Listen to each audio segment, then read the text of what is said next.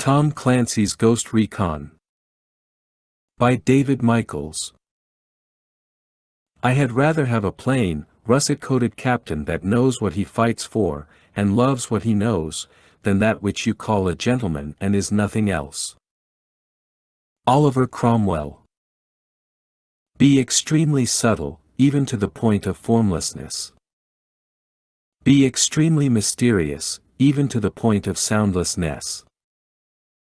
Thereby you can be the director of the opponent's fate. Sun Tzu.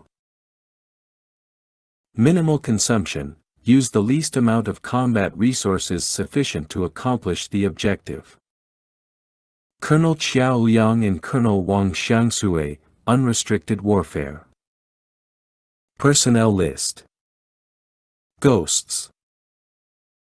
Operation War Wraith. Alpha Team. Captain Scott Mitchell. Master Sergeant Jose Joe Ramirez. Sergeant First Class Paul Smith. Sergeant First Class Alex Nolan. Bravo Team. Master Sergeant Matt Beasley. Sergeant First Class Bo Jenkins. Staff Sergeant John Hume. Sergeant Marcus Brown. Charlie Team. Sergeant Alicia Diaz. Ghost Command. Lieutenant Colonel Harold Buzz Gordon. Major Susan Gray, DCO. 1st BN. 5th SFG. General Joshua Keating, Commander of USACOM. DR. Gail Gorbatova, Defense Intelligence Agency, DIA. Spring Tigers. Operation Pouncing Dragon. Major General Chen Yi, Target Alpha.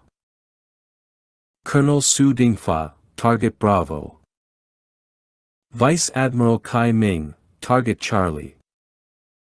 Major General Wu Hui, Target Delta. Deputy Director Wang Ye, CMC Political Department. Captain Fong Ji. USS Montana Control Team. Commanding Officer Captain Kenneth Gummerson. Lieutenant Commander Sands, Executive Officer. Master Chief Swallow, Chief of the Boat. SEAL Chief Tanner. SEAL Chief Phillips. Lieutenant Jeff Motch, Predator Support. Lieutenant Justin Shoemaker, Predator Support. 1. Basilan Island. Sulu Archipelago, Southern Philippines. August, 2002. Master Sergeant Scott Mitchell blinked at the sweat in his eyes and pushed on through the rubber plants, their leathery leaves brushing against his boonie hat and cheek. Ahead lay a slight clearing in the otherwise dense, twilit jungle, and Mitchell used his M4A1's barrel to lift a thin branch as he hunkered down at the edge. Captain Victor Foyt, his detachment commander, moved ahead beside an uneven stretch of wilting palm fronds still dripping from a storm that had rolled in several hours ago. "Ricochet, this is Road Warrior 06, the captain whispered into his radio. "Think I see something. And I hear some buzzing, like flies. Let's check it out, over." "Right with you, boss," answered Mitchell. Although Foyt outranked him, Mitchell was the team sergeant, responsible for fighting all 12 members of Operational Detachment Alpha, ODA, 574.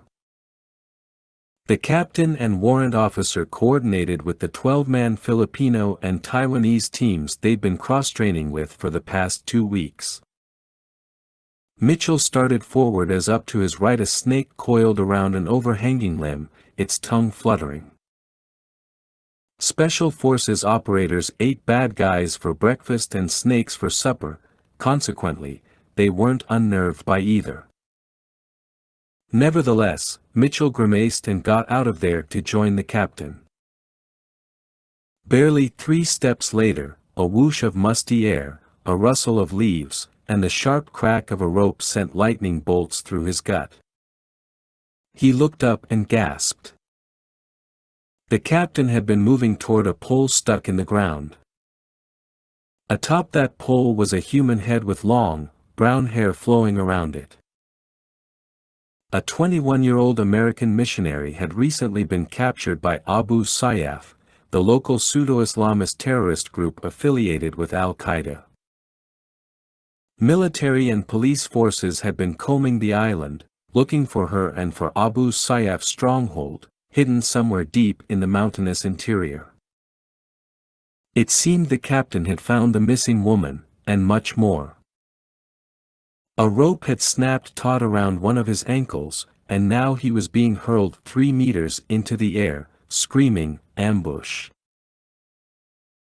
Mitchell was about to get on the radio when the captain swung forward, a human pendulum heading straight for a tree impaled by rows of razor-sharp punji stakes now revealed as fronds strung up by more ropes fell away, all part of the carefully designed booby trap.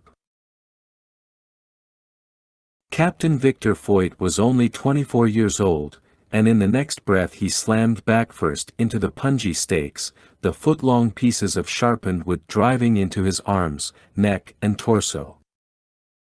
The team had been operating light, foregoing body armor in the rainy, 100-plus-degree jungle. Foyt shrieked and gurgled as the stakes grew slick with his blood. Chief Warrant Officer 02 James Alvarado, who'd been positioned about a dozen meters behind them, burst forward crying, "Captain!"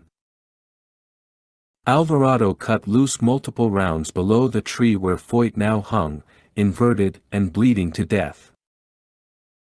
Again, Mitchell keyed his mic, ready to issue orders, but Alvarado's gunfire cut him off. This was Mitchell's first live mission as a Special Forces operator. He was an experienced infantryman and team leader from an opposing force, OPFOR, recon unit at Fort Irwin. He already had an impressive resume and was hoping to make a name for himself in the Special Forces community, yet in a flash, he'd already lost his first CO. A strange thumping noise sounded as Alvarado ceased fire and advanced into the clearing. The warrant suddenly clutched his neck, where a tiny dart extended from between his fingers. He screamed as he tugged it out. Mitchell dropped onto his gut as more thumping sounded behind them. Alvarado wobbled forward then crumpled to the ground, poisoned and probably dead. The team was, it seemed, being attacked by loinclothed savages whose traps and blowguns had ironically overpowered the men with their thunder sticks. "Mitchell?" called the captain, his voice bowed by the agony, his face now drenched in blood. "Mitch. L." Unable to stare at Foyt any longer, Mitchell finally got on the radio. "This is Ricochet. Ambush. Ambush. The captain and warrant are down." Before he could continue, the terrorists somewhere out there, crouching in the wet foliage, revealed they were not the loinclothed savages of Mitchell's imagination but were, in fact, ruthless and modern killers. So much automatic weapons fire blasted through the clearing that it sounded as though 1,000 men with machetes were cutting apart the trees and fronds. Rounds from AK-47s and machine guns popped and boomed, wood splintered, and birds squawked and flew off as holes appeared in the leaves, the debris tumbling down on Mitchell as he rose to his elbows and spied his first pair of muzzle flashes. At the same time, voices erupted over the radio.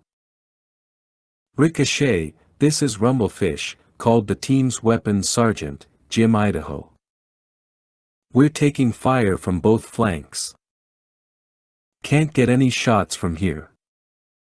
Need orders." Ricochet, this is Red Cross. Got 2 men down, reported Lance Munson, the team's senior medic. I need to evac these guys now. Ricochet, I think we got incoming mortar. That last voice belonged to Rapper, one of the team's engineers, who was cut off as a flash lit up the jungle just northeast of Mitchell's position. A second later, the ground trembled, and a powerful explosion boomed across the landscape as showers of shrapnel and debris needled through the zone. These terrorists were reckless, stupid, or insane, perhaps all three. They were laying down mortar fire on their own position. They didn't care how many of their own they took out, so long as they killed the Americans. Willing himself not to panic, reminding himself of who he was and the countless hours of training he had gone through, Master Sergeant Scott Mitchell, 26, took command of the ODA team. This is Ricochet. Listen up. Rumblefish? You and the rest of Bravo team get to those wounded men and fall back south to our first waypoint. Rutong, Rockstar, and Rhino, regroup on me. Move out. The team had been operating as 2 6-man units, Alpha and Bravo, with all radio call signs beginning with the letter R. Mitchell would exploit their division in order to provide cover for evacuating the wounded. Another whistle rose in the night, this time closer, and suddenly the next mortar exploded, gray smoke and more shrapnel hurtling up through the canopy. Ricochet, this is Rutong, called the team's assistant medical sergeant, Thomas Rutong McDaniel. Me and Rockstar are good to go, but Rhino is gone, man. Hit by that last mortar. No pulse. There wasn't time to tally up the dead. All Mitchell knew was that he needed support, ground, air, anything, and he needed it now. He acknowledged Rutang's call, then switched frequencies, calling up Captain Fong Ji's Taiwanese team. They were much closer than the Filipino team and were working the grid on the other side of the creek. Wushu 06, this is Ricochet, over. He waited, listened to the sound of his own breathing, the withering gunfire booming somewhere nearby, the shrill hiss of yet another mortar round, falling. Wushu 06, this is Ricochet, over.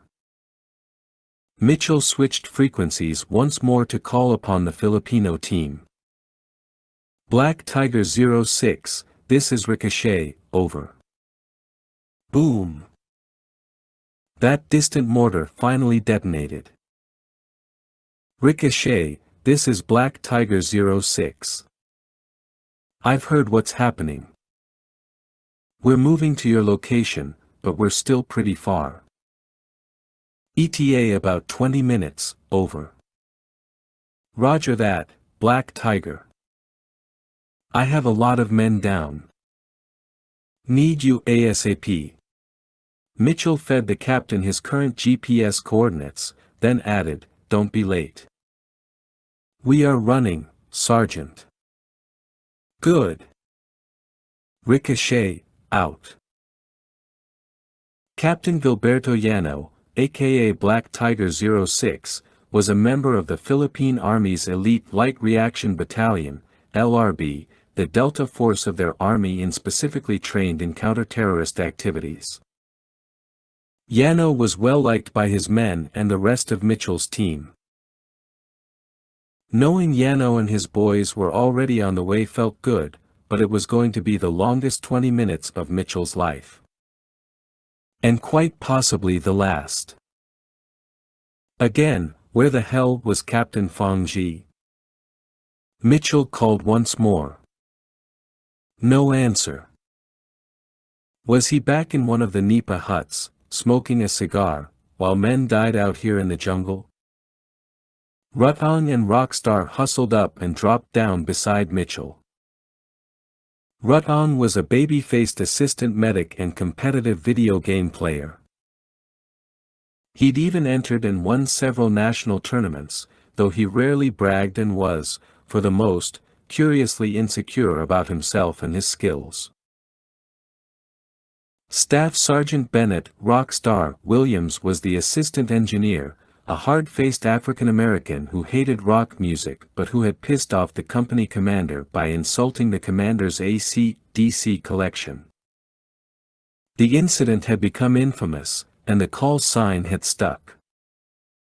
Mitchell eyed both of them, drenched in sweat like he was, eyes bugged out, breath ragged. "We need to cut off these guys and buy Bravo some time to evac. I saw muzzle flashes on our flanks." "Me, too," said Rutan. "No telling how many yet, damn." "Don't worry," Mitchell said, pouring more confidence into his tone. "We'll swing around, come in from the west, and tag their asses. That's simple. You ready?"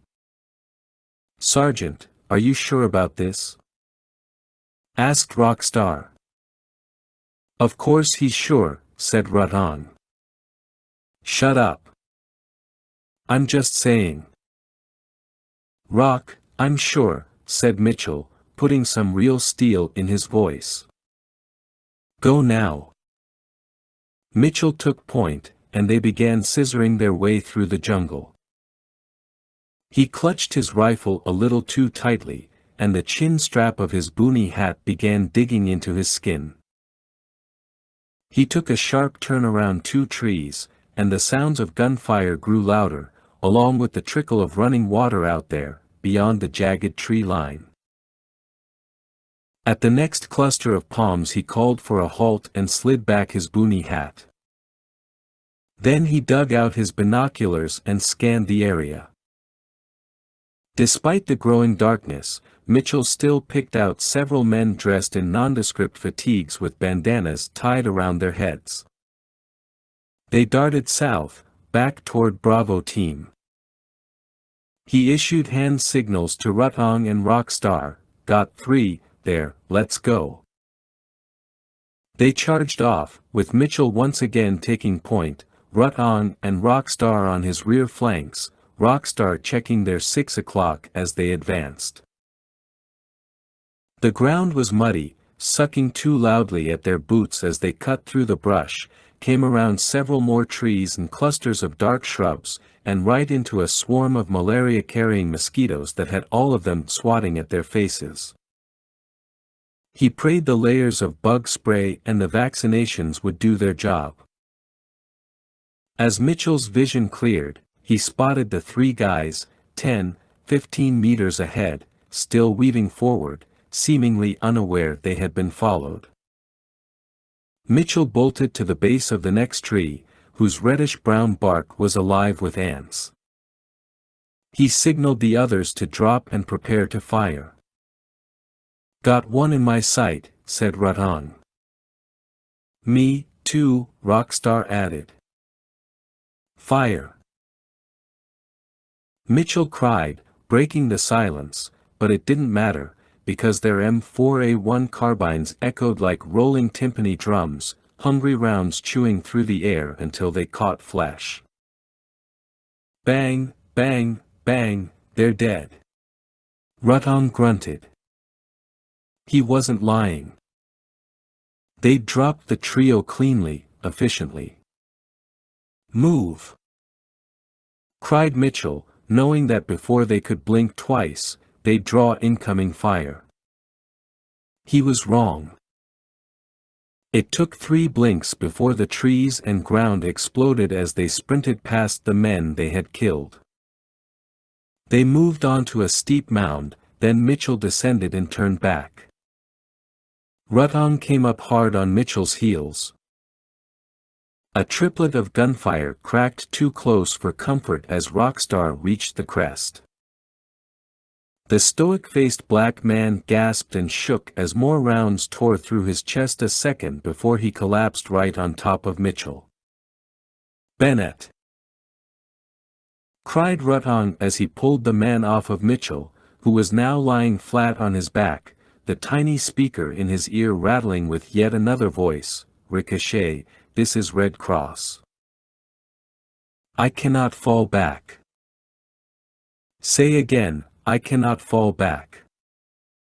We're pinned down. I count at least 8 tangos and 2 DP positions. Sounds like they got plenty of rounds for those machine guns, too. We won't last long here. I need support, now. Ah, Bennett, man, come on. Rutong gasped. Mitchell rolled over, took one look at Rockstar, and knew. That warm feeling on Mitchell's neck was Rockstar's blood. Rutong wrenched his rifle around, his face twisted with the desire for payback. No, hold fire a second, said Mitchell as he got on his radio. Black Tiger 06, this is Ricochet, over. No response. He called again. Finally, Captain Yano answered, though his voice was nearly drowned out by a firefight, that same gunfire thundering in the distance. Ricochet, this is Black Tiger 06. We've been engaged by the enemy, at least 20 tangos. We're cut off from your position. Cannot get to you at this time, over. Roger that. Clear that zone and get here, over. We'll try, but they're hitting us hard. I've already got 1 killed, 2 wounded, over. I'm not taking no for an answer, Captain. Ricochet, out. Mitchell cursed under his breath and switched frequencies. Wushu 06, this is Ricochet, over. He waited. Repeated the call. Cursed again. Move. He ordered Rutong. They burst from cover and sprinted off, rounds tearing into limbs and leaves behind them. Ricochet, this is Red Cross. Too late, man. We just lost another 2. And I've been hit. I'm bleeding out pretty bad, Sergeant. I can't stop it. You need. The transmission broke off as Mitchell and Rutong found themselves running near a volley of machine gun fire hammering the trees a few meters ahead.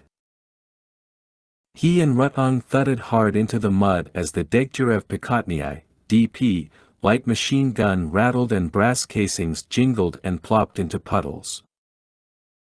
For the first time in his life, Scott Mitchell doubted if his courage, skill, and audacity were enough to carry him through.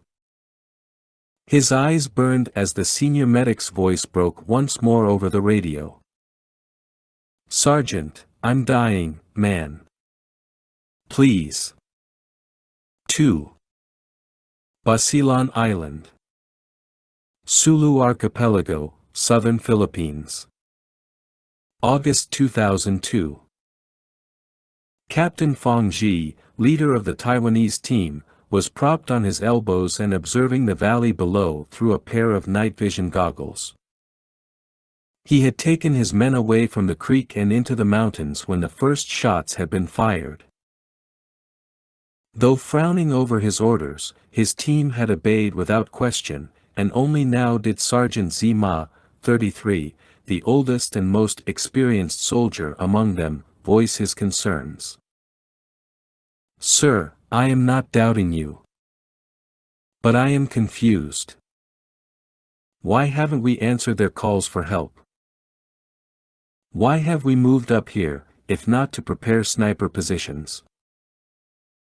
Fong lowered his goggles and regarded the man whose deep-set eyes widened. You attended the briefing. Yes, Captain. Then you heard what I said to Major Liang and the Americans and Filipinos. I did. And they said they cannot provide the air reconnaissance you requested. Because it is cheaper for them to use us as bait. But, sir, our morale is already far too low, our recruitment numbers dropping. I won't waste good men on an ill-conceived mission. We need a victory here, but the Americans have not planned one for us. They plan to sacrifice us to save $1. Sir, they will call us cowards. Fong raised his voice. We are not cowards. And we are not sheep. Do you think they care how many of us die? But, sir. With his temples beginning to throb, his teeth gnashing, Fong rolled over and burst to his feet, reaching over his shoulder and into his pack. His gloved hand locked onto his sword cane, a one-of-a-kind weapon and family heirloom that had been passed down to him from his father, who had died last year. The cane's wooden shaft was slightly longer than an eskrima stick and had been hand-carved with a tiger stripe pattern. The blade inside was much more than just a flat sword, its cross-section forged to resemble the Chinese character representing a square, side, part, or scheme, but, more importantly, the Fong family name. Although the sword's design prevented it from cutting in the traditional sense, whipping strikes produced distinctive welts. Repeated strikes resembled the tiger stripe pattern of the cane itself. The ultimate signature was the puncture wound from multiple sharpened tips. Fong Ji's great-grandfather, who had designed the weapon, had wanted his enemies to never forget the Fong name, whose bloodline could be traced to one of the premiers of the Tang dynasty. As he had risen through the ranks, Fong had employed the sword cane to keep his men in line, beating them with the wooden sheath for minor offenses, drawing the sword and whipping them to produce welts for larger transgressions. He reserved the thrusting signature mark for those he wanted to teach the ultimate lesson. Thus far in his career, he'd never had to do that. Yet at the moment, his anger had bested him, and the sword slipped fluidly out of the cane. He clutched the round handle, the ornate steel pommel etched with the same character representing the Fong family name. Yes, he could easily bludgeon someone to death with that hardened globe, but it was the sword he raised above Sergeant Zima's head. The sergeant scrambled up, raised his hands in defense. Captain, please. How dare you question me? Fong reared back and struck the sergeant in the side of the neck, even as Zima ducked from Fong's advance. Fong followed up with 2 more heavy blows to Zima's head, dropping him. Then Fong stood there, panting, seething, listening to his sergeant whimper in pain. Finally, he could take no more. Get up! He screamed at Zima. Get up! Rubbing his wounds, the bleary-eyed sergeant glanced at Fong and nodded. Yes, sir. Zima got to his feet, stood a moment, then collapsed. Fong's breath vanished. He dropped to his knees beside the sergeant, checked his neck for a pulse. Nothing. Zima. I didn't mean to kill you. Then. There it was, a weak but steady pulse. Fong closed his eyes and sighed as Sergeant Gao called, Captain. Has Sergeant Zima been hurt? Fong opened his eyes, slowly craned his head toward Gao, who was staring in awe at the sword in Fong's hand. Yes, Sergeant, he has. Get Sergeant Dong here right away. Captain Scott Mitchell backhanded mud from his eyes and lifted his chin at Rutong. I need you to get back to those wounded guys. I'll take out that machine gun. Wait for my signal. And if you don't signal? Mitchell just looked at him. I will. Sergeant, if they close on us, we won't make it. What the hell happened to the Taiwanese guys? They were right there, just on the other side of the creek. I don't know. Maybe they got hit first. Booby trapped, just like the captain. I don't know. Just wait for me. And with that, Mitchell eased back on his hands and knees, then suddenly bounded off to the left flank, bringing himself around toward that machine gunner's position. The jungle had grown considerably darker, every frond, trunk, and limb drawn in silhouette, with only the brief muzzle flashes from the machine gun to determine his path. "Hey, is that all you got?" screamed Rutan. "I'm right over here." He added a few curses in a rather lame attempt to piss off the machine gunner, who might not understand English. "Rutan, this is Ricochet," Mitchell cried over the radio. "What are you doing?" "Drawing his fire." "Get in there and take him out." Crazy bastard, thought Mitchell as he ran like a demon through the mud, slipped up behind the machine gunner's position, and drew an M67 fragmentation grenade from his web gear. He pulled the pin, stole another glance to judge the distance, then hurled the frag. For a moment, he watched the grenade arc through the air, tumbling with almost underwater slowness, as beyond it, the stars began shimmering beyond the broken framework of trees. Perhaps it was the heat or his exhaustion getting the better of him, he didn't know, but for a few seconds that piece of metal passing through the sky looked almost beautiful, excerpted from some hallucination.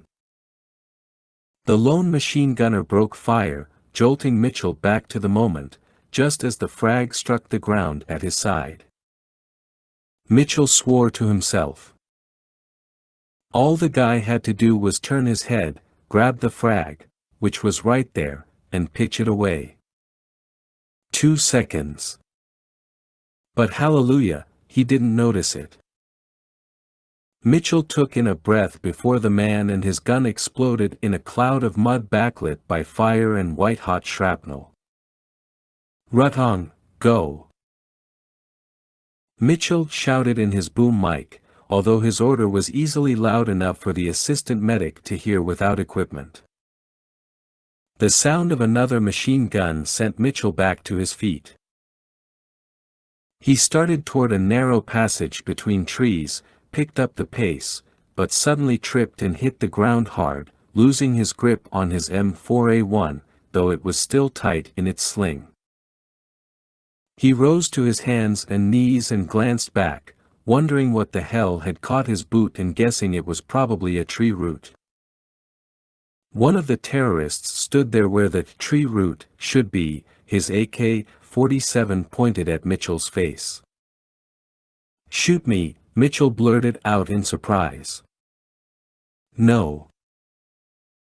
The guy was dark-skinned, gaunt-faced, and heavily bearded, with a black bandana tied around his neck. His eyes bugged out as he opened his mouth once again to reveal a gap-toothed, evil grin. "Don't move, soldier." This guy wasn't just Abu Sayyaf, Mitchell knew. His accent indicated he was the real deal, an Arab, a member of Al-Qaeda, on the island to help train Abu Sayyaf the way they were helping to train the Filipinos and Taiwanese. Mitchell suddenly imagined his own head stuck on a pole, just like that missionary's. They would use him to send another message. Mitchell's father, 2 brothers, and sister back home in Ohio would watch it all on CNN. His torture and murder would break their hearts. And his mother, looking down from the heavens, would weep for her son, the boy she had left behind when he was only 14. "Now. Get up," said the Arab. You told me not to move. Get up. Mitchell narrowed his gaze and bared his teeth. No. The Arab chuckled under his breath. Whoa, you are a big man, huh? Big American. When I get you back to the camp. Mitchell rolled around, coming up with his rifle, knowing he'd be a second too late. That was all right. They wouldn't take him alive. And they wouldn't take him without a fight. He fired a half-second after the Arab did. However, and this was a big however, he was still coming around as the Arab fired, and only one of 3 rounds made contact. That round pinched Mitchell's left biceps, just as he flinched and lifted his rifle a bit more, directing his bead across the Arab's chest, hammering the bastard with his 3rd and 4th rounds. The guy went down, groaning, and Mitchell silenced him with another salvo. He sat there a moment, catching his breath, his hand going reflexively for his wounded arm. It looked like a clear entry and exit, not too much blood. But the wound was beginning to burn now, really burn. Raging aloud, he got up, one-handed his rifle, and started toward the sound of that second machine gun. He fought for more breath as he ran, the air growing thicker, more humid, and there was no dry spot on his entire body. He neared a long ditch where the rain coming down from a small hill had eroded the jungle floor. At the top of that hill came the rat-tat-tat of the second gun. Ricochet, this is Rutong, over. Mitchell got onto his haunches, keyed his mic. Go ahead. You okay? Yeah, you in position?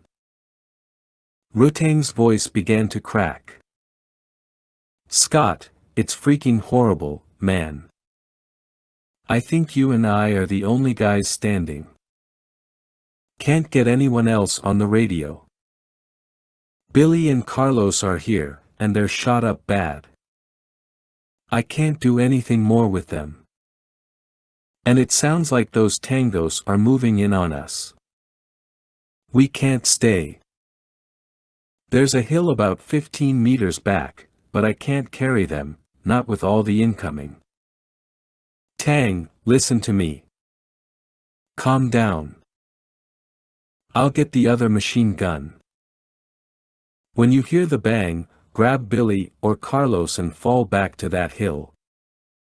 I'll get the other guy. Scott, I don't know. Tang, you know everything you need to. Right. Roger that. Okay, stand by. Mitchell tugged out another frag and started furtively up the hill as the machine gunner opened up, the racket like a jackhammer on Mitchell's brain. In the distance, more gunfire echoed, and 2 more mortars dropped in succession, assumably in the Filipino team's zone. Mitchell wanted to check in with Yano, but there just wasn't time. As the last mortar's explosion died off, the shouts rose, growing closer now. Mitchell recognized Tagalog and Arabic, and even a few taunts in broken English. No prisoners. Only dead bodies. Most members of Abu Sayyaf were just poor Filipino kids who'd been lured away by the Arabs with the promise of money, women, guns, and fun, and really, what was their alternative? Poverty, disease, and the false smiles of foreigners pretending to help. They didn't spend much time mulling over that decision. And while Mitchell entertained all of the hypocrisy in his head, after all, he was human, he never, ever let those thoughts affect his mission or his men. Striving to remain apolitical was, in his estimation, the best way to remain sane.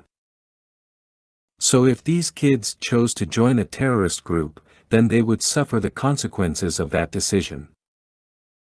There was nothing else to consider. Mitchell hunched over as he ascended the hill, his boots sloshing even more loudly through the mud. He cursed at the noise. Slowing his pace didn't help much. Consequently, he nixed the sneak up behind the guy plan and went for the blitz. He tucked the M67 back into its pouch and stomped forward with pain shooting through his wounded arm. His gaze reached out into the darkness, toward the shifting shadows just meters away, near 2 trees off to his right. There he was. The machine gunner lay on his belly, cutting loose with another burst. Mitchell sprinted toward him as the guy broke fire, turned his head, and saw the deranged, mud-covered specter who was about to end his young life. Rounds leapt from Mitchell's M4A1 and drummed the gunner into cold, wet oblivion. It took a few seconds for Mitchell to remember that Ruttong was waiting for a frag to go off, the one Mitchell had tucked back into his pouch. He yanked it out, pulled the pin, and tossed it in the direction of more incoming fire from the grainy green tree line to the east. 3, 2, 1. The frag burst apart, and Mitchell barked into the radio, "Ruttong. Move. On my way." Mitchell dropped onto his gut, while pulling out his night vision goggles. Down below, through a maze of palms and rubber plants and vines twisting down across the trees like spiderwebs, he spotted Ruttong carrying one of their buddies on his back, swaying hard as he ascended a hill. Ruttong shifted around a cluster of shrubs but then drew a spade of fire from at least 4 gunmen positioned in the dense trees about 20 meters opposite him. Mitchell ran to the enemy machine gun, took it into his hands, and released a fierce stream to cover Ruttong. But not 30 rounds into his fire the gun's muzzle began glowing red-hot and smoking, about to melt off. It seemed the terrorist had been firing way too much, not waiting for the barrel to cool between salvos, leaving Mitchell with a gun far too hot to sustain fire. Mitchell abandoned the DP and, holding his breath, pressed the goggles to his eyes. There was Ruttong, still tottering forward, barely able to hold the man draped over his shoulders. Suddenly, Ruttong took a hit in the calf, and he and their injured comrade tumbled to the mud. The terrorists broke fire and got on the move. They were closing in to finish the job. Mitchell came down the hillside like a barbarian from the days of ancient Rome, wielding a rifle instead of an axe but issuing a battle cry that was as bone-chilling as any member of those Germanic tribes. Because he wanted all the fire directed on him, not Ruttong. Because he was going to take them all down, if he had anything to say about it. And because he only knew how to win a fight. He glanced to his left, spotted the first guy coming from the trees, and cut him down with a vicious burst before the fool knew what hit him. But the other 3 terrorists shouted to each other, and in the next heartbeat, Mitchell found himself in a hailstorm of incoming fire. "Scott," Ruttong hollered on the radio. "Get out of there." 3. Basilan Island. Sulu Archipelago, Southern Philippines. August 2002. With Ruttong's cry still ringing in his earpiece, Mitchell launched himself into the air and crashed into a long puddle at the base of the hillside, the water rushing over his head and blinding him for a moment until he came up, rolled onto his right side, and returned fire on the 3 men now emerging from the trees. He dropped one, panned toward the second, but was surprised to watch that guy stagger back, his chest bursting apart. Off to Mitchell's right, Ruttong was on his gut and directing steady fire toward that guy, emptying his magazine. Mitchell clambered to his feet, just as the third and final thug charged toward Rutang's position, knowing that Rutang was reloading. Mitchell rushed to the next tree, froze, tracked the man, and fired, the first burst catching him in the leg. The terrorist began limping, turned back to face Mitchell, opened his mouth to scream, and swallowed Mitchell's next volley. Rutang. Looks clear for now. Hold it there, over. Roger that. Taking in a deep breath, Mitchell charged from the tree, racing hard and fast toward Rutang's position on the other side of the narrow valley. He wove a serpentine path, feeling the heat of imaginary fire, until he didn't need his imagination anymore. Another squad of terrorists targeted him from above, AK-47s popping, the trees and mud suddenly alive with fire. Black Tiger 06, this is Ricochet, over. Go ahead, Ricochet, answered Captain Yano, his voice faint as gunfire boomed in the background. Stand by to receive my new GPS, over. Give me a minute, Ricochet.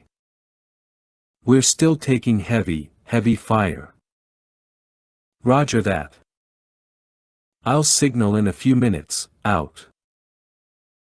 Nearly out of breath, Mitchell slashed through a path heavily draped in vines, then came up behind Rutang's position and cried, Rutang, coming up. Okay, Scott. Rutang lay on his side just behind a pair of small palm trees.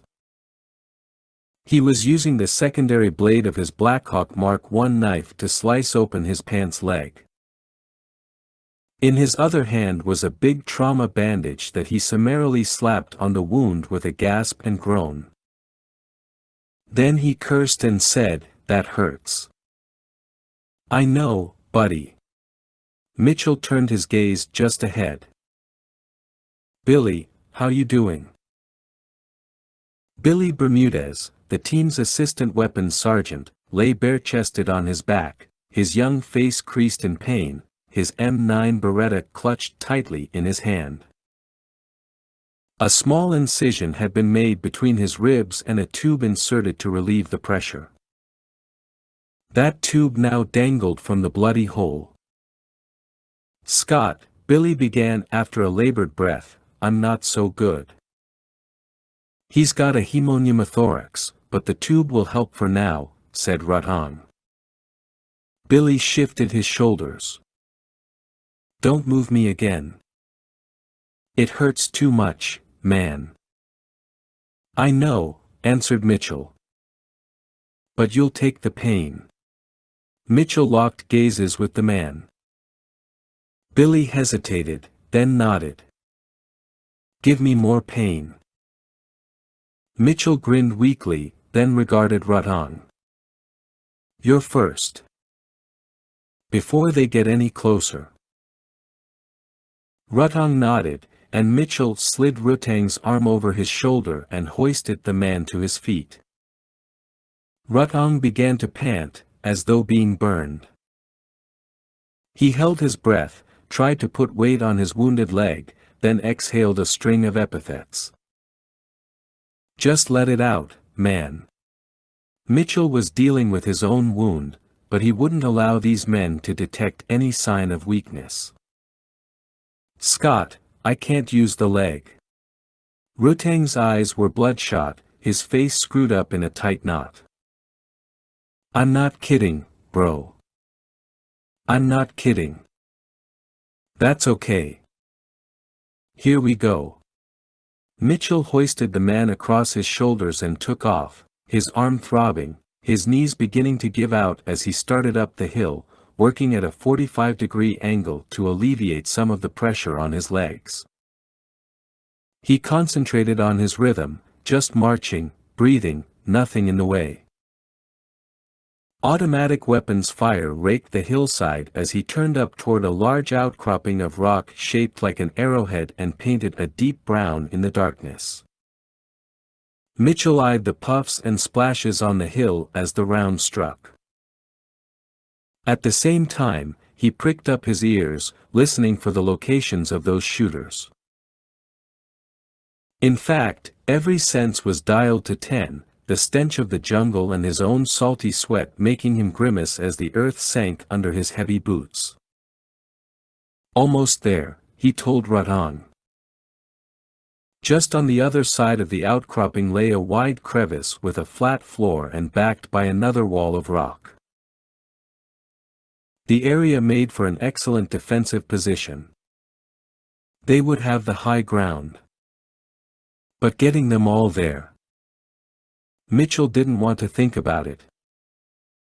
Once in the crevice, he slowly lowered himself to his knees and began to let Rutan slide off his shoulders. "I'm down," cried Rutan. "All right. Crawl back up near the top here and give me a little suppressing fire." "I'm on it, Scott." As Rutan got into position, Mitchell took in a long breath, rubbed the corners of his eyes, then gripped his carbine. He made a quick call back to Black Tiger 06, relaying their new GPS coordinates. Then, for just a second, he glanced up at the stars. Not much of a religious man, he figured it couldn't hurt to ask that big commanding officer in the sky to cut him a little slack. And in that second, a surprising peace came over him. He would get Billy and Carlos. He would bring them back. He would make it. "Scott, I'm set." "All right. Here goes nothing." Mitchell took off, came around the outcropping, and swept across the hill in a full sprint, assuring himself that every step was good, that no bullet could touch him. Blood dripped from his wounded arm, but he ignored it, swept a little wider, as the mud-covered hill boiled with even more incoming fire. The drumming of all those rounds, the clinking of brass, and the screams in Arabic and Tagalog all funneled into a steady hum that no longer bothered him. In fact, the hum drove him harder, faster, back toward his fellow operators. Mitchell stumbled down on his heels through a little washout, fell backward onto his rump, and began sliding along with the streaming mud, landing with a sharp thud on a bed of broken rocks. He crawled forward, looked up, and found himself a few meters from a little ditch. He blinked, saw 3 silhouettes in the distance, then his vision focused. He had just found 3 more of his men who had taken up a position some 20 meters west from Rutang's original spot. The senior medic, Red Cross, lay in a pool of blood surrounded by soaked bandages. Rumblefish had taken multiple rounds in the chest and was propped up on a tree, his eyes vacant. Rapper, it seemed, had been dragged to cover after being hit by that mortar, his legs chewed down to the bone. He'd bled out quickly, his face gone gray in the half-light. Mitchell wanted to close his eyes and remember their last moments together, but without a second to spare, he fought off the urge to gag and raced through the trees toward Billy and Carlos. In his haste, he'd forgotten to warn Billy he was coming, and as he rounded the last bush, a gunshot cracked on the tree to his left. "Billy!" he cried. "Geez, Scott!" He reached the man and dropped to one knee. "Sorry, my fault. Thanks for having bad aim. Forget me. Go check on Carlos. I've been calling, and he's not answering now. He's right behind those palms." Carlos Alejandro, the assistant communications sergeant, was arguably the most eloquent and scholarly member of the team. He spoke expertly on world politics, religion, and philosophy and could schmooze with majors, colonels, and even generals better than most officers Mitchell knew. And because of that, he wasn't one to ever go silent. Mitchell found the man lying supine, his head turned to the right, as though he were listening to the ground. His eyes were wide open. "Carlos?" The sergeant turned his head, looked up, his gaze slightly unfocused. "They're moving. You can tell." "Yeah, I just heard them scream." "And you didn't hear Billy calling?" "I figured if I didn't answer, he'd finally shut up." Mitchell shook his head and smirked. "Ready?" "I'm carrying you back." "Not in my lifetime." Carlos had been hit at least twice in one leg and had taken a serious round in the shoulder. There wasn't a single white spot on any of his bandages. "Don't give me any BS. You're coming." Feeling guilty about having to lift the man but without another choice, Mitchell helped Carlos up to his feet, the man balancing on one leg and moaning softly. Behind them, Rutong opened up on the men across the valley, muzzles winking from both sides of the jungle now. And just as Mitchell pulled Carlos around and got him onto his back, a rocket-propelled grenade flashed and went streaking overhead like a falling star, casting harsh white light over the jungle as it headed toward Rutang's position. Mitchell screamed into the radio, trying to warn the man, but his words were cut short by the explosion.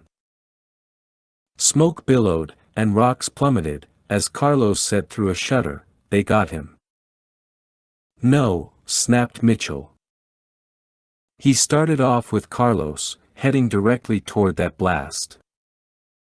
"They got Rutong," Carlos repeated. "Don't believe it." Yet Mitchell was back to losing hope himself. Was it all for nothing, the mission, his military career, his whole damned life? Would he get his men up to the high ground, where they would be slaughtered? Where was the Scott Mitchell he knew? The guy who envisioned himself a special forces operator because he wasn't meant to live an ordinary life? Where was the Scott Mitchell who pressed on, despite the odds, who never said quit? Captain Fong Ji had seen the RPG light up the sky and had zoomed in with his night vision goggles to spy one of the Americans carrying another on his back, running straight for the smoke and burning fronds. It was an act of heroism, no doubt, and for once Fong appreciated that team. Again, it was not the soldiers who should be blamed, it was their leaders. They couldn't help what their commanders had done to them. They were only victims, and it was a pity, a real pity, that they would lose their lives for their superiors' mistakes. That was a very courageous man down there. Fong could not see his face clearly, but he thought the soldier might be the ODA team sergeant, a man named Mitchell, whom Fong had deemed one of the most serious and accomplished combatants among the Americans. A few shouts from the hillside toward the east sent Fong's gaze to that position, where he spotted the terrorist who had fired the first RPG balancing the tube on his shoulder, ready to launch another grenade directly at the American. Unsure of what had come over him, perhaps the respect he had for the American's courage, Fong set down his NVGs and lifted a brand new assault rifle he was fielding, the T-91 carbine with attached Leupold scope. The rifle wouldn't be available to the regular military until next year, but the ROC Army had issued several prototypes to its best marksmen, men like Fong who had scored in the top 5% of the entire ROC Army, which of course meant that if Fong wanted that terrorist with the RPG dead, he would make it happen with a single round. Fong raised the rifle, drew in a long breath and held it, then sighted the terrorist with the RPG. He had a clean shot.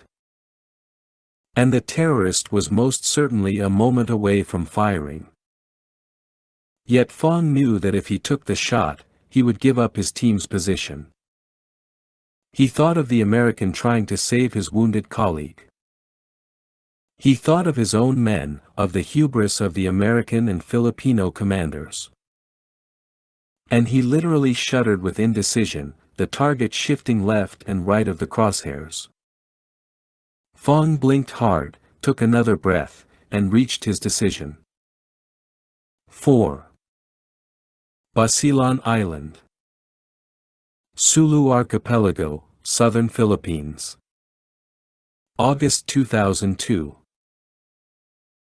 The withering gunfire closing around Mitchell like a set of sharpened teeth began to taper off, and soon he heard only his breathing, his footfalls, and the soft groans coming from Carlos draped across his back. He started up the hill toward the dust clouds still obscuring the rocks. A single shot echoed across the valley, followed by the telltale whoosh of another RPG. Mitchell whirled toward the sound. This was it. He took a last breath.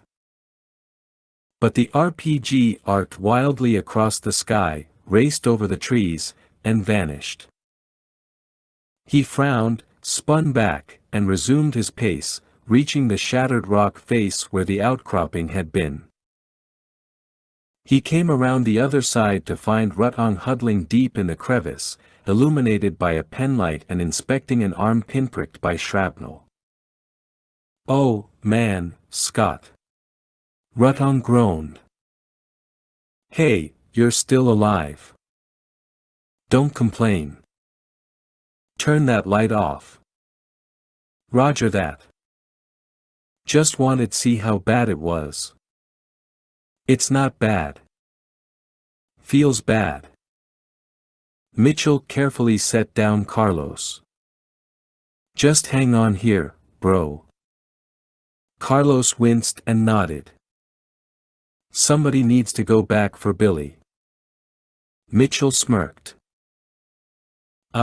Yeah, that'd be me, and without covering fire this time." "Ah, the hell with it." He tugged out his M4A1's near-empty magazine and shoved in a fresh one as his earpiece buzzed. "Ricochet, this is Black Tiger 06, over." Captain Yano's voice was freighted with tension. Mitchell swallowed. "Go ahead, Black Tiger. We're still dug in pretty deep. You have at least 10 tangos moving toward your position, maybe more, and we can't cut them off from here. We've been calling for air support, but they're saying the zone is still too hot. You need to get out of there, over. Thanks for the heads up. Ricochet, out." Mitchell hadn't bothered calling for air support because he knew it would only come if the battalion commander was willing to risk those birds flying low over the jungle. The commander was no doubt monitoring all communications and knew very well what was happening. Nevertheless, Mitchell made one last attempt himself, and to his utter surprise, Major Vic Sikowski, the company commander, said he'd convinced the battalion commander to commit their 3 evac choppers to the fight. The Black Hawks were en route, ETA 10 minutes. Rutong and Carlos still had their headsets clipped on and had been listening to the channel. "They'll be late," said Rutong. "I just know it." Mitchell nodded, keyed his mic. "Billy? I'm coming to get you, over." "I hear that. Better run. I'm seeing movement out in the trees, those guys Black Tiger called about." "On my way." Mitchell eased himself across the rocks, came around the other side, then rushed down the hill, a wave of adrenaline coursing through his chest. Once again, he slid down the muddy stream, dropped onto the rocks, then stole his way past his dead teammates to reach Billy, who was right where they'd left him, M9 in hand, tube dangling from his chest. His breathing had become more labored, with blood now leaking from the tube. Between labored breaths, Mitchell managed, "Hey, Sergeant. Time to go." The man's face tightened in agony. "Okay. Here comes the part you won't." Mitchell cut himself off at the sound of a faint whoosh growing louder, an incoming mortar. He dropped down over Billy, shielding the man's head and face as the mortar round blew apart the hill above them, the boom stinging Mitchell's ears. As if cued by the burst, rounds scissored through the trees behind them, and Mitchell pushed himself in tighter against Billy. He knew if he returned fire they'd finish homing in on his position, despite his carbine's flash suppressor. If those Arabs had trained the kids right, they'd been taught to estimate enemy positions based on the telltale pops and cracks. But Mitchell did have a couple of frags left. He reached into his web gear, drew one out, pulled the pin, then turned and hurled it toward the string of muzzle flashes, for maybe 5 in all, festooning the rows of trees like Christmas lights. "Okay, Billy, here we go," he said, a second before the grenade exploded. He hauled the weapon's sergeant onto his back and started off, leaving behind the shouts of the remaining terrorists and several incoming volleys of AK-47 fire. "Ricochet, this is Rutan. I can see you. I know you can't talk, but they're moving in from your 6. I can hear the choppers. I'll pop red smoke down there. Just keep running, Scott. Don't stop." The first mortar round had dug a crater surrounded by dozens of muddy pools, while rocks and split tree limbs now littered Mitchell's path. He circled around, but it was getting harder to see through the swirling dust. His right leg ached, and a warm, trickling sensation drifted down his calf. Don't stop. That was right. No matter how he felt. No matter what he heard or saw. But his legs just weren't capable anymore, every muscle blazing, his hip straining against the load until his boot rested squarely on a rock, and his ankle began to twist.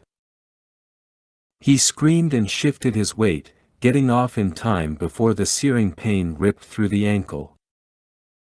He staggered forward, nearly fell, regained his balance. "It's okay, Scott. Just put me down." Another mortar exploded off to their right, maybe 40 meters, followed by a fresh wave of incoming rifle fire. "Hang tighter," he ordered Billy, then raging silently to himself, Mitchell poured everything left into his stride. He bounded up the hill, digging deeply into the mud, grunting through his teeth with every breath. The fire in his legs had worked into his spine and fanned across his shoulders. He stooped over even more, about to drop Billy. He had a dozen more steps. Rutan appeared up top, reared back, and hurled his M83 smoke grenade, which landed far behind them and began to hiss. 10 steps now. 6. 4. On the day he'd announced he was joining the army, Mitchell's father had told him, "If you're going to be a soldier, Scott, then be the best." A mortar whooshed down, somewhere directly behind him, and with the hairs on the back of his neck tingling, Mitchell threw himself and Billy around the rocks and into the crevice as the mortar exploded behind them. They tumbled across the rocks and came to a bruising halt on the stone, arms and legs jutting into each other's faces. Mitchell held his breath a few seconds more, then chanced a gasp, the stench of the explosion sending him into a fit of coughing. He pulled himself out from beneath Billy, then turned his gaze skyward at the spirit-lifting whomp of incoming Black Hawks. Billy began screaming, the chest tube nearly wrenched from his body. Rutan was already attending to him while Carlos could barely keep his eyes open. Above the drumming helicopters came shouts in Arabic, shockingly close now, right near the base of the hill. Mitchell swung around his rifle to the ready position and hauled himself up, out of the crevice, wishing he hadn't looked back at his men. They were barely recognizable behind all the blood and mud. He moved forward and shifted along the rocks, keeping his shoulder tight to the stone until he could hazard a look around the corner. Two gunmen came charging up the hill. Mitchell burst from cover and unleashed fire on the lead man, cutting him down. The second guy dropped to his belly and rolled. Mitchell fired on him, but Rutang's red smoke began wafting back over the hill, blanketing the entire area. Even as Mitchell squinted hard, rounds suddenly chewed into the rocks at his shoulder, ricocheting and sparking, sending him down low behind the rock. He swore and caught his breath. One of the Black Hawks wheeled overhead, the door gunner leaning hard into his M134, rounds and tracers lashing out into the jungle like a phosphorescent tongue. Mitchell came back around the rock, blasted by rotor wash and smoke, but even through burning eyes he spotted the thug below, who was running straight up at him to avoid the minigun fire stitching into his path. All three of Mitchell's rounds punched into the guy's chest. He staggered back, fell onto his side, and rolled right into the door gunner's fire.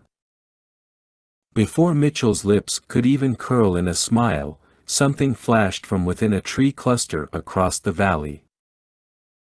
And from that flash came a fiery streak of light, an RPG to be sure, arrowing straight for the Black Hawk.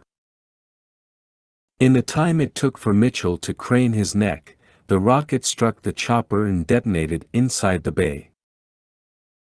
Wrapped by the surreal image, Mitchell just stood there a second as the bird pitched and turned erratically, trailing smoke and descending directly toward him. One of the door gunners, his body engulfed in flames, bailed out, dropping some 30 feet to the ground. Mitchell blinked, and the enormity of the moment took hold. He dove onto his gut as the Black Hawk wailed over him, passing within 20 feet, one of its landing skids scraping into the rocks behind him as the bird continued on, over the hill, then suddenly plunged down toward the trees. He couldn't see the chopper, but he heard the rotors chewing into the limbs and the horrific whining of its engine until a series of smaller explosions and loud creaking of metal echoed away. "Scott, this is Rutang, over." "Scott, this is Rutang." "I'm here," he answered, picking himself up out of the mud. "Somehow. I'm up to the edge with the NVGs. I think I see Captain Yano's guys out there.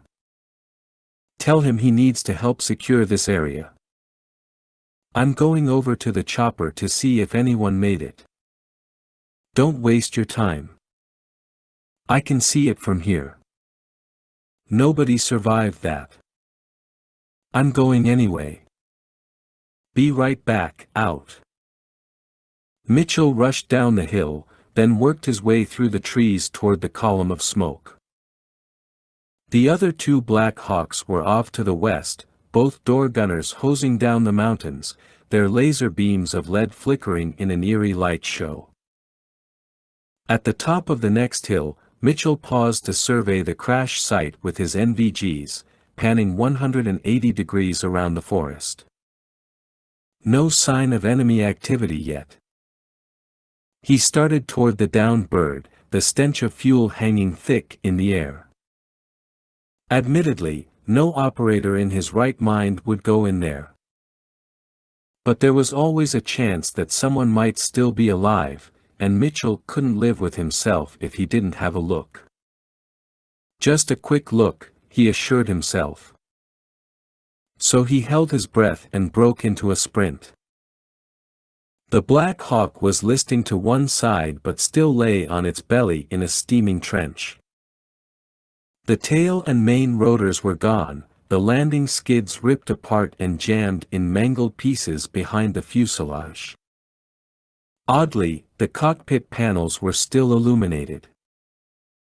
As Mitchell neared the bird, waves of heat warmed his face, and he was forced to sneak a breath. The stench made his eyes tear as he stormed into the bay.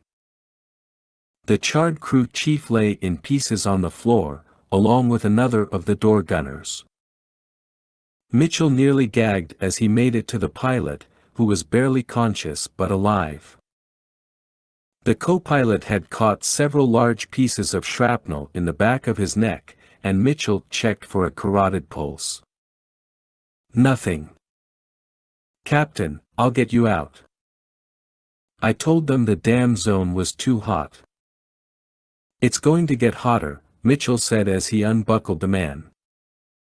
"Can't move my legs."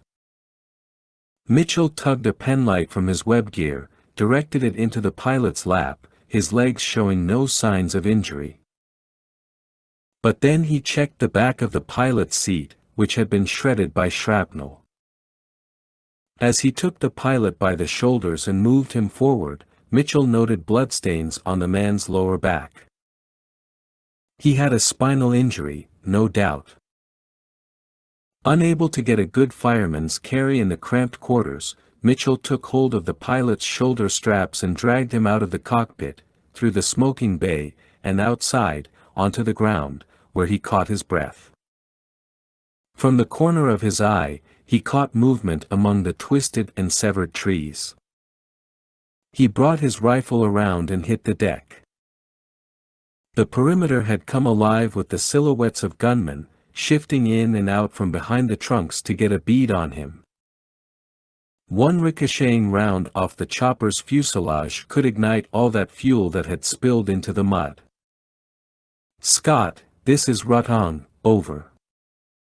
"Rutong, stand by." Mitchell breathed a curse and braced himself for yet another gunfight. 5. Basilan Island, Sulu Archipelago, Southern Philippines. August 2002. "I won't lie here and die without a fight," said the pilot at Mitchell's side. He reached for his sidearm. "I'm taking one with me." "Just hold up," Mitchell said, aiming at the nearest gunman leaning out from behind a tree, barely visible in grainy darkness. "Something's weird. They see us. They should have fired already." "Ricochet, this is Black Tiger 06, over." Mitchell lowered his voice. "Go ahead. I've got my Bravo team at the chopper crash site. They see you but are holding to continue recon, over." Mitchell sighed deeply. He got up onto his haunches. "Hold fire," he cried to the men on the perimeter. "Fall back on me." The gunmen came dashing from the trees, and they were, in fact, Yano's men. "Ricochet, the last of the tangos is on the run," the captain continued. "Let's regroup on the pickup zone, over." "Roger that. I need help with my wounded. My medics are on the way, out." Mitchell shifted over to the pilot. "Captain, it's time to go. I'll try to take it easy on you." "Well, it's not like we can fly. In fact, I'll never fly again. You know that." Mitchell wasn't buying into the pity party, and maybe he could relight the man's hope. "Sir, we don't surrender, ever. That rocket just ended my career. My life. Leave me here." "No, sir." "What's your problem, soldier?" "I said get away." "That's a direct order." He raised his pistol. Mitchell took in a long breath. "I guess you'll have to shoot me." He slapped the man's gun away and lifted him over his shoulders as the Filipino guys arrived. "I got him," he said, waving off their offers to help. "What's your name, soldier?" asked the captain, his tone as threatening as they came. "Mitchell. Scott Mitchell." "I'll remember that." "I'm sure you will." Mitchell shuffled away from the chopper, fighting to keep his balance. Every operator they could locate was transferred back to the pickup zone, but Mitchell's team still had 5 unaccounted for and presumed dead. The search for their bodies would begin at daybreak. The row of bodies was too hard to look at. As they rested on their packs, being attended to by Yano's medics and waiting for the choppers to land on a broad field bordering the jungle, Mitchell tried to call Captain Fong Ji. He even went on to ask for any member of the Taiwanese team to respond, but none did. Rutong shared the grim news passed on by one of the Filipino medics: Carlos had passed away. To the best of Billy's knowledge, only himself, Rutong, and Mitchell had survived the ambush. Mitchell backhanded sweat from his brow, threw back his head, and closed his eyes. "Welcome to the Special Forces." He was exhausted enough to sleep into the next century and so emotionally drained that he felt only a deep emptiness in his chest, accompanied by a low hum, like Gregorian monks chanting, their voices carried on the breeze. His thoughts began swirling, moments flashing from the distant to the more recent past. He was a teenager in Youngstown, lying on his back beneath an old Ford Mustang and learning how to do his first oil change on a car. He was wearing his neatly pressed uniform and saying goodbye to his father and siblings before he shipped out for the first time. He was shaking Captain Foyt's hand and grinning broadly over being selected for ODA 574. A commotion began at the edge of the field, and Rutong tugged on Mitchell's shoulder. Mitchell stirred, looked up, and saw the entire Taiwanese team emerging from the trees, all 12 of them, looking exactly as they had upon entering the jungle, perhaps a little sweatier. His first thought was, why aren't they all dead? Dead men tell no tales, or answer radio calls. Mitchell sprang off his pack and jogged toward them, his bandaged arm and leg stinging again. He spotted Captain Fong near the back of the group. Fong's English was pretty good, though he'd asked on several occasions for people to speak more slowly around him. Well, Mitchell was happy to oblige, and his question, voiced entirely out of breath, was simple: "Captain, where were you?" Fong brought himself to full height, and although he was several inches shorter than Mitchell, his muscular form and penetrating eyes offered ample intimidation. "Sergeant, I am sorry for your losses." "You were listening?" "Yes." "You heard my calls for help?" "I ordered my men to fall back." "Excuse me, sir." Fong's team was beginning to gather around them, along with Captain Yano and his men. "You heard me, Sergeant Mitchell." Yes, he had, and the news made Mitchell nauseous. "We weren't brought here to cross-train with you. We were brought here to be sacrificed, and I won't allow that to happen. Not to my men. Not for you. Not for anyone." Mitchell began to tremble in rage. "Captain, what have you done?" "I made a decision. And I stand by it." "Captain Yano lost 4 men. I lost 9. You're insane." Mitchell took a step closer, coming within inches of Fong, getting directly in the captain's face. Mitchell raised his voice. "How could you walk away from the fight?" Step back, Sergeant. Answer my question. Step back. Mitchell took another step forward, thrusting his bare chest out into Fong's and shoving the officer backward. I will not step back. You should have stepped up. You're a coward. You're a traitor. You abandoned us. You left us to die. One of Fong's men shouted something, and Mitchell craned his head to Captain Yano, who quickly translated, he says the American is right. We are cowards. We wanted to fight. But you wouldn't let us. Even as Yano finished the translation, Fong spun around, reaching into his pack and unsheathing a strange, stick-like sword with many edges. He started toward his man with the weapon, but Mitchell grabbed Fong's wrist with one hand and latched onto the sword's handle with the other. Suddenly, Fong tripped Mitchell to the ground, wrenched free his sword hand, and struck Mitchell on the side of the head with the blade. The blow sent Mitchell's head jerking to one side, and he literally saw stars for a moment before he sat up, blinking hard, checking his head for blood. He should have been cut badly but wasn't. Meanwhile, Fong turned back toward his man, raising the sword over his head.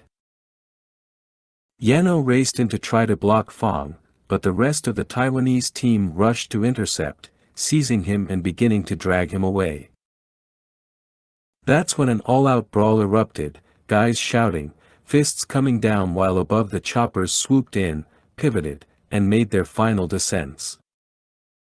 Mitchell rose, started toward Fong, screaming his name. Fong spun back, lowering the sword to make his thrust toward Mitchell's chest.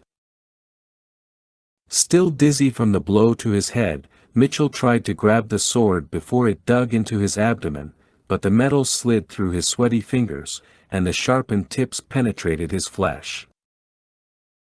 He gasped and groaned as Fong was ripped away by Yano, who had freed himself and now drove the man to the ground, straddling Fong. Mitchell stood there, blood dripping from his chest, the wound resembling an odd pattern of lines.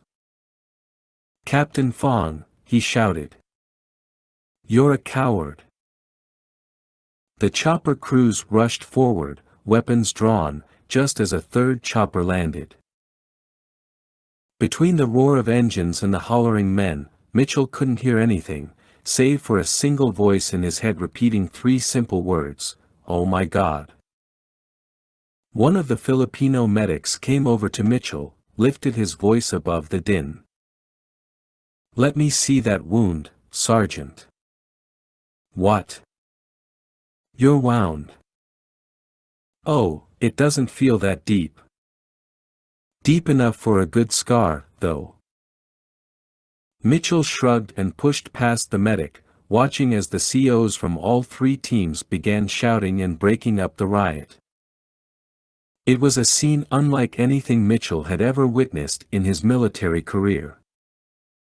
But then again, none of them had ever hiked through this little corner of hell.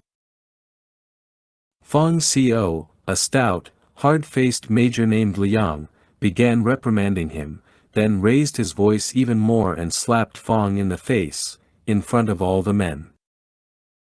Liang then seized Fong by the back of the neck and escorted him toward the chopper.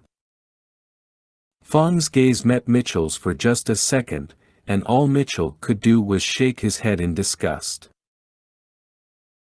After being flown back to the outskirts of Isabela City, where Camp Iron Horse was located, Mitchell, Rutong, and Billy were transferred to the field hospital, and by morning, all three were lying in beds, patched up and drugged up.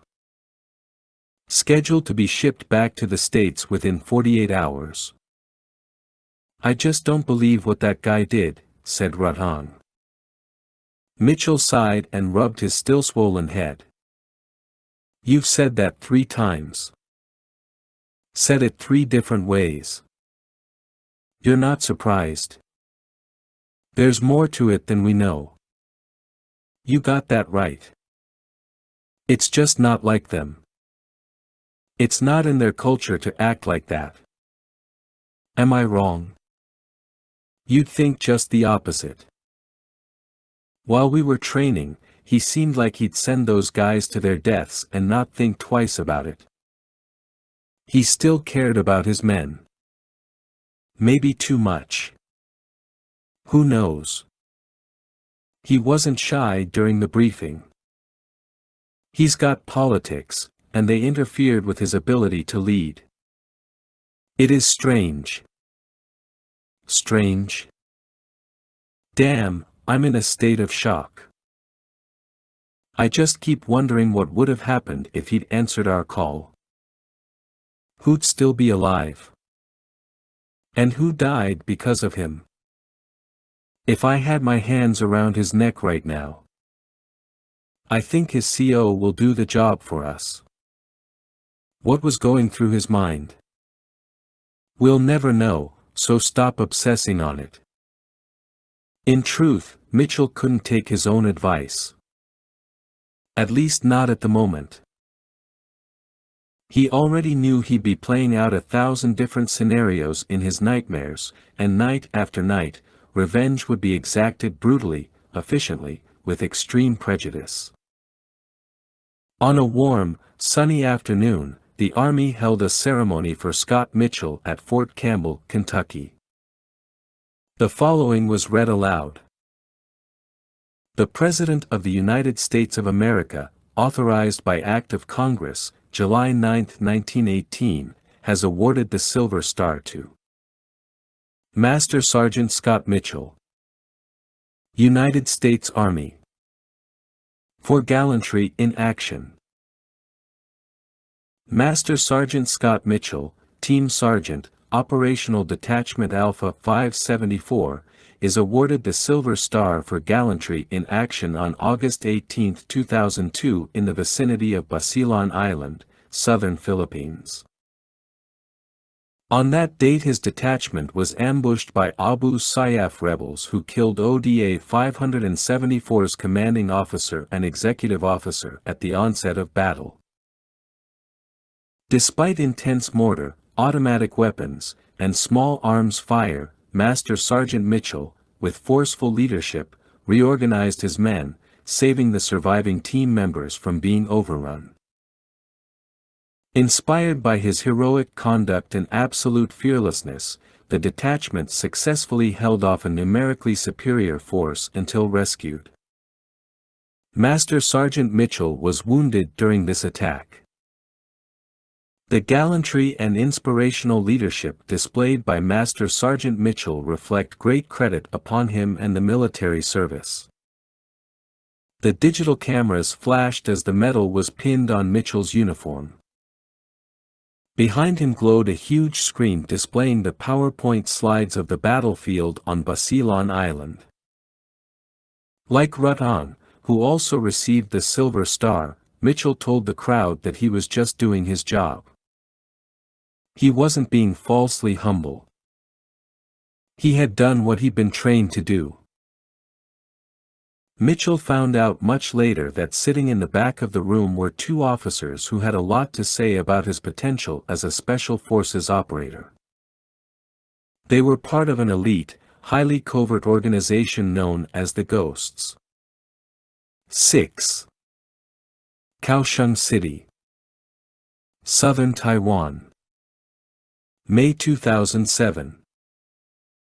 5 years after the ambush on Basilan Island, Fang Ji stood on a street corner, smoking a cigarette and reading his newspaper in the late afternoon glare. Yellow taxis lined the curb, and across the street, near the Toyota dealership, Fang's man, Ye Chun-chang, sat parked in his gray sedan, waiting for a cell phone call from Fang. In less than 30 minutes, a man would die. And not just any man. This individual represented the primary obstacle between Fang and his future life. It was not the man's fault. He was simply a victim of his own skills. With car horns resounding in the street and the wind of a passing bus buffeting him as it roared by, Fong tried to calm himself. Nothing could go wrong. He had spent too many hours planning it all, waiting, watching, determining exactly what he must do. Nearby, a small group of middle-aged Americans obviously on vacation were marveling over the cans of Coca-Cola they had just bought, cans imprinted with Chinese characters. Fong wanted to strangle the smiles from their faces. Their country provided the model of arrogance, wealth, and self-indulgent lifestyle that had poisoned Taiwan's government. Officials routinely exploited their citizens to benefit themselves and gain American support. In doing so, they had created a culture of haves and have-nots, just like in America. The Republic of China, ROC, Army in Taiwan, taking its cue from the government, behaved the same way. They would march Taiwanese troops into the fire if it would please the United States. The more Fong thought about it, the shallower his breath became. He scowled at the tourists as they walked by, then his gaze shifted to a man standing on the corner. Fong did a double take. It was Zima. Old Sergeant Zima from Fong's last mission as an army officer. He was dressed in civilian clothes but still wore a crew cut, suggesting he might still be in the army. Fong tucked his newspaper under his arm, ditched his cigarette, and approached the man. Zima, who was simply waiting for the light to change, glanced up. His lip twitched as he recognized Fong. Probably out of habit or reflex, he blurted out, "Captain."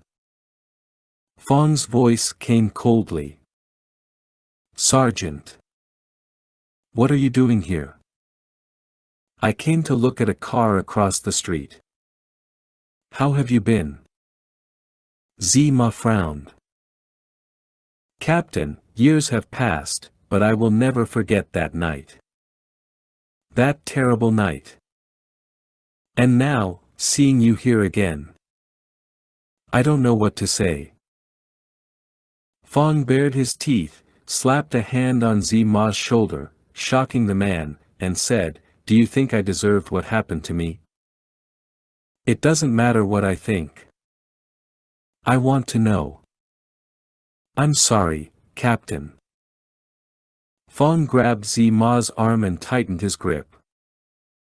"Are you married now? Do you have a family?"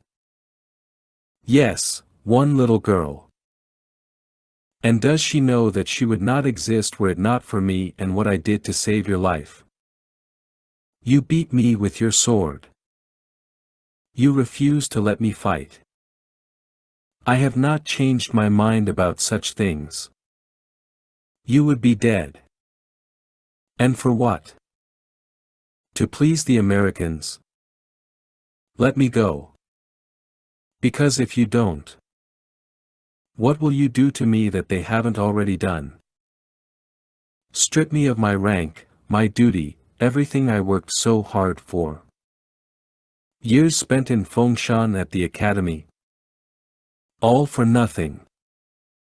Captain, I'm sorry. I need to go." "So do I," said Fong. "So do I." With that, he released the man, who hurriedly crossed the street before the light changed.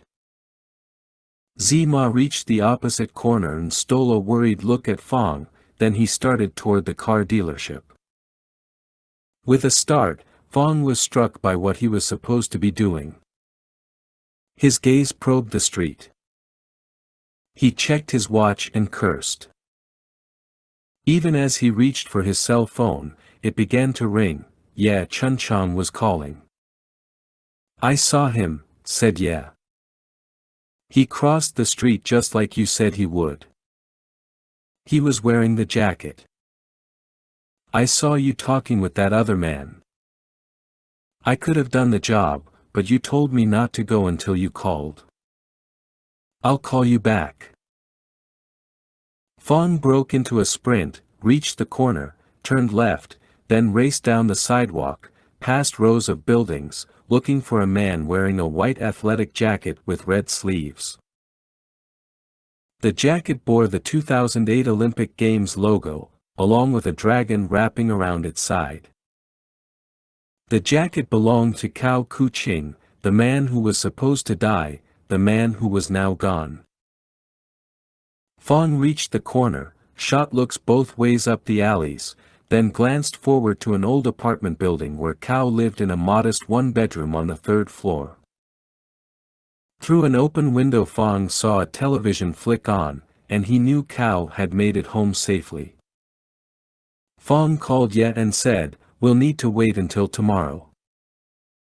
I will need to be paid for today." Fong sighed in disgust and said, "Yes. Same time tomorrow." "Very well. You should pay attention because this can become very expensive for you." "I will. And you will receive your final payment only after the job is done. Remember that." That night, Fong lay in bed, staring at the ceiling of his ramshackle apartment. He was a soldier who had been born to fight. He would continue to fight, no matter what they said. When they had removed him from the army, they had thought he had no spirit, that he had no will to fight. He tensed over the thought, then relaxed, turned his head toward his nightstand upon which his sword cane leaned, its tiger patterns coming alive in the darkness. Years spent apologizing to his forefathers had amounted to nothing. Now he railed against even them, deemed them as victims of the American poison, and only he, Fong Ji, could set the family on a new and more honorable course. The next afternoon, Fong stood once more on the same street corner, smoking his cigarette and reading his newspaper. A front had moved in, and in a few moments the black clouds would finally empty themselves. The weather provided a perfect excuse for Fong to wear his rain jacket and hood, which would, of course, help conceal his identity. Across the street was the gray sedan. Any moment now, Cao would reach the corner and enter the crosswalk as he had every weekday for the past month. Without exception. Fong shifted his weight from one leg to the other, backhanded the sweat from his brow, and breathed in the warm, humid air. He shivered in anticipation. Then he took a last drag of cigarette, ditched it in the road, and glanced across the intersection as it began to rain. Cao was right there, only today he was not wearing the Olympic jacket, just a blue sweatshirt. Fong had told Ye Chunchang back in the sedan to take care of the job as soon as he saw Cao, but Ye was looking for that Olympic jacket. Where was Fong's cell phone? He fumbled in his pocket, dialed the number. Across the way, Ye lifted his phone to his ear. "Yeah, it is me," Fong cried. "He's in a blue sweatshirt. Go now." At the intersection, Cao was holding a backpack over his head and waiting for the light to change. The rain grew heavier. Ye revved the sedan's engine. Fong remembered the many hours he had spent with Cao. They had actually become friends. He had even consoled Fong when the final scores had been revealed. Fong's heart began to race. And for a few seconds, Fong thought of running to the corner and calling it all off. But he couldn't. He might have doubts, but he'd already made the decision and was beyond the point of return. The light turned green. Cao, along with a half-dozen other pedestrians, rushed into the crosswalk, a few wrestling with their umbrellas. A terrific thunderclap echoed off the buildings. Yeah, still parked at the corner, held back until the last possible second, then he roared into the street, coming directly at the pedestrians, who swung their heads. Fong flinched as screams rose from the street. And then, strangely enough, the whole event unfolded before his eyes as though in slow motion. Two women dove out of the sedan's path. One man was struck in the leg and went spinning to the asphalt, his umbrella carried off by the wind. Ye rolled the wheel and screeched toward Cow, who looked up and had no time to move. Another young man, about Cow's age, who was now within a meter of the car, reached out to grab and save Cow, but the sedan came between them. It was almost too much to watch, but Fong couldn't help himself. His gaze was riveted, and, with a horrid fascination, he stood there as Ye struck Cow head-on before the other man could reach him. The sedan's front bumper slammed into Cow's legs and hips, sending him knifing over the hood and up, onto the windshield, which shattered as he rolled over it, across the roof, then went tumbling down onto the street, limbs flopping, head lolling and scraping across the pavement. The other man had been sideswiped by the sedan, and he now lay in the street, as Ye screeched off into the rain. Other pedestrians who'd been gathering at the corner began running into the street, crying for help. Fong stared in shock a moment longer, seeing that Cow was not moving, his arms and legs twisted at improbable angles.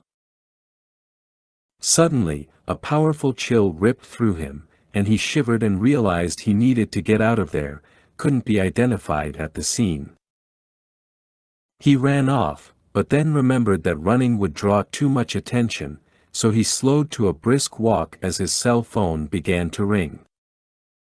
Ye was calling about his payment. 2 weeks later, Fong Ji received the phone call he was waiting for. He took a cab down to the National Sports Training Center in Soying, where Sao Chinhui, Fong's coach, had his office. Sao, who had won several Olympic medals himself, greeted Fong with a broad grin. "I'm sure you know why you're here." "I feel terrible and excited at the same time." "I understand." Cow was a fine young man and an excellent marksman. "I have been busy with other things," said Fong. "And I haven't followed what's been happening." "Have they caught the driver of that car?" "No, they found the vehicle." "I heard that the driver might have fled to China." "A tragedy." "He was probably a drunk driver like they said." "Probably." Sao's gaze narrowed. Cow had many friends, no enemies. "That is true. The police asked me many questions." "Cow beat you by only a few points to make the team." "Of course they would suspect you, but I told them you were a great sportsman and the last person who might do something like this." "Thank you." "Well, then, you will take Cow's place." "I am sorry it had to be this way for you, but welcome to the team." "I am honored." Fong left the office and hailed another cab. On the way back to his apartment, as the driver navigated through the congested streets, it finally struck Fong. He was going to Beijing. He would compete in the Olympic Games as a marksman. Yes, the competition would be thrilling. But more so was the notion that after the Games, he would not return home. He would finally turn his back on the country that had abandoned him. Fong Ji would defect to China, and the chance to do that was worth even more than being an Olympic athlete. It was worth Cow's life. 7. Fort Bragg. Near Fayetteville, North Carolina. June 2007. Scott Mitchell took a deep breath and grinned in satisfaction over the scent of fresh-cut pine. He was out at the storage garage he rented, just 15 minutes off the base, where he'd set up his woodworking shop. Although it was only 10 a.m., he was already soaked in sweat. He tugged off his t-shirt and used it to wipe away the perspiration running down his chest and over the scar on his abdomen. That curiously shaped mark often drew questions that he avoided in an effort to bury the past. He got back to work on the table saw, cutting his next piece. Some Special Forces operators went hunting or fishing in their off time, and Mitchell did a little of both. He'd bagged a few nice deer in his day and could tie on a Texas-rigged worm to base fish with the best of them, but it was the woodworking that gave him both a perfect release of stress and an incredible sense of accomplishment when he finished a piece. While he was hardly as accomplished as those woodworking hosts on TV, he had designed and built some very intricate and ornate pieces: writing desks, curio cabinets, gun racks and display cases, and even a large entertainment center that he had sold to the battalion commander, whose wife had ordered Mitchell to do so. His current project was a little different. One of the warrants of an ODA team in his company was a breeder of African and South American tortoises, sulcatas, leopards, and redfoots, respectively. And Mitchell had been hired to build several tortoise tables upon which the critters would roam and live indoors when the weather did not permit them to graze outside. So he'd come up with some rather simple but attractive designs for these enclosures and was hoping to finish the first table and have it ready for staying by the end of the day, because he'd be quite busy that evening. Ah, yes, the smell of fresh-cut pine in the morning. Better than napalm any day. The party was supposed to be a surprise, but Mitchell knew all about it. So when he walked into the banquet hall, he mouthed a wow, then delivered the broad grin for which they'd been waiting. They had even strung a banner across the wall. Congratulations, Captain Scott Mitchell. Getting promoted to captain was a pretty big deal. When someone referred to the detachment commander, they'd be talking about him. That would feel a little weird. Moreover, the joke was that captains were just the token officers on ODA teams, coming in to spend 6, 9, maybe even 12 months, after which they'd be shipped out and go on to lead companies and battalions. They were sometimes treated a bit coldly by the NCOs, especially those younger captains fresh out of school who lacked real-world experience. The team sergeants often said that the best captains were the ones who knew how to take orders from them. A few of Mitchell's colleagues led him up to a podium and screamed, "Speech, speech." They'd already become sloppy drunk while waiting. His cheeks warming, Mitchell eyed the 60 or so men and their spouses and girlfriends seated at the tables. Damn, they'd even hired a DJ. Yes, these were his people, his family, and he couldn't have felt more proud. I'm so surprised. That drew a few laughs. And you'd think as Special Forces operators, you'd be able to plan something like this without me finding out. But, you guys, you know you're the best of the best. Unconventional warriors. But as party planners, you suck. Now the whole room broke into laughter. Seriously, thank you so much. I really appreciate this. Out of the corner of Mitchell's eye he spotted a familiar face and immediately got choked up. It was Rutong, seated there, now Sergeant First Class and Senior Medic who'd just come back from a tour in Iraq. Mitchell had kept in touch with him, but he'd had no idea the man would be present. They shook hands, banged fists, then Mitchell took a seat next to him and was handed a beer as the DJ announced that the party had begun and fired up a heavy-hitting remake of Iggy Pop's Gimme Danger. "You flew all the way here for this?" asked Mitchell. "I wouldn't miss it, man. How's Mandy doing?" Ruttong rolled his eyes. "Pregnant again.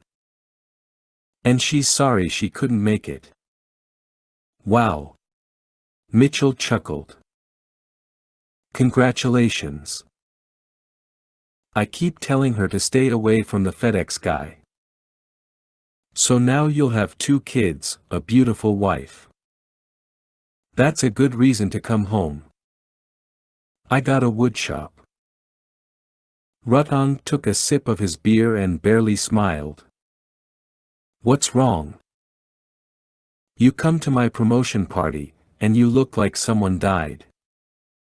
"I don't know." Ruttong cut himself off as Chris Hobbs, the warrant who kept the tortoises, approached and apologized for interrupting.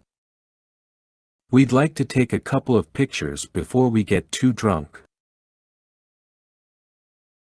He dragged Mitchell away, and for the next 15 minutes, Mitchell was subjected to camera flashes and slaps on the back, and shots foisted into his face until he managed to stagger back to Ruttong's table, where his friend was still seated, getting drunk alone.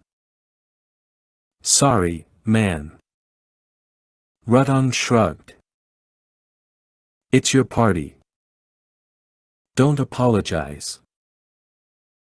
"Iraq? Is that what's bothering you?" "I wish." "What can I do?" "Scott, I still don't sleep, man." "Neither did he. Sleep's overrated."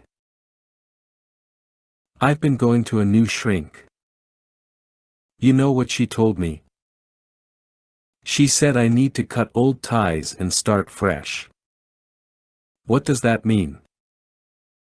"She says I shouldn't talk to you anymore." "You believe that?" Mitchell snorted. "Sounds like you need a new shrink. Maybe if you and I talked." "Tang, that's just. What happened wasn't our fault. We did our jobs. We move on. And it's that easy." Ruttong held up his hand. "Wait. Don't answer that. I'm a selfish bastard. I come here and dump my problems on you. Hell, let's get drunk." Mitchell leaned forward and narrowed his eyes. "See, Ruttong. There's no problem that can't be solved with sufficient quantities of gunpowder and alcohol." They clinked beer bottles and took big swigs. But behind Mitchell's grin was a world of guilt and sorrow that he would not share with anyone. Writer Tim O'Brien had written that famous story, The Things They Carried, a story Mitchell had read over a dozen times. As a soldier, Mitchell knew he must be able to shoulder so much more than just his pack. As the load got heavier, he needed to become stronger. Now a living example of that commitment to overcome was rolling directly toward him with a hand extended. Mark Entwiler was the Black Hawk pilot who had been shot down and paralyzed back on Basilan Island. In the months following the accident, Entwiler had sent Mitchell several emails thanking him for the hope, inspiration, and courage to go on. Mitchell took no credit for that. It was Entwiler's indomitable spirit, a spirit that had allowed him to shoulder the load of his accident, that gave him hope and inspired so many others, Mitchell included. Entwiler was now working as a civilian consultant, teaching other Black Hawk pilots and engineers the skills he'd learned through a joint partnership between the Army and the Rockwell Collins Simulation and Training Solutions facility in Huntsville, Alabama. Scott, congratulations, man. Thanks, Mark. Sorry I'm late. Couldn't get my damned wheels to spin any faster. You might remember Sergeant McDaniel. As a matter of fact, I do. They shook hands. After sharing a few jokes, Entwiler updated Mitchell with news regarding his personal and professional life. The details weren't as important as his tone. The guy was a nuclear reactor, and when he rolled off to say hi to a few other colleagues, Mitchell glanced over at Rutong, who just looked at him and nodded. As the night wore on, and Mitchell was twice dragged onto the dance floor to jump and scream along to AC/DC's "Shook Me All Night Long," he spotted a tall, slender woman with short blonde hair seated alone in the back of the room. He'd never seen her before. The woman's black dress fit her like a coat of paint, and her simple pearl necklace seemed to rise up from the perfectly smooth planes of her neck. Feeling bold and no pain, he drifted back to her. "Hi, there." Her eyes lit on him. "Hi." "Hi," he repeated, then realized what he'd done. "You're pretty friendly." Well, it's my party." "You're alone." "Yes. And I've been waiting to talk to you." Mitchell grinned and turned back to his friends still on the dance floor. Oh, man. Those guys put you up to this?" "I'm not a prostitute, if that's what you think." No, I meant." "What did you mean?" He sighed. "Look, I'm sorry I bothered you." She snorted. "I said I wanted to talk to you." "Have a seat." Okay." He sat and tried to keep his gaze from her cleavage. Mission failed. "I'm here at the request of Lieutenant Colonel and General Keating." "Excuse me." She offered her hand. "I'm Captain Susan Gray." He took her hand. "Lieutenant, I mean Captain Scott Mitchell." She made a face. "I know. I drank a little too much. Sorry. We've been watching you for a while, and we like what we see." He wanted to answer, "So do I," but instead said, "Who are you? And why have you crashed my promotion party?" "Sorry about that. My schedule is incredibly tight, and this was the only opportunity one could find before I ship out tomorrow." "Where you headed?" "Classified." "Sounds pretty classified." "You're cute, Captain, but only half as witty. I'll cut right to the chase before your mouth gets you in any more trouble. You're a captain now, getting ready to lead an ODA team. Well, we've got something else in mind." "Again, who are you?" "I'm sure you've never heard of us, and we prefer to keep it that way. We're D Company, 1st Battalion, 5th Special Forces Group." "So you're just another company." "Mitchell, I think you'd be surprised over the differences between us and the average ODA team." "Oh, really? You guys saying you're better than us?" "I already did." Mitchell grinned crookedly. "Prove it." Gray stood, reached into her purse, and withdrew an envelope.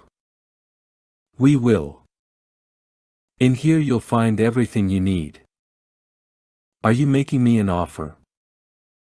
"Enjoy the rest of your party. See you soon." She wiggled her brows, then quickly left. "Who was that?" asked Rudan, arriving at Mitchell's side. The most conceited woman I've ever met. You get her number. Mitchell glanced down at the envelope. Sort of. 8. Olympic Village. Beijing, China. July 2008. People's Liberation Army Captain Su Dingfa dropped his duffel bag in the apartment's entrance foyer, didn't bother closing the door, and collapsed onto one of the beds. He rubbed his eyes and ran fingers through his crew cut.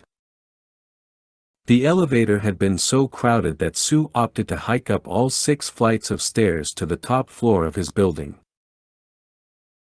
As an Olympic gymnast and specialist on the rings and pommel horse, he possessed considerable upper body strength, but he had also worked hard to improve his legs, turning them into sinuous sticks of solid rock. Consequently, all those stairs should not have posed a problem. Yet even he was exhausted, in part from all the adrenaline and anticipation. Su was billeted in one of 20 such apartments constructed in the western part of the village dubbed the residential quarter, where another 20 buildings rose to 9 floors. More than 16,000 athletes and officials were staying there, and Su had encountered at least a half-dozen languages within the first 10 minutes of arrival. In 2 weeks the opening ceremonies would commence, and until then all of the athletes could spend time training and familiarizing themselves with their new quarters, and their new roommates. Su's roommate had yet to arrive. The man was from Taiwan and competing on their shooting team, but that was all Su knew about him. Taiwan. Of all the countries his roommate could have been from. Su's first thought had been to seek a new room or at least swap rooms with one of his teammates, but in the spirit of the Olympic Games, he thought he would at least give the man a chance. Perhaps they could engage in some interesting political debates. However, just mentioning Taiwan made Su's breath grow shallow and his chest tighten. He would never forget the bitterness of his father and the lament of his mother as they spoke of the land they only referred to as Formosa. He rose from the bed, went to the window, gazed down at the forest that stretched out between the buildings. Hundreds of people milled about down there, with knots of athletes and reporters conducting interviews on nearly every corner. "Hello," came a voice from the doorway. "Oh, hello." A muscular man with short black hair and a fiery gaze stood in the doorway. He would have resembled any other Taiwanese man, were it not for those eyes. Su shifted to the man and offered a light handshake. "You are Fong Ji?" "Yes, and you're Su Dingfa." He nodded. "This is our apartment." "Yes." Their exchange was cold, formal, and Su hoped it might remain that way. Perhaps the less they said to each other, the better. Fong shifted inside, noted the wrinkles on the bed Su had chosen, then carefully moved to the other bed. "I will sleep here." "Yes." "So you are in the army?" "So was I." Su frowned. Why had Fong's tone lightened? First those eyes, which suggested he would be anything but friendly, and now an attempt at casual conversation. "Fong. I must be honest. I was not happy to learn that I would be sharing a room with someone from." "I understand. But on the contrary, I was happy to learn I would be sharing a room with you." "You were?" "Yes, you are a military officer for whom I have the utmost respect." Su drew back his head in disbelief. "I have only known you 5 minutes, and already you are an interesting man, full of surprises." Fong's eyes widened. "Yes. For the next 2 weeks, Su trained hard with his team and spent most of his free time with them. However, in the late evenings, when he returned to his room, he would find Fong sitting up in bed, reading Sun Tzu's The Art of War or a biography about Confucius. Fong spent little time socializing with his teammates, it seemed. On the eve before the opening ceremonies, when Su came home after a night of drinking a little too much, he found Fong, once again, sitting up and reading. "Tomorrow the games begin, and you have done nothing to celebrate." Fong glanced up from his book. "My celebration will come afterward." "You are that confident of a medal?" "The Taiwanese team has no reputation for victory. But the Chinese, well, we have done quite well for ourselves in the shooting events." "I was not referring to the games." Fong set his book on his lap. "Tell me something, Su." "You tolerate me, yes. But there is something more there. Hatred." "Why is that?" Su took a seat on his bed. "Do you know why I joined the army? The real reason? To liberate your country. Why does that matter so much to you?" "It simply does." "Would you be shocked to learn that I feel as you do?" "As I said, you are full of surprises. But I am confused, hearing this from a former army officer such as yourself. I did not resign from the military." "I see. And now you are angry with your country. You have no idea." "Well, I am angry with your country, too." Yes, the alcohol, which he had been forbidden to drink by his coaches, had taken effect, and Su felt quite loose with his tongue, so he decided to share the story. "You see, Fong, my parents once lived in Taipei with my 2 sisters and 1 brother. They were outspoken Chinese sympathizers, and one night, during a massive sweep by the military, they were arrested and deported to China with no chance to take my sisters and brother with them. So what happened? My sisters and brother had to live with my uncles and aunts. My parents were forced to find work and live here in China, where I was born. For my entire life I have heard this story, and I have never met my siblings. But that is not as important as reuniting my parents with them. They are getting old now, and they want more than anything to be with their children, before they die. And you thought joining the army would help? You are a dreamer. A fool." Su bolted from the bed and seized Fong by the neck, tightening his grip. "It will happen."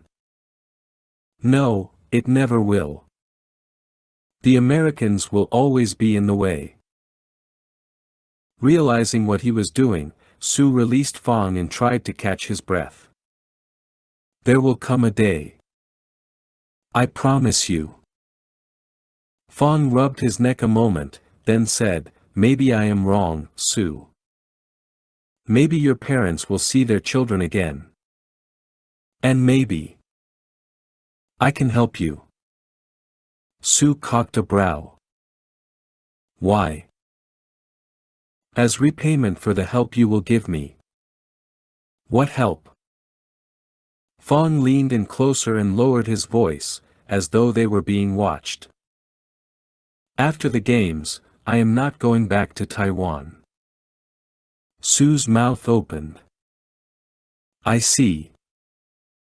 If you help me, I will do everything in my power to help you and your parents. You have my word." Su took a deep breath. Perhaps it would not take much to help Fong. Perhaps if he did, Fong would become an ally for life, a fiercely loyal friend who would, indeed, help Su attain his goal. How he would do that was not yet clear, but harnessing Fong's energy made Sue feel less like a victim and more like a warrior. "Fong, I will have to think about this. I understand. But it does seem we share a common goal." "Maybe.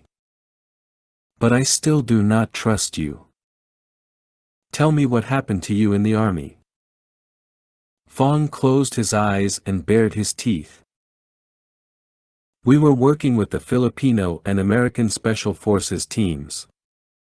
The Americans came up with a plan and marched us into the jungle to be slaughtered. I would not allow that to happen. And, for saving my men, for doing the honorable thing of rejecting an unconscionable order, I was rewarded with disgrace and discharge. My family name has been ruined. The news made my mother ill. She is near death. And now there is only one thing left to do." "Yes," Sue answered slowly. "I understand now. You are right. We do share a common goal." More than just first-hand knowledge, Fong had direct experience with American and Allied Special Forces operations and tactics. This news excited Sue. Fong would be an easy sell to Sue's superiors, and Sue's aiding and abetting Fong's defection would be looked upon as a great deal, an asset to the cause. Perhaps Sue could even help Fong get a commission in the army. Fong's audacious military cunning, fueled by unbridled hatred and an unquenchable thirst for revenge, would be welcomed by Sue's inner circle of friends, men who thought like him that they must inspire the government and military to act more swiftly, more aggressively. "Yes," Sue confided to Fong. "A select group of my peers has need of a man with your knowledge and talents. You will not be leaving China." 9. Northwest Waziristan. Afghanistan-Pakistan border. January 2009. Captain Scott Mitchell, Ghost Team leader, lay prone on a ridgeline approximately 50 meters south of 3 mud brick houses standing in sharp relief against a frozen hilltop. Smoke wafted from stone chimneys and fluttered like pennons before dissolving into the night air. Somewhere in the valley below, within the snow-covered alleys between dozens more homes, a dog howled and firelight flickered from more windows. Then it grew eerily quiet. Up ahead, Staff Sergeant Joe Ramirez and Sergeant Marcus Brown shifted furtively toward the houses, following a gully that ran up near a lone, leafless tree. Sergeant Alicia Diaz, the team's marksman, had darted off west toward the opposite hill overlooking the houses to select her sniper's perch. Mitchell cleared his throat and tapped a button on his earpiece with integrated camera and microphone. Crosscom activated. Attached to that same earpiece was a monocle that curved forward and glowed with screens displaying his uplink and downlink channels, icons representing his support elements, and his rifle's targeting reticle, among other bits of data. While the three-dimensional images seemed to appear in his head-up display, HUD, they were actually being produced by a low-intensity laser projecting them through his pupil and onto his retina. The laser scanned vertically and horizontally at high speed using a coherent beam of light, and all data was refreshed every second to continually update him. In order to accomplish that task, the Crosscom system connected via satellite to the entire military's local and wide area networks, LAN/WAN, so that in effect the commander-in-chief could see exactly what he was doing and speak to him directly on the battlefield. That level of network-centric warfare, all part of Mitchell's Integrated Warfighter System, IWS beta version, was as significant as it was unnerving. No mistake ever escaped his superior's attention. He thumbed a button on the wireless controller in his hand and switched his HUD to a view captured by the UAV-3 Cypher drone hovering 200 feet over the houses. The ring-shaped drone with central rotor and multiple cameras and imaging systems was small, barely 2 meters, and newly rigged to operate much more quietly than earlier models. With his gloved finger, Mitchell shifted the controller's joystick, steering the drone toward the target while switching between infrared and thermal modes in an attempt to identify how many occupants were in each house. Mitchell grinned in awe. During the past 18 months he had fielded some mind-blowing gear while serving in the countries of Georgia and Eritrea, and he never ceased being impressed. Now, not only was he on a mission of utmost importance, but he had been chosen to field test an early beta version of the Crosscom system, a program whose funding was already in jeopardy. Despite that, he had made the stern argument that every operator on his team should be fitted with the devices, cost be damned. He thought it invaluable to have all ghosts equipped with the best technology to have total situational awareness, not just the team leader. He'd won his argument. Indeed, Susan Gray had been right about the ghosts. They got what they wanted because they produced results. Originally formed in 1994, the Ghosts were better funded, better trained, and better equipped than all other special forces companies because they had to be. They were the spearhead of all American special forces, a quick response team, first in and last out. While the cliché, the best of the best, made Mitchell wince, it was undeniably true. Every operator had been handpicked, and the organization's existence was classified, compartmentalized. The Army did a damned good job of keeping that secret, too, disguising them as just another unit. Mitchell had been in the service a long time, and he'd never heard of the Ghosts until Gray had crashed his party. It had been an eventful and enlightening 18 months to be sure, yet of all the missions he had run thus far, this one was arguably the most difficult, for multiple reasons. Earlier in the evening, the wind speeds had been increasing, nearing the limit, and they shouldn't have jumped at all, but Mitchell wouldn't allow weather to stop them. No way. So they had bailed out of a perfectly good C-130 and had made a hair-raising high-altitude, low-opening, halo, insertion into the mountains just west of a town called Marancha, where for the last 3 years the Taliban had established several bases of operations, including public offices, an act that had continually outraged the locals.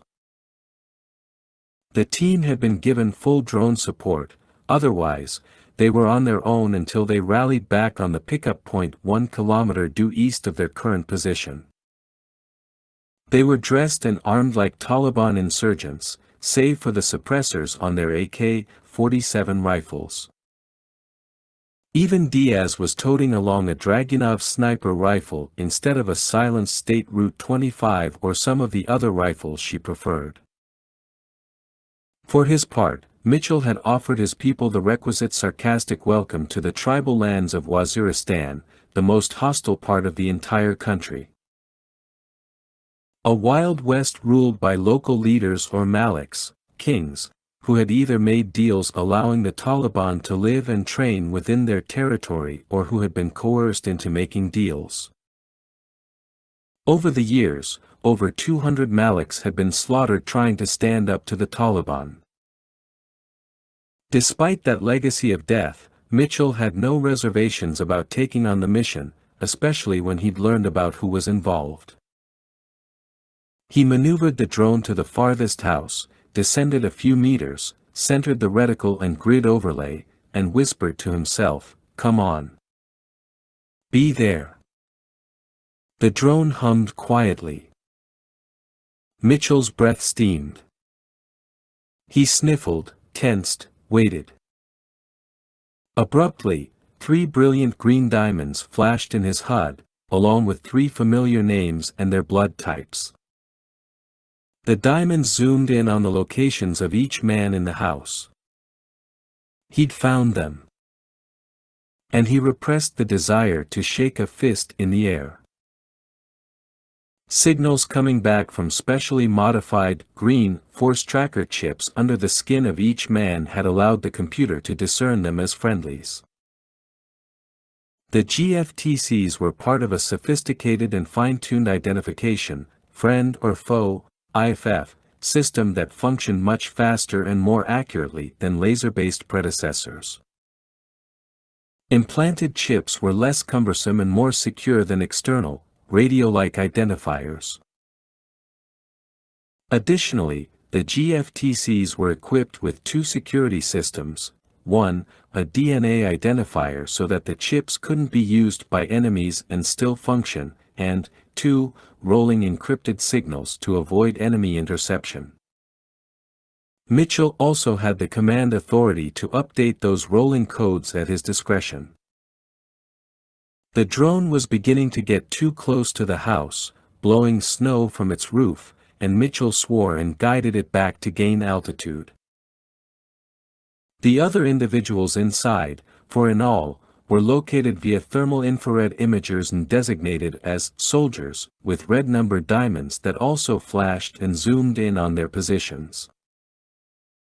Mitchell could change those designations with a voice command override, should an enemy turn out to be a friendly or a civilian. Target 3 is green, he might say. Calming himself now, he flew the drone even higher, all of its data transmitted in real time over the entire network. The drone picked out 8 more targets, including a heavily bundled up man posted outside each door. They were only outnumbered 3 to 1. Mitchell liked those odds. "Ghost lead, this is Brown," called the gunner. "I'm in position." "Ghost lead, this is Ramirez." "I'm moving up." "Almost there." The rifleman and communications expert aka Commo guy had shivered through his words as he fought for breath. The Crosscom security measures gave Mitchell and his teammates the luxury of using their own names over the radio, though he was identified as Ghost Lead in most cases.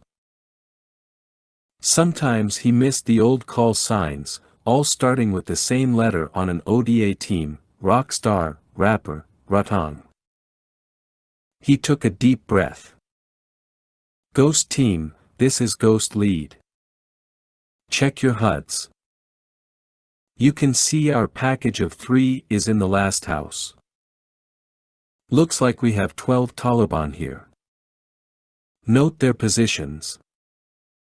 I'm sighting the first guard. Talk to me, Diaz." Membership in the elite gun club, better known as the Army's Special Operations Forces, was closed to women who wanted to participate in combat roles. Therefore, Sergeant Alicia Diaz could not possibly be a Special Forces operator.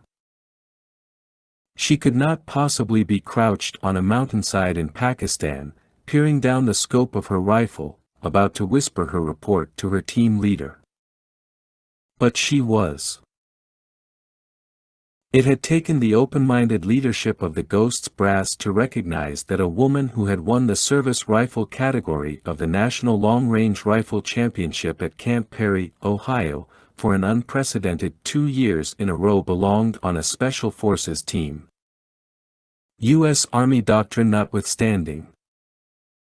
And Diaz wasn't the only female ghost, either.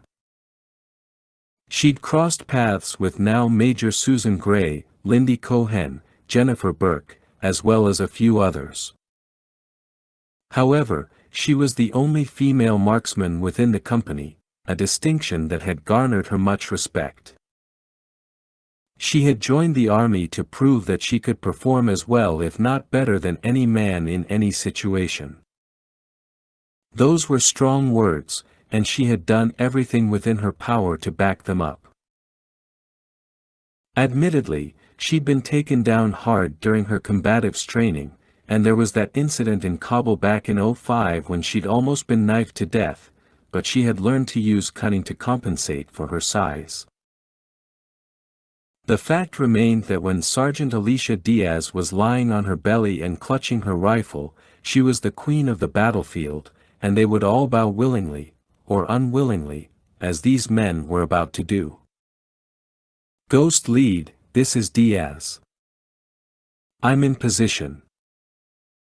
I have your first target. The captain's reticle floated over the guard at the last house, and his IWS sent an automatic request to Diaz's HUD to take out that target. She held her breath, ready to fire. The perfect sniper is 100% certain he will hit the target before he squeezes the trigger. He is convinced beyond a shadow of a doubt. Yet in all her years of practice, being that certain still eluded Diaz. There was always 1% of doubt.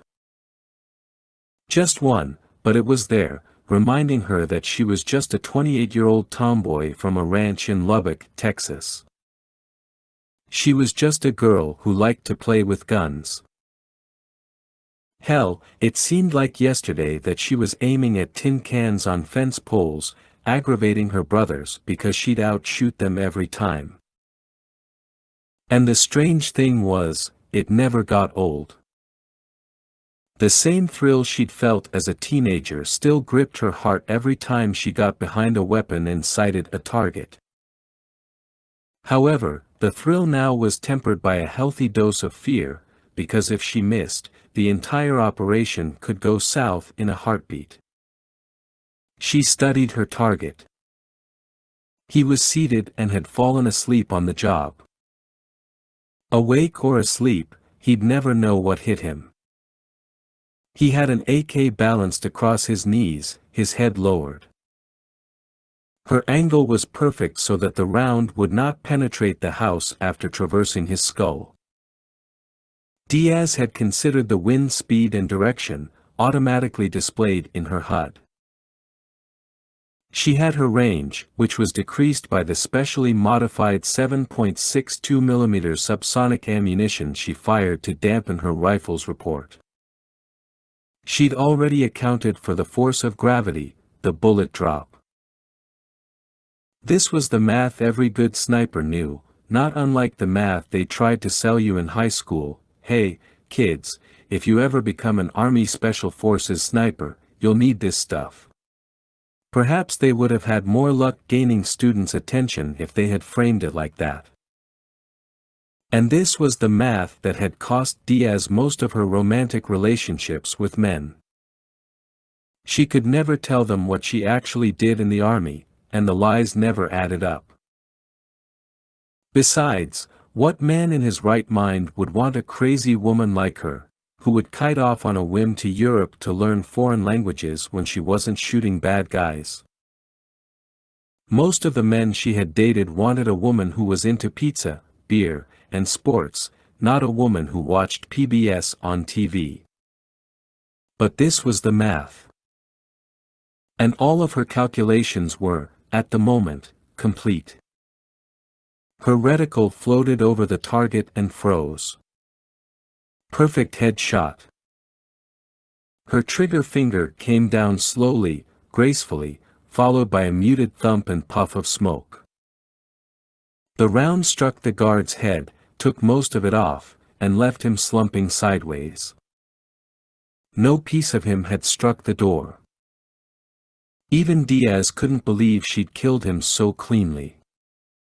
"Nice," said the captain. "That's one." "Stand by," she said, hearing the voices of her brothers like she always did when trying to take aim. "Come on, girly girl, shoot it. Bet you'll miss." "I don't think so, Carlos. She ain't going to hit it." "Watch me, Tomas. Just watch me." The second guard had stirred and was now looking up. Diaz didn't have much time. She checked the readings in her HUD, adjusted her aim, and found the guard's head. Her brothers were screaming now. And the round cut loose from her rifle. The guard joined his comrade, spilling blood onto the snow, dying silently. "Last one," said the captain. "I have him," answered Diaz. "Brown, Ramirez, stand by to move," warned the captain. "She ain't getting this one," said Carlos. "Maybe," said Tomas. "She ain't missed one yet." A gust of wind ripped over the mountain, blowing snow across Diaz's field of view. She cursed and readjusted her position. Particles of ice had gathered on her scope.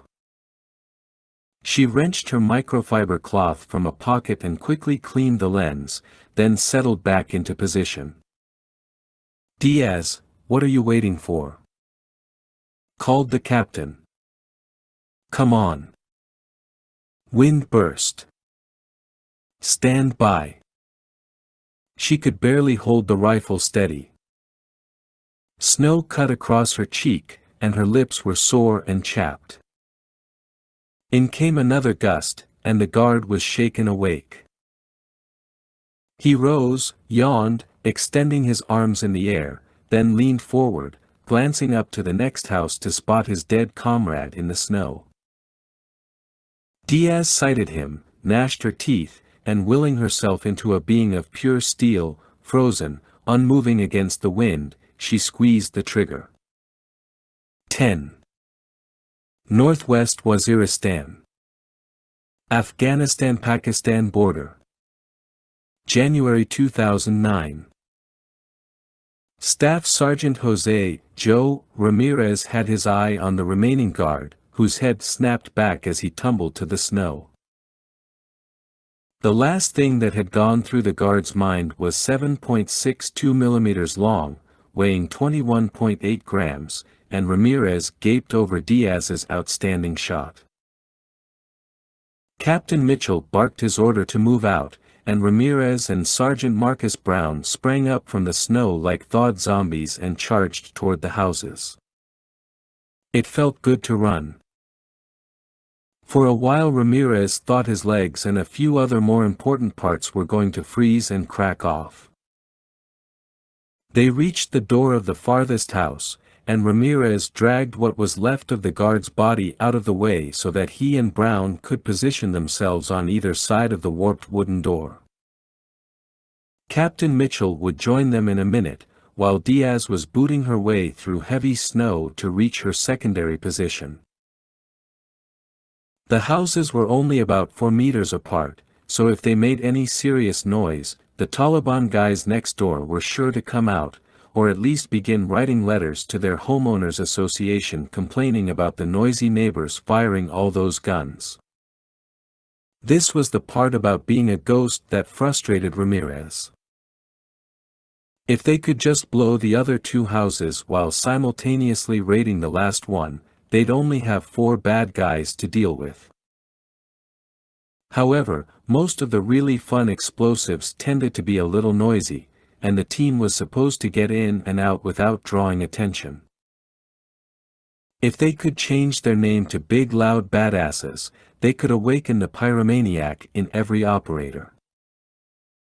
He'd even pitched the idea to a few colleagues who'd smiled, said they liked the name, and told him he was a fool. As a kid growing up on the streets of North Hollywood, California, he'd had ample opportunity to get into trouble and develop a taste for blowing things up. But it hadn't gone down that way. Not at all. His parents had immigrated from Mexico and had held fast to the old ways. He couldn't relate to them or to the kids running the streets. So he retreated into himself, got into ham radios, and talked to people all over world. During high school he flourished on the ever-growing internet but lacked the social skills to have any close friends. By the time he graduated, he was part of a hacker community that, well, got him into a little trouble. Petty stuff, initially, but his skills soon implicated him in a case of identity theft that left him staring into the eyes of a North Hollywood detective, Ms. Roberta Perez, who took him under her wing, got him off of some serious charges, and suggested that he join the army before he did something even more stupid. Perez's brother Enrique was in the army, and he sat down with Ramirez to explain that the military wasn't just for people who couldn't hack it in society like Ramirez had thought. Ramirez wouldn't lie and say that the army didn't have its share of dummies and criminals, like most government-run organizations, and he had encountered a few of those exceptional individuals during boot camp. But his time in boot was life-altering. His drill sergeant, Paul "Papa" Montgomery, had taken a liking to him, and, after driving him to within an inch of death, Montgomery had practically ordered Ramirez to apply for Ranger School. Long story short, he was accepted and served 2 tours right here along the border and had already won the Purple Heart and a Silver Star, all while working on his undergraduate degree in history. And then some administrators at Officer Candidate School got the bright idea to offer him a desk job. Were they kidding? They'd advertised it like a promotion, even hinted that he was getting a little old for the battlefield. He was now only 31. Ramirez had tried to be polite, saying what an honor it was to be offered a desk job after engaging in some of the most exciting, adrenaline-pumping operations known to mankind. Yes, what an honor it would be to replace inkjet toner cartridges and squint at applications files stored via outdated software instead of thwarting the efforts of those who wanted to terrorize and control others. All right, so maybe he wasn't exactly polite. His wise-ass attitude and keen sense of humor were the products of years of living in the field and contending with the great ironies of life. The high school introvert had finally grown up. It was Lieutenant Colonel Harold Buzz Gordon himself, a member of one of the first Ghost teams and now a legend, who had rescued Ramirez from the world of simulated wood grain and stress balls. While some called Gordon the old man, Ramirez was more fond of OG, not for original gangsta, but for original Ghost. Lieutenant Colonel Gordon, the OG, was a man of impeccable taste and unparalleled foresight, in Ramirez's humble opinion.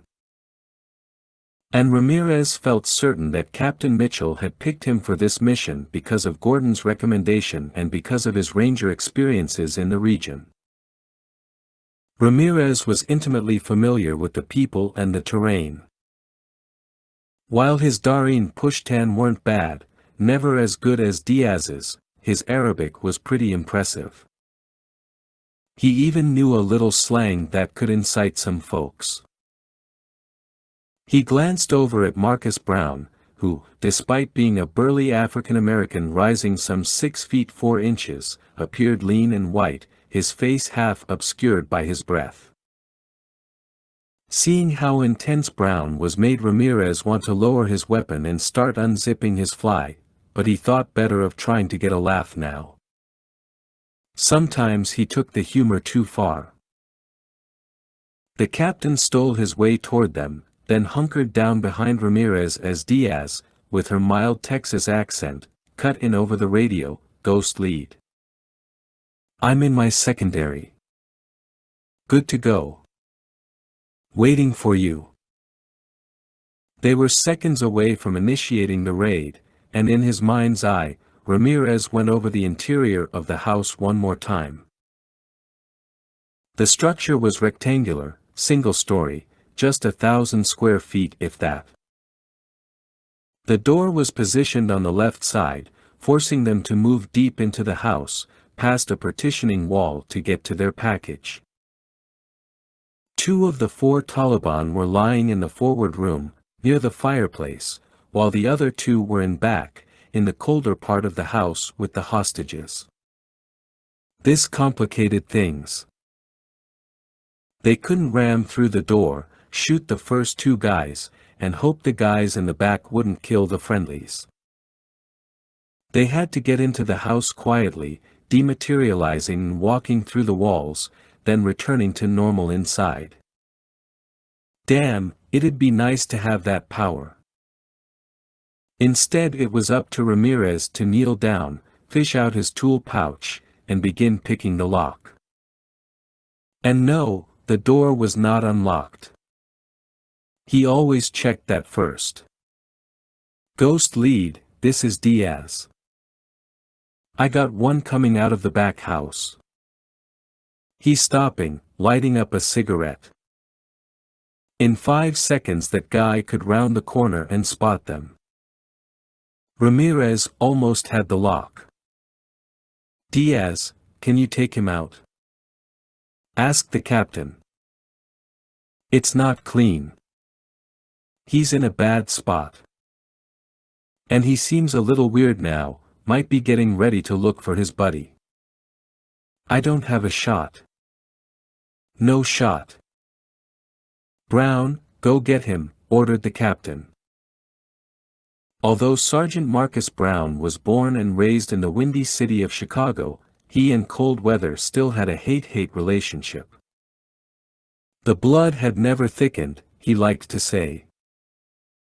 He was a rebel to the core, battling against his parents, nature, and the entire universe. He wouldn't have it any other way. Swearing over the sub-zero breeze, he skulked around the back of the house, drawing his Russian-made Tula Tokarev, TT-33, with silencer. Brown wasn't fond of the old pistol, which was once a status symbol among the Taliban in Waziristan. He preferred the more accurate, more reliable, more of everything P×4 Storm SD, thank you. Still, familiarizing yourself with as many weapons as possible, especially those of your enemies, was part of every Ghost's training. Brown unsheathed his Blackhawk Masters of Defense Nightwing and took it into his left hand in a reverse grip. He wasn't expecting to use it, but you never knew. The fixed blade had a fiberglass nylon handle with wingwalk inserts, a black tungsten diamond-like carbon, DLC, finish, and a serrated spine, giving him a secondary edge for back cuts and draw cuts.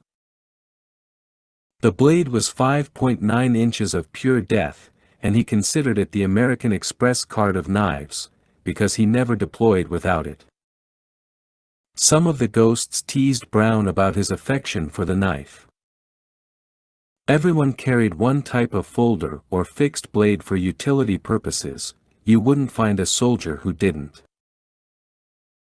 Odd thing was, Brown had earned his reputation not as a knife-wielding martial artist but as a gunner carrying the heavy squad automatic weapon, SAW, and its variants through the deserts of Africa during his early Special Forces assignments.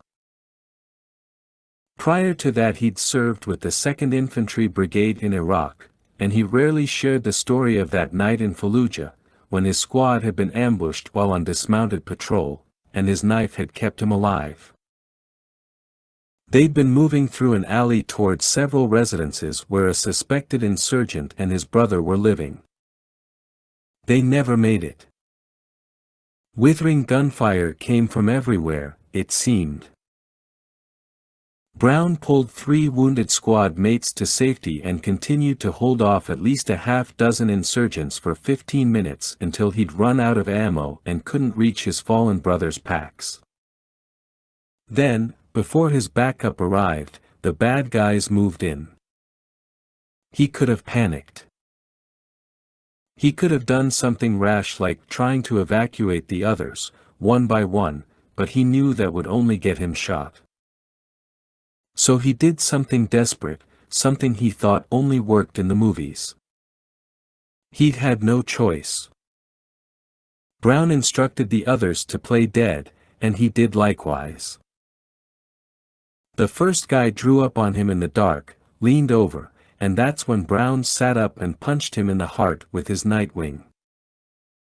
As the guy fell back, Brown seized the man's weapon, finished him, and re-engaged the others. The ensuing firefight lasted another 5 minutes before his backup arrived, and Brown was twice wounded. From that day forward, the Nightwing never left his side. Even in a world of high-tech warfare, cold, hard steel could never be replaced, and neither could a warrior's will to survive. He always grimaced when he thought about being nominated for the Silver Star for his actions that night, not because the nomination made him feel awkward but because his parents had offered only a half-hearted acknowledgement. Brown imagined them sitting in their $1 million home in Lake Forest, cursing over the fact that he had thrown it all away, dropped out of the University of Illinois, abandoned his position as a defensive lineman on the Fighting Illini to what? Join the army? Have you lost your mind? His mother had said. His father had screamed at the top of his lungs, I was the first man in my family to earn a college degree. A graduate degree. We're creating a new legacy for our family, for our people. In a few years I'll be running for mayor of this city. You have a great future ahead of you in public service, and now you want to go backward. But Brown had just wanted so much more out of life than a business or a law degree could offer. He never saw himself sitting in meetings with city council members, discussing community issues. His methods of effecting change were much more aggressive. Consequently, the guard who'd come out of the mud brick house for a smoke never stood a chance. Brown put a silenced round in the man's forehead and caught him before he hit the snow and made too much noise. After lowering him to the ground, Brown sheathed his knife and dug under the guy's arms to drag him round the side of the building, out of sight. That done, Brown crouched low near the corner to catch his breath, relief flooding through him like a warm cup of coffee. He issued his report to Captain Mitchell. As confident as Brown was, there were more than 1,000,000 ways you could screw up any mission, and he liked to joke that he had already discovered at least 72 of them. Mitchell lifted his chin at Ramirez, who nodded and tucked away his tool kit.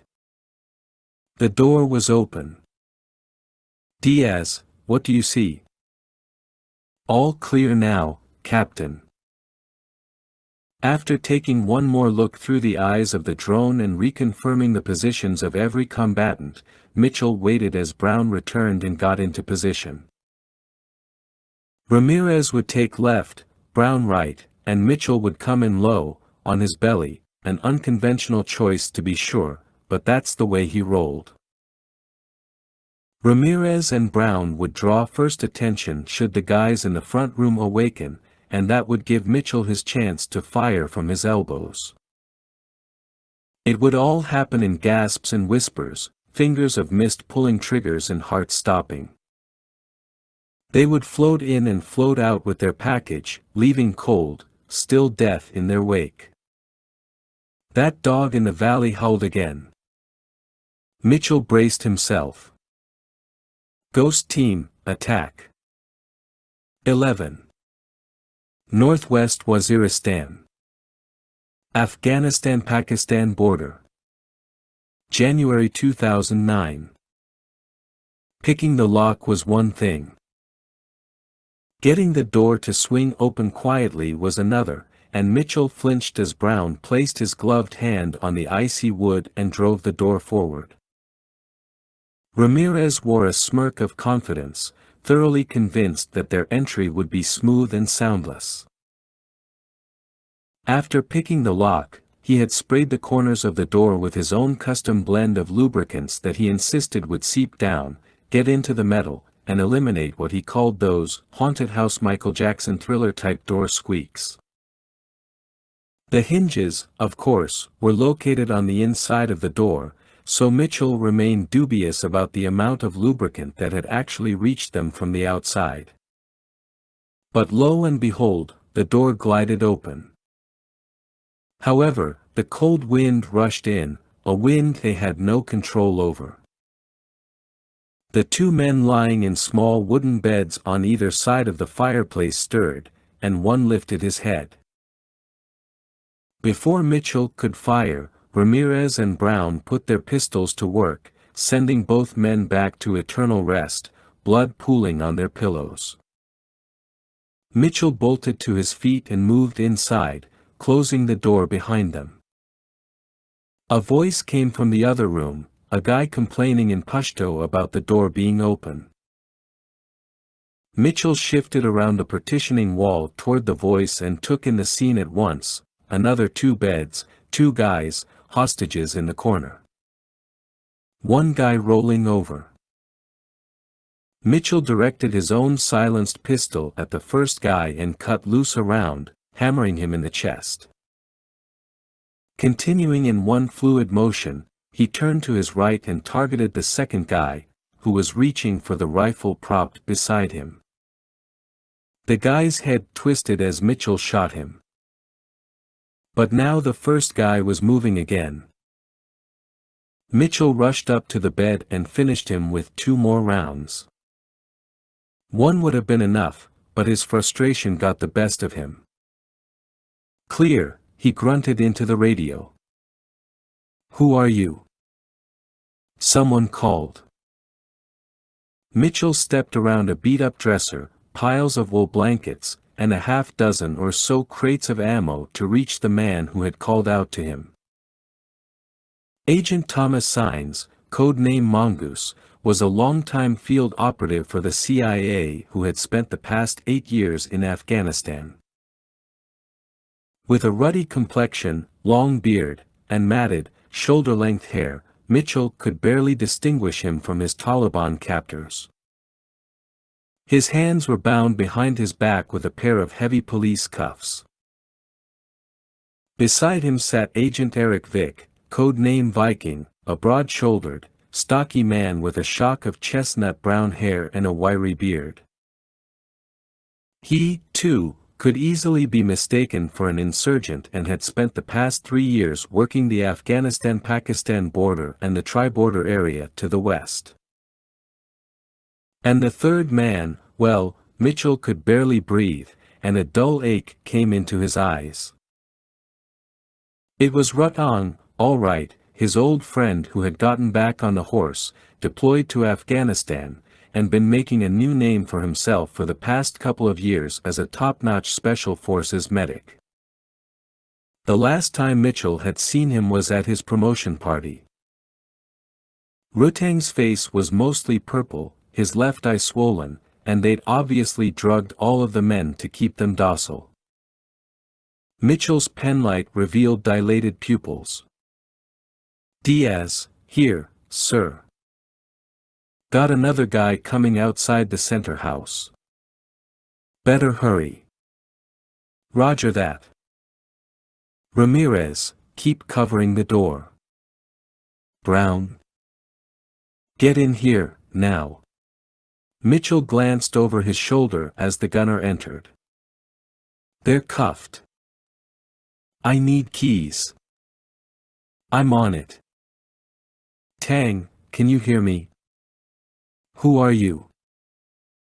asked Sines. Mitchell regarded the man with a weak grin. "We're the guys getting you out of here."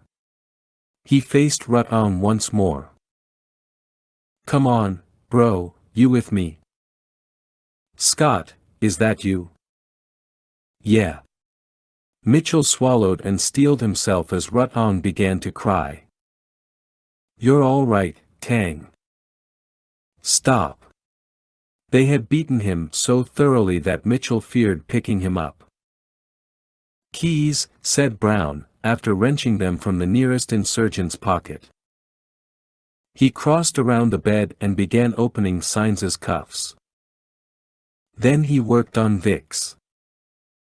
"Captain," called Diaz. "The guy outside is moving around the back. He'll spot the bodies. I have a shot. Take it." Rutong cleared his throat. "Scott, I let everybody down again. No. The cache was blown. You stayed alive. 3 days ago Rutang's ODA team had been tasked with entering Waziristan based upon intel provided by Signs and Vic. A pair of arms dealers with Chinese connections had arrived with a massive shipment of Chinese-made small arms, and the team's mission had been to kill the dealers and destroy the cache before it was delivered to the Taliban insurgents. Those small arms would undoubtedly be smuggled across the border into Afghanistan and could even reach Iran and Iraq. Those arms would no doubt be used against American and coalition forces in the region.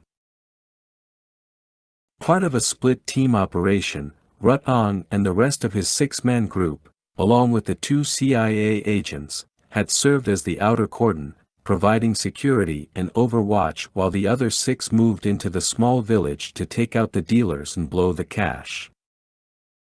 What happened after that only Rutang and the agents could tell. Signals Intelligence had picked up a beacon in a snow-covered saddle about a quarter-kilometer east of the houses, and further investigation of the site via satellite and Green Force tracking revealed that at least 5 members of the team were there, although all 5 GFTCs indicated no pulse. The weapons cache had been destroyed, and Hire assumed that Rutang, Signs, and Vic had tried to hide the bodies then escape across the border into Afghanistan. Somewhere along the way they were captured. They got us because of me, Scott, Rutang said through a groan. Because of me. No time to worry about that.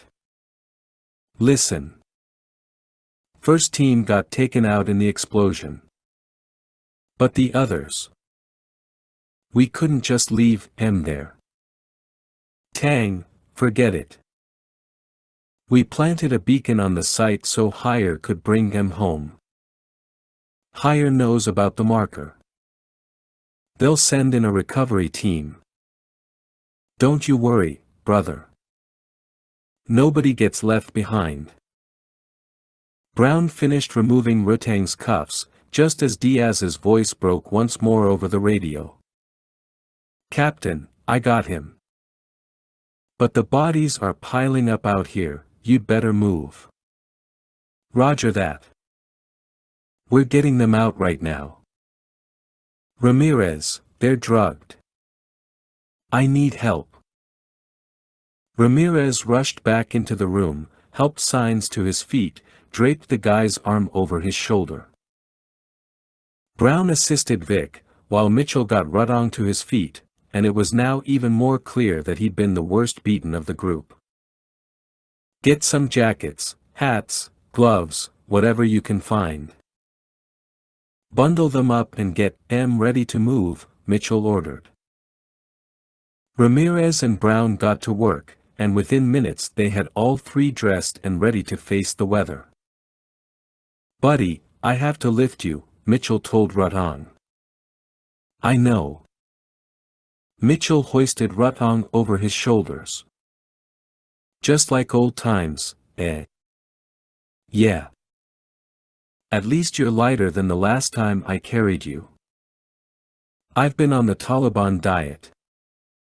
Lose 10 pounds in 3 days, guaranteed. Great. Now shut up and let me rescue your ass. Diaz, are we clear to move? Affirm, wait, negative, negative. Another guy from the middle house, heading right for your door. He looks unarmed, but he's too fast for me. Captain, he's mine, said Brown, who carefully brought Vic to the bed, then rushed to the front door, drawing his Nightwing. Mitchell put a finger to his lips, warning Brown. The gunner nodded, eyes growing wide with an intensity that nearly lit the room. The door swung open, and in stepped the guy, much shorter than the others, wearing a tan and black shamak over his head and face. His voice came muffled, "Who stole my cigarettes?" I want to know right now. Brown rolled away from the door. And the rest happened so quickly, so efficiently, that Mitchell could only mouth a curse in utter awe. Like a bolt of lightning, Brown got behind the insurgent and slid his arm beneath the guy's chin, locking his jaw shut while simultaneously driving his blade into the man's heart. With the blade still jutting from the man's chest, Brown released his hand, loosened his grip on the guy's neck, and began stuffing the guy's shamrock into his mouth. The insurgent was still alive, beginning to bleed to death, and it could take a minute more before he lost consciousness. Knife wounds did not produce instant death the way they were portrayed in films and on TV, and Brown knew exactly what he was doing to keep the man quiet until blood loss took its toll. "All right, let's go," Mitchell ordered. Brown freed his knife, then hustled back to Vic, who slung his arm over Brown's shoulder, and they fell in behind Mitchell.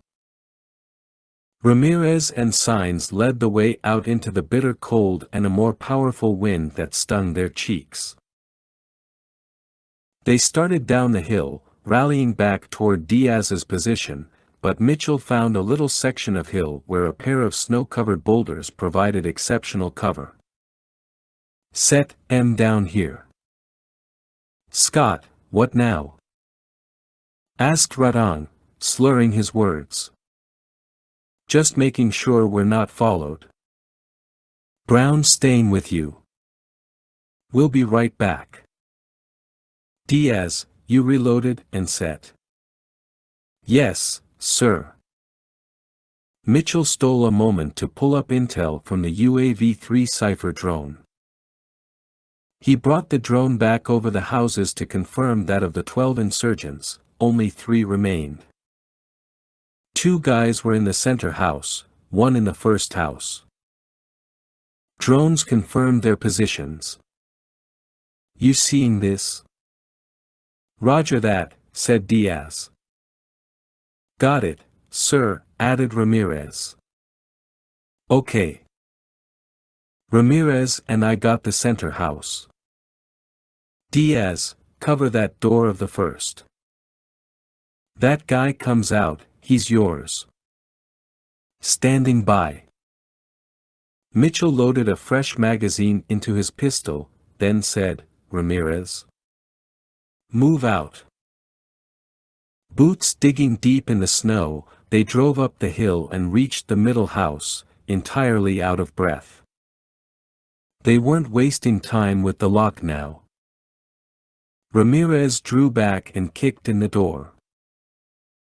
Mitchell rushed in, knowing that their targets were on the left side, near the fireplace. Both men had rolled over, sat up, and began screaming at Mitchell, who shot the first one even as Ramirez cried, "Shut up!" and silenced the second. Diaz had the option of aiming via the reticle in her HUD or choosing the traditional method of sighting the target via her rifle's attached scope. The choice came into play now because the IWS allowed her to zoom in on the target and actually see him behind the door. A flashing red outline appeared, indicating the insurgent's exact position despite the wood between him and Diaz. She had range, wind speed, and direction, and most importantly, the talent and desire to drop the very last man standing between them and completing the mission. She wouldn't give him the luxury of opening the door and taking a last cold breath. Holding hers, she squeezed the trigger. The Dragunov thumped, the sound echoed by a distant crack from the door as her round penetrated the wood and pierced the man behind it. The red outline turned white. "Ghost lead, this is Diaz. Third guy is down." "Roger that. We're out of here. Fall back on me." Diaz rose and tried to shudder off the chills. Her blood felt icy, and her joints ached. She was beginning to lose sensation in her toes. "The cold is my friend," she muttered, resorting to survival school mantras drilled into all operators. Shouldering her rifle, she picked her way down the hill toward the others, their position glowing in her HUD. She smiled to herself as Carlos and Tomas shook their heads in disbelief over what she had just accomplished. Carlos was now helping run the ranch with Dad, and Tomas had gone on to become a distinguished professor of agriculture at Iowa State. However, whenever they got together, Diaz would gaze into their eyes and always see the jealous 12-year-old still lurking inside. She reached the bottom of the hill, just as Captain Mitchell called their chopper, Black Hawk 29er, "This is Ghost Lead. En route to pickup zone. Terrain's rough. ETA 20-30 minutes, over. Ghost Lead, this is Black Hawk 29er. Roger that. We're on our way." Carrying an approximately 180-pound man about 100 meters to the next hill was within Mitchell's capability. Carrying the same man a full kilometer over rocky, snow-covered terrain in sub-zero temperatures, in the wind, was being unrealistic, but Mitchell gave it a shot nonetheless. Because it was Rutong, his friend. Mitchell lasted about 300 meters before he had to stop. He and Diaz unrolled one of their portable stretchers, velcroed Rutong into it, then sought the smoothest paths they could follow while dragging him through the narrow pass, utilizing the stretcher's built-in harnesses. The delay only lasted a couple of minutes, but Signs and Vic appreciated the break. When they reached a large boulder to their left, marking the top of the pass, they paused to recon the barren valley below, where their Black Hawk would land. Now Mitchell paused a moment to bring in the UAV-3. As the drone whirred overhead, Mitchell zoomed in with the cameras, and suddenly red diamonds began to appear in the hills. There were 2 at first, then 3, 4, a dozen, maybe more now, all moving along a trail leading directly toward them. "Ghost Lead, this is Black Hawk 29er, called the pilot, who was no doubt observing what Mitchell saw via the network. "Hold position. The zone is hot." But it was already too late for a stealthy escape by the pilot and his crew. They'd been swooping down and immediately drew a storm of small arms fire from the insurgents on the ground. "Get them back," Mitchell ordered the others. "Back behind the rocks." Then he called to the pilot. "Black Hawk 29er. Zone's too hot. Pull out. We'll need more support, over." "Sorry, Captain. None available. We're all you got. And we didn't come all this way to leave you behind." 12. Northwest Waziristan. Afghanistan-Pakistan border. January 2009. The MH-60K Black Hawk was the Special Forces variant of the Army's frontline utility helicopter and designed to take ODA and Ghost teams on long-range missions deep into enemy territory. In order to do that, a pair of 230-gallon external fuel tanks had been mounted on either side of the fuselage, beneath the rotor, and at the moment, Mitchell watched as those tanks were being targeted by the insurgents below. With the awe-inspiring grace of its namesake bird, the pilot throttled up the pair of General Electric engines and banked hard out of the line of fire. He made a complete circle then dove, bringing his chopper to bear on the targets below. The pair of M134 7.62mm miniguns mounted in the crew doors wailed and stitched blazing, tracer-lit paths through the snow as the Taliban fighters dove for cover.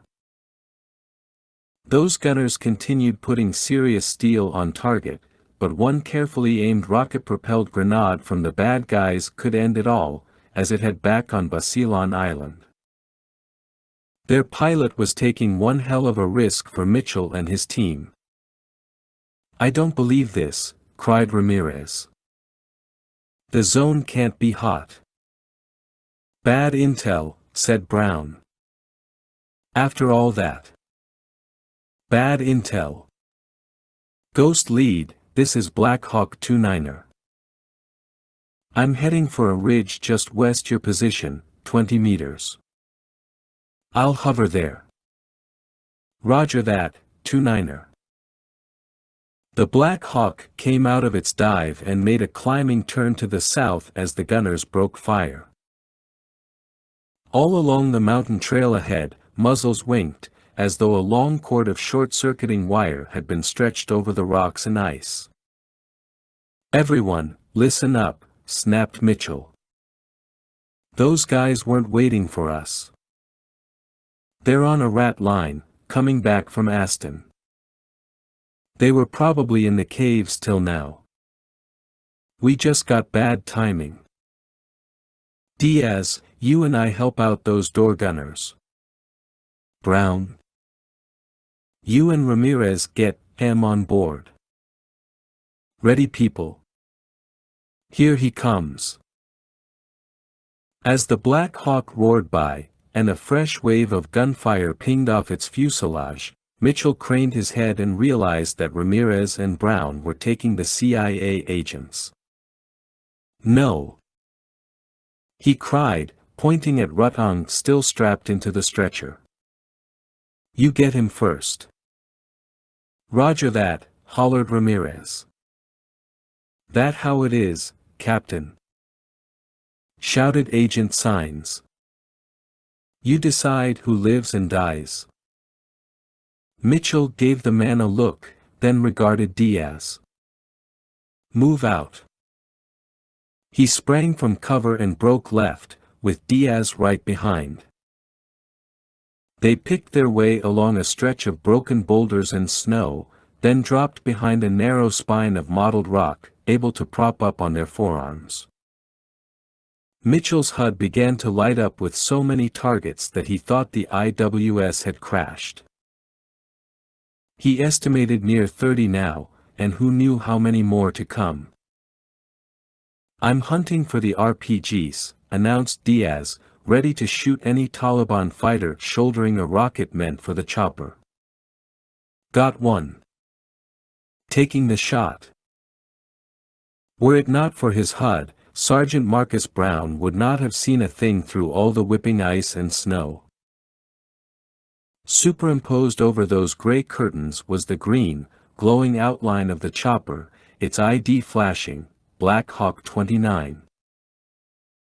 He and Ramirez hauled Rutong up and over a few rocks, then fought their way through gusts tugging hard on their shoulders, threatening to topple them. The chopper was just 10 meters away now, its gear floating precariously a meter over the spiny ridgeline. There was no level spot to land, and the pilot had come in as low as he dared, with his nose pitched up, his main rotor slicing the air just a few meters away from the mountainside. The scene reminded Brown of that YouTube video he'd watched of a Black Hawk crashing on Mount Hood, and now those whomping rotors began to seriously unnerve him. As they reached the chopper, the door gunner, who had already ceased fire, lowered a harness, and Brown and Ramirez rushed to get Rutong fitted. If the pilot had been able to descend just a little more, they could have avoided the delay, but you played the hand you were dealt, and once they had Rutong buckled up, they gave the gunner the signal. Rutong rose via winch toward the open bay. Brown and Ramirez headed back for the CIA agents. One down, two to go. While there was no time to discuss it now, Brown wanted to speak with Ramirez about the captain's decision to take Rutong first. Brown and Ramirez could have evacuated both agents in one shot, then come back for the medic. It wasn't a big deal, but if something happened in the interim, it was better to save two than just one. Or was it more important to save your friend than a couple of CIA agents, who they all knew could turn on you in a heartbeat if that furthered their agenda? Brown had worked with Mitchell before, yet this was the first time the captain had revealed personal bias during a mission. With Mitchell it was always cut and dried, the mission and the team came first. Brown called that professional bias. Still, Mitchell could have ordered Brown to take Rutong and Ramirez to grab one of the agents. Brown could have dragged the medic, albeit slower than two guys could. But Mitchell was all about them double-teaming his buddy. Even the CIA guy had called him out on it. Interesting.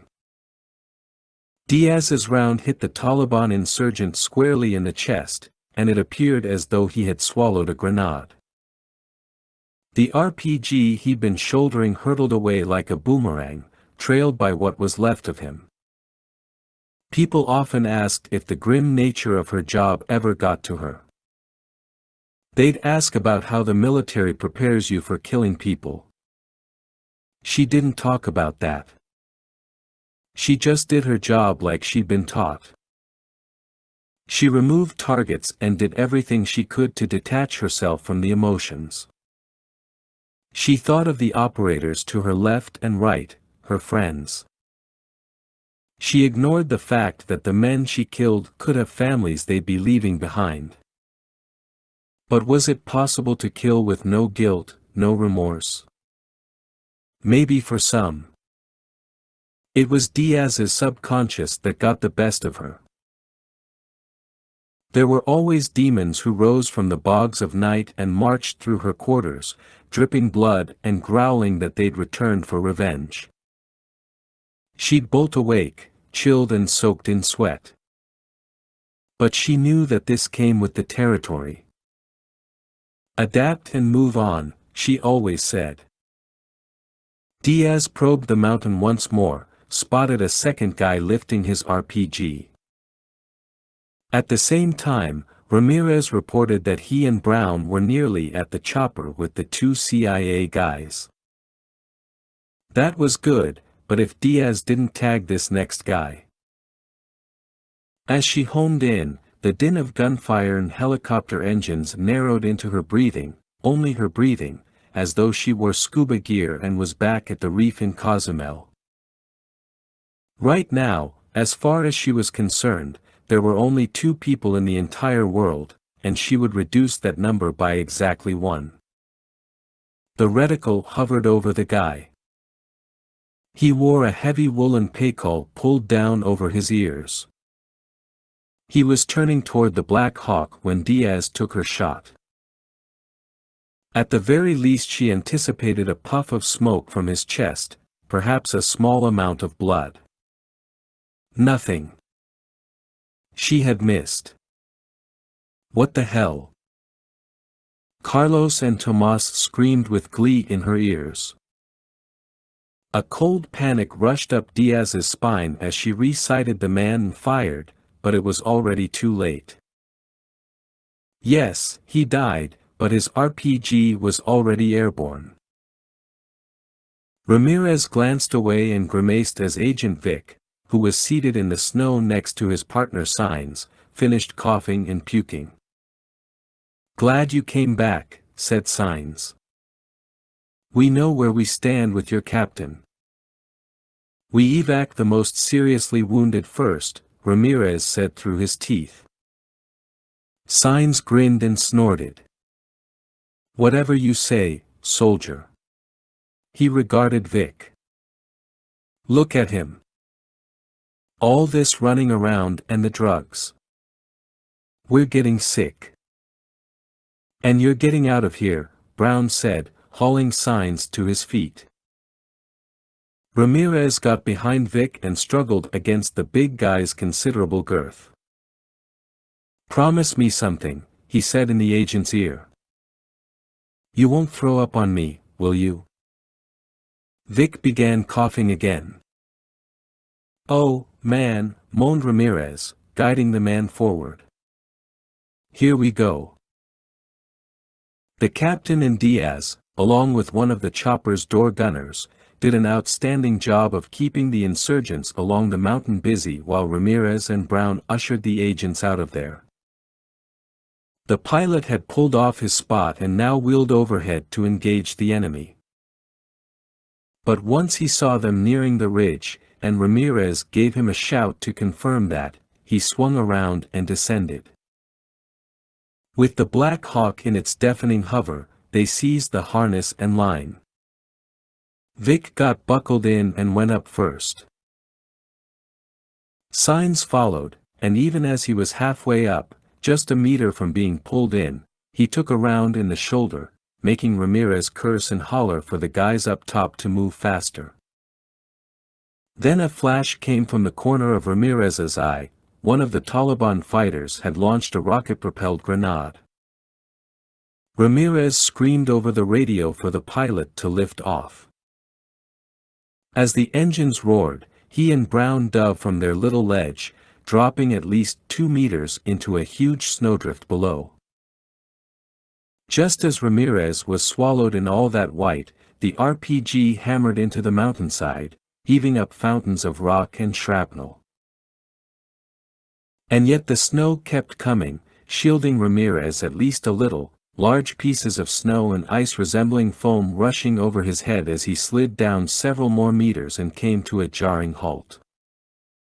Brown stopped with a blast of snow beside him.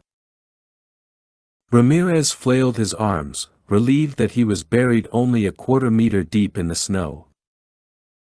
He sat up as the chopper arced overhead through the starlit night, with signs just now being hauled into the bay. Brown crawled next to him, his face barely visible behind his new camouflage suit of snow. "We're supposed to be dead." "Ghost lead, this is Black Hawk 29er. I have your package on board, coming back around to pick you up." "Negative, negative," replied Mitchell. "It's getting even hotter down here." "Roger that. I got another valley directly east of your position. Got it marked on your TAC map. Stand by." Mitchell ducked behind the rock and with a voice command pulled up his tactical map so that it filled his entire HUD. He spotted that second valley indicated by the pilot's flashing green designator. He zoomed in, saw how the more level ground provided a good LZ and that it put a hillside between them and the oncoming Taliban fighters. "Black Hawk 29er, put down in that valley, and we'll rally on you." "On our way, Ghost lead." "Okay, people, we're pulling out," Mitchell said over the radio. "Fall back on me." He glanced over at Diaz, who was just rising from the rock, getting ready to move. Out past her, a figure rose from the ridge about 30 meters off, lifting his rifle at Diaz as a red diamond in outline appeared around him. Mitchell cut loose with silenced rifle fired directly over Diaz's shoulder, dropping the guy as she turned and gasped. "Whoa. I owe you big time, Captain. I'll settle for a beer." "You got it." They charged off along the hillside, meeting up with Ramirez and Brown, then all four started up through the rocks, threading their way to the top. Sporadic fire tore into the ground ahead. A brilliant yellow square lit up in Mitchell's HUD, indicating the chopper's new position in the landing zone, and he turned left, taking them along a much steeper embankment, the snow giving way beneath his boots. Ramirez, pulling up the rear, opened fire and cried, "They're closing on us." Mitchell picked up the pace. The hill led them toward a pair of lone trees, then it would drop off again and roll out into the valley and the helicopter beyond. He aimed for the trees, wary of every step.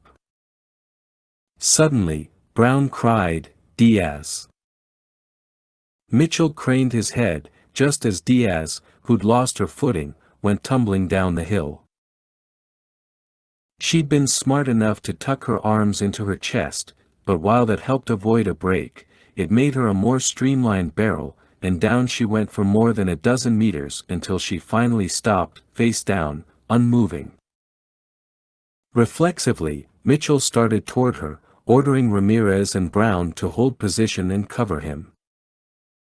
Twice he nearly dropped himself on patches of ice hidden beneath the snow. He reached her, fearing the worst. Slowly, he took her by the shoulders, rolled her gingerly onto her back. She blinked, began coughing. Mitchell sighed in relief. "Now you owe me 2 beers, he said, then seized her hand, helped her to her feet. Together they started back up the hill, with Ramirez and Brown above them. They forged onward, back toward the trees, the snow deepening to shin height and topped with a thick ice crust. Mitchell's calves and hamstrings soon burned. He thanked every PT instructor he'd ever had for forcing him to go farther than he ever thought possible. That kind of training paid off in spades during combat. They began making better time and came within a stone's throw of the trees, but then Brown reported enemy contact. "I see 6 at the top of the hill. Make that 7. They're following." "Alicia, I'm not kidding now," said Mitchell. "We need to move." "Yes, sir." They charged together for the trees. Once there, they paused to catch their breath. "We need you now," he said, cocking a brow. She took up her rifle and inspected it for damage from the fall. "I'm good. Take out the first guy, and that'll get M thinking twice. Watch me."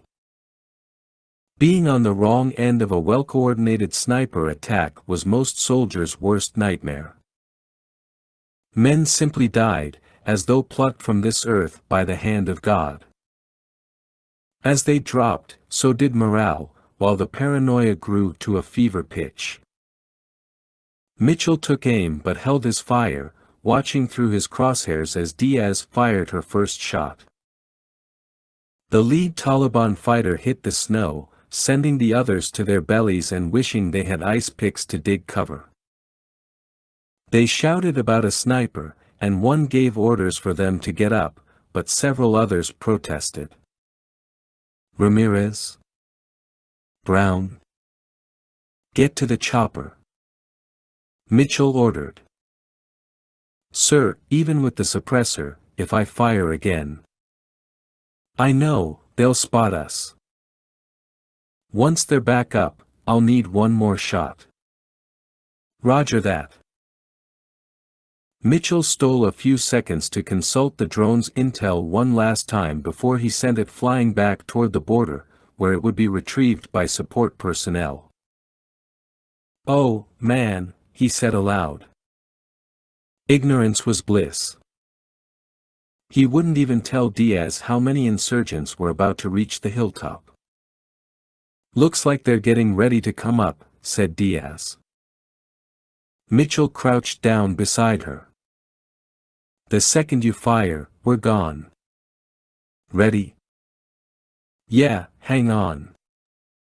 Almost have the shot." "Almost." A muffled bang came from Diaz's rifle, and the subsonic round traversed the hillside before the Taliban fighter in its path could blink again. He toppled. Mitchell and Diaz wasted no time breaking from the trees. "That all you got?" Diaz asked, jogging alongside him. "Move it." Mitchell smiled to himself. "That's 3 beers. Last one for the insult." He picked up the pace, boots now slipping across those hidden rocks and sheets of ice. Near the bottom of the hill the grade grew steeper, forcing them to sidestep down to reach bottom. Mitchell stole a look back over his shoulder. What he saw left him breathless. Finally, they started across level ground and into a field of scree, the broken and eroded rocks creating yet another challenge. Mitchell slowed to avoid several larger stones to their left. "Come on, sir, we're almost there," hollered Diaz. "I hear you," Mitchell answered. "Just don't look back." 13. Northwest Waziristan. Afghanistan-Pakistan border. January 2009. "Oh my God," said Diaz. "I told you not to look back," said Mitchell. "Saying that made me look back. Me and my big mouth." Mitchell tightened his grip on her wrist. The Black Hawk, outlined in green on Mitchell's HUD, was churning up a storm that quickly enveloped them, ice particles needling into Mitchell's nose, ears, and cheeks. He'd take the pain, because all that rotor wash helped conceal them. The Taliban fighters in pursuit, who'd come in a long stream across the top of the hill like a Roman army, had just lost sight of their targets. But in a last-ditch effort, they fired anyway, rifles popping and echoing behind them as Mitchell and Diaz shifted to the left, around the external fuel tank and reached the open bay door. Brown was there to accept Diaz, and Mitchell spun around and returned fire until Brown called, "Captain." Mitchell turned back, just as one of the minigun operators collapsed forward on his gun, blood pooling down his face and neck. "Portside gunners down," Mitchell cried. "Captain, get on that gun," snapped the pilot. With rounds sparking and clinking off the chopper as he climbed aboard, Mitchell cried, "Go! Go! Go!" Brown and Ramirez had already unbuckled and were lifting the wounded gunner from his seat, and Mitchell immediately slid into his place, two-handing the Gatling gun and utilizing the AIM-1 laser pointer as he guided the 6 barrels back onto the hillside. He shifted his aim once more, easing the weapon left as the chopper pitched forward and gained altitude. Showtime. He began hosing down the insurgents as they leapt forward, crashing onto their bellies to avoid his bead. Tracer rounds flashed from the spinning barrels like glowing arrows fired from 100 bowmen until they burned out at 900 meters. At the same time, all those hot brass casings were funneled out from the gun through a tube mounted on the fuselage, and as the pilot brought them around, they left long trails of clinking and tumbling brass in their wake. The gun's reverberation sent chills rushing up Mitchell's spine. It was hard to imagine that he was firing roughly 50 bullets per second. He needed to carefully select his targets, too, since he only had 4,000 rounds of linked ammo in the box before he'd have to reload. But the pilot didn't seem to care about that. "Come on, Captain, keep up that fire." Mitchell obliged, sewing a jagged seam in the hill, his HUD and the AIM-1 putting him on those red diamonds that quickly turned white as his hailstorm of fire left behind walls of flying dirt and snow and death. As he and the other gunner maintained fire, Ramirez and Brown worked on signs and the wounded guy, though they were probably using hand signals since the racket inside the helicopter made voice communication impossible. Reminding himself of all the good people who had been lost in Waziristan, Mitchell kept the minigun on target, drawing more lines through hordes of fighters before the Black Hawk rolled right and descended over the hill, on a course due east for the border. He released his white-knuckled grip on the gun and slumped in his seat. Every muscle ached. He could sleep for a year. A hand came down on his shoulder. It was Ramirez, who pointed to the wounded gunner, then to signs, and flashed a thumbs up, both guys would make it.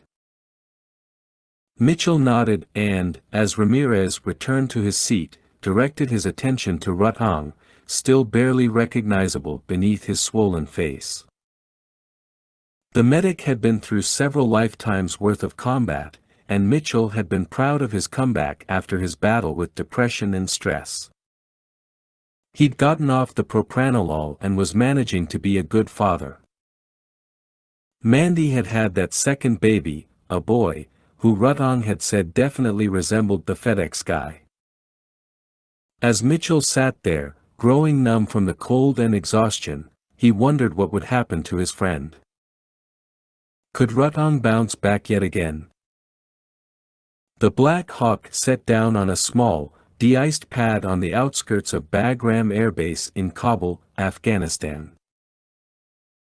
Mitchell asked Diaz if she would stick with Rutong, and they, along with Signs, Vic, and the door gunner, were transferred to HMMWVs and driven off to the Army Field Hospital. Mitchell took Brown and Ramirez with him to be debriefed by Major Susan Gray and the company commander, Lieutenant Colonel Harold Buzz Gordon. They met inside a drafty, dimly lit Quonset hut used to store aircraft parts and loaned out to the Ghosts by the Air Force. Gray, bundled up and red-nosed, welcomed them with an uncharacteristically warm smile and led them over to a cluster of desks cast in the burnt orange glow of portable heaters positioned on the floor. Lieutenant Colonel Gordon was leaning back in a chair, a notebook computer balanced on his lap. He squinted in thought and spoke softly into a boom mic with attached earpiece. He was speaking with the man himself, General Joshua Keating, whose gritty voice crackled all the way back from the United States Special Operations Command, USACOM, in Tampa, Florida, and was loud enough for even Mitchell to overhear. Gordon was polite to the general, who was gunning to become commander of all of USACOM, but near the end of the conversation, his tone turned a little dark as he said, "Your patience is appreciated, sir." Mitchell liked Gordon, whose white crew cut was trimmed weakly because being squared away was, in his words, the way God intended him to be. Mitchell appreciated Gordon's old-school tactics and belief that people made the difference. Technology only enhanced their skills. There were some in the Special Forces community who were beginning to argue that putting boots on the ground had become too risky, too damaging, and too wasteful. Gordon would refer to them by certain body parts and brush off their further assertions like lint from his sleeve. He was 54 years old and liked to say, "I was too old for this crap 20 years ago. You can imagine how much I'm enjoying it now." The colonel said his goodbyes, then suddenly bolted from his seat and shook each of their hands, saying, "Gentlemen, excellent work out there." "Excellent. Please, have a seat." "Sir, if you don't mind, I'll stand," said Mitchell as Brown and Ramirez flumped into chairs. Gordon frowned. "I know, Scott, you're pissed about those insurgents at the pickup zone." Mitchell shrugged. "I assumed they were on a rat line, holing up in the caves." "We're still working on that, but you're probably right. We didn't pick them up until you were already at the zone. More air support would have turned it into a fiasco." "What about the recovery mission?" "Still on." The colonel winced.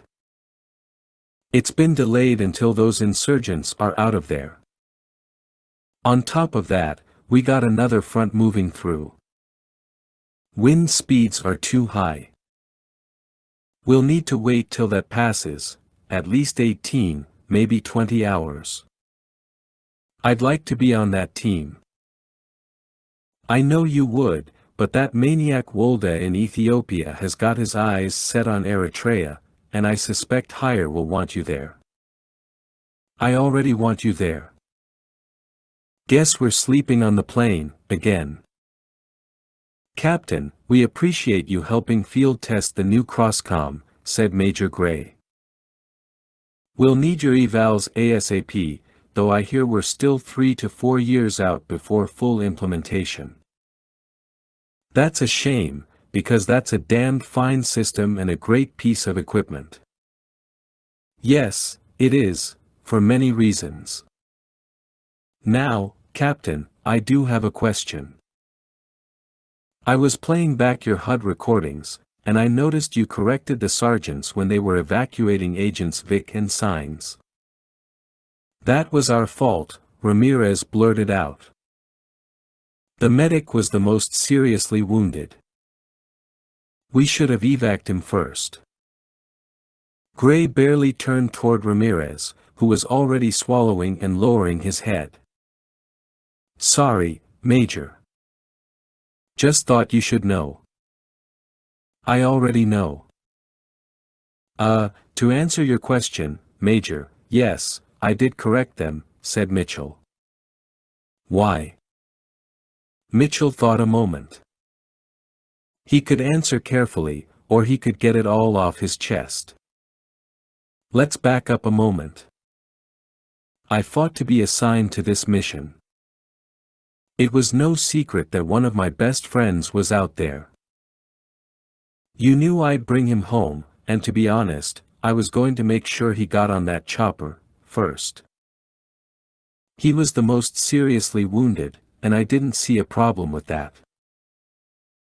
Even though Agents Vic and Signs might have intelligence that is far more helpful than anything Sergeant McDaniel might have gathered.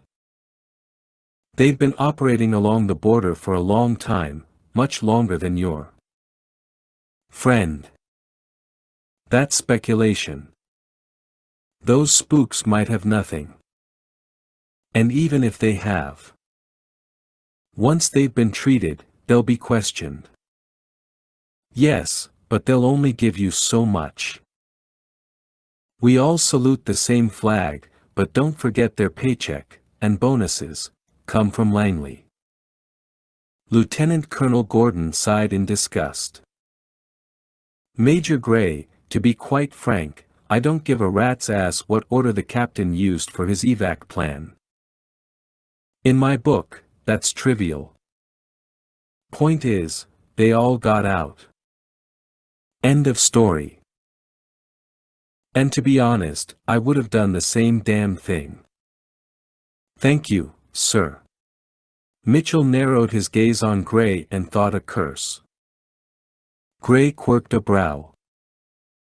"I just find it curious." Outside the hut, on their way back to the field hospital, Mitchell stopped and turned to Ramirez and Brown. "You guys think I made a mistake?" "Absolutely not," said Ramirez. "And don't let Howitzer get to you, sir. She was born pissed off."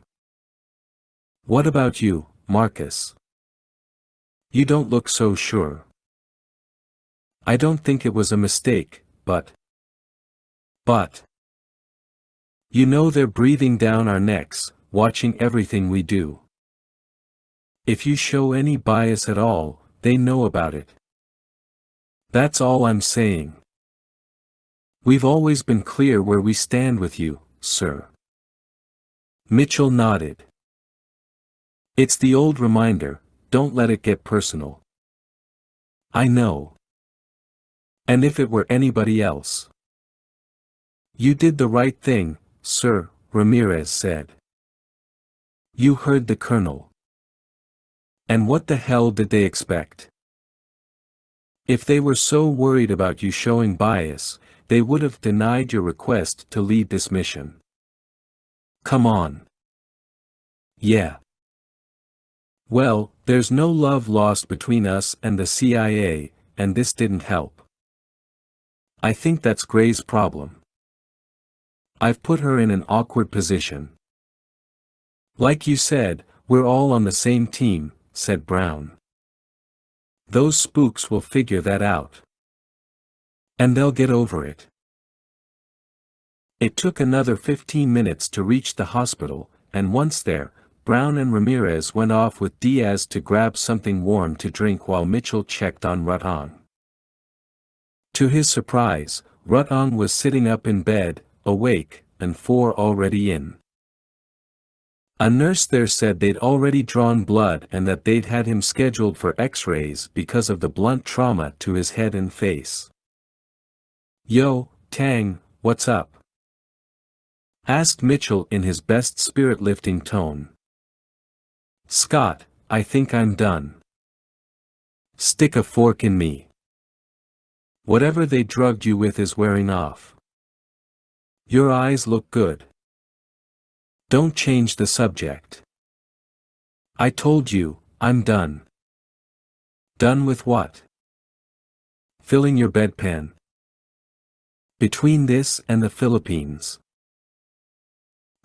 Let's see, you've had 2 missions that went south out of what, 100?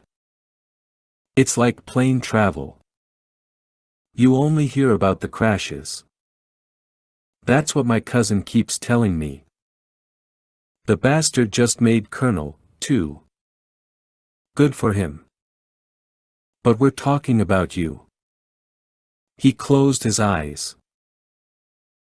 When they were beating me, I just kept thinking about Mandy and the kids, about how selfish I am for wanting to do this and how they were going to lose me, when this is the time they need me most. Everybody warns you about having a family. That's a cop-out. He snapped open his eyes. Then why is everybody single or divorced? Look at you. Mitchell made a face. Rutong, this isn't the time for career decisions. You focus on recovery. Yeah, whatever. He glanced away. Listen to me, bro. They'll come in here tomorrow, and they'll ask you a million questions. And can you do me a favor? What? Just don't be a wise guy. Answer the questions. The people I work for are not very patient. Who do you work for? Those very impatient people. Rutong rolled his eyes. I won't embarrass you. And there is something I need to tell them. It's small, but you never know. When the captain's team got close to the arms dealers, they got out the big ear and eavesdropped on a conversation. They heard Bem say, "pouncing dragon," a couple of times. Well, that's something. Probably the code name for their operation. Maybe the intel people can trace it. I hope so. We died out there trying to stop those bastards. Your guys didn't die in vain, thanks to you. I ain't no hero, Scott. God, I hope not.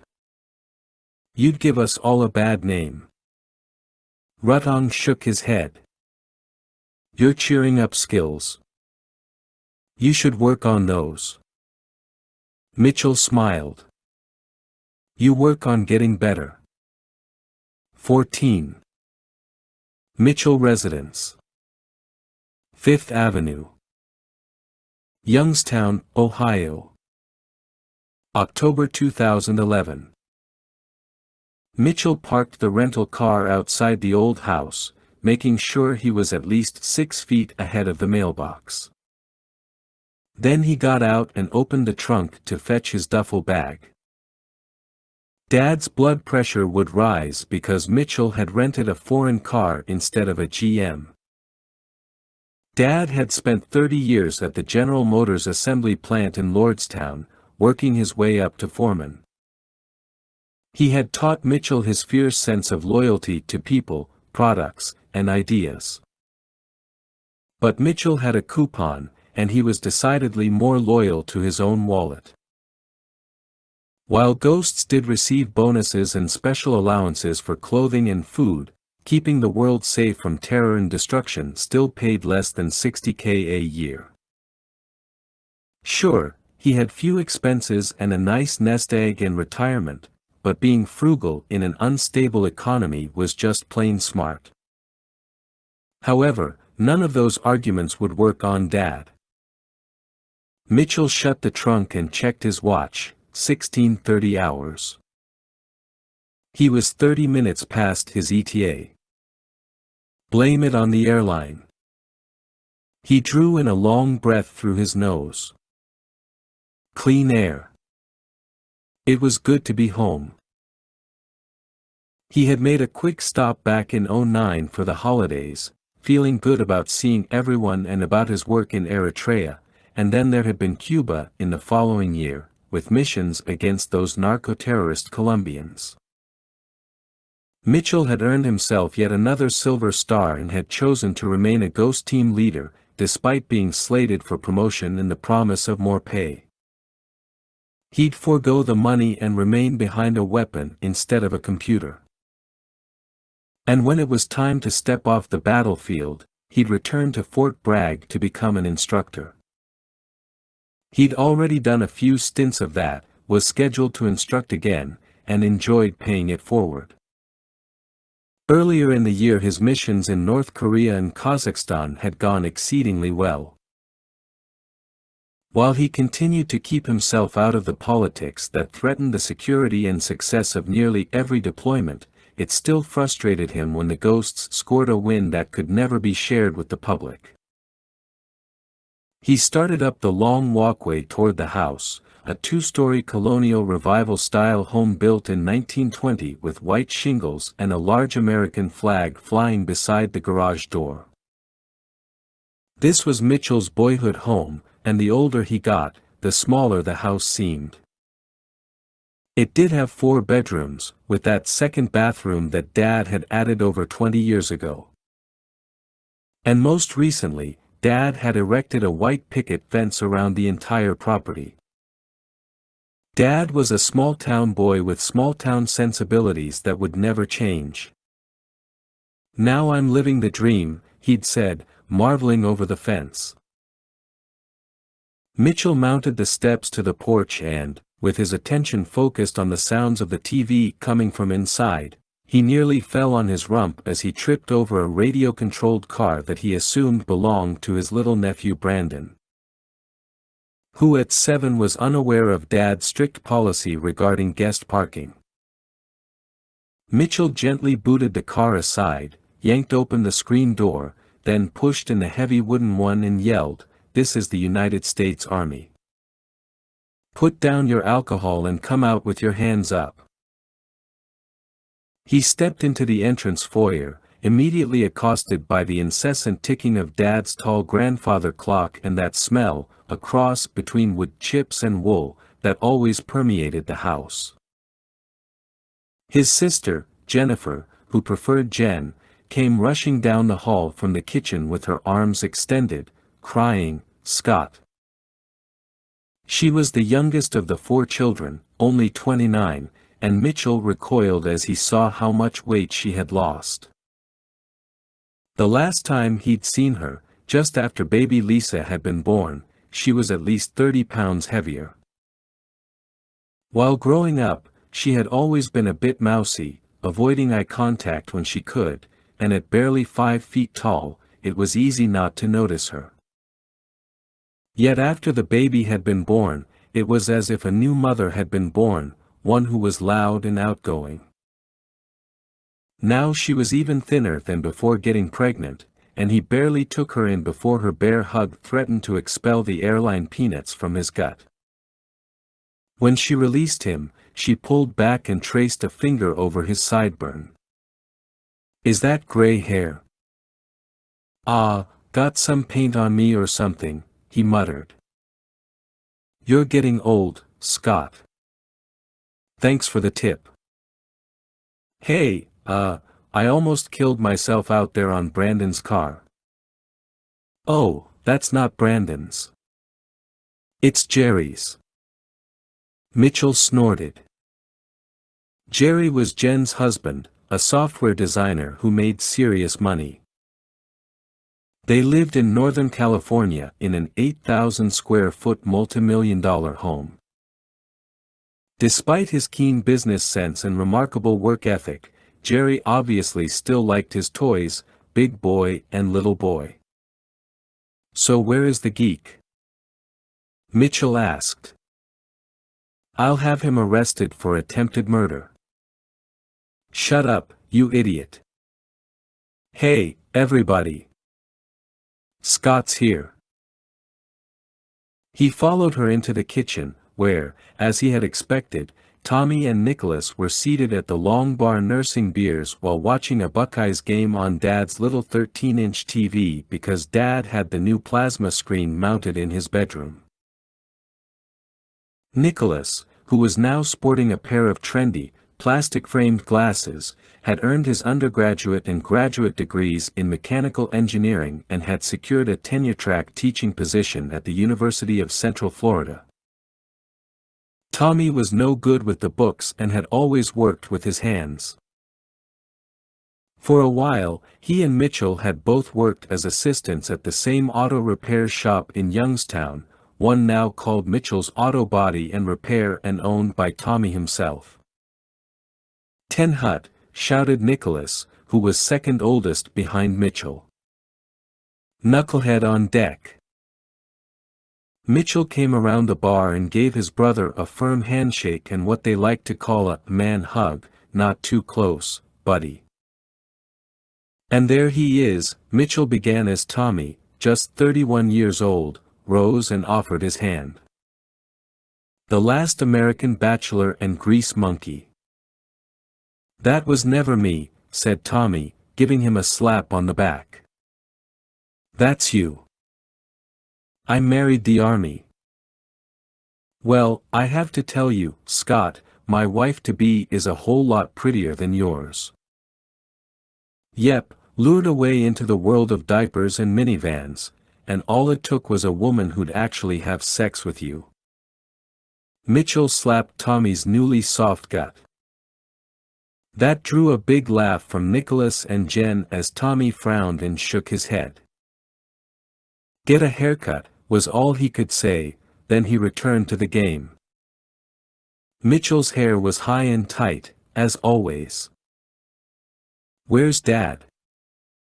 he asked Jen. "He's out back in the shop." "Hey, what time do we have to be there tomorrow?" Tommy snorted, interrupting Jen. "Why do you ask? You got plans? Too busy to see your brother get married?" "If you want to know the truth, it was pretty hard to fit you into my schedule." Mitchell's tone softened. "But I wouldn't miss it for the world." "Well, best man, you need to be at the church by 8:30. "Oh, 8:30. I'll be there." "So you didn't tell me where Jerry is. And where's Angela?" he asked, the latter being Nicholas's wife of 5 years, also a scholar who refused to answer questions about when they were having kids.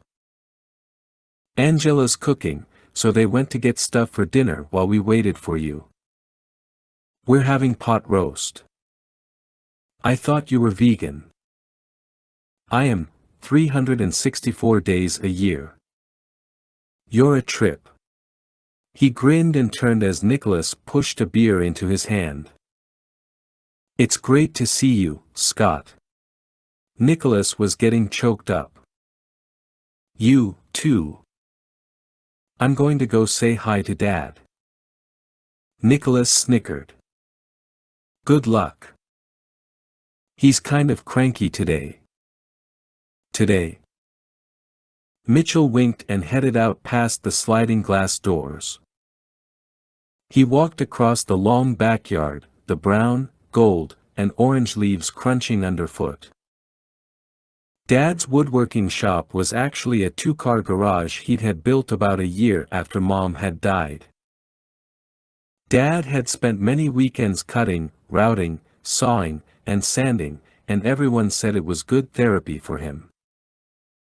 Mitchell was only 14 when Mom had died, and her loss was devastating to them all. She had been born in Latvia, in the Saldus district, and Mitchell could still hear her thick accent. You must do your homework. You must study. You must not throw away the great opportunities of your life. She had worked hard to become a pharmacist, and when she had passed, Mitchell had taken on the role of rearing his younger siblings because Dad worked overtime to support them. But Dad still managed to teach Mitchell a strong sense of leadership that he passed on to his brothers and sister.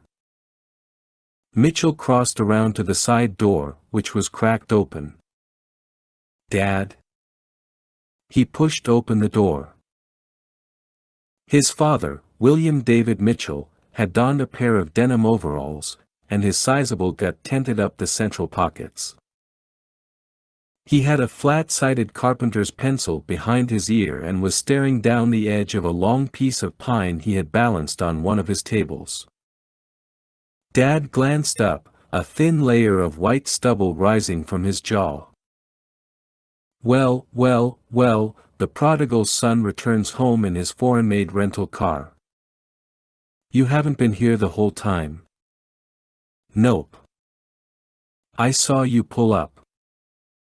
And then what? You came running out. You trying to avoid me? You. He chuckled under his breath. You know I hate all that hello crap. Damn house is so noisy with everybody here. Nice to see you, too. What are you making? A tortoise table. Mitchell's mouth fell open. A what? He grinned. Just kidding. Your sister forwarded me a couple of your emails way back when. All those weekends out here with me, and you're not even building furniture anymore. Dog houses and turtle houses. I just finished up a real nice piece for my company commander. It's a custom footlocker for stowing military mementos. I even engraved it. Yeah, well, I'm working on a nice box myself. Figure I'll save you kids a lot of money once I croak. What do you mean? You're not. You're building your own coffin. His eyes widened. Absolutely. Dad, is there something you want to tell me? I thought the stress test went okay. It did. So what are you doing? Tommy's getting married tomorrow. Does marriage make you think about? No. It makes me think about your mother. About missing her. That's all. I'm happy for your brother. You don't think this is weird? It's morbid, yeah. But weird? Nah. It's smart. We'll save a lot of money, and I'll go out in style, in a box I made. You can't beat that. Whatever you say.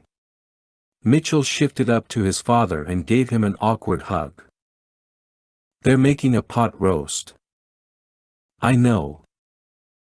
I say we eat, get drunk, and you can tell us all about your missions. You got any juicy stuff? You meet any beautiful Fräuleins who are double agents? Mitchell chuckled.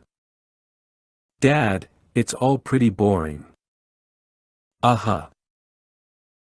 And speaking of Fräuleins, you know Tommy's fiancée just hired an accountant, and she got invited to the wedding. And I should care because it's Kristen. Mitchell slumped. Oh, man. You haven't seen her in a long time. And I don't think she'd mind a few more centuries. Whatever happened between you two is water under the bridge. She's still single, and she teaches one of those kick-step whatever classes at the gym, too. How do you know? You've been talking to her. She did my taxes this year. Gave me a good deal. But Dad, you know how it is. It never works out. One day it will. And I guess I'm just selfish, Scott. What can I tell you? Maybe you can fall in love with her, quit the army, and come back home so your old man can enjoy a few more years with his firstborn son. That's your plan. Dad wiggled his brows, then he frowned as his gaze lowered to Mitchell's bottle. You come all the way out here with just one beer. Take a break, Dad. Come on. You can build your coffin another day. Okay, but at the wedding, just don't ignore Kristen. Dance with her. Talk to her. Mitchell gave a reluctant nod. I'll try. Hopefully she won't draw blood. 15. Mitchell Residence. 5th Avenue. Youngstown, Ohio. October 2011. The dinner conversation focused mainly on Tommy, who had been wise enough to have his bachelor party the weekend before his wedding. It had taken him 3 days to recover, Mitchell had learned. At least he hadn't come home with any new tattoos, just a world-class hangover. Afterward, they'd had coffee and a triple-layer chocolate cake that, according to Jen, weighed over 5 pounds. Mitchell had fended off their questions about his work, saying only that it was not as glamorous as they imagined. Finally, they retired early for the evening. Mitchell would sleep in his old bedroom and, as expected, Dad still hadn't changed a thing. The dog-eared and fading Metallica and Michael Jordan posters still hung from the back wall, the Atari 2600 game console still sat atop Mitchell's dusty old Zenith, and the Uncle Sam poster, I Want You for U.S. Army, was still tacked to the wall above Mitchell's bed. In fact, Dad had left all of the kids' bedrooms untouched. Mitchell assumed that all the memorabilia made Dad feel less alone. Jen had been arguing with him for years to get rid of everything, sell the old house, and get a nice little house in the Villages, Florida. Dad would have none of it. He still had a few more years to go before retirement, and with work in his wood shop, he was too busy to even think about that. Even Mitchell's comic book collection still sat in plastic milk crates inside his closet. He thumbed through the stacks, pulling out an issue of DC's SGT. Rock and another, Marvel's The Tanam, both among his favorites. He brought them back to the nightstand. After stripping down to his t-shirt and boxers, he sat on the bed and looked around. He could never have imagined that the little boy sleeping in this tiny room would, years later, travel around the globe. He was just a small-town kid who had joined the army because he couldn't afford college and had planned to use his GI Bill benefits to help pay for tuition once he got out. He and thousands of other guys had the same idea. But army life suited Mitchell. The camaraderie, the loyalty, and the pride he felt were unlike any he had experienced in civilian life. One night at the hospital, just a few days before the cancer had taken Mom, she had held his hands and said, "Scott, just remember, you are a very special boy. You were not born to live an ordinary life. Do everything you can to make the best of it. I know you will make your father and me very proud." He never forgot those words, and he often thought that his mother somehow knew what would happen to him. Mitchell shut off the main light, flicked on the small reading light on the nightstand, and settled down for a good read before turning in. There were 2 things about the wedding that Mitchell dreaded, and he was about to get past the first. He stood in his dress blues beside Tommy and his new bride, Rebecca, along with over 100 guests in the banquet hall. With a flute of champagne in one hand, a microphone in the other, Best Man Mitchell cleared his throat. "All right, everybody. I'm Scott, Tommy's older brother, and for those of you who know me, I'm not much of a speech maker. We soldiers leave that to the politicians. But I did want to share a little story with you." Mitchell pulled from his breast pocket a few index cards and stole a glance down for his prompt. When Tommy was in 3rd grade, he used to get a lot of homework. And he'd sit at the kitchen table and start crying about it.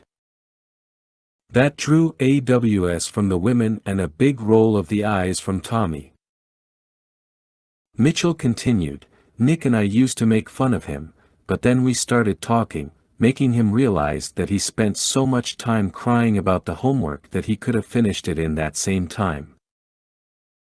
I guess what I'm trying to say is that Tommy's always been the most emotional one. Dad likes to call him high-strung.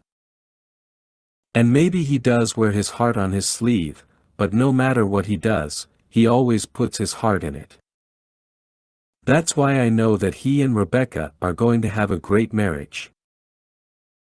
We Mitchells do everything to the best of our ability, and Rebecca, I'm sure you already know that, otherwise you wouldn't be marrying this knucklehead.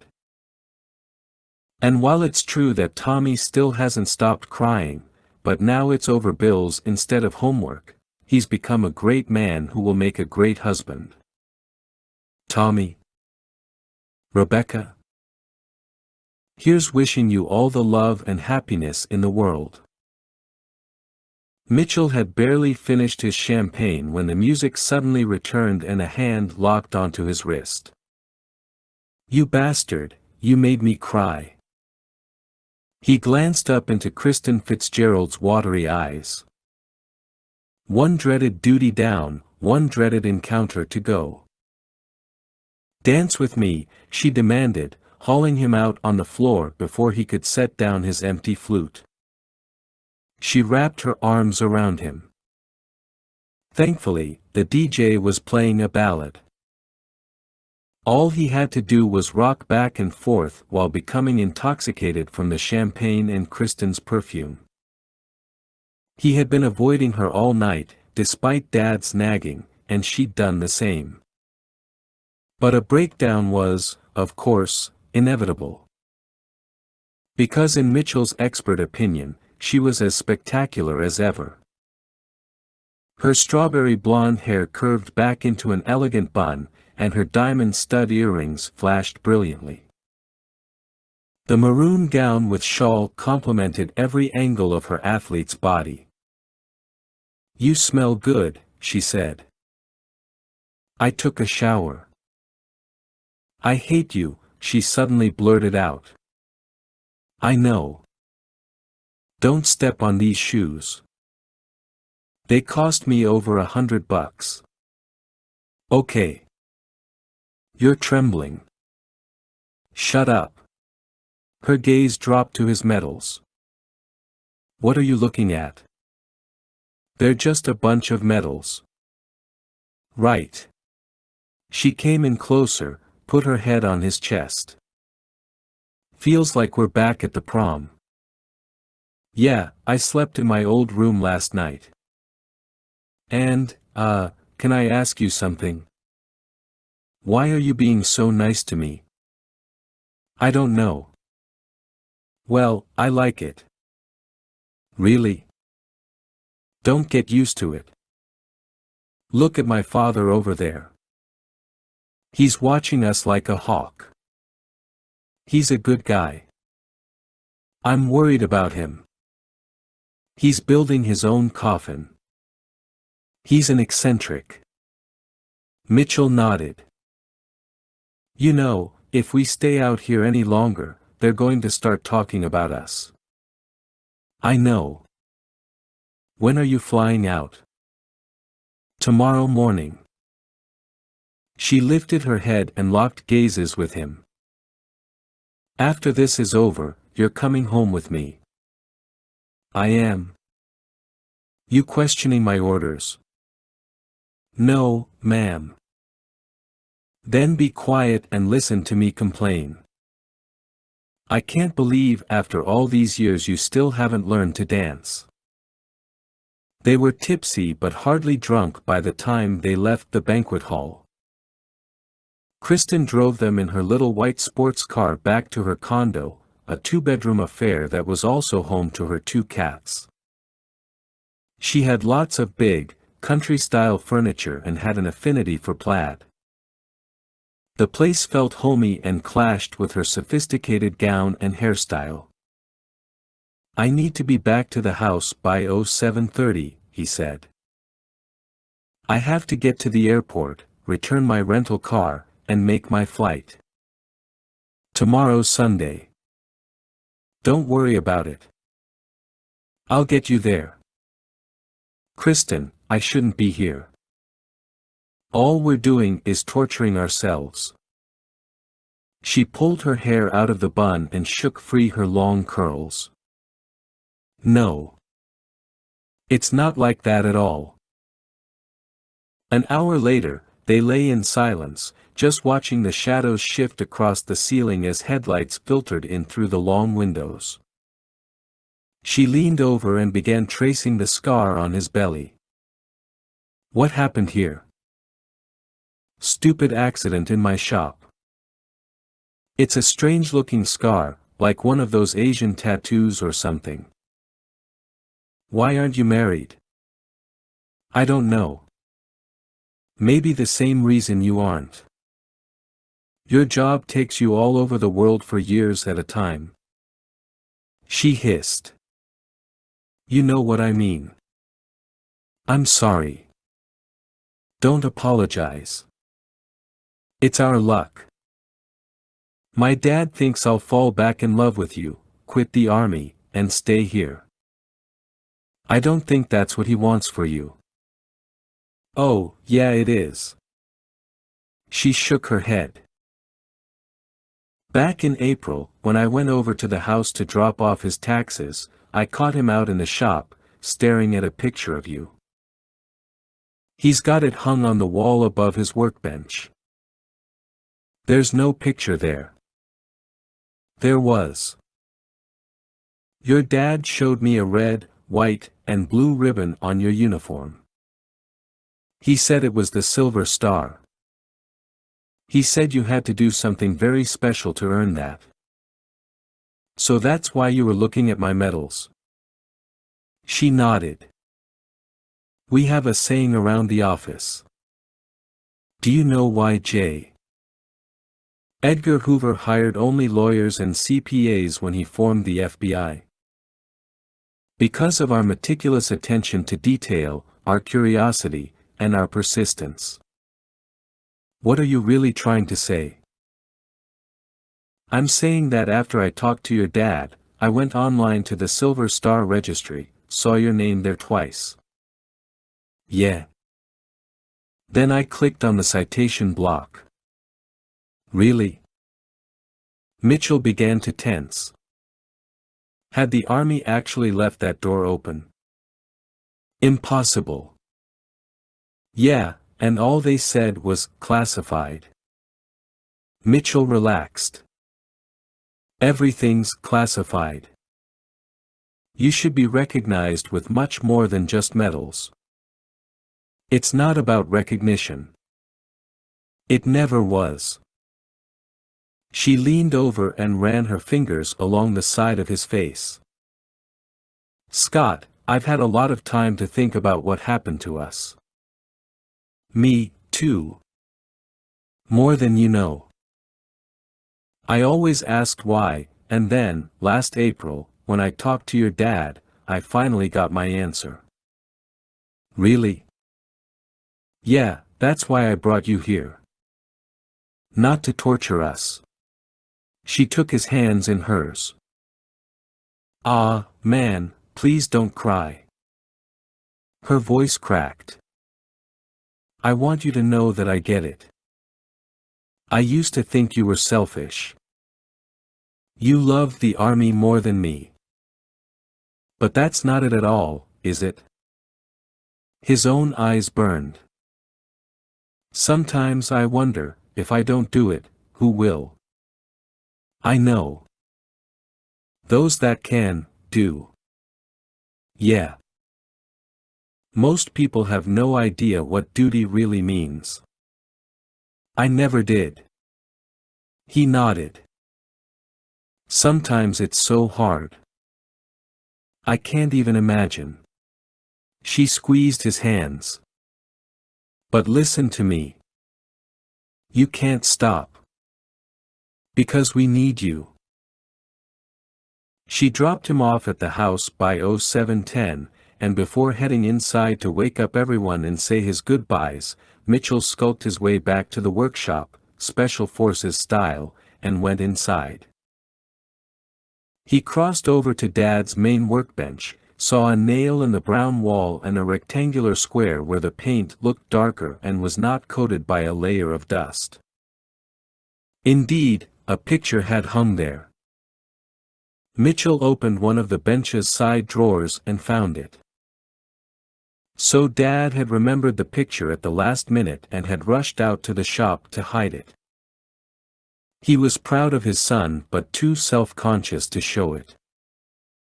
Mitchell slipped the frame back into the drawer and smiled. Kristen had given him much more than she knew. This was a homecoming he would never forget. 16. 31st Group Army Headquarters, NMR. Special Operations Forces Offices. Xiamen, China. February 2012. Special Operations Forces of the Nanjing Military Region of China were codenamed the Flying Dragons, and consequently People's Liberation Army Colonel Su Dingfa had suggested back in 2008 that the operation be called Pouncing Dragon. Since colleagues from his old Special Forces group would play a key role in the attack on Taipei. The name had remained unchanged for all that time. At the moment, he was seated in his office, sharing a cup of morning tea with his most esteemed colleague, Major General Chen Yi, commander of the entire region. Only a select few were aware of Chen's visit, and Su understood why the general did not want to discuss matters electronically or over the phone. As you predicted, the time is drawing near, Su said, lifting his chin at a copy of the Beijing Daily resting on his desk. They completed their negotiations yesterday morning. Chen smiled knowingly, his lazy left eyelid barely moving. Spring comes early this year. Taiwanese officials had announced that they had reached an agreement with the United States to forego 3 diesel submarines for 1 new conversion Ohio-class SSGN. The Ohio SSGN was capable of ripple-firing 154 Tomahawk cruise missiles. No modifications were needed to Qingshan, Taiwan's recently completed secret submarine pen carved into a mountainside on the east coast. This was the first nuclear submarine the U.S. had ever considered selling to a foreign government, though Su knew that the sale was subject to ratification by Congress. If all went well, their government would deem the sale a provocative act and deploy additional ground troops to its military facilities from Shanghai to Xiamen.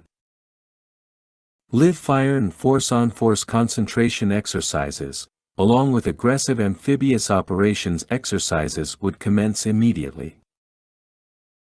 Moreover, the country's revolution in military affairs, RMA, the phrase coined to outline the military's desire to build a smaller, more technologically advanced force, had resulted in the creation of many more high-tech units designed to target enemy communications and computer systems as well as jam the guidance systems of precision-guided munitions. These smaller, better-equipped units, along with Su's Special Forces teams, were exactly what the Spring Tiger Group required to initiate the first stage of its plan. Tigers born in spring were on their own after the second year, the third spring, but Su and his group had been waiting much longer than that to exact their will when others in Beijing were too cowardly to do so. The time had drawn near for the East and West to vie for supremacy in the Pacific. General, we will continue to monitor the situation very closely. I trust you will notify me when it is time to prepare for the final session. I will send the usual courier. Chen's attention turned to the photograph on Su's desk. And you may tell your parents that it will not be long now. Su nodded. After a long night of drinking, he had, quite regretfully, shared that most intimate story with the general, whose own lifelong frustration with the government motivated him to act. Chen stood. I have a very busy day and a plane ride this afternoon. I will be meeting with the Deputy Director tomorrow. Deputy Director Wang Ye of the Central Military Commission's General Political Department advised one of the most senior members of the PLA. Wang was a Zhengzhi Juanguan, political officer, a graduate of the Chinese Academy of Military Science, a member of the State Council appointed by the National People's Congress, NPC, at the 13th National Congress. Chen would speak with the group's most powerful ally in the compound in western Beijing. From the beginning, Wang had offered his strong but silent endorsement of the Tiger's activities. When the time came, Wang's influence would be invaluable. General, thank you for coming. I will await your message. Excellent. And remember, when the time comes, we will need to move very quickly. I understand, sir. As he showed the general out, Captain Fang Ji was waiting for him in the outer office. Fang hurriedly entered and said, "Have you heard the news?" Su grinned. "Hours ago, my friend. Do you think the time has come?" Su hesitated. During the past 4 years he and Fang had become close friends. Neither of them had performed very well at the Olympic Games, but it was there that they had forged a relationship. Once Su had managed to secure a commission for Fang in the PLA, he had very slowly, very carefully, introduced Fang to his colleagues. Fang had, indeed, shared intimate knowledge of American and Allied Special Forces operations and tactics. But Fang had still come from Taiwan, and Su had been warned by Chen and others that Fang should never be fully trusted. Consequently, Fang was quite aware of the group's existence and its membership, but he was not part of its inner circle and unaware of the exact nature of its plans. His task, as always, would be to lead the security teams whenever the group convened. Su finally answered, "Has the time come?" "I don't know. It's true we've been waiting for a long time, but conditions must be perfect. Don't forget the other opportunities that have come and gone. We must be patient." "I understand.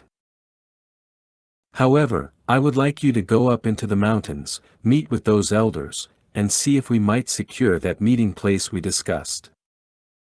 "Do you have an exact day and time?" "Not yet.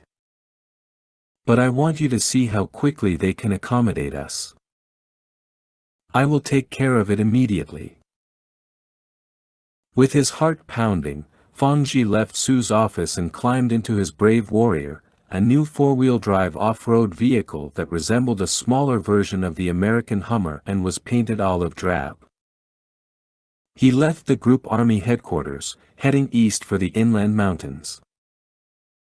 Soon the paved roads turned to dirt, and he rumbled past the cold streams and brown forests that would soon warm and return to their lush green. In some areas where the houses were completely shaded by trees, the only signs of civilization were the power and phone poles lining the path. The road grew steeper, more tortuous, with large limbs overhanging the truck. Fong had only visited the site at night, and he took a moment to marvel over the beautiful countryside. This was his home. His only wish was that Sue would finally trust him. He sensed the secrets in his friend's tone, and for the past 4 years, Fong had bided his time, hoping he would eventually be allowed to join the Spring Tigers as an equal partner. He might lack the higher rank of the others, but he was and would continue to be a valuable consultant on the enemy's tactics, techniques, and procedures. Fong knew he shouldn't resent Sue if that never happened. His friend was under the pressure of his colleagues, and so it was up to Fong to continue to prove his worth and loyalty. He drove for nearly 2 more hours, heading down into a remote valley where a lone Hakka castle, surrounded by steep mountains and thick forests, sprang up from the earth like a quartet of nuclear missile silos, rings with hollow centers. The Hakka people had, over the course of centuries, migrated from northern China to settle in the south. They had a long and rich history, and most notably, a unique form of architecture, round, earthen castles constructed of clay, ash, and bran. These structures rose as high as 4 or 5 stories, and some had been in place for over 1,000 years. As Fong neared the castle, the 4 round buildings with mushroom-shaped rooflines grew more distinct, along with a central square structure that also contained a courtyard. Nearly 100 people lived and worked around the castle.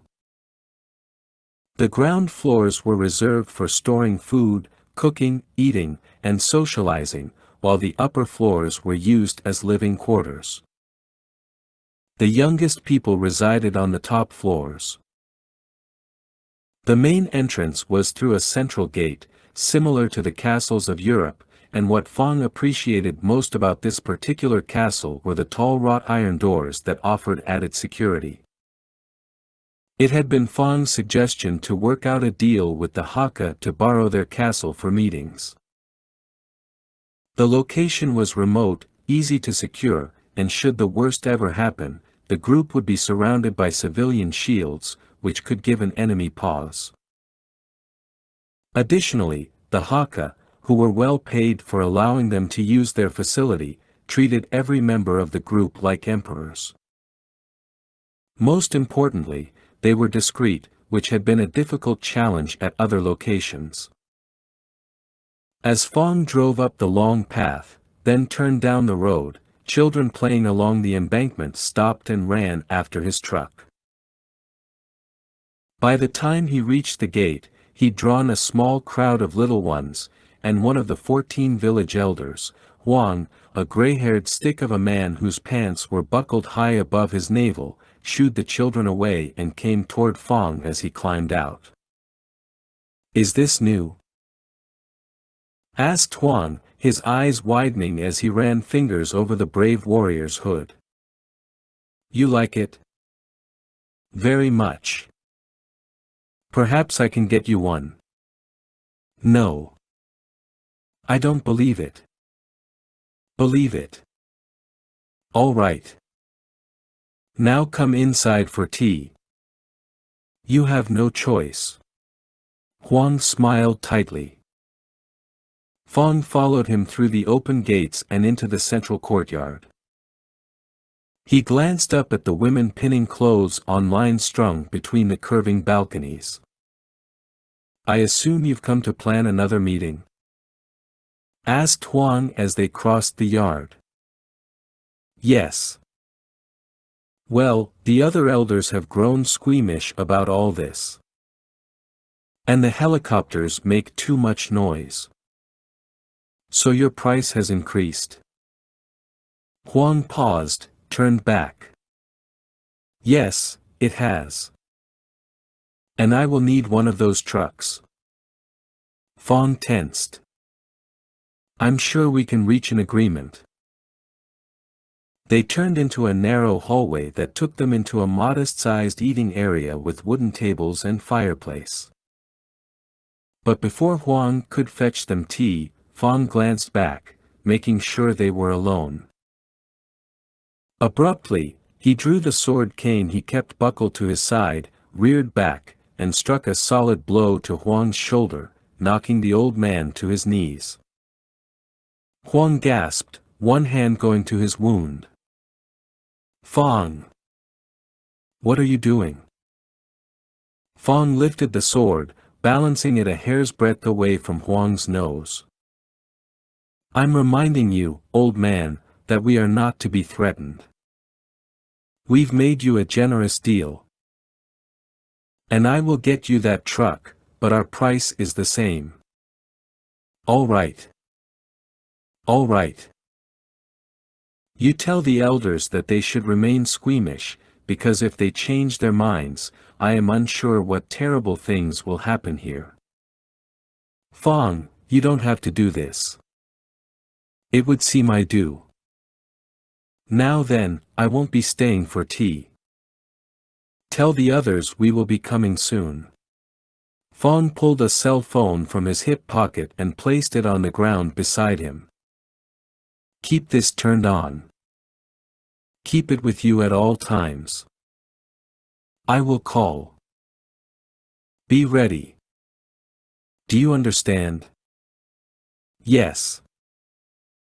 Fong's sword hissed as he slid it back into the cane, then he offered a hand to Huang, who glanced at it, then finally accepted.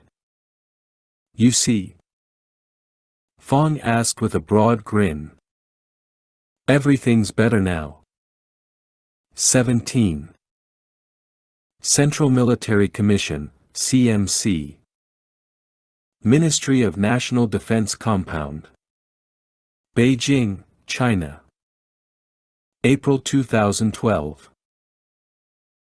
Captain Zhou Junping, the 28-year-old military attaché to Deputy Director Wang Yi, crawled out from beneath his stack of intelligence reports and greeted the leonine Major General Chen Yi. The general had flown up from Xiamen 3 times in the past month and had remained in Beijing for a week, meeting daily with the deputy director. That one commander from a single military region could gain so much of the deputy director's attention might have struck outsiders as odd were it not for recent events. Since the U.S. had announced the sale of that submarine to Taiwan nearly 30 days prior, the entire Nanjing region had been at the highest military alert, and the office had been flooded with intelligence. The PLA's training exercises in the Taiwan Strait, along with the repositioning of troops, had resulted in the U.S. deploying a second carrier task force to the area as the American president continued to rattle his saber and caution the Chinese government about making any moves against Taiwan. In response, China's Air Force had repositioned fighter and aircraft bomber squadrons, and on recommendation of Deputy Director Wang, the commander of the PLA Navy had ordered 2 Shan-class nuclear fast-attack submarines from its North Sea Fleet at Qingdao to the East Sea Fleet. That action doubled the number of Shan-class subs under operational control of ESF Vice Admiral Kai Ming, a fact quickly publicized online via the PLA Daily English News. And just today, after a long month of uneasiness, the President, Vice President, and Premier of Taiwan, obviously threatened by China's significant show of force, had agreed to declare martial law.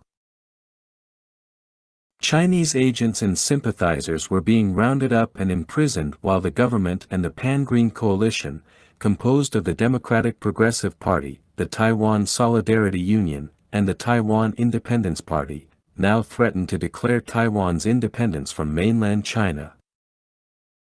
The Americans had a metaphorical term for such a situation, they called it a powder keg. Zhou showed the general into the deputy minister's office, closed the door, then returned to his chair. He wrung his hands and thought of slowing his pulse. It was just another day.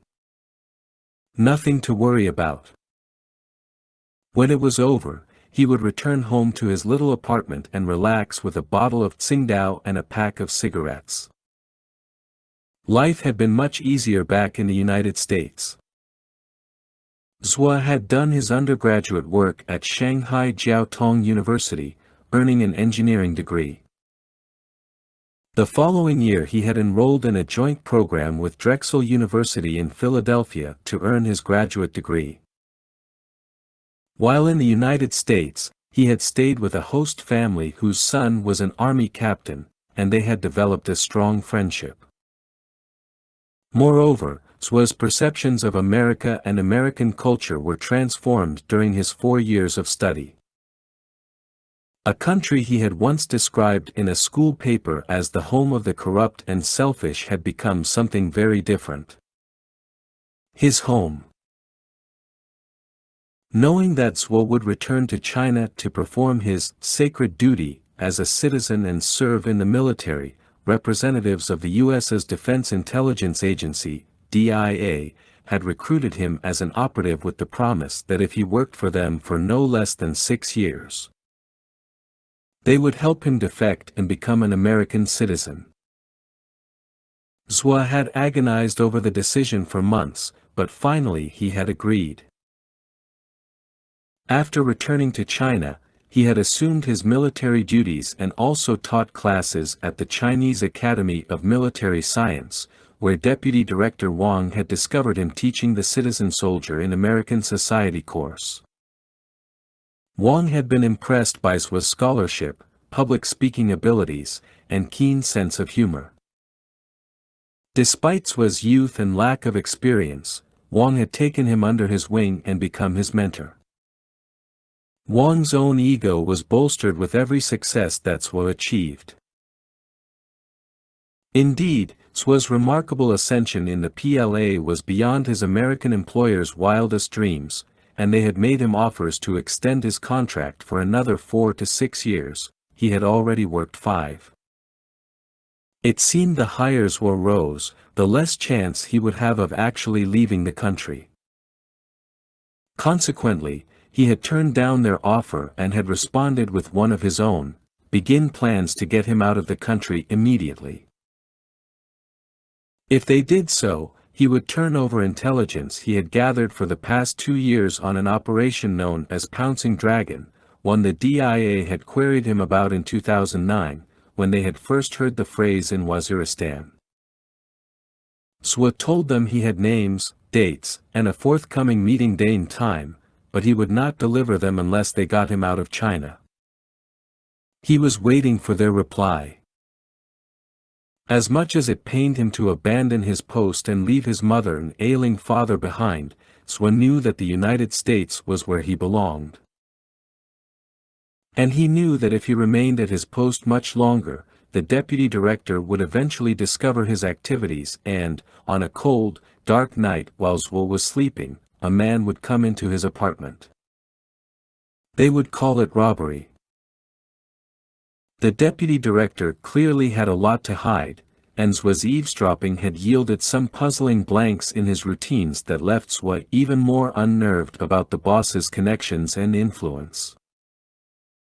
On the 3rd Tuesday of every month, at exactly 1 in the afternoon, Wang made a phone call to a number in Geneva.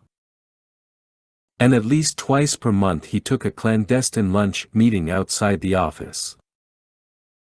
Zhuo wondered if the deputy director, like Zhua himself, had his own agenda. Zhua had considered asking the DIA if Wang was actually working for them. How ironic that would be, but no, that was hardly the case. With a shivery sigh, Zhuo returned to sorting and compiling his reports. In 2 hours he would need to brief the deputy minister on what was currently happening in the Taiwan Strait. However, Wang would only be half listening as he watched CNN via satellite and interrupted Zhua to decry the inaccuracies of the American media. That night, as Zhua returned home to his apartment in a heavy rainstorm, he spotted a man in a dark blue raincoat huddled in an alcove across the street from his building. Swa hesitated a moment to squint through the storm and realized that his DIA contact was waiting for him. Lo Kuohui was about Swa's age, and he, too, had been an international student studying in the United States and had been recruited by the DIA. Swa crossed the street and reached the alcove, where he lowered his umbrella to shield them both from the wind. "I thought it would take longer." "Not with what's happening now," said Lo. "So?" Lo grinned weakly. "They have accepted your offer. But they need your intelligence first." "What guarantees do I have?" "None, unless the intelligence is good." Swo reached into his pocket, withdrew his wallet, and produced a small flash drive the size of his thumbnail. He handed it to Lo. "Tell them to review this. They can verify the GPS coordinates by satellite. The data is current as of today. Any changes that occur are beyond my control, but I will update them as I learn more." "Very good. I hope this all works out for you." "What about you?" "I leave tonight. My work for them is finished." "And they are getting you out?" "Yes." Swa sighed. Maybe he could trust the DIA after all. There had always been lingering doubt. "Who will I meet next?" "I don't know, but I'm sure they will send someone." "Goodbye, Swa."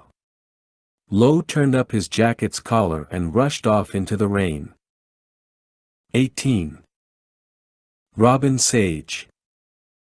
Pineland. Near Fort Bragg, North Carolina. April 2012.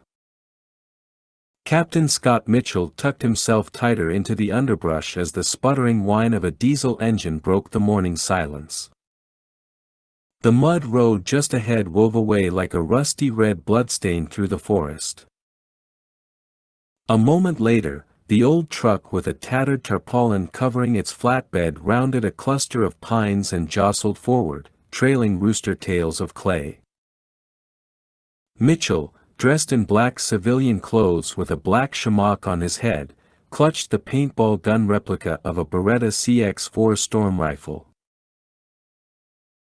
Today Mitchell's name was Jawad, and he was the local guerrilla chief, or G-Chief, in this part of the People's Republic of Pineland, a fictional country whose unassuming name suggested a land of trailer parks rather than a war-torn nation. For the past 6 months, insurgents from Opforland, a country of political and religious unrest, had been smuggling themselves across the border to terrorize Jawad's village. They had killed his father and 2 brothers. Jawad was here to strike back at the insurgents, liberate his country from oppression, and send a message to the enemy. He was here for revenge. To that end, he and his guerrillas, or GS, had linked up with Operational Detachment Alpha 927, a 12-man team of American Special Forces soldiers who had armed and been training them for the past 2 weeks. In point of fact, the entire scenario was part of Robin Sage, a 19-day field training exercise, FTX, and the final phase of the 18 to 26-month-long Special Forces qualification course taught at the John F. Kennedy Special Warfare Center at Fort Bragg. The name Robin Sage was derived from Robbins, a nearby town, and from the man who had developed the exercise, Colonel Jerry Sage, one of the school's original commanders. The exercise was conducted throughout 14 counties and put operators through a grueling series of unconventional warfare situations in which they had to rely upon every aspect of their training, from mission planning to execution.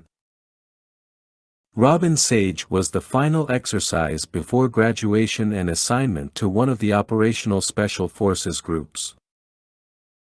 To the men taking the course, passing the exercise meant everything.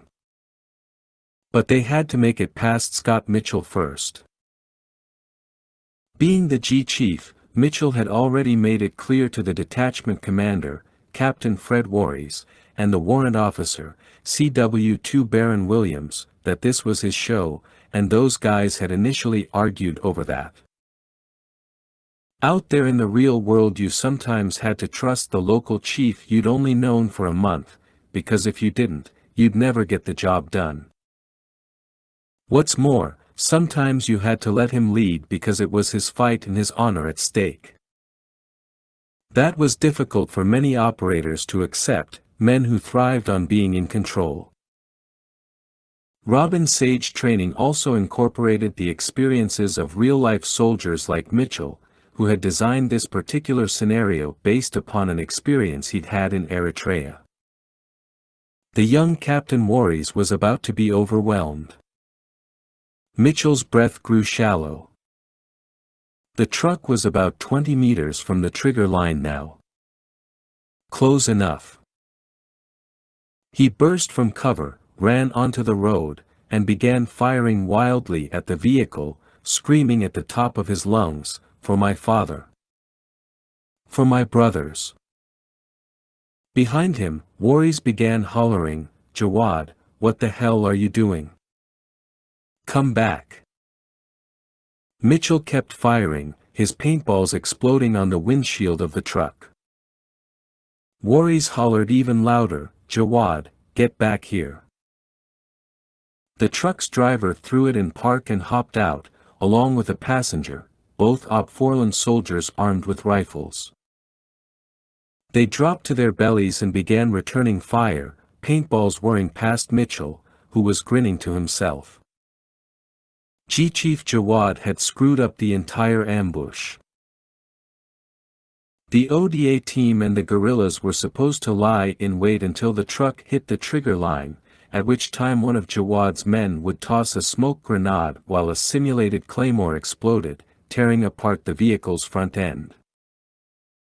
Mitchell had, in his own way, just welcomed his students to Unconventional Warfare 101, where no battle plan survived the first enemy, or friendly, contact.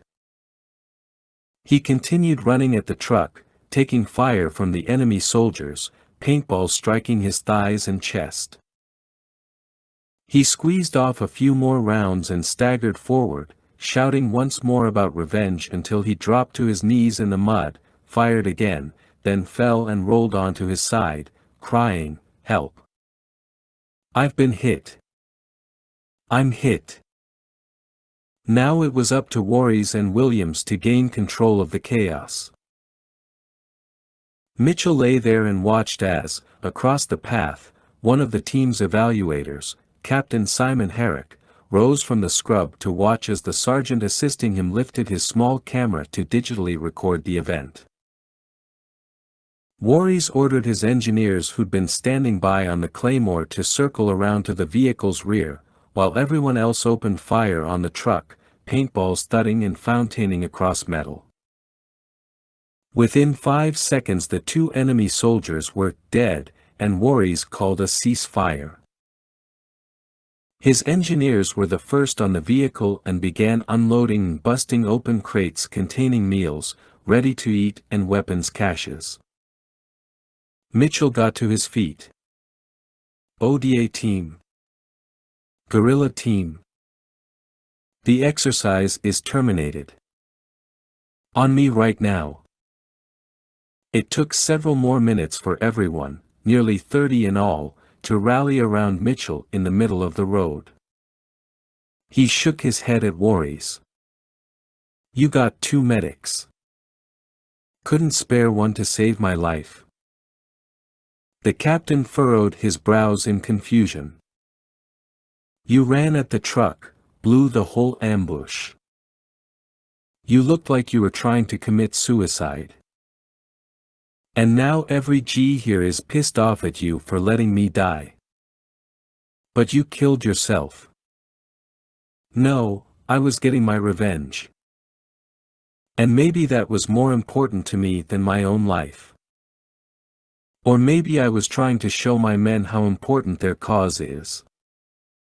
I was trying to teach them how to fight to the death. By running into fire. Maybe I martyred myself. Mitchell sighed and adopted a more conversational tone. See, you don't know what these guys will do when it comes down to it. You always have plan B, which involves them betraying you or doing something crazy, like running into the road. Voorhees nodded. But we still accomplished the objective. Truck stopped, cargo seized. Maybe not. You put so much gunfire on that truck that you blew it up. Everybody should have held fire. You send out your medic and put your snipers to work to pin down the bad guys. Voorhees swallowed, and Mitchell knew that every decision the captain had just made would weigh heavily on his mind. He was already wondering if his career was in jeopardy. So Mitchell let him off the hook and added, I know that 1 second could make the difference between living and dying, but you need to take that second and think, okay, I got a guy running at the truck. He stopped the truck, which was what the Claymore was supposed to do. We got no smoke, but the G-Chief has all their attention. Let me get my marksman on target. And yes, I know you need to make that assessment in 1 second. But we're not out in the woods because we're afraid of challenges. And for what it's worth, I did the same thing you did, just put tons of steel on target. I never sent the medic. The guerrillas turned it around and blamed me for his death. It took me a long time to win back their trust. Voorhees considered that, muttered a whoa, then added, Captain, I appreciate your honesty. Mitchell offered his hand. Lessons learned. So now that I'm dead, you need to figure out if you can still negotiate with my GS and who's in charge, and sometimes even that can be a real headache. And oh, yeah, the GS are going to loot those bodies, then after that, they might want to chop off their heads and put them on poles. How do you feel about that? Voorhees' eyes grew wide. Mitchell gave a short nod to Captain Herrick, who began barking new instructions to the group as up ahead, an HMMWV came rolling forward and stopped. Hi, I'm looking for Captain Mitchell, said the young PFC at the wheel. Mitchell drew his head back. Really, because I've been looking for you, Private, he read the woman's patch, Morgan. Sir. Yeah, I haven't had a hot shower in 2 weeks. Can you take me to the nearest hotel? The private grimaced. I'm sorry, sir. Yeah, I smell. You'll get over it. Just get me to a shower. I mean, I'm sorry, sir, they sent me up here to get you. I've been waiting back at your FOB all morning. Just got cleared to come up. I have orders to drive you back to Bragg, no detours. Mitchell frowned. Great. He climbed into the Hummer and collapsed into the seat, mud and paint splashing all over the floorboard. Sorry about the mess. That's okay, sir. He closed his eyes, hating that his driver, the pretty young PFC Morgan, could be Kristen's twin. When they reached Bragg, Lieutenant Colonel Gordon and Major Gray were waiting. Gordon said they had the general breathing down their necks. Apparently, misery loved company. They ushered Mitchell directly into the nondescript Ghost offices and practically shoved him in front of the video monitor. On the screen was General Joshua Keating calling from USACOM. The general's conservative haircut and tinted glasses belied his history as a special forces operator back in Vietnam and during the First Gulf War, where he'd earned drawers full of medals. He had degrees in history and business and had already penned a successful book about the history of special forces operations. He was even a graduate of the Harvard Executive Education Program's National and International Security Managers course, and for the past decade had served in more command positions than even he could probably remember. Earlier in the year he had finally taken over as commander of USACOM, his dream post, Mitchell knew. While some loathed and feared Keating, Mitchell got along with him just fine, in part because the general was a hands-on officer who understood the unique nature of special forces operations and considered it his duty to keep in close contact with his men on the ground.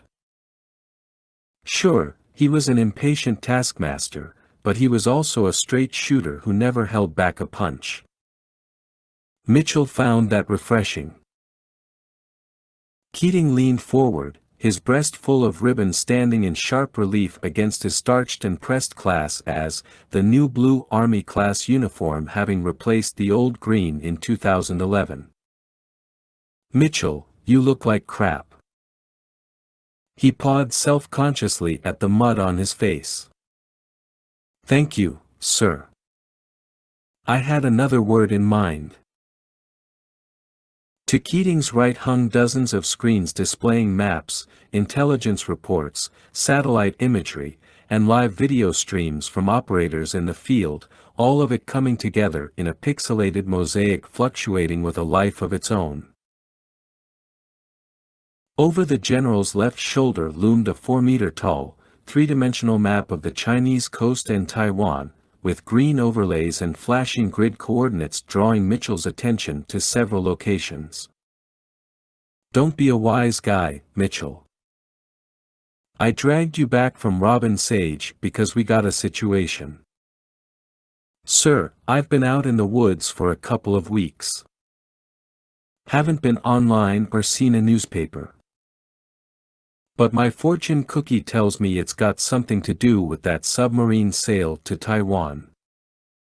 "You bet it does. I see you got China on the big map." Keating glanced over his shoulder. "Damned right I do, because our little standoff in the Pacific is about to go south real fast."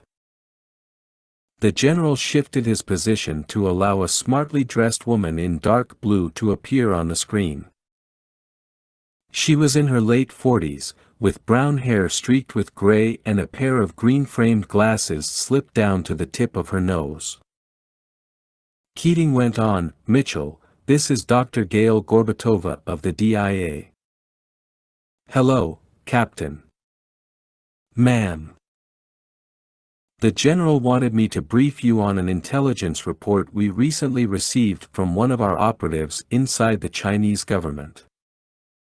It concerns an operation called Pouncing Dragon. I haven't heard that name in a long time. Not since Waziristan, I presume." "Yeah. We've been tracking that lead for over 3 years now, and it's finally borne fruit." General Keating, already out of patience, jumped back in. "Mitchell, the DIA's mole has uncovered a group of Chinese commanders calling themselves the Spring Tigers. They got itchy fingers and their sights set on Taiwan. Our intel indicates they'll use this standoff to launch their own attack." Mitchell shrugged.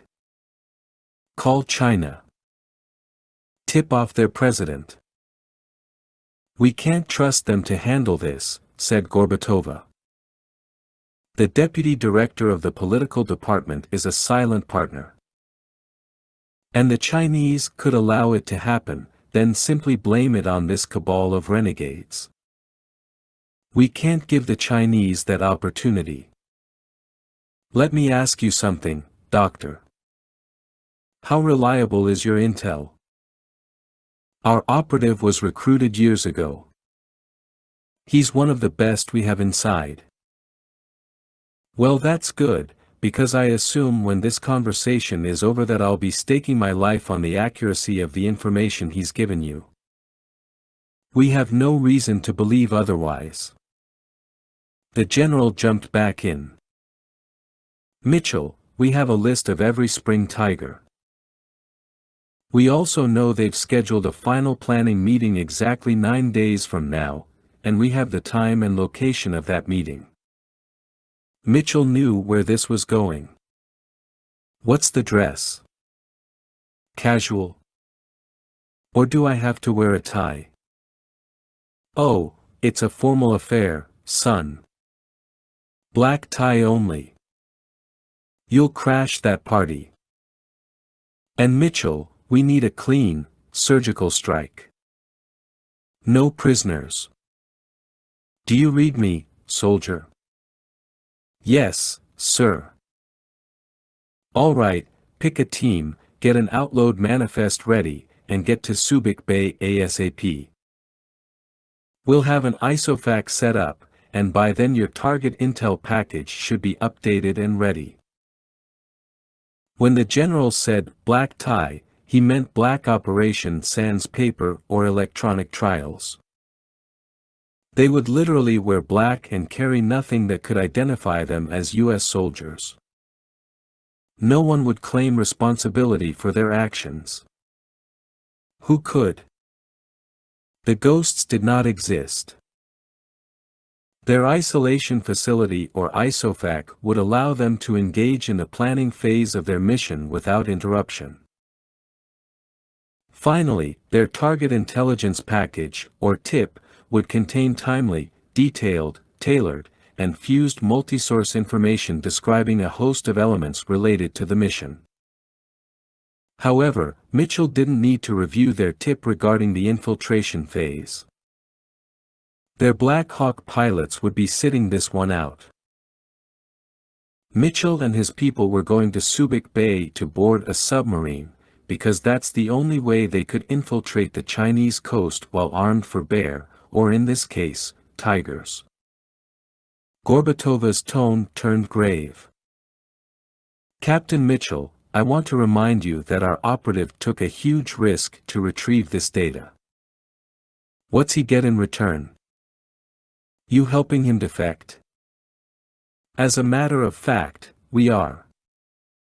I just hope you and your people can make it all worthwhile.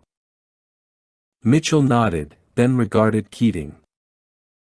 General, I'm wondering why you don't want SEALs on this one. With a sub-infiltration, this sounds like a job for them. Are you kidding me, son? You don't want the job. Mitchell stiffened. Sir, I didn't say that. You implying that I might be biased? That I picked an army unit to prevent World War III because I'm an SF operator myself? Sir. Well, you're damned right I did.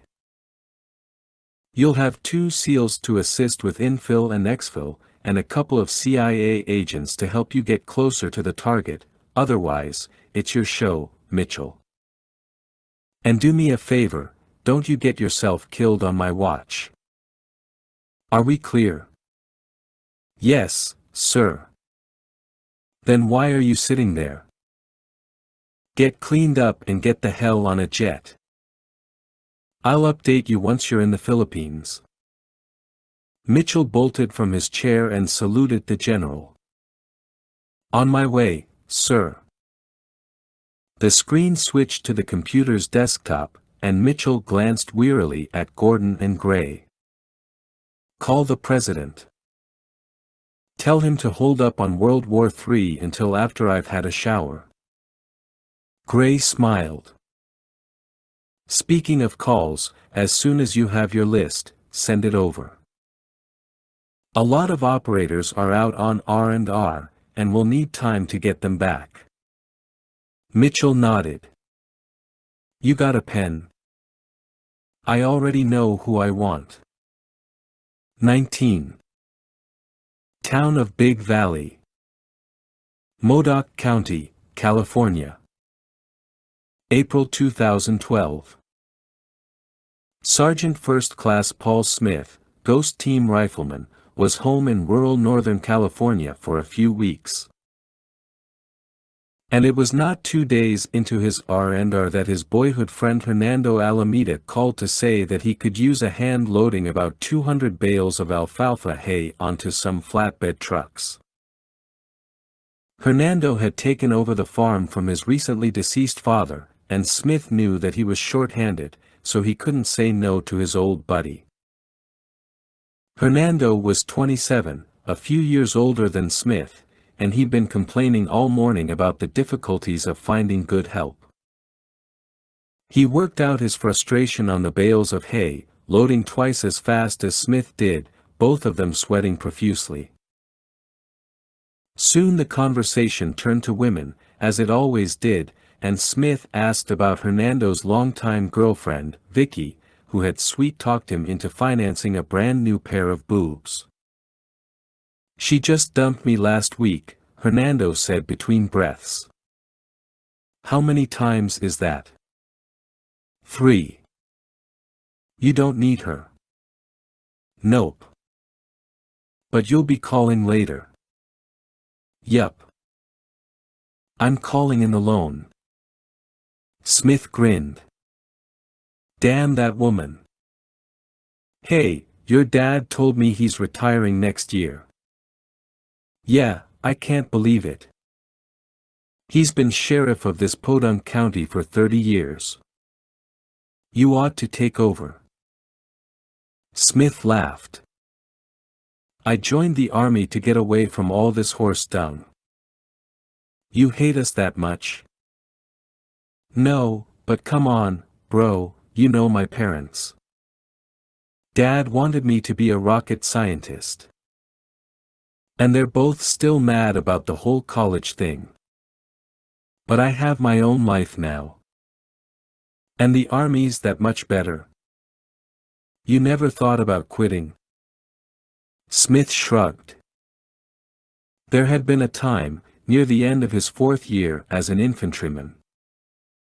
The service hadn't been as glamorous or challenging as he'd thought. He'd spent the better part of his life outdoors, hunting and fishing. He was a bushman at heart, and a lot of guys from the city used to say he had a sixth sense. They always put him on point, like a bloodhound. And that was great, but he'd grown bored. "There was a time when I wasn't going to re-up," he told Hernando. "But then I met this Special Forces officer, and things changed." "He gave you the sales pitch?" "No, he just came in to do some combatives and martial arts training. The guy was amazing. He told it like it was, and to this day I still remember his training philosophy." "Which was?" "Well, he thought the mental advantage was just as important as firepower. He told us our training should always be mission-specific. It had to be short, and it shouldn't require us to be flexible like gymnasts. And even though he was shorter and lighter, he dropped me like a bad transmission every time. He was the most professional soldier I'd ever met." "No kidding.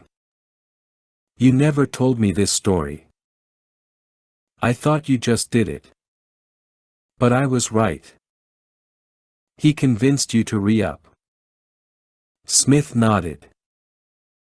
"After working with me, he said I was Special Forces material. What he didn't tell me was how the Q course would kick my ass, especially Robin Sage at the end. I thought I would die out there." "What was the guy's name?" "Captain Scott Mitchell." Smith's cell phone began to ring. He set down his next bale of hay and checked the screen. "Sorry, buddy, I need to take this." 7-Eleven convenience store. Detroit, Michigan. April 2012. Deciding to pick up a newspaper and a cup of coffee, Master Sergeant Matt Beasley, proudly sporting his dark blue Pistons jacket, climbed off his Harley Sportster and started across the rain-slick pavement.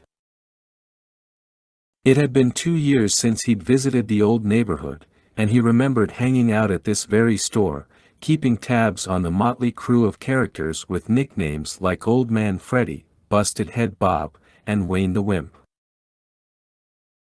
Beasley had been a latchkey kid with decent grades, though he spent most of his time on the streets, just watching people, occasionally tipping off the police when he saw something that shouldn't be happening in his neighborhood. There had been plenty of opportunities to get involved with drugs and gangs, but Beasley had avoided those invitations. He'd seen too many of those punks get their faces shoved down onto the hoods of police cars. Those same punks often referred to him as the weird guy who never talked. That was fine with him. He was a student of human nature. Beasley grinned as he locked gazes with a freckle-faced kid about 16 or 17 seated on the window ledge, hands jammed into the pockets of his dirty pullover, black ski cap pulled down over his ears. His long, reddish-brown hair wandered down past that cap, and he repeatedly backhanded his runny nose. He was Beasley, half a lifetime ago. The kid just looked at him, then averted his gaze. Beasley stepped inside, announced by the store's familiar ding-dong, and went to the coffee machine.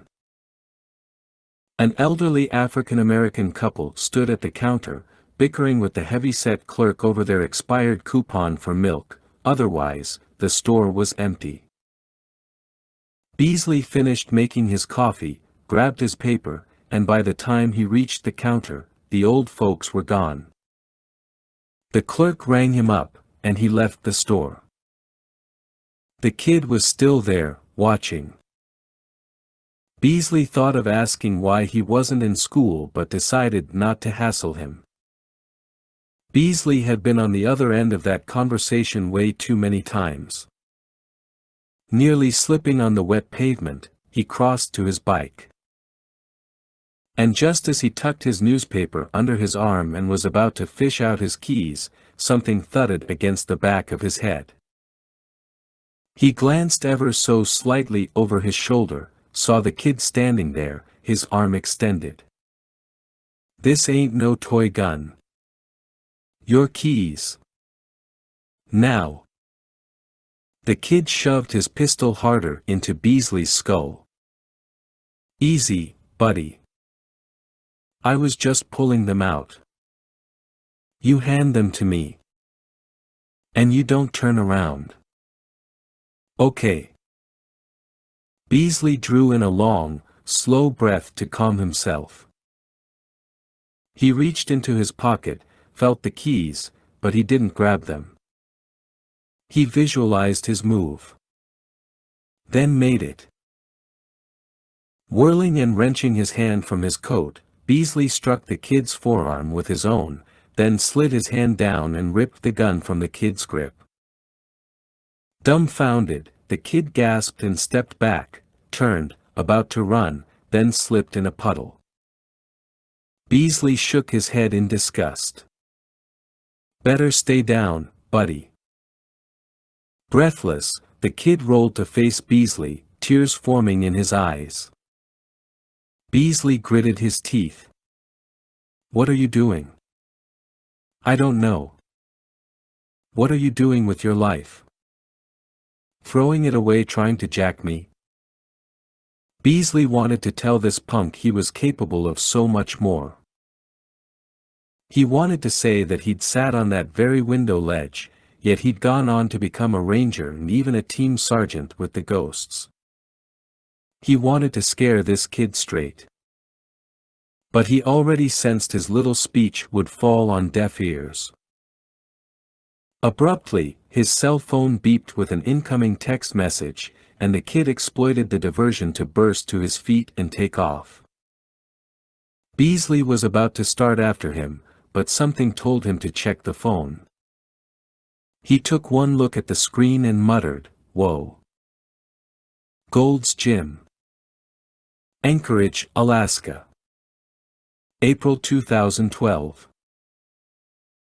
Sergeant First Class Bo Jenkins had just finished his weight training routine and had decided to take a group cycle class. At 6'5", 280 pounds, he knew he looked a little ridiculous on the bike, but that had never stopped him from joining in the fun. In fact, he always turned the class into a party, hooting and hollering as the instructor, Marcy, played her classic rock songs and his fellow riders, mostly middle-aged housewives, released their stress and angst over living in a place that was dark for way too many months a year. Marcy was in her late 30s and liked to touch Jenkins's high-end tight crew cut. He'd once told her that if he applied enough mousse, he could balance a full bottle of water on his hair, and the bottle would never touch his scalp. She'd grinned. "You are definitely husband material with talent like that. Hey, you know, women are always looking for skills." Now, as he was about to enter the class, his phone rang. It was Aunt Judy. "Bo, you'd better meet me at the hospital.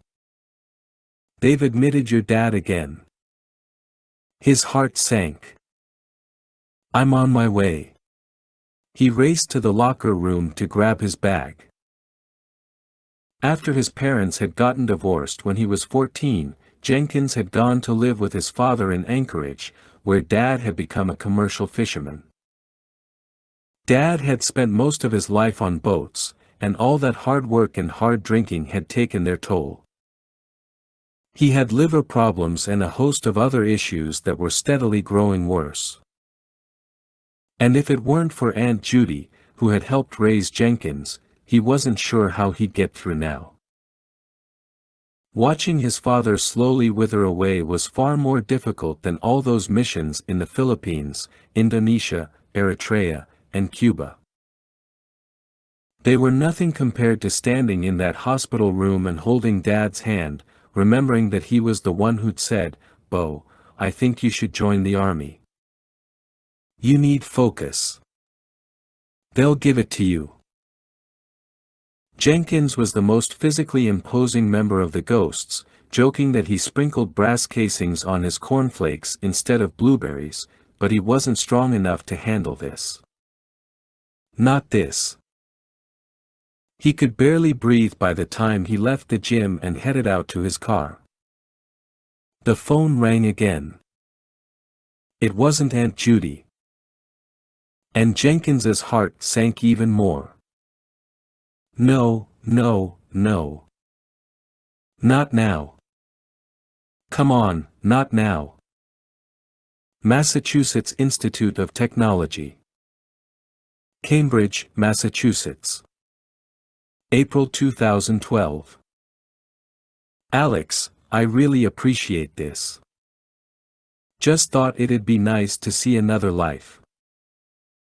Sergeant First Class Alex Nolan smiled and lifted a thumb to shove his spectacles higher on his nose. It was a nervous habit that occurred every time someone embarrassed him or made him feel awkward. Even a sincere thank you like the one Hume was offering could trigger the response. "Hey, man, it's cool. And don't feel bad. I didn't get to go here either." Nolan's buddy John Hume was a staff sergeant, anti-tank gunner, and demolitions expert with the Ghosts. He'd been in the 5th Infantry Brigade in Iraq, had been an engineer sergeant on Special Forces teams, had fought in the Philippines and spoke fluent Tagalog, and was one of the first guys to befriend Nolan when he had been selected for the Ghosts as a senior medical sergeant. They were both a handful of years older than the average Ghost and had become fast friends. Hume had opted to spend the first few days of his R&R with Nolan in Nolan's hometown of Boston. Hume had asked if they could visit MIT, and, after walking the campus, they had headed inside the museum to check out the Robots and Beyond exhibit featuring the work done at MIT's Artificial Intelligence Laboratory. Despite all the fascinating displays, Hume couldn't hold his attention on anything for very long. His brother Billy had called from San Francisco to say he was upset that Hume hadn't come straight home to see their mother. It seemed that Hume's brother had become the caregiver for their elderly mom. Hume had made a rather terrible faux pas by opting to spend a few days with his buddy first. Nolan could tell his friend was upset and had even let him off the hook by saying it was fine if he had to leave. However, Hume needed to see MIT. After high school, he'd been accepted and never been more proud of that, but his father had had a stroke, and he'd been forced to take over the family farm in Salt Lake City and had given up on his dream. But then his father had passed on and, after a few years, he'd met an old buddy from high school who'd joined the army and had presented an entirely different path for Hume to consider. Hume raised his chin at the crowd watching a demonstration of a haptic interface that allowed robots to simulate a sense of touch. "Hey, Alex, these robots are going to take over the world. If they replace me with a robot, then you can forget about your certification and residency, forget all about being a hotshot combat doc and saving guys like me. You need to be a robot repairman.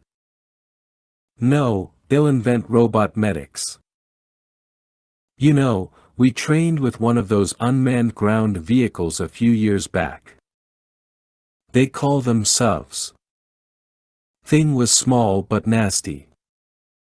Yeah, I've seen those. I'd like to blow one up, just to say I did." Nolan chuckled.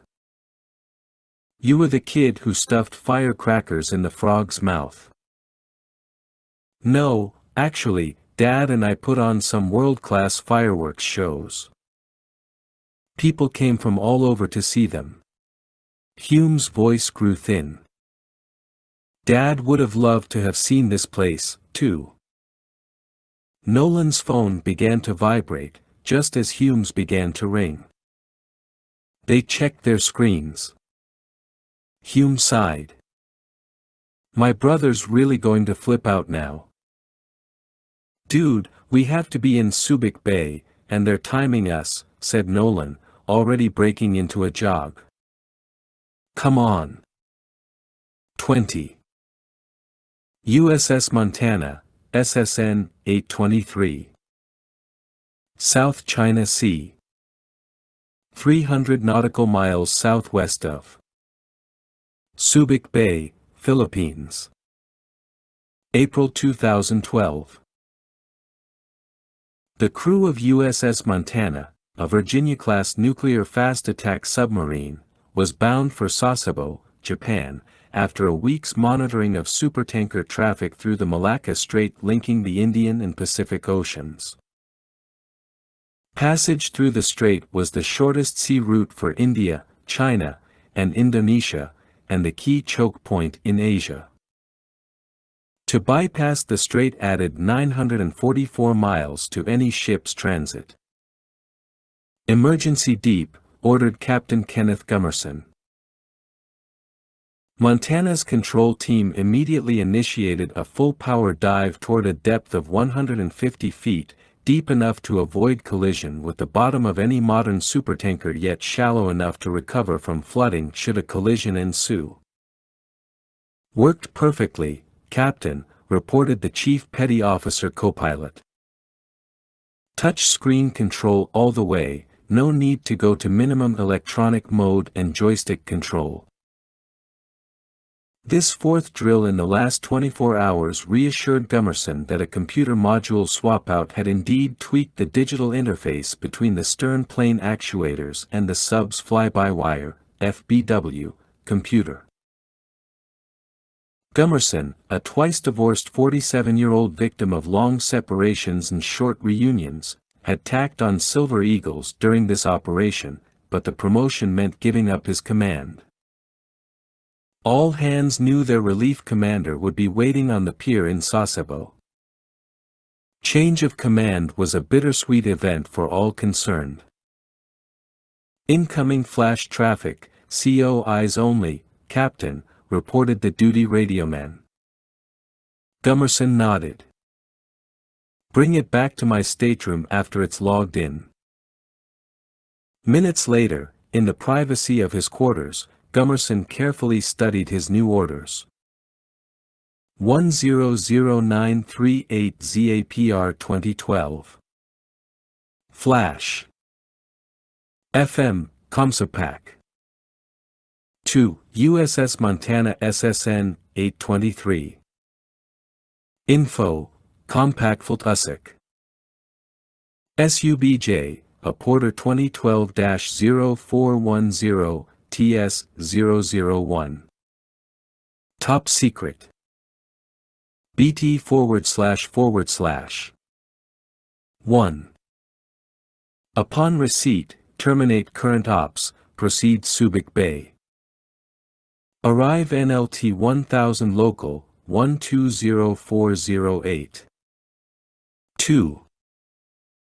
On arrival Subic unload dry stores, fresh provisions, 30-day deployment. 3. Offload Advanced Sealed Delivery System, ASDS, and embark Sealed Det -2, Qualified Lockout Instructor/Operators. 4. Inventory/update all nautical charts, aids to navigation, emphasis littoral East Coast China, Taiwan Strait, and environs. 5. Embark U.S. Army SpeakOps team, rig for 1 female rider. 6. All traffic flash precedence action Comsopac, info Compactfult, USIC. 7. Advise originator ASAP any/all mission degrading equipment/personnel concerns. 8. Report ready for CNLT 0001 local, 150408. 9. Mission details to follow. 10. Acknowledge receipt this message via slot. 11. Admiral Hendricks sends. BT //. Gummerson reread the message, signed for receipt, then smiled broadly. He hoped his relief had decent accommodations in Sasebo, because the man would be waiting a little longer before he could steal Gummerson's boat. Ghost Team ISOFAC. Subic Bay Freeport Zone, Philippines. April 2012. When U.S. Naval Base Subic Bay was shut down back in 1992, the area was slowly converted into a tax and duty-free zone not unlike those in Hong Kong and Singapore. Despite the naval base's closure, American warships continued taking advantage of the deep, natural harbor in order to resupply and provide their crews much-needed shore leave. The Freeport Zone was operated by the Subic Bay Metropolitan Authority, and it was with this organization that USACOM had negotiated to borrow an old Navy office building currently under renovation to become a souvenir shop. Captain Scott Mitchell stood near the door of what was once a conference room. Beside him sat piles of lumber, table saws, and sheets of drywall. He gazed out through the dust at the 8 other operators who, like him, were hot and exhausted but eager to learn more about Operation War Wraith, the Ghost's answer to Pouncing Dragon. Other than the jet lag, the sore muscles, the bloodshot eyes, and the pounding headache, Mitchell felt great. His people felt likewise and lied about it exactly as he had. He and Ramirez, now a master sergeant, had already set up the computer and projector so they could begin discussing the target intelligence package they had downloaded a few hours earlier. He began with the situation report. SITREP, Chinese cabal about to escalate war in the Pacific. Task, Conduct direct action mission to infiltrate into China and terminate Spring Tiger Group at Hakka Castle location. Purpose: disrupt Spring Tiger Group attack plan, Pouncing Dragon. Method: infiltrate into China via submarine, link up with CIA operatives of Chinese descent who will help recon and get into position in and around Castle where the Cabal members plan to meet on April 22 at 0800. Sir, once we're on shore, began Diaz, how far inland is the target? Mitchell brought up a series of satellite photos of the Hakka Castle, with its 4 silo-like buildings and single rectangular structure. We'll cover all the details of our infill. But for now, have a look. These castles are scattered throughout the region. At least the Tigers picked one that's only a 3-hour drive into the mountains. We've got good cover through the outer cordon. High-rising mountains to the west, and some nice hogbacks and saddles to the east. Forests look pretty dense, too. Brown raised his hand. Sir, the photos show lots of civilians. Mitchell sighed. Yeah, they do. The tip confirms at least 100 or more individuals living and working in the castle. That drew a chorus of groans. There is a chance the Tigers will move out the civilians for their meeting, maybe for security reasons, but frankly, I doubt that. We do have at least one asset to help us deal with collateral damage, said Ramirez. He worked the computer's mouse and brought up a surveillance photograph of a skinny, gray-haired guy with pants hiked up to his belly button. This is Juan. He's one of the village elders at the castle. Our 2 CIA guys have already gotten to him, and he'll be our eyes on the inside. That's right, added Mitchell. We assume most of the Tigers will fly in, probably the night before the meeting. They'll be put up in various rooms. My problem with the initial reporter was we were being tasked to find these guys, who could be in 5 different buildings. That'd waste time and leave us too vulnerable. If Juan comes through for us, he'll indicate exactly where each commander is sleeping before we hit the place. And if he doesn't? Asked Beasley. Mitchell snorted. Then it's going to be a long night. Anyway, let's take a look at the targets. Ramirez brought up another photograph depicting a cherub-faced, 50-year-old Chinese man wearing thick glasses and a dark suit. The tip suggests that this guy won't be at the castle, but he's the top dog. Deputy Minister Wang Ye from the Central Military Commission's Political Department. His military attaché is the DIA operative who got us this intel. I like his haircut, said Nolan, referring to the sheen on Wang's bald pate. The medic was always good for a wisecrack, and Mitchell allowed him his fun, to a point. Next guy in line is this individual, Major General Chen Yi. He's a graduate of the Army Command Academy and commander of the entire Nanjing military region. Chen was a few years younger than Wang and had a lazy left eye. He offered a solemn stare in a clearly staged photograph with the Chinese flag in the background. Mitchell continued, when the Tigers meet, Chen runs the show. And then there's this guy. Ramirez brought up a picture of a dark-haired young man with a broad nose, long neck, and solemn stare who stood near one of the Chinese Army's new 4-wheel-drive vehicles. He's Colonel Su Dingfa, a graduate of the Communication Command Academy in Wuhan. Su was actually a member of the '08 Olympic gymnastics team. He didn't earn any medals, but let's make sure he doesn't cartwheel his way to escape. That drew a few chuckles. Mitchell eyed Nolan, who raised his thumb and nodded. The next photograph depicted a short but muscular man wearing a robe and slippers and holding the leash of a small dog. Behind him rose a lush garden.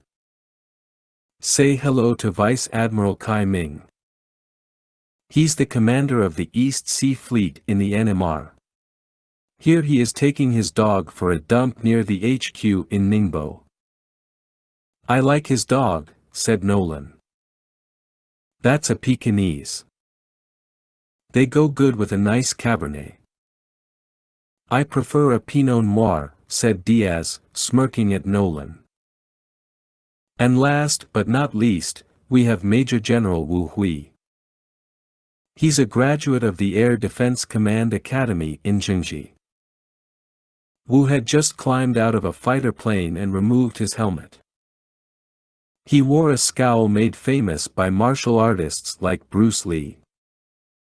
Of all the tigers, he seemed like the real badass, in Mitchell's humble opinion. So once again, we have 4 primary targets: Chen, the NMR commander, Su, our Army Commo guy, Kai, our admiral, and Wu, our top gun. For simplicity and communications purposes, we'll designate these guys as targets Alpha, Bravo, Charlie, and Delta respectively. Ramirez brought up a slide depicting all 4 men with target designations superimposed over the photos. Sir, y'all mean to say that these 4 guys can start World War III? Asked Paul Smith, scratching his head. 4 guys? Only takes one with his finger on the trigger, said Nolan. Paul, these guys have been working on this pouncing dragon plan for years, and they have feelers spread through the entire military, said Mitchell. The Politburo makes the ultimate decision about war in China, and their boy Wang is plugged in pretty well there. Once the ball's rolling, the Chinese government can't stop it. What's their strike plan? Asked Diaz. That's not part of our tip, and Hire may not know. But back to your question, Paul, yes, these 4 commanders can light the fuse. Sir, we've mentioned the civilians, said Beasley. What about threat force composition and disposition? You mean bad guys guarding the place? Asked Brown, poking fun at Beasley's formality. The team sergeant didn't talk much, but when he did, it was always by the book. Mitchell cleared his throat, and that quickly silenced those chuckling. He lifted his chin at Beasley. Matt, we can assume the Tigers will bring their own security force. The larger that force is, the more attention they'll call to themselves, so we expect they'll limit that team to 2 or 3 squads, hopefully no more than 20. I've requested streaming video of the castle so we can make an accurate threat assessment, assuming the security team will arrive before the Tigers do. If all goes well there, we'll run a split team up. Mitchell nodded to Ramirez, who brought up the personnel list. Alpha Team. Mitchell, Team Leader and Rifleman. Ramirez, Assistant. Team Leader, Commo, and Rifleman. Smith, Assistant. Operations Sergeant and Grenadier. Nolan, Medical Sergeant and Saw Gunner. Bravo Team. Beasley, Operations Team Sergeant and Rifleman. Jenkins, Engineer Sergeant and Grenadier. Hume, Engineer Sergeant, Demo, Heavy Support. Brown, Commo and Saw Gunner. Charlie Team. Diaz, Marksman/Sniper. Alpha Team will be the inner cordon, tasked with infiltrating the castle and terminating the targets. Matt. You guys will be outer cordon, taking out security, removing any chances of escape from the AO. Alicia, you're on your own to clear Alpha Team an entry point. Jenkins raised his hand, his expression dubious. What do you got, Bo? Asked Mitchell.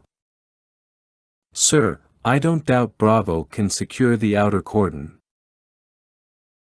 But even with our guy on the inside to help locate the targets, you'll be going through multi-stories, probably got animals running around to make noise, old guys getting up in the middle of the night to use the outhouse, and 1,000 other things that can go wrong to blow your cover. You mean it's just another day at the office? All I'm saying, sir, is if we recon the place, and it looks too hairy, why don't you let Johnny and me cut loose with some rockets? We'll be standing off and take down the entire castle. Sounds like a plan to me, said John Hume, who would always vote yes for explosives. I agree, that's safer, said Beasley. But if the general wanted it big and loud, he wouldn't have called us. That's right, said Mitchell. But I understand your reservations, Bo. And I hope you don't mind me acknowledging your sacrifice to be here. Bo's father was admitted to the hospital just before he got the call. His dad's stable, but he didn't even get a chance to say goodbye. Bo, I speak for everyone when I say thanks for being here. Jenkins averted his gaze and nodded. Ramirez glanced up from the computer. Sir, we have a call from General Keating. Mitchell exhaled in frustration. I thought he wasn't calling until later. Put him through. With that, everyone sat up. Mitchell, good to see you soldiers arrived on time. Thank you, General. And we'll be happy to stop breathing in the asbestos and ship out ASAP. Roger that, soldier. We just received word from your CIA contacts they've procured their trucks and boat. We were just getting ready to cover the infill in detail. That's good. No other changes to report. Your request for live stream on the target has been sent up the pipe. I've also put in a request to the DIA to call upon their operative one last time, should we need him during the exfil. I have a feeling that when all hell breaks loose, we'll need every asset we have. General, it is my intention to infiltrate that castle, take out those targets, and be back home before they know what hit them. I like your style, son. Yes, sir. Keating raised his index finger. Now, Ghost Team, I'm depending on you to pull this off. Those maniacs plan to invade Taiwan, and if they do, the US will go to war with China. Millions will die, the US economy will be ruined, and God forbid they raise a Chinese flag over the White House. Mitchell steeled his voice. Sir, we understand what's at stake. Good. Now, I want a clean operation. No blood trails. I've made sure all your ammo comes from our friends in Texas, so you'll field your best weapons. That brass is unmarked, untraceable, and that's a good thing, because I don't want you people packing Chinese water pistols on this operation. Oh, and by the way, if any one of you dies without permission, you're going to piss me off. And worse, you'll piss off your buddies, because they'll need to carry you home. No one, dead or alive, gets left behind. Do you people read me? Everyone answered in unison, Sir, yes, sir. Very well then. The XO from Montana will be contacting you once they arrive at the pier. Send additional intel requests my way. That's all for now. Make us proud, people. Mitchell answered for all of them, "We will, sir." "Thank you, sir." Ramirez cut the link.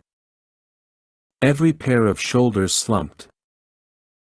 "Geez, no pressure at all," said Smith. "He sounded worse than my old man." "But he's not nagging us to go to college or take over as sheriff," said Mitchell, hoisting his brows. Smith gave a reluctant nod. "All right, let's break for a drink. When we come back, I'll walk you through the infiltration. And whatever I don't cover, the SEALs will later on." As the group filed out toward the door, Ramirez lingered behind, looking more than a little concerned. "Sir, this ain't Europe. This ain't the Stan. This is China." Mitchell repressed a shudder. "I know what you mean, Joey." 21. 31st Group Army Headquarters, NMR. Special Operations Forces Offices. Xiamen, China. April 2012. Colonel Su Dingfa had just spent a few days with his parents, and it had been exceedingly difficult not to tell them they would soon be reunited with their children. All he could say was that he had a great surprise and that they would know more joy than they'd had in many, many years. His father, well aware of the current escalation of forces between the United States, Taiwan, and China, had warned Su, "I hope, dear son, you are not talking about war." Su had not answered. He wished he could have shared the Spring Tiger's great plan. He and his colleagues had waited far too long to set the dragon free. In the days to come, the 3rd and 6th destroyer-frigate flotillas would set up a naval blockade of all Taiwan's principal cities, disrupting the flow of food and oil. The Tigers assumed that Washington would not sanction attacking a Chinese man-of-war patrolling in international waters. Moreover, those carrier commanders could not divert screening assets away from their carriers to shadow the Chinese warships, because that would leave anti-sub, anti-air, and anti-surf gaps in the screens protecting them. U.S. officials would be enraged, but their own rules of engagement precluded any military response as a viable option. Once surface elements from the 3rd and 6th were in place, air units from the 4th and 6th Naval Air Division would carry out surgical strikes on Taiwan's airfields, command and control centers, and those newly erected Patriot missile sites. This one-two punch would sever Taipei's communications with its U.S. protectors and eradicate the island's fledgling missile defense system. At the same time, Su's special forces already on the ground in Taipei near the Datong district would link up with 2 more companies of Chinese sleeper cell forces and continue with direct action missions to destroy radar facilities and further disrupt command and control as they moved south to capture the Presidential Office Building. At this juncture the pendulum could swing either way. The Americans could step up or Taipei could step down. Su envisioned the inhabitants of the Pacific Rim watching, waiting. Only diplomacy could keep the pendulum motionless, but Su had allowed for even that. Those 4 Sham-class nuclear attack submarines from the 22nd and 42nd Submarine Flotilla would, under Vice Admiral Kai's command, assume key positions in the Taiwan Strait, with their primary objective the 2 U.S. carriers. Major General Chen had argued that if those subs could damage or sink just one carrier, the loss would be catastrophic, and the U.S. Navy would have to retaliate with lethal force to save face. The Americans would hunt down the 4 Shang-class subs, while Major General Wu ordered the launch of Dong-Hai 10 land attack cruise missiles, LACM, with 900-mile ranges from the NMR into Taiwan, targeting major seaports. Those LACMs would inflict even greater pressure on Taipei to capitulate while upping the ante on the US to stand and deliver. The US would have to launch a direct attack on mainland China to neutralize Wu's missiles, drawing both countries closer to nuclear confrontation. In his mind, Su saw the entire world holding its breath. And if the Tigers wanted their dragon to pounce even harder, they could launch even more missiles at the U.S. Air Force bases in Yokota, Kadena, and Misawa, Japan, as well as those in Kunsan and Osan, South Korea, all 5 within the Dragon's lair. A term coined in a Rand Corporation report made several years prior. A translated copy of that report sat on Su's desk.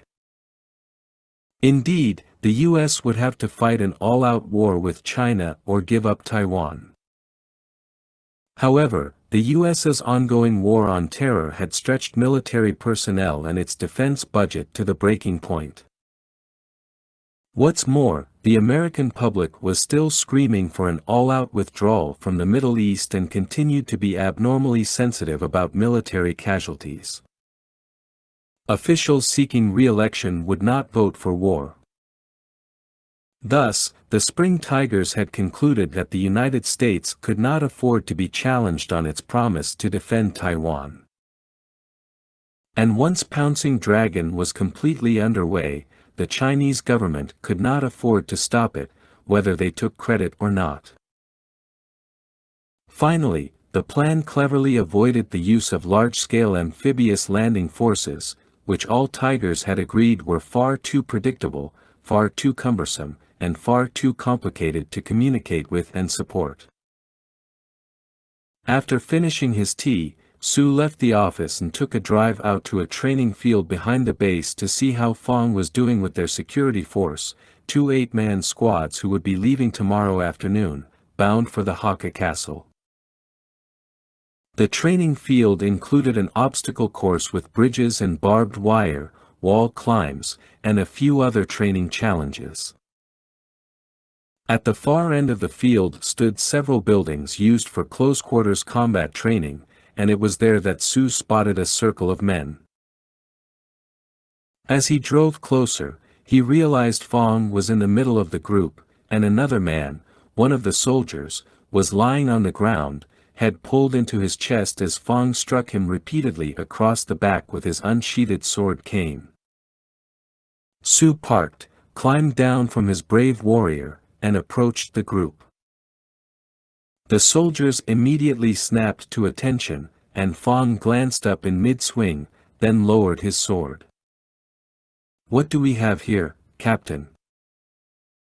asked Su, flicking his gaze down to the soldier, who chanced to look up at Su, his face covered in blood.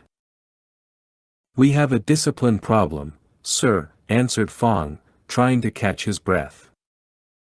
"This soldier is not comfortable with my leadership." "What do you mean?" "Apparently, and I'm unsure how, a few of them learned that I was born in Taiwan. Sergeant Chung here has already referred to me as a spy." Su leaned down and got into the bleeding man's face. "Is that true, soldier?" "I am sorry, sir." Frowning, Su faced the men. "Captain Fong's loyalty is without question. Is there any man who disagrees?" The men stood, statues dressed in camouflage. "Excellent. Carry on, Captain. You have less than 24 hours to be ready." "Yes, sir." As Su climbed back into his truck, a chill woke at the base of his spine. Fong Ji's anger knew no bounds, but he would earn the respect of his new force. Still, that rage could turn into something uncontrollable. Su would continue to watch the man. As Su left the field, his cell phone rang. One of his smugglers in Pakistan was on the line. Another arms shipment had been successfully sold to the Taliban. Sue congratulated the man. The Tigers had turned their gun-running operation into a most profitable venture. They used the money to buy the silence and fierce loyalty of many more military commanders within the region, men who, while not part of the group, would do as they were told when the time came. Hakka Castle, Xiamen, China. April 2012. Buddha stood on the ridge overlooking the castle, watching as Huang ascended the dirt road winding back and forth like a brown snake, or better still, a noodle, the thought of which made Buddha's sagging gut growl. Buddha's real name was Si Chia-shin, but over the years he'd actually come to prefer his CIA moniker. He had been working for the agency for more than 2 decades, recruited at the ripe old age of 41. He'd had a full head of hair when the Americans had come calling, and Bill Clinton had been in the White House. Yes, times had surely changed. Now the agency had paired him up with some college kid. Both the CIA and the DIA had been hiring too many of these Boy Scouts, as the Americans called them, and twice Buddha's cover had nearly been blown by them. As an expression of his disdain, he'd dubbed his new partner, the baby-faced Chan Chiao, as Boy Scout, and that would be his code name, whether he liked it or not. Boy Scout wore a perpetual scowl that he thought concealed his inexperience. At 24, what he knew about the world could fit in a teacup. But oh, he wasn't afraid to tell you how smart he was, in case you forgot. Poor boy. It might take him 50 years, but he would realize what a young fool he'd been and that he should have had more respect for his elders. This new generation had been raised by wolves.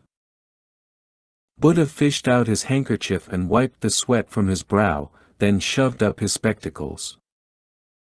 The temperature was mild, but that didn't matter. He seemed to sweat no matter what he was doing. Boy Scout glanced over at him, shaking his head. Have you considered a diet? They spoke in Mandarin, but occasionally Buddha would throw an English phrase at the kid to test him, like he did now, you wanna play, you pay. That's the way it is, kid. And I'm way too old for a diet. The kid frowned. Nope, he didn't quite understand that one. But hadn't the kid said he was an expert on American slang? Aha! Their inside man Huang finally reached the ridge, and Boy Scout gave a slight whistle. The elder moved into the dense stand of trees and nodded to them. How did it go? Asked Buddha. After a slight shrug, Huang answered, okay, I guess. What you mean, old man? Snapped Boy Scout. Did you tell them or not? I told them, but they still want to meet you. They don't trust me. Quiet for a moment, Buddha ordered the kid. Huang, all they need to do is stay out of the way. You keep telling them that those men coming tomorrow night are drug smugglers working with the army. You tell them the secret police will be coming to arrest them, and that everyone should remain in their rooms. And when we're finished, I promise you that those men will not bother you or your family ever again. I want to believe you. Just do as we say. And when you know exactly where each man will be staying, you will call us with that information. And if I don't? Then we'll. Buddha slapped a palm over Boy Scout's mouth. Then we'll assume you're dead. If you want to save your village, help us. But you are not with the secret police, are you? What makes you say that? Huang flicked his glance to Boy Scout. He is too young and too stupid. Buddha smiled. I agree. But the police are desperate these days, and we need anyone we can get. Okay, but remember our deal. The man I told you about.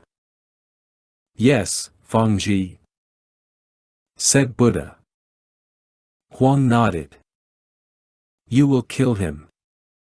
Of course. Better go now.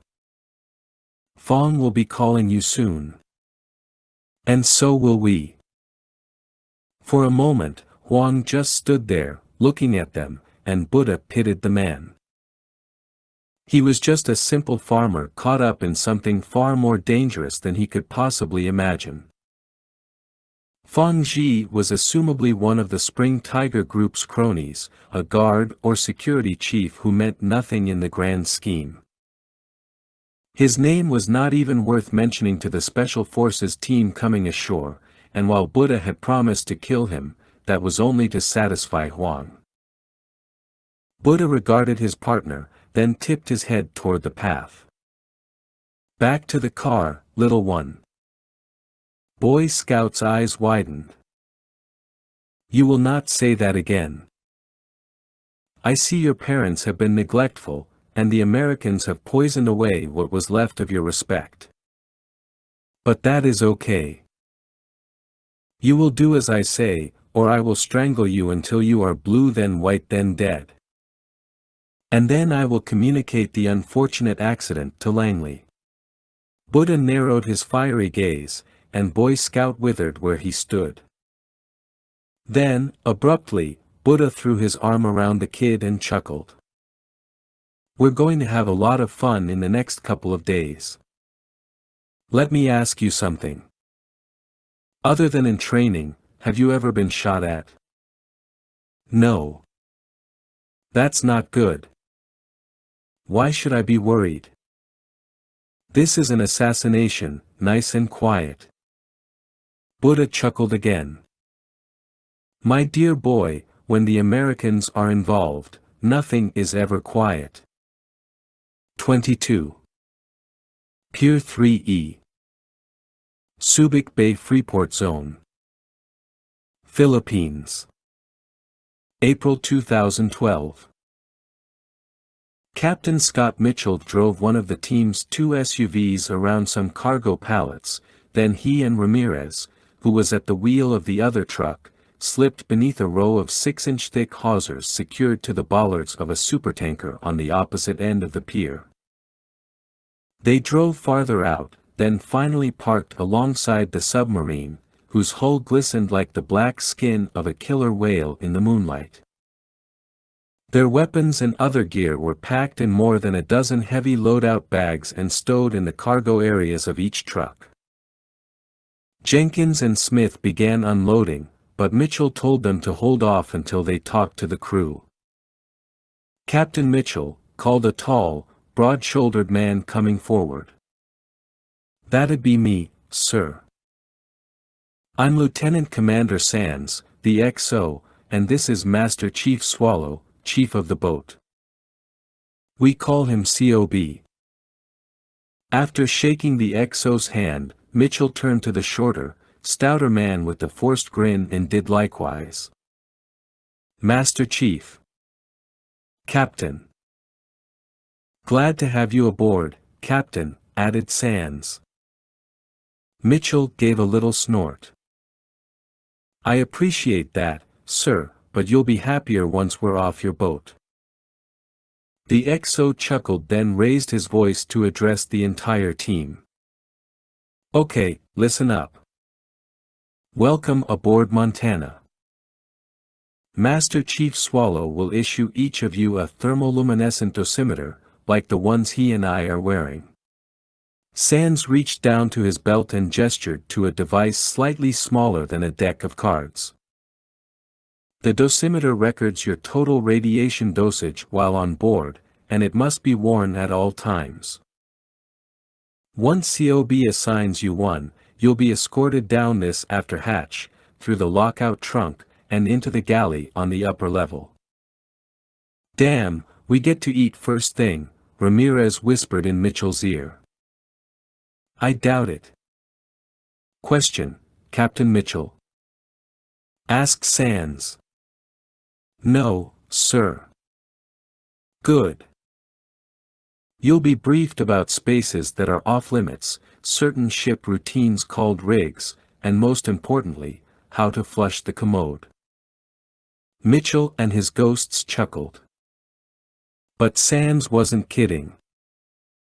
While that's happening, a working party will finish unloading your gear and move it below.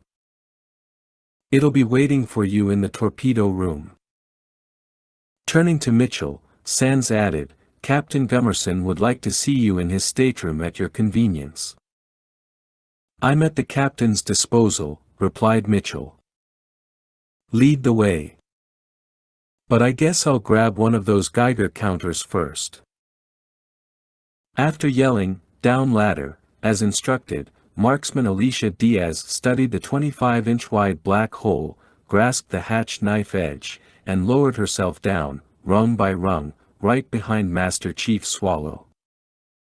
She, along with Smith, Hume, and Swallow, gathered outside the hatch at the bottom, waiting for the others. What's that smell? Asked Hume. It's Smith, said Diaz with a laugh. He tries to cover up that body odor with cologne, but he smells even worse. Smith drew his brows together in mock seriousness. You kidding? That's my natural musky odor, and it drives women wild. You must have a cold, Alicia. Cob rolled his eyes and recited an explanation he had obviously provided before. What you're smelling is a mixture of high-voltage ozone, diesel and lube oil, and a derivative of ammonia called amines from our atmospheric system. You'll get used to it. What's that ringing in my ears? Asked Smith. The chief grinned. That's the 400 Hz electronic buzz that turns us into Wonder Sub. All our computer systems are processed using 400 cycle power instead of 60 cycle. That higher frequency means everything is smaller, lighter, more accurate, and runs a whole lot cooler. Don't worry. The buzz will go away, too. He glanced to one of the mess tables. Why don't you folks grab a seat while we wait for the others? Diaz complied, and Hume, who dropped beside her, leaned over and said, You're the only woman on this entire sub. You know that, right?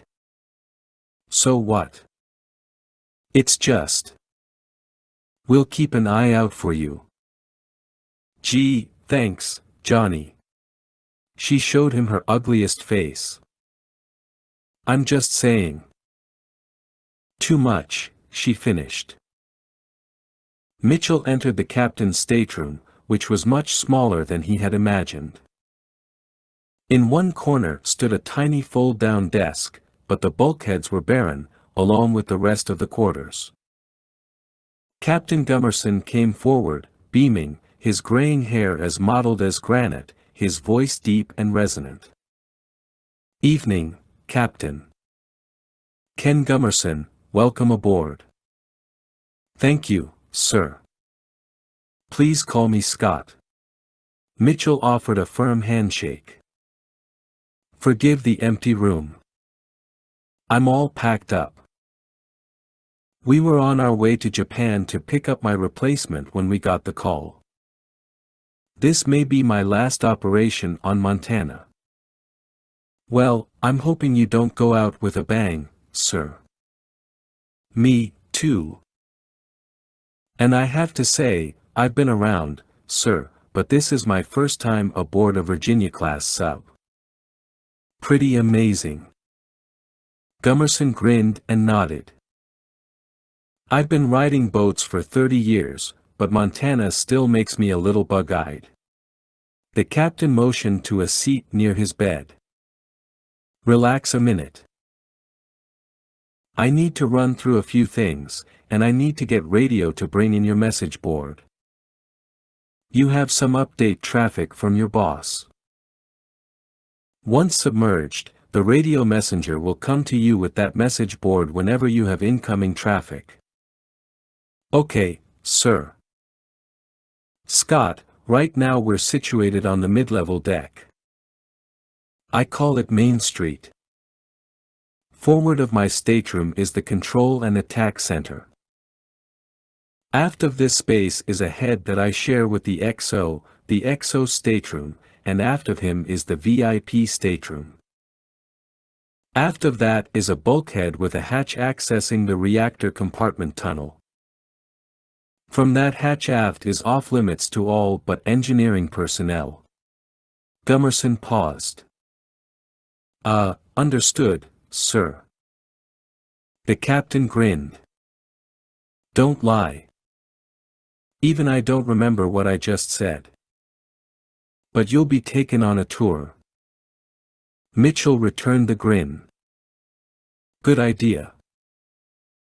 I've kicked the ops officer out of the VIP stateroom to turn it over to Sergeant Diaz. No need for that, Mitchell assured him. Sergeant Diaz digs her own latrine just like the rest of us. We never offer her special treatment. I appreciate that, but Montana is a 21st century machine crewed by stubborn geeks following the old naval traditions. Hell, until these guys got to sub-school in New London, they never heard of Rickover. They thought Jules Verne was the father of the atomic submarine. You don't think Verne was the father, do you? Wearing a grin, Mitchell shook his head. Phew. Now, once we're underway, we don't adhere to any specific dress code, meaning we're pretty lax on what we wear, and don't wear, especially in the berthing compartment area. Diaz will share the head with the XO and me. We'll work out a schedule for the three of us. I understand, sir. If we can address this issue as subtly as possible, I'd appreciate it. No problem. Gummerson glanced at his notepad before continuing. The lockout trunk has a 9-man capacity, which means you and your team can lock out in one evolution, but you'll need training and help from my SEALs, as I indicated to General Keating.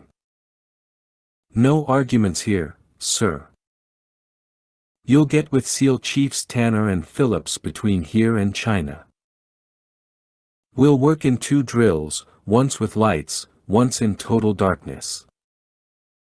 Gummerson was about to go on when the radio messenger knocked and entered with 2 message boards. A good place to stop, he said. Let's step back to the wardroom, get some coffee, introduce you to the other officers, and plow through some of this latest traffic. Sounds good. Mitchell rose. And, sir, is it true you guys have the best food in the Navy? Oh, don't worry, Captain, you'll find out for yourself. Damn Ramirez. He had Mitchell thinking about chow. Once he'd met the other officers, Mitchell retired in privacy to a computer terminal. He accessed a pre-recorded video message from General Keating, who confirmed that their satellite surveillance of the Haka Castle was now in place and that their 2 CIA agents had already been observed meeting with their inside man earlier in the day. The general also indicated that there was a lot of activity in and around missile sites located within the Nanjing military region and that the situation in Taiwan was growing far worse. The declaration of martial law had resulted in numerous cases of human rights violations by Taiwan's military and police, and demonstrators were still picketing and being arrested in front of the presidential building. Images of bludgeoned and bleeding civilians flashed across the screen. Of course, Mitchell could have bet a year's pay that the general would repeat that it was up to him, that everything came down to the Ghost stopping the Spring Tigers from initiating their plan. Mitchell finished watching the transmission and growled, "Yeah, I know. It all up to me." A second message from the Red Cross caught him by surprise. Bo Jenkins's father had passed away. Last report was that he'd been stable, but he'd taken a sharp turn for the worse. Part of Mitchell wanted to hold off telling Bo so that the man's head would be in the mission. The other part said that wasn't fair and that Bo deserved to know immediately. Then again, given what was at stake, Mitchell needed every ghost operating at peak performance. He sat there a few moments more, putting himself in Bo's place. And that got him thinking about his own father, who was probably back home, using his router to round off the corners of his casket. A young lieutenant with what Sergeant Alicia Diaz called a Cocoa Beach crew cut, bleached blonde with highlights, watched her leave the VIP stateroom opposite the wardroom. She smiled perfunctorily, noting the gold wings above the lieutenant's left breast pocket. He was cute, so she asked, "Are you a pilot?" "I'm a naval aviator." "There's a difference." He offered his hand. "Jeff Mach." She took it. "Mach, as in Mach 5? "No, it's spelled with an O." "Be cooler with an A, as in my name, Alicia Diaz." "That's pretty smooth." "I heard something about you guys trying to defect to the Navy." "Vicious rumors." She hesitated, unsure of what to add, then suddenly blurted out, "So, Lieutenant, what is the difference between a pilot and a naval aviator?" He snickered. "Naval aviators get shot off the front end of aircraft carriers. We use tail hooks and arresting wires to land. Pilots just kind of float in." "Okay." "Naval aviators have to figure out where their landing field went after they fly away. Or worse, if it sank. Pilots know their landing field's right where they left it." "Not a big fan of the Air Force, then, huh?" "I didn't say that. But I've never met an Air Force pilot who could stop a train without using guns or bombs." "Stop a train? What do you mean? You got time for a story?" Diaz looked around. "I'm stuck here for 20-something hours till we reach the strait." "Right. Okay, so once you solo at Pensacola, the unwritten rule is you got 3 days to stop a train. You can't do it before you solo because it ain't legal, and up till then you always had some hard-ass instructor riding along. So how exactly do you do this?" "Well, if you never noticed, Florida's flat, so it's easy to find a nice 20 to 25-mile stretch of railroad track to watch. And here he comes, Seaboard Coastlines 7:10 p.m., running late." "But you're right on time," she said with a smirk. "You bet. Now I have to come in high to clear the pines. At the last minute I slip down, opposite rudder to aileron, drops my bird like a rock, and I turn off my navigation lights, bleed off speed to just 120 knots, flap speed, and swoop in 20 feet over the track. Is this where I go? Whoa. Let me finish. Then, and only then, I turn on my landing light. Now it's just me and that train, 2 lights coming right at each other." "You really did this?" He nodded. The engineer sees that single light coming at him and he's wondering, did the traffic coordinator screw up? Switchman error. Is it another one of those crazy kids from Pensacola? He hits the brakes, can't take the chance. As he's listening to his whole train rumble and screech, I thunder right over his head, "Gone, UFO style, beam me up, Scotty."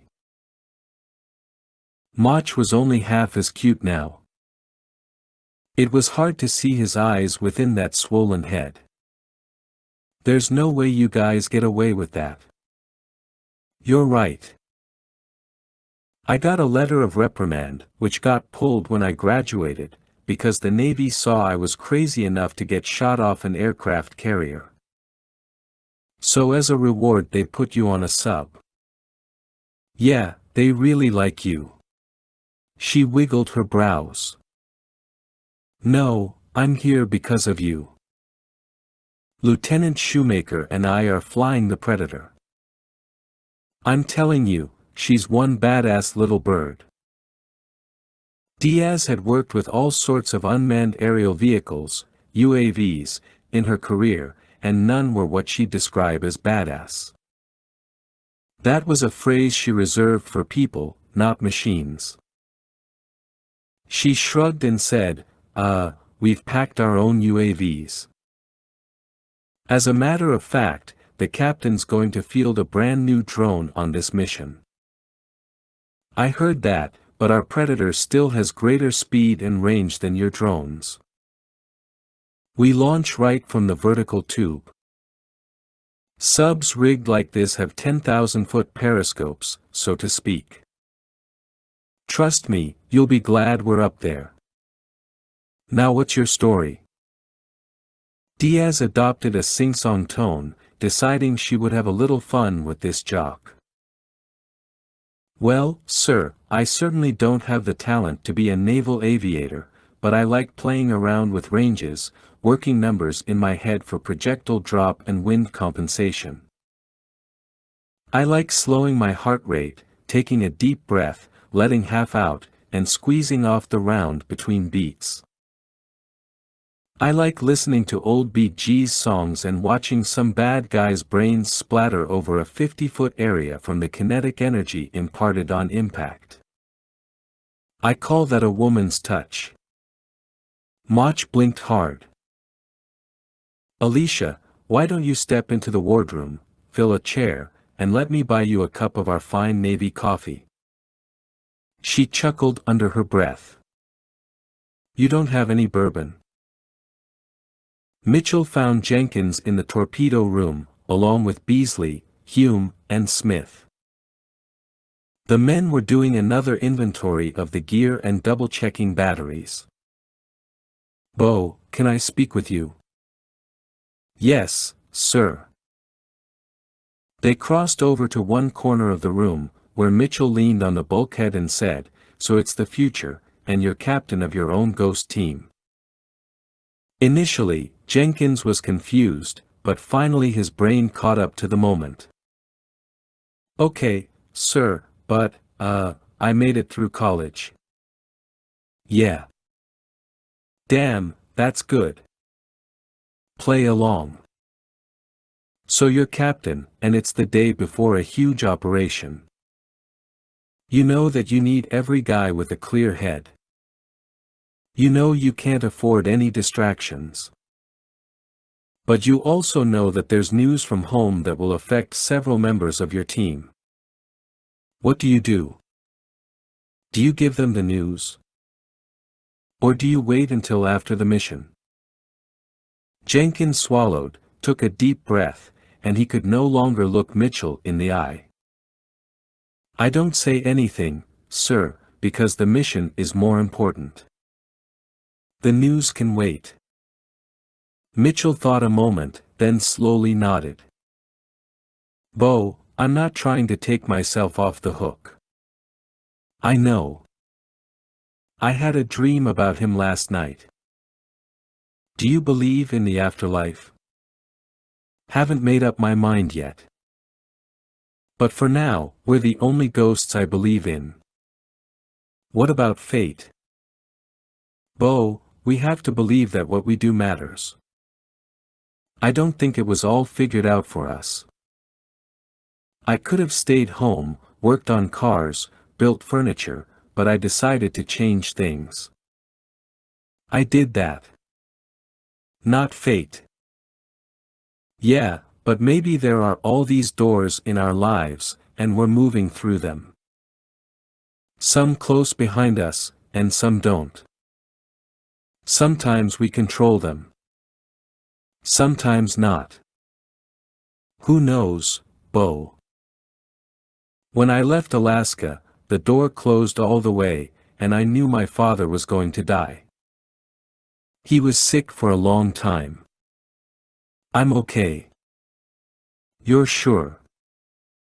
If anything, sir, when I go out there, it'll be for him. I wouldn't be a ghost if it weren't for him.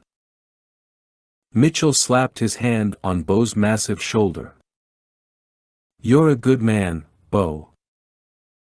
I'm sorry about your loss. Thank you, sir. He nodded and turned off, heading back to the group. Mitchell closed his eyes and sighed, still wondering if he had made the right decision. 23. USS Montana, SSN 823. En route to Taiwan Strait.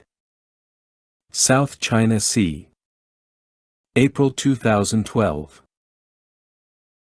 Montana's fly-by-wire system hovered the 377-foot submarine at exactly 100 feet as Mitchell and his team flooded, exited, re-entered, and blew out the lockout trunk with lights on and in total darkness.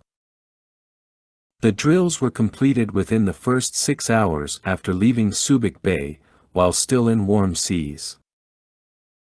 It was, admittedly, unnerving to stand in that trunk in total darkness while the water rose. All Mitchell could think about in those last few seconds was an accident and the warnings offered by the 2 SEALs. The 21-hour trip to Xiamen Harbor was otherwise uneventful. Mitchell and his ghosts listened to stories, shared some of their own, and the lies per nautical mile grew to astronomical proportions. As they neared the harbor and the end of their journey, Montana, rigged for ultra-quiet, with the sub's interior bathed only in red light. All non-watchstanders remained in their bunks, and television or other leisure activities were prohibited. Even the galley was closed. The captain told Mitchell that they were sweeping the entire harbor, their fathometer and minesweeping sonar actively probing under and around the sub with impunity because of the horrendous day and night noise level of numerous small craft and shipyard construction activity. The sun had just set, and under the cover of darkness, the captain extended a photonic mast to photograph and measure laser IR ranges for potential drop-off sites. Using those pictures, Mitchell and Gummerson met to determine a location, choosing a spot near the southeast tip of an unnamed and uninhabited sand spit. "Looks good," said Mitchell. "Yes, and don't worry. I'll get us in within 1,000 feet so you won't have far to swim, and I'll still have about 250 feet of water around me." The captain went on to say that hovering with her keel at 100 feet would still keep the tip of Montana's sail at 48 feet below the surface. He said he hadn't seen any ship in the harbor that drew that much water, fully laden. "You must live right, Scott," he finally added. "We're at high tide, and it's a spring tide. So that's good. It's excellent. Spring tides are really high or low when the sun and moon are lined up, and we get their combined gravitational pull. You get to swim in a little closer to the beach, and I get a few more feet under my keel. Great. And one more thing. Sunrise is at 05:24. If you're not in the water before then, we'll return every night, same time, until the National Command Authority gives me a direct order to terminate the operation. I'm not in the habit of leaving personnel behind. Neither am I, sir. And I appreciate that.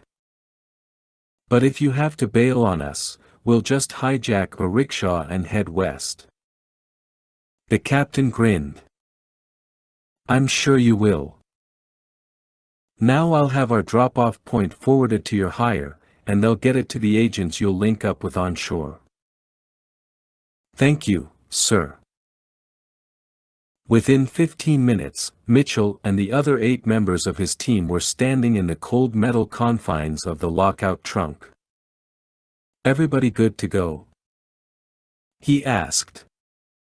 8 thumbs lifted. They had donned wet suits and goggles and had buckled on their Draeger LAR Versus, which were worn on their chests. The LARV was a self-contained breathing device specifically designed for covert operations in shallow water.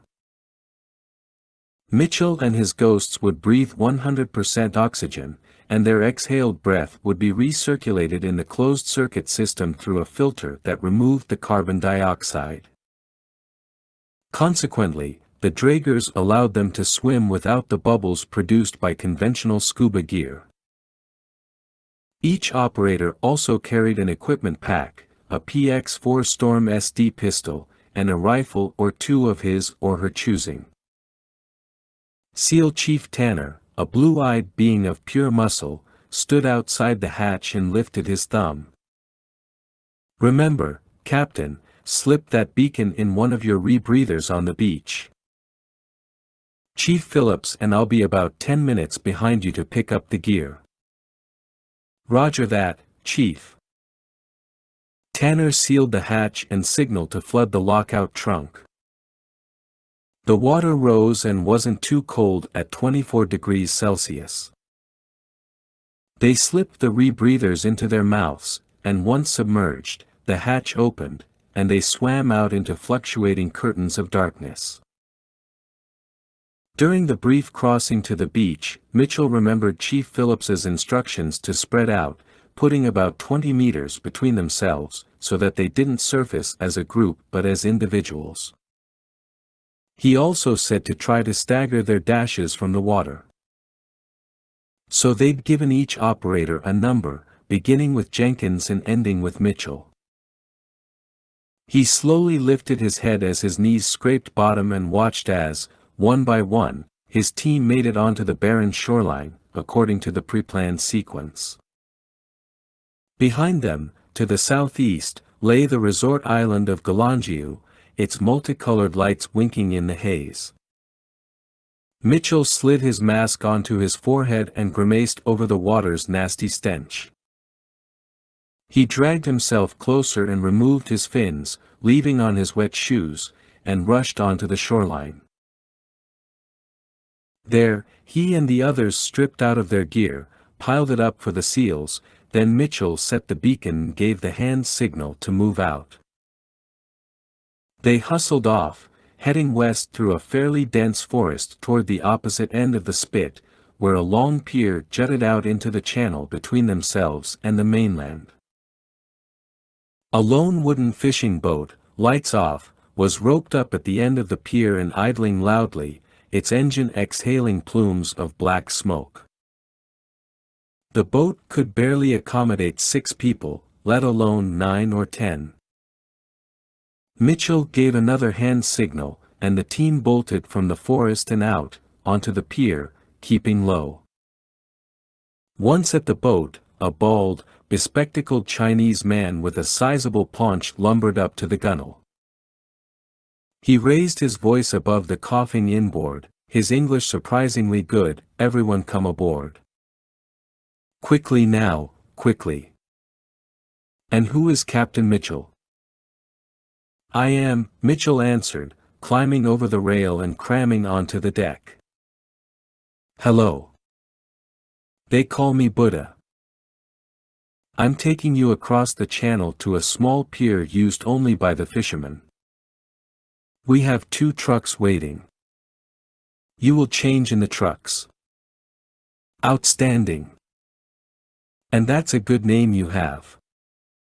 "I think so." Buddha moved to the wheel, shouted to Nolan and Hume to get the ropes, then he throttled up and steered them away from the pier. They sat below the gunwale, out of view, and Mitchell dug out his cross-comm earpiece/monocle from his pack. He slipped the unit over his left ear, tapped the power-up button, and issued the voice command, "Crosscom activated." In 3 seconds he was on the network. The screen glowed to life, and he immediately issued several more voice commands, bringing up his first support asset, that streaming satellite video from the castle itself, and even as the image sharpened from static to an overhead night vision enhanced picture of the 4 silos and single rectangular building, Mitchell watched as a lone helicopter landed in an adjacent field. "Right on time," he whispered. The trip across the channel took but 15 minutes, and as they neared the fisherman's pier, Buddha cut the throttle way too late. They slammed so hard into the pylons that the rail actually cracked. "Sorry," Buddha said. "I'm a lover, not a sailor." "Dude, you need some lessons," said Nolan as he helped tie up the boat. A young man, probably in his mid-20s, stood waiting for them by the trucks. The guy ditched his cigarette and cocked a thumb at the tarpaulin-covered flatbeds. "Oh, you have to be kidding me," said Brown. "Just get in," snapped Mitchell. The truck's engines didn't sound much better than the boat's, and judging from their large fenders and big, round headlights, they were probably built in the 50s or 60s. "They couldn't get anything better than these?" Ramirez asked as he passed Mitchell. "I don't know. I'll ask." As the others piled in, Mitchell pulled Buddha aside and voiced his question. "Captain, these old Jifangs are not uncommon along the mountain roads and more rural areas. The PLA sold a lot of them to the farmers. A brand new SUV would call much more attention. But will they make it up the hills?" "I think so. We can't be late." Buddha's eyes widened. "Then why are we talking?" Mitchell nodded and started back for the truck, but Buddha called after him, "Captain, if we are stopped, be sure everyone is wearing their masks and that no one talks. We are the secret police. I have all the paperwork. And oh, yes, my partner's name is Boy Scout." "All right." Mitchell reached the tailgate and hoisted himself inside, where he found Diaz, Nolan, Smith, and Ramirez donning black, nondescript uniforms over their wet suits and black balaclavas to conceal all but their eyes. "How are we doing?" he asked. "Good, sir," said Diaz. "My uniform actually fits." "Excellent. Welcome to China, everybody. USS Montana, SSN 823. South Taiwan Strait. South China Sea. April 2012. 5 miles offshore, Captain Gummerson plugged into a secure satellite tactical feed and watched as 9 green dots inched across his screen. And 12 time zones away, Gummerson imagined the most powerful man in the free world sitting alone, studying those same green dots. "Captain, the Predator is ready for launch," said the XO with a slight hint of resignation in his voice. "Very well. We need to time this just right so Mitchell and his people can bleed every second out of that bird." "Yes, sir. And, sir, I'm still concerned about detection during launch." "As well you should be, XO. We've got time to push out another 20 miles. Can't do much to minimize the glare from the Predator's booster propellant, but there's no need to wake the neighbors." "You read my mind, sir. We'll both sleep better knowing we got plenty of water around us. Last thing we need is some sharp-eyed merchant's lookout spotting our big ear." Aye, sir. And, sir, for what it's worth, Captain Mitchell was a true professional. Agreed. He would have made an excellent submariner. We can't afford to lose a guy like that. Yes, sir. If they can do their part, we'll do ours. That's a very capable team he has. Gummerson narrowed his eyes on the screen. Sometimes being capable was hardly enough. Hakka Castle, Xiamen, China. April 2012.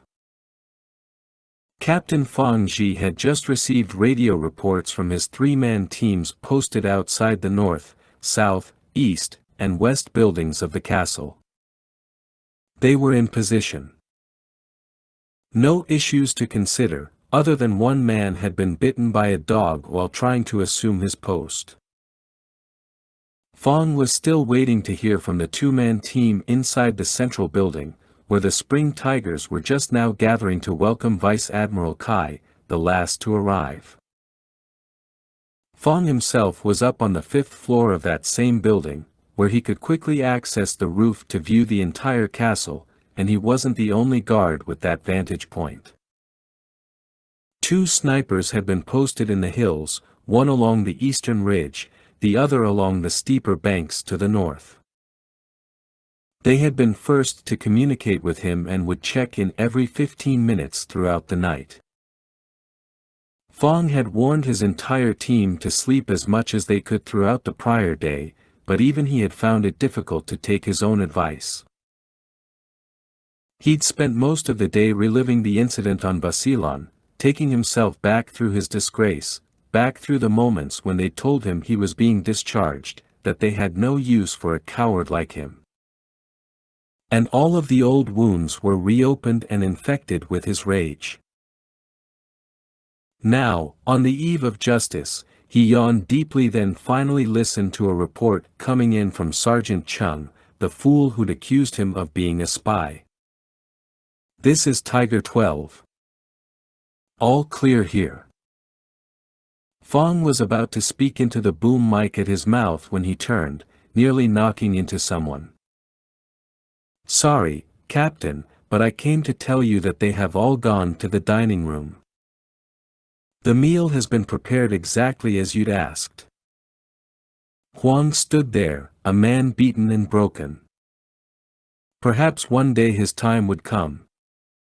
But this day was Fang's. Thank you, Huang.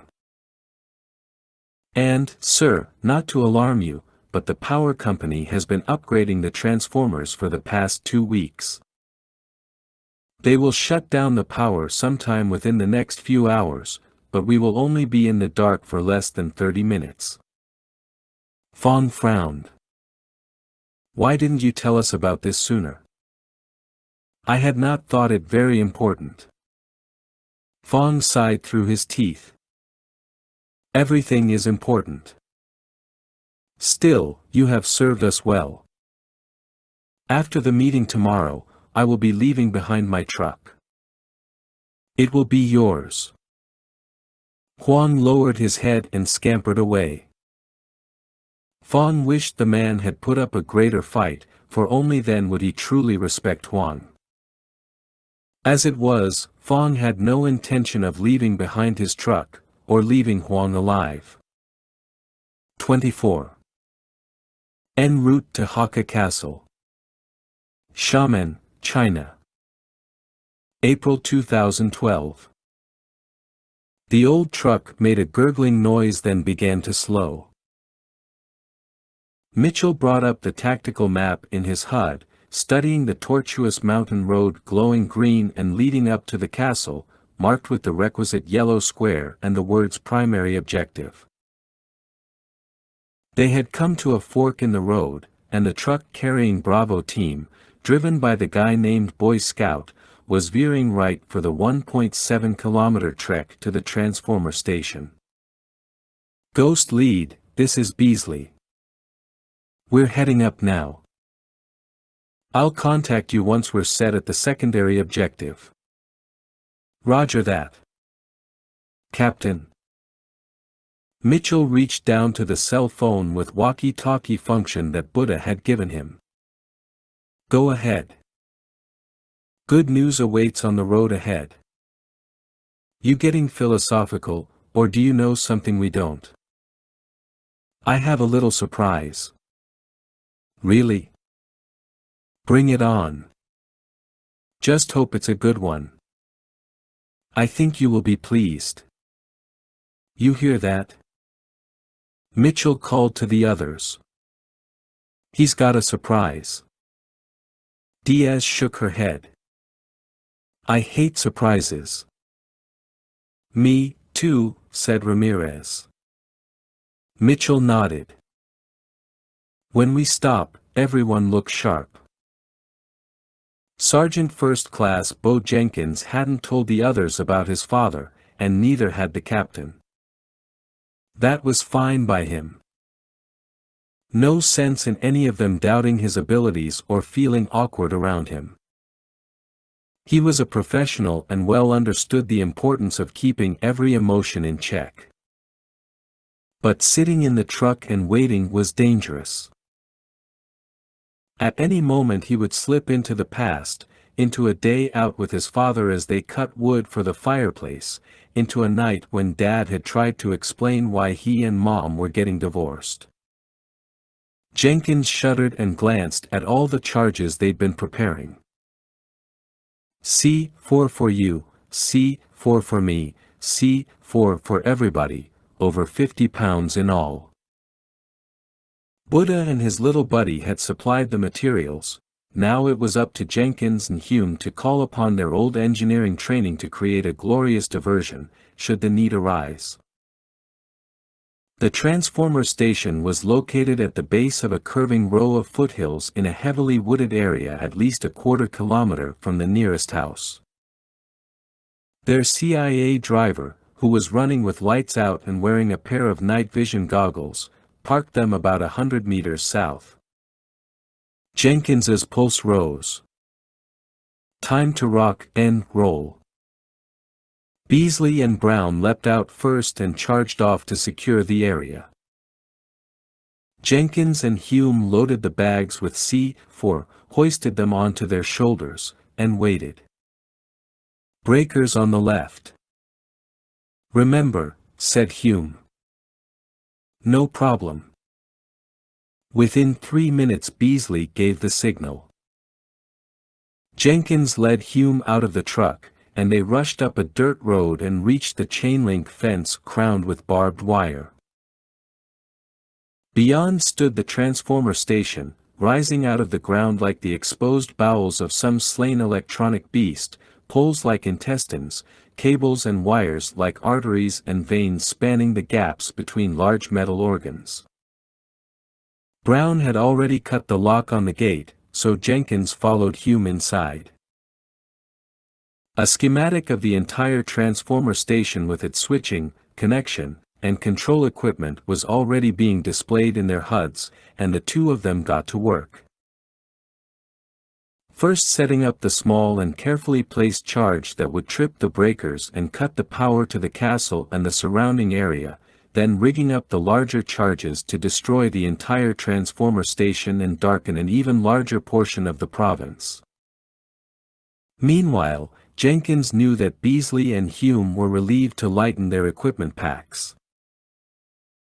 They had been carrying the team's small unmanned ground vehicle, SUGV, a tracked recon robot equipped with thermal infrared and digital cameras, along with a loudspeaker system. After opening the bot's waterproof packing, they began assembly. The SUGV was barely larger than a kid's radio-controlled tank, with rubberized tracks supporting the folding camera neck. Although armed only with smoke grenades to delay an oncoming adversary, the SUGV would stand watch over the transformer station and ensure that no one could tamper with the charges. Beasley controlled the bot and would be automatically alerted should it detect movement, heat sources, or any other signs of entry within its target discrimination hemisphere, which was adjustable by the operator. When Jenkins and Hume were finished with their charges, the SUGV was already powered up and online, and any member of the team could call up its camera images in their HUDs. Jenkins did so and glimpsed panning images of the fence line, as captured by the bot. Brown slipped a brand new lock on the gate, one nearly identical to the original, while Beasley used the wireless handheld controller to position the robot into a cover position beside two large poles where it could still maintain good surveillance. Once they got out of range, commands to the robot would then be routed through the network, although the SUGV would respond more slowly because of the satellite delay. From start to finish, the entire operation took 19.45 minutes, and Beasley signaled the captain that they were leaving the area and heading for the castle. "We'll cut the power on your order, sir," he added. Back inside the truck, Jenkins removed his cross-comm earpiece/monocle and tugged off his balaclava to palm sweat from his face and massage his tired eyes. "You all right, Bo?" asked Hume. "Yeah, why? You just look tired." "I'm not. Let's get up there and get this done." Mitchell took a deep breath. "Here we go." The truck had turned off the road and driven through a narrow path between the trees. Then Buddha had stopped and said, "We are here. Everyone out."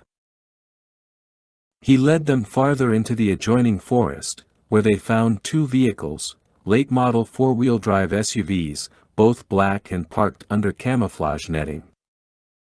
"We ride up in crap for a good disguise. But we ride out fast and in style," said Buddha. Mitchell grinned. "Good surprise." Buddha winked. "We take no chances for our escape. Now check your map. The castle is right over the next hill. I will hide the truck and remain here, waiting for you, along with Boy Scout, after he drops off the other team. If you need us to come up, okay, but I would rather not. And I warn you, my partner is a rookie." "So a good surprise comes with a bad one," Mitchell said with a groan. "Is there anything else you want to tell me?" "No, Captain. I am just a fat man with two cars." After a lopsided grin, Buddha trudged off. "All right, let's go to our eye in the sky," Mitchell said as he waved them on and started back toward the road, reaching up to his earpiece. Crosscom activated. Live streaming video from the castle revealed dozens of lights shining from the windows of all 5 buildings, and Mitchell zoomed in on each structure, noting the men posted outside. They were only silhouettes, and it was hard to positively distinguish between them and the several dozen civilians still milling about. Occasionally he would spot the end of a rifle barrel. The place was a cluster of anthills, with their targets hidden deep inside. Once they reached the edge of the tree line, Mitchell led them up the hill, and near the crest, they tucked themselves deep into the underbrush and set their own eyes on the valley, a rolling, dark green mat speckled with a cluster of yellow diamonds. "It looks a lot bigger in person," said Diaz. "No kidding," Smith added. "And those buildings do look like missile silos from up here." "Paul, get the drone ready for deployment," ordered Mitchell, cutting off the small talk. "You got it, boss." Paul Smith dug into Mitchell's pack and withdrew the MAV-4MP Cypher, a newly designed man-portable drone not much larger in diameter than a frisbee and even quieter than the UAV-3. While Mitchell continued studying the satellite images, Smith activated the drone via its controller, then announced that it was ready for launch. "Bravo lead, this is Ghost lead," Mitchell called over the radio. "Stand by to cut power." "Roger that," answered Beasley, whose truck had just stopped to let off his team. "And we're inbound for the choppers and vehicles." Mitchell switched views to his situational awareness tactical display showing the 4 green diamonds, Bravo team, heading toward the north side of the castle, where 2 choppers were parked in the field, along with 2 more trucks. The map was color-coded, with hostile terrain glowing orange, secured terrain in blue, and inaccessible areas in gray. Bravo team would quietly ensure that none of those rides remained operational. If any tiger tried to escape, he'd be doing it on foot. Abruptly, the uplink channel window crackled to life with the image of a young man with bleached blonde hair impaled by a headset. "Captain Mitchell, this is Lieutenant Mach, sir." Ah, yes, Mitchell had met him briefly and heard more about him from Diaz. "Go ahead, Lieutenant." "Sir, we had a clean launch, and you'll have Predator support in 1 minute, 30 seconds, sir." "Roger that. And just remember to keep that flying lawn mower on the perimeter. You scan for outside threats and complement the satellite. We've got the AO covered from here." Roger that, sir." Mitchell grinned to himself. The aviator wasn't happy, but he had admitted on the sub that the Predator's engines could blow everyone's cover. Still, having the drone provide additional surveillance of the mountains was certainly welcome. "Ghost lead, this is Bravo lead. We have drivers and pilots posted near their vehicles, and we're in position. Waiting on you, boss." "Roger that." Mitchell glanced at the time in his HUD. Still a little early. He then stole another look from the satellite images, waited a moment more, then switched to the Predator's thermal infrared sensors just as the drone came online. He immediately spotted the 2 snipers posted in the hills, red diamonds flashing. "Diaz, check your HUD. Predator's got 2 out there." "I see them." "All right, sir, they're mine." "Alicia, when that power goes down and I signal, you'll need to work faster than you've ever worked before. Snipers, then main gate sentries. Then you move again." "I understand, sir." She backed out of the brush and darted off into the woods across the path. Mitchell unclipped the cell phone from his waist and called Buddha. "Okay, where are my targets?" "Sorry, Captain. He has not called back yet." "What's the delay?" "I don't know." "Then call him." "Too risky. We must wait." "He will call." "What if he has second thoughts?" "I have read this man correctly. He is scared, but he will help. He wants the best for his village." "Buddha, I got air assets, I got people waiting." "Captain, you may launch your attack now, but it seems there are still people awake at the castle, and I can't promise how soon that information will come." Mitchell thought a curse. "Understood." "Sir, do you want to launch the drone?" asked Smith. "No, we'll wait till we cut power, but I was hoping to have our targets pinpointed before then, damn it." Of course, if they didn't, they'd be searching for 4 needles within 5 haystacks. Yet for every second they remained in position, the odds of them being spotted increased. Below, a few more castle windows darkened. The uplink channel in Mitchell's HUD switched to a view from the tiny camera mounted on Diaz's headset. "Captain, I got a bead on our first sniper. I'll have to move to get the other guy." "Hold." "Holding." "Captain, we're still waiting here," called Beasley from his position in the forest near the choppers and trucks. I know. Just sit tight." Inside the castle grounds, Huang held the leash of his dog and started toward the main gate. "Where are you going?" asked one of Fang's men posted there. "For a walk," Huang snapped. The guard frowned. "Walk him here." "He will not go here. I take him to the field." "No. Do you want me to call Captain Fang?" The soldier swallowed. "You know him." "I'm going to walk my dog." Huang turned around, moved to the gate, unlocked the door, then started outside, deliberately leaving the gate open. Once he reached the bottom of the path and was turning toward the field, he tugged the phone from his pocket and nervously made the call. 43 minutes later, Colonel Su Dingfa was lying in his quarters inside the central, rectangular-shaped building. Fresh flowers had been arranged in vases, and the beds had been made with clean and sweet-smelling linen. Captain Fang had made all the arrangements for the comfort girls, who had recently arrived, and one of them was already giving Su a deep and erotic massage.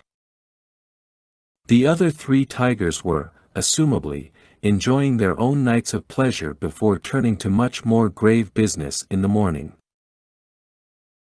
When they had planned the meeting, Su had suggested that they gather immediately within the first hour of their arrival, but his impatience had been summarily quashed by the older Chen, who considered the event a long weekend and chance to work, celebrate, and unwind.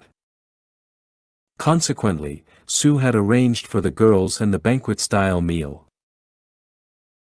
In the morning, they would establish the chain of command, finalize their timetables, and clearly identify the individual types and numbers of ships and aircraft involved.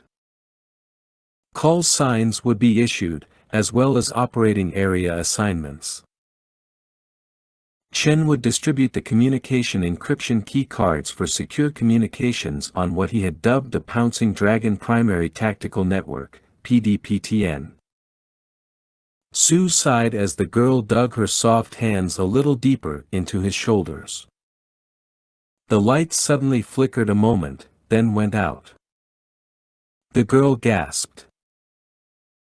Su rose, fumbled in the dark for his radio, found it, and called Fang. The captain sounded irritated. "Sir, Huang tells me they are working on the transformers every night. The power should return within 30 minutes. It is no worry." "I don't like this, Fang. Security is your mission. Do not fail us." "I will not." Su thumbed off the radio and thought of calling Major General Chen to give him the news. Then again, Chen could already be asleep. Why alert him to something that he might never discover? Su rolled over and grabbed the girl, who giggled. 25. Hakka Castle, Xiamen, China. April 2012. Master Sergeant Matt Beasley was ordinarily a patient man. All those years as a student of human nature had taught him to be still like a predator, always looking and listening. But the lights had just gone out. And the captain had ordered them to do nothing. They were waiting 10 more minutes to give the Tiger's security team time to check in with each other, time enough to give them all a false sense of security. Hitting the castle directly after the power went down was much too conventional, and they would be tense, despite whatever story the CIA's inside man told them about the outage. And that explained why Beasley, Brown, Jenkins, and Hume continued lying on their bellies within the ditch at the edge of the woodland. The pair of small, two-man civilian helicopters were less than 100 meters away. Images of those choppers had been captured by Beasley's camera and uploaded to the network. Within a minute the helicopters had been identified as Brantley B-2BS manufactured by a Texas company that had been bought out by the Chinese. A detailed set of schematics and even a suggested sabotage point within the cockpit focusing on the bird's electronic systems accompanied the intel.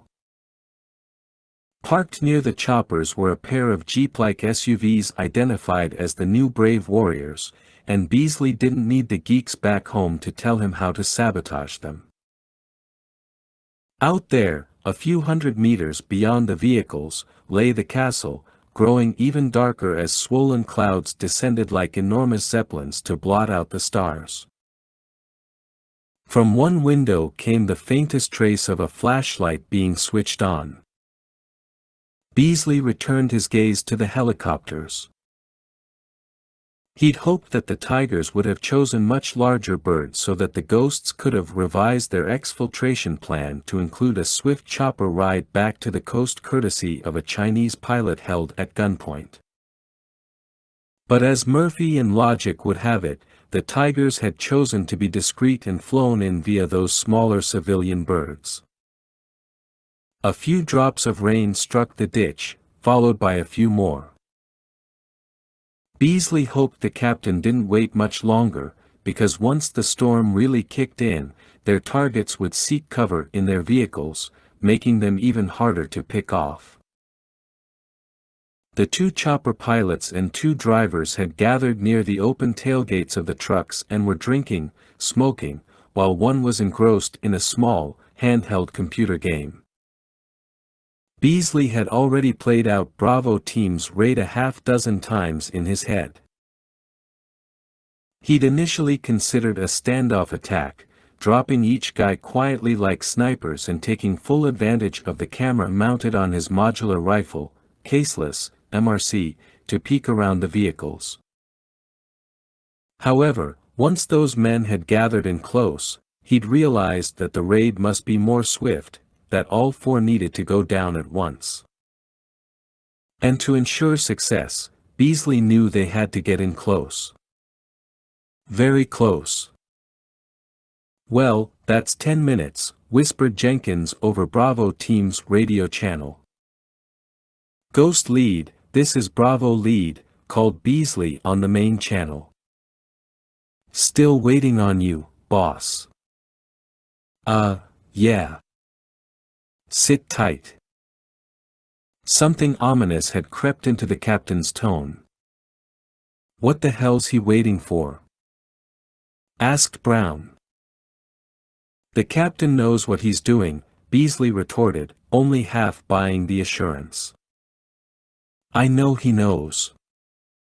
Wish he'd share it with us." "He sounds distracted," said Jenkins.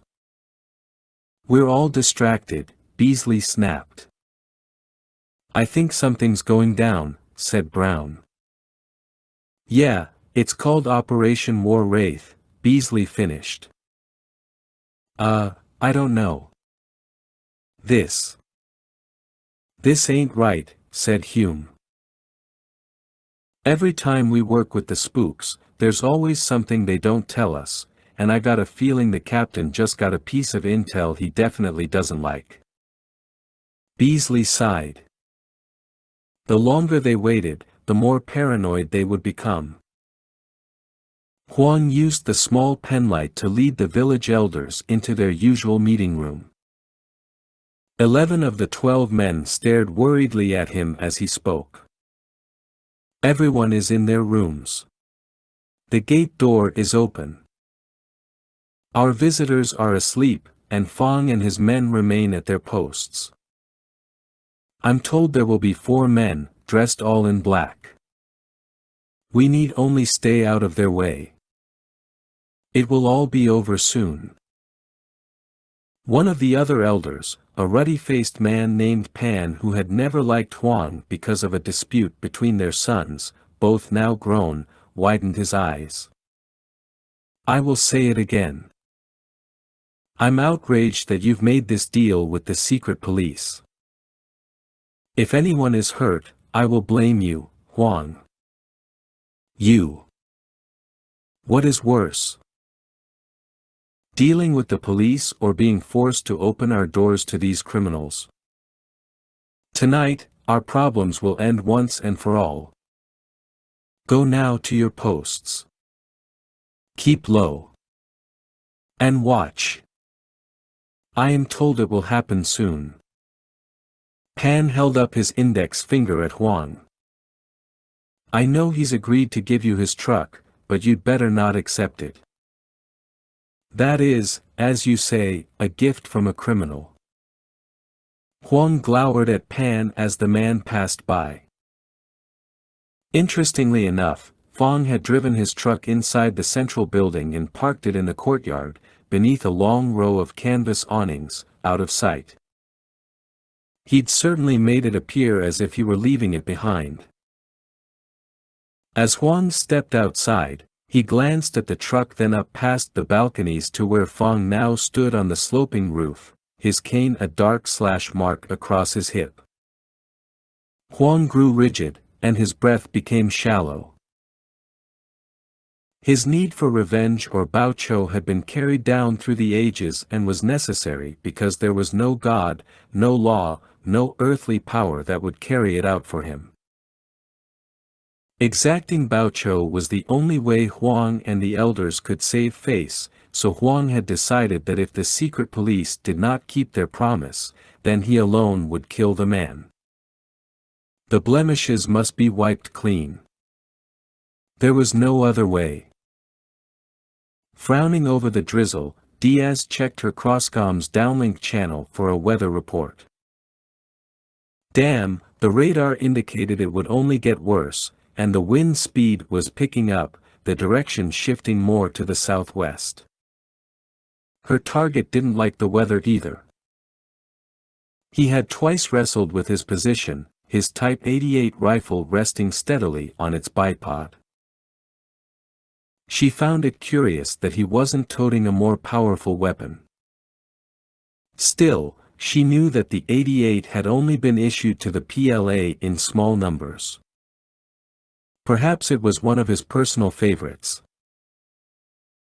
Diaz's own DSR-1 subsonic sniper rifle had been manufactured by the German company AMP Technical Services, and the rifle had been adopted by the GSG-9 counterterrorism group and a few other elite European agencies.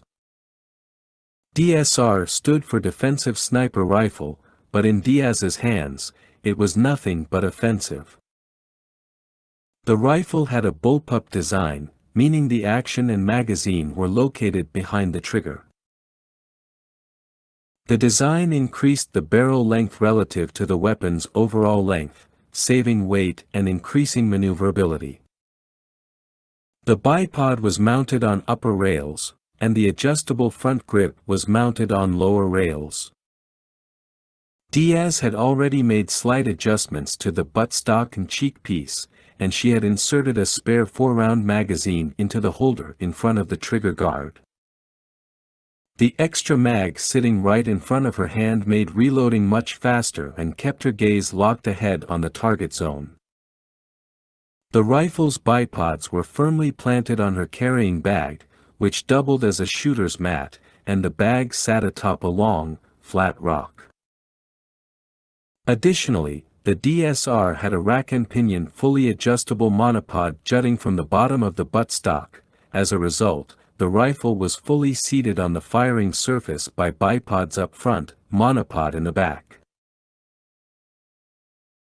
Diaz's subsonic variant had been adjusted to incorporate the 7.62 by 51 mm NATO rifle cartridge instead of the more overt .338 Lapua Magnum, and while she preferred the latter ammo, the mission dictated more stealth and those unmarked shell casings provided by the general and friends in her home state. She blinked hard and returned to her night vision scope. He was still there, all right, and at any moment he would begin speaking into the microphone covering his mouth. As soon as he did, Diaz would tip off the captain that her man had just made his radio check. USS Montana, SSN 823. South Taiwan Strait. South China Sea. April 2012. Captain Gummerson asked himself for the second time, what is Mitchell waiting for?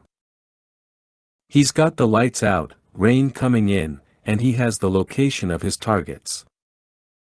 Gummerson stood under the control room's crimson lights, ears pricked up for the next message. Montana's Electronic Countermeasures, ECM, Electronic Intelligence, ELINT, and sonar teams were probing a three-dimensional battle sphere, air, surface, and subsurface, for any hint of enemy counterdetection. Meanwhile, the OE-538 multifunction masts that were Montana's big ear continued to track each ghost while monitoring all exchanges between them. Total situational awareness via mutually shared information in a common tactical picture was the epitome of network-centric warfare. "They move in yet?" asked the XO as he entered the control room. Gummerson shook his head. "No. All Mitchell's done is step up to the plate." The XO shrugged. "Sometimes you wait for your pitch." Gummerson cocked a brow. "And sometimes you strike out looking." United States Special Operations Command. MacDill Air Force Base. Tampa, Florida. April 2012. While it might be the wee hours in China, it was 12 hours earlier at Usacom, and General Joshua Keating strode past banks of screens displaying network data, from satellite intel all the way down to the camera mounted on Captain Scott Mitchell's earpiece. At the moment, Keating couldn't understand why Mitchell was taking so much damn time to analyze the pictures captured by his portable drone.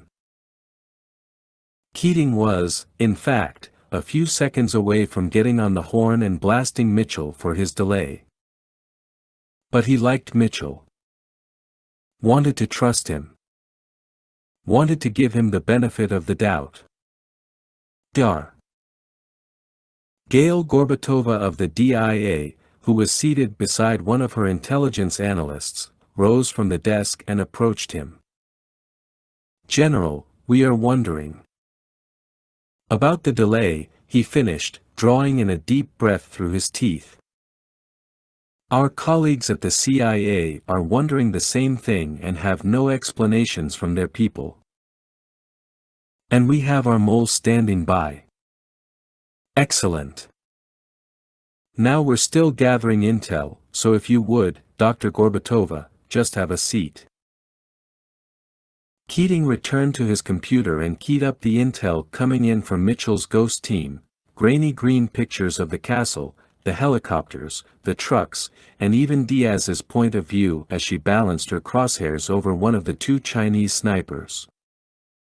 Everything looked perfect. "Come on, son. Give the order. Move out." A voice echoed through the room, "Ghost Lead, this is Bravo Lead. Our targets will take cover from the rain any second now. Captain, we need to move now. Ghost Lead, this is Diaz. Wind speed is getting worse and can really mess up my shot, sir. Give the order, Mitchell." "Bravo Lead, this is Ghost Lead," said Mitchell. "Stand by. And Diaz, hold. Captain Mitchell. This is Lieutenant Mach, Predator Support, sir. We've identified a power company truck en route to your transformer station. ETA approximately 10 minutes, sir. Keating clenched his fist and imagined himself screaming at Mitchell, "What's the holdup, son? I need those spring tigers taken out now." Despite his frustration, Keating knew that senses and intuition captured in real time by a commander on the ground far outweighed any digitized picture transmitted over thousands of miles. Special Forces truth: human beings were more important than hardware. What's more, Mitchell's own tactical assessment could be very different than what they viewed at USACOM.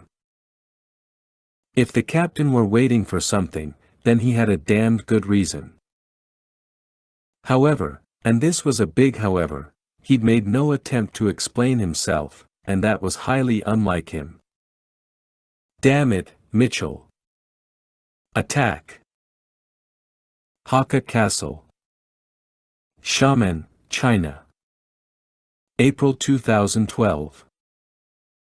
More voices echoed in Mitchell's earpiece, and more faces appeared in his HUD, but he just lay there, mouth hung open. At the moment the power had been cut, Mitchell had ordered Smith to launch the MAV-4MP cipher.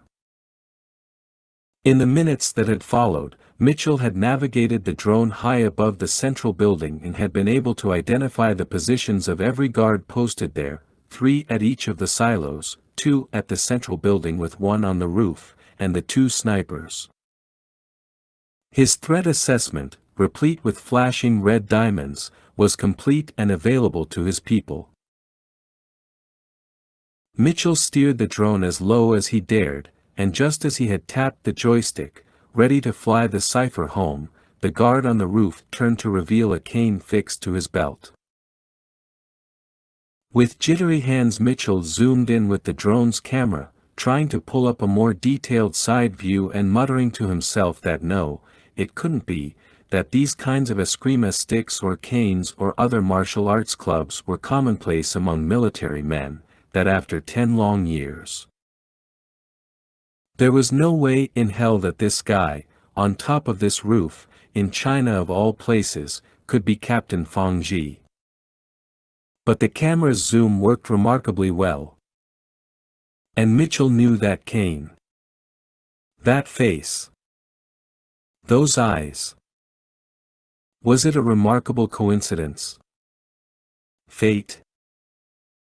Was Mitchell being forced back through an open door that had never closed? What the hell was Fong doing in China? Had he defected? Mitchell had lost track of the man, and purposely so, because he'd had to go on with life. That was the advice he'd given Rutong, and that was the advice he'd lived by. But he'd never forgotten Fong's cowardice, or Captain Foyt impaled on those punji stakes, or Warrant Officer Alvarado clutching that dart in his neck, or poor Carlos bleeding out and telling him to go back for Billy. Mitchell would never forget that row of bodies lying on the field. 12 men had entered the jungle on Basilan Island, and only 3 had come out, thanks, in part, to Fong Ji. The scar on Mitchell's chest burned anew. And now he was back on that field, squaring off with Fong, only this time Fong had no chance to draw his sword. This time, Mitchell had a pistol jammed into Fong's forehead, and when he squeezed the trigger, all he heard was Beasley crying in his earpiece, "Captain, we have to move, now." 26. Hakka Castle. Xiamen, China. April 2012. With a gasp, Mitchell was back, hot-wired to the moment, his senses flooded with input. "Ghost lead, this is Bravo lead," Beasley called again. "Don't forget about us, Captain. I need that order." As chills raced up Mitchell's spine, he checked the downlink channel now showing Beasley's camera, zoomed in, and enhanced. Bravo team's targets were seeking cover. Instincts honed by years of combat experience took over. Mitchell began processing information and issuing orders with cool, calm efficiency. Bravo team, attack. Roger that, Beasley answered in a stage whisper. Moving up to attack. Diaz, snipers, then main gate, fire now. Roger that, Captain. Sighting my first target. Smith. Police up the drone, then fall in behind us. Ramirez. Nolan. Move out. Mitchell burst from cover, and Ramirez was already a few steps ahead of him and took point, his 14 Malawian Quachas EBR rifle with attached silencer held at the ready as they raced along the road, then started down toward the castle, picking their way through streams of rainwater washing down the mountain. Nolan was hard on Mitchell's heels, carrying his P90SD Belgian-designed submachine gun with suppressor because, as many medics argued, the best form of preventative medicine was superior firepower. Got the drone, Smith reported, then hustled up behind them with a modular rifle, caseless, MRC. The MRC fired caseless ammo at 900 rounds per minute, and while the regular army did not field the rifle, the Ghosts endorsed it wholeheartedly. They had guns, all right. Lots of them. But only 4 shots really mattered, one in the head of each spring tiger. Or was it 5 shots? Mitchell considered shouting to the others, the guy with cane. He's mine. However, he could not reveal his personal bias and immediately undermine his command. The mission and his people came first. He knew that. They knew that. If Fong were killed in the crossfire, then so be it. But who was he kidding? He wanted to fire that shot more than anything else in the world. His anger had grown talons that ripped apart his gut, and over he watched himself squeezing the man's neck and firing that shot. Mitchell gasped, shuddered off the thought, and hustled on. Beasley sprinted along the edge of the forest, then he broke into a Motor City madman dash across the field, coming toward the choppers and trucks from the left flank.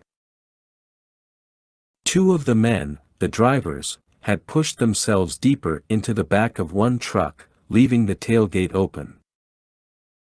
The other 2 guys, the pilots, had sought refuge inside the other brave warrior's cab.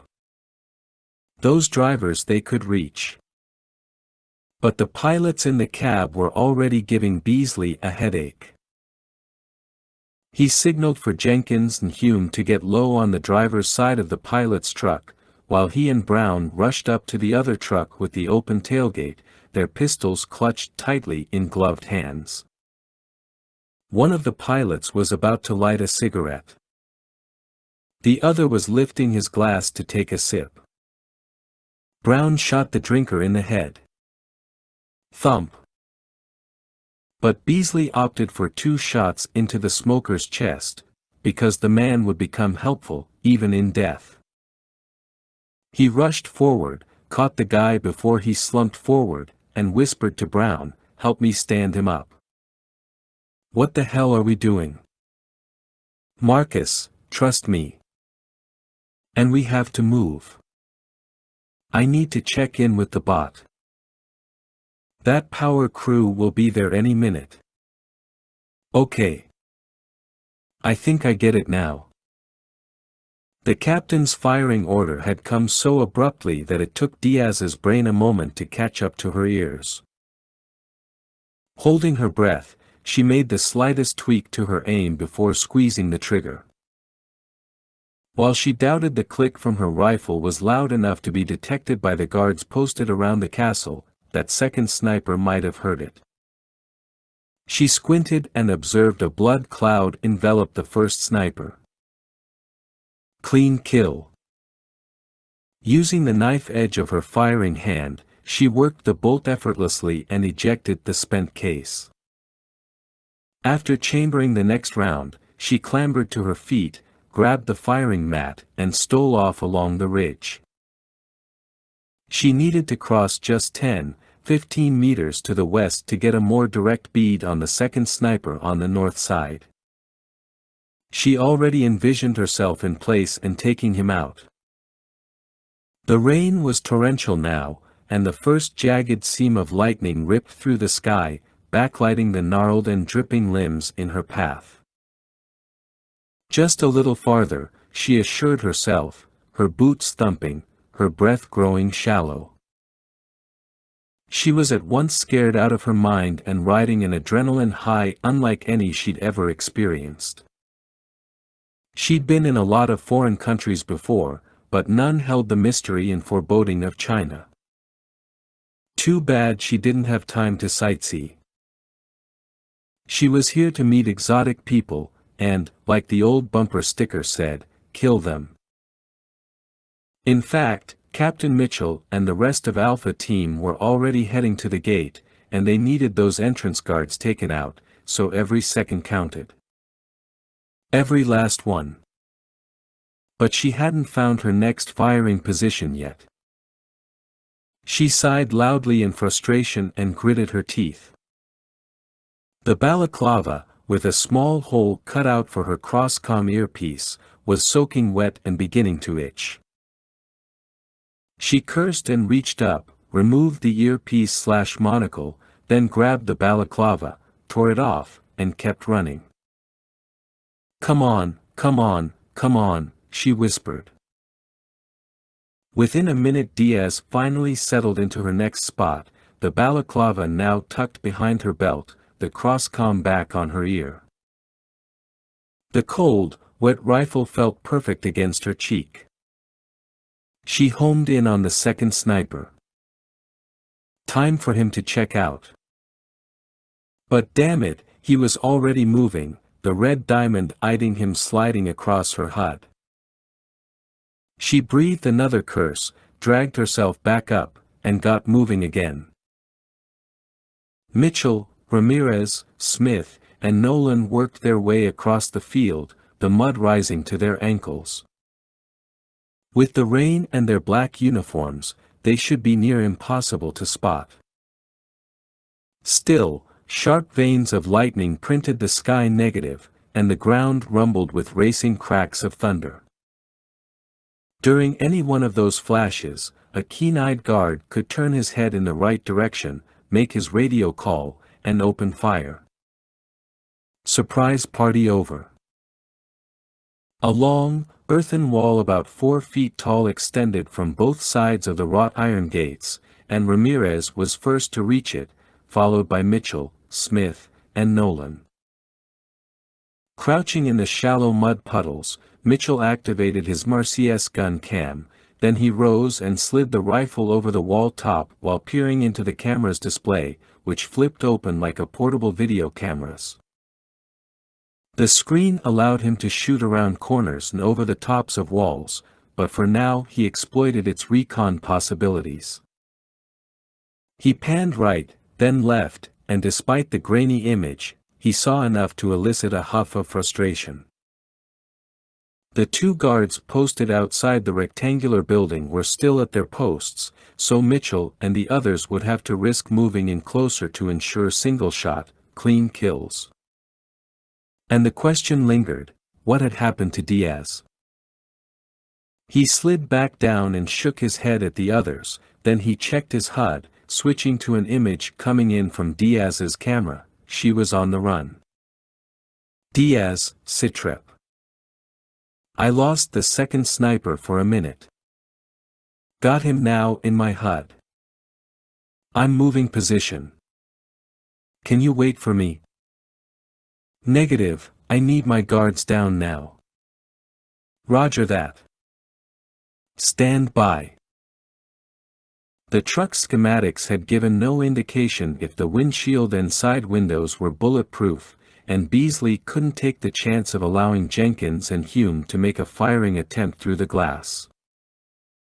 Time for Plan B, as in use an enemy body to your advantage. Beasley and Brown kept low behind the dead driver, bringing him over to and propping him up near the truck. Hume, who was hunkered down near the driver's side rear door, moved up and knocked on the driver's window. The guy at the wheel turned. Between the pouring rain and the darkness, the guy would fail to get a good look at his dead colleague, and that's what Beasley was counting on. The window lowered, and the second it did, Beasley and Brown let the body fall back, giving Jenkins, who was positioned near the truck's front tire, room enough to slide up and direct his pistol into the cabin. His PX-4 Storm SD thumped twice. Blood began dripping down the side windows. Jenkins reached in and opened the truck's door. "Outstanding," grunted Beasley. "Now start with the choppers while I take care of the bot." He opened the truck's rear door and climbed inside, out of the rain. He called up the SUG's main camera in his HUD and worked the wireless controller to pan that camera toward the main gate. Headlights grew brighter in the distance. He steered the drone away from its cover spot and began launching all 6 smoke grenades, positioning them all over the station. The new lock and the threat of an electrical fire, as evidenced by the smoke, should delay that crew a little longer.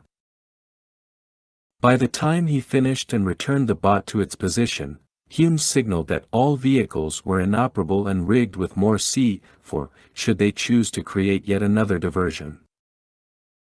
Now it was time to move in toward the castle and take out as many guards as they could before falling back to cover Alpha Team's exit. Beasley updated the captain, then ordered Bravo Team to move out toward the building on the castle's west side. Diaz's attention was divided between the sniper running along the opposite mountain to the north and the 2 guards below. She had to adjust her damned firing position 3 times before she finally had her bead on the first guy. But the rain. All that damned rain. The best she could do was make her adjustments. And fire. The first guard went down, tumbling beside one wall, out of sight. The second guard, standing just around the corner from him and shivering under the overhanging roofline, turned his head, as though he'd heard something. He began speaking into his radio. Diaz waited until he was finished. Then, without warning, a burst of wind came in hard, just as she took her next shot. The round exploded into the wall just above the guard's left shoulder. Her brothers began screaming in her head as she reloaded in one smooth motion and the guard dropped to his belly, seeking cover. But she still had him in her sights. And as he crawled forward, her second shot caught him in the middle of his back. He did not move again. "Captain, this is Diaz. You're clear." Mitchell and Smith jogged forward toward the main entrance of the central building, while Ramirez and Nolan broke right toward the long, curving wall of the east building and its rows of rectangular windows. Once they drew closer, they'd have 2 guards to pick off before they moved inside. According to the CIA's inside guy, Colonel Sue was in the central building, while each of the others were staying in the south, east, and north buildings, respectively. Their locations had been assessed by the Ghost's intelligence analysts and sent to Mitchell's HUD so that he and the others need only follow the intel indicators to find the men. Admittedly, Mitchell had chosen to take out Sue because he knew Fong had been stationed on the roof of Sue's building. Fong had come down when the rain had picked up, and Mitchell assumed that the bastard was somewhere inside. Ramirez crawled on his hands and knees through the muck as he neared the first guard, who was sniffling and huddling beside the door, his weapon pointed at the ground. Ramirez needed him to turn his head a bit more, so he issued a curt, "Hey." The guard looked down, up, didn't see Ramirez. He frowned, blinked, and then he finally spotted him and made that turn. One silenced round to the head ended his surprise and discomfort. Ramirez waved on Nolan, and they kept tight to the wall, racing around to the opposite side of the building, where the second guy was posted near the other door. They got down as they approached, and Nolan drifted out a bit from the wall, lifted his pistol, just as the guard raised his head and looked at them. The shot kicked him onto his back. Ramirez rose and raced to him. Clean head shot. He glanced back at Nolan, raised a thumb. They tried the door, locked. Ramirez fished out his tool kit and got to work, while Nolan covered him. They still had one more guard in their way. He was, of course, posted outside Admiral Kai Ming's door. Nolan breathed a curse and suddenly fired. Ramirez turned his head to watch a guard posted outside the south building tumble to his death. "He was just coming around," Nolan explained. "And can you hurry up? It's not like bad guys are trying to shoot us or anything." Ramirez jabbed one of his tools into the lock. "I'm an artist, bro. Patience." Huang peered out his window and saw the dead guard lying beside the central building. It was happening now, and there was nothing he could do to stop it. They were in the west building, on the 5th floor. He glanced over at his wife, who slept soundly, the candlelight playing over her face. A knock came at the door. Huang frowned and answered it. There stood Pan, a flashlight in one hand, a pistol in the other. "Step out here onto the balcony," he said. "Pan, what is this?" "You know what this is." "No, I don't." "I went back to my quarters and began thinking, and I realized that your little deal with the police has given me the perfect opportunity." Huang shook his head. "I don't believe you." Pan raised the pistol even higher.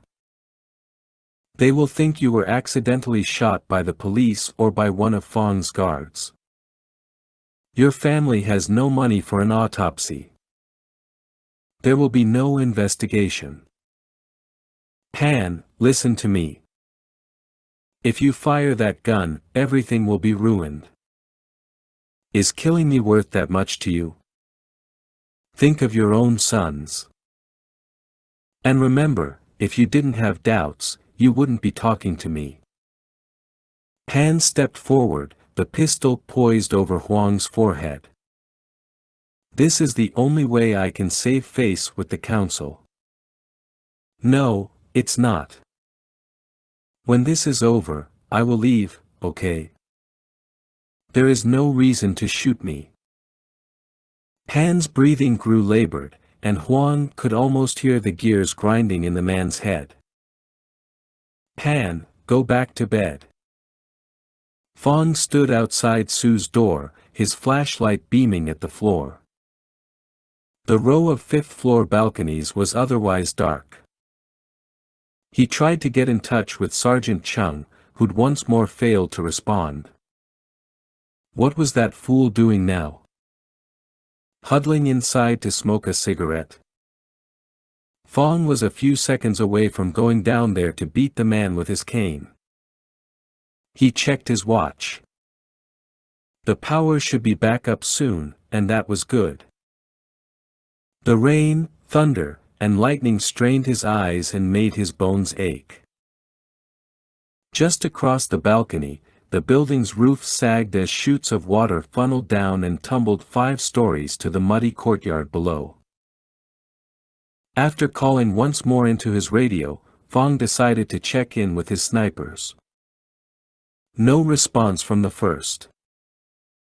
But the second man's voice came tight with exertion. "Captain, I think I've spotted someone along the south ridge." "Another sniper, maybe." "Need time to confirm, over." "You find out who that is."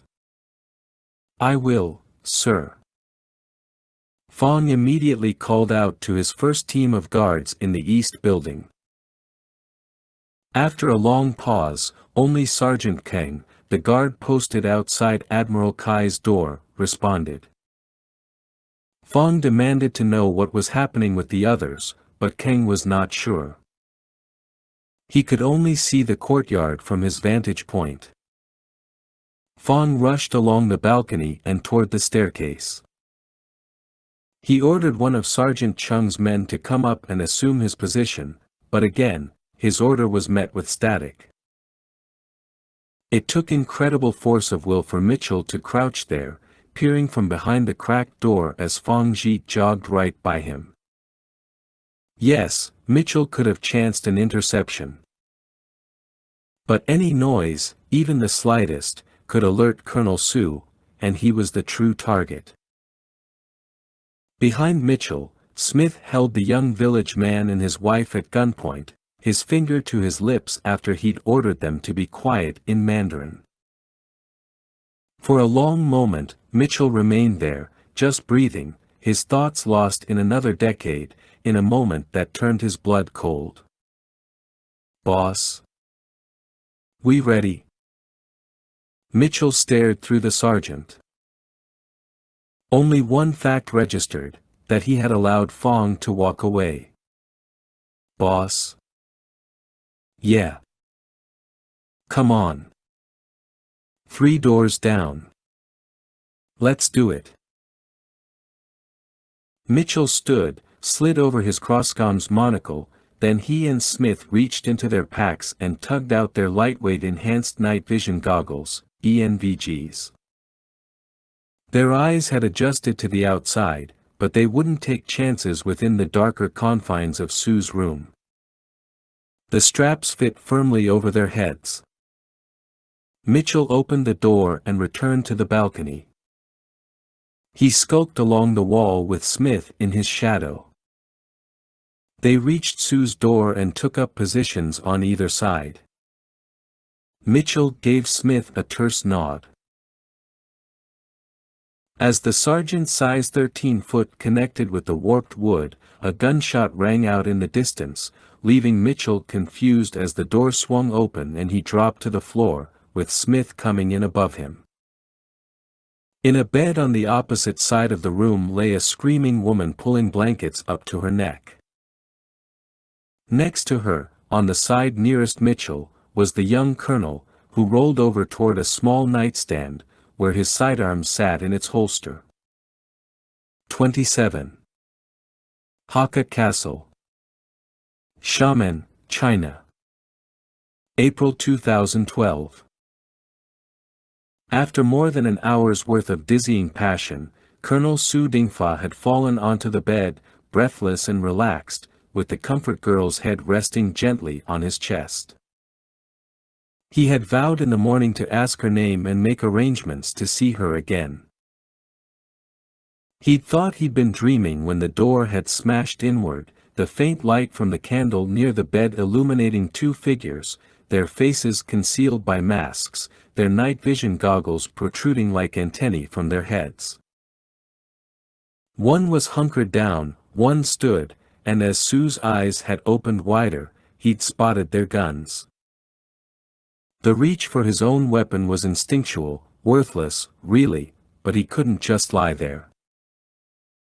Now, as the girl screamed and the first silenced rounds finished her, Sue wondered who was responsible for his death. Who had betrayed him? Fong. Had the man been lying in wait for these past 4 years, a tiger himself? No, it couldn't be. Could it? The shots ripped through Sue's chest, and it took another second for the pain to register like a claw shredding his gut with slow, even strokes. He coughed, and his mouth immediately filled with blood. Sue felt no sorrow for himself, only for his dear mother and father, whom he had failed. They would not see their lost children, and that was the greatest tragedy. As the men rifled through his belongings, Sue thought of raising his fist in one last act of defiance, but the room had already grown dark around the edges, and there was only the strength for one final breath. As Huang and Pan had stood facing each other on the balcony, Huang had realized that Pan was not going to leave and had every intention of shooting him. So Huang had lashed out, seizing Pan's wrist to shift away the gun. Pan had fought against Huang's grip with one hand while clubbing Huang in the head with his flashlight. Even as the blow seemed to reverberate through Huang's head, the gun had gone off, the round tearing through Huang's shoulder. Pan gasped, muttered his disbelief that he had fired, and the gun slipped from his grip. Huang kicked the weapon away and shoved Pan against the railing with so much force that the warped and rotting wood cracked and gave way. Pan flailed his arms and screamed as he fell back into the chutes of rain, plunging 5 stories to splash hard to his death. Huang's wife was crying and rushed up beside him. Down in the courtyard, one of Fang's guards ran up to Pan's body and checked for a pulse. Then he gazed up at Huang and screamed, "I heard the shot. What's going on here?" Clutching his bleeding shoulder, Huang was about to answer when a click sounded from below, and the guard's head snapped back before he toppled. Huang gasped as a fresh volley of automatic weapons fire rattled loudly through the courtyard. Buddha sat in the idling SUV, chomping on a chocolate bar and staring at the streaming video of the castle being fed to his laptop. Boy Scout was doing likewise and issuing his banal and obvious commentary on the action. That first shot had been barely audible from their range, but Buddha had pricked up his ears and now leaned out the window, grimacing over a lot more gunfire. "You were right," came Boy Scout's voice from the phone on the seat. "About the noise, yes," Buddha answered. "I was hoping I would not be. We should get in closer. The cowboys will need us soon. We stay here." "That's a mistake, old man." "Shut up. Do what I say." Buddha wiped his hands on his jeans and stared at Boy Scout's SUV, just ahead. If the kid acted rashly, he would not live to regret it. Beasley had shot the guard who'd run into the courtyard, then he paused and frowned. There were 2 bodies lying there. He glanced up, saw an old couple staring down at him from the 5th-floor balcony, the railing busted away. The other 2 guards had come in from the north side entrance of the building, and one of them had begun firing at Jenkins and Hume, who were about 10 meters behind Beasley, close to the wall. "Damn it, Jenkins, he sees you!" cried Beasley. "Move up and take him out." Just then Lieutenant Mach got on the crosscom with an intel update from his predator. The power crew was at the fence, working on the gate, and yet another truck was inbound. The news prompted Beasley to call the captain. "Ghost lead, this is Bravo lead. I'll need to blow that transformer within the next couple of minutes." When Mitchell and Smith reached the south building, only one guard had remained outside, thanks to Nolan. Smith had just tagged the other guy with an impressive shot, and the main door had split under Mitchell's foot as though it had been made of balsa, thanks to years of martial arts training. Now, as they headed up the staircase, en route toward Major General Wu's quarters and the remaining guard there, Mitchell drew in a long breath and spoke evenly over the radio, responding to Beasley's call, "Hold off on the fireworks as long as you can. Looks like Chen's on the move in the north building. Change of plan. You move in and take him out."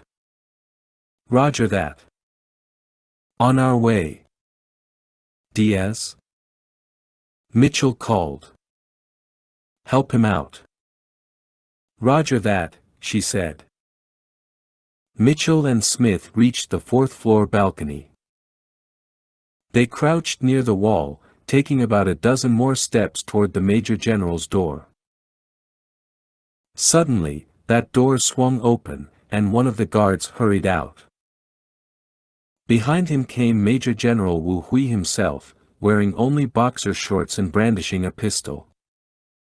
Both men thundered directly toward them. Their expressions changed as they spotted the two men crouched near the wall, but they were already too late. Smith got off the first shot, striking the guard just as he was lifting his rifle. Mitchell cut loose with his Marcy, hosing down the balcony with suppressed rounds and sending the muscular Wu to the wooden floor. As Mitchell dove forward himself, Wu began squeezing off rounds and hollering obscenities in Mandarin. Smith issued a half-strangled cry as Mitchell kept firing until Wu's pistol fell silent. "Paul!" Mitchell rolled onto his side, sat up, where Smith was clutching his right biceps. "Stings bad. I'll tie it off quick." Mitchell reached into his pack for his medical kit. Every ghost carried one except Nolan who, as medic, toted the full medical bag. Within 2 minutes Mitchell had Smith's arm tied off and a big trauma bandage slapped in place. "Let's go take a look," said Smith, lifting his chin at Wu's quarters. Mitchell nodded, and while Smith double-timed ahead, Mitchell rushed over to Wu, his blood spreading across the floor like a dilating pupil, dark and oily. He lifted the man's head, making sure the folks back home got a good picture of his face. Then he rose. "Ghost team. Targets Bravo and Delta terminated.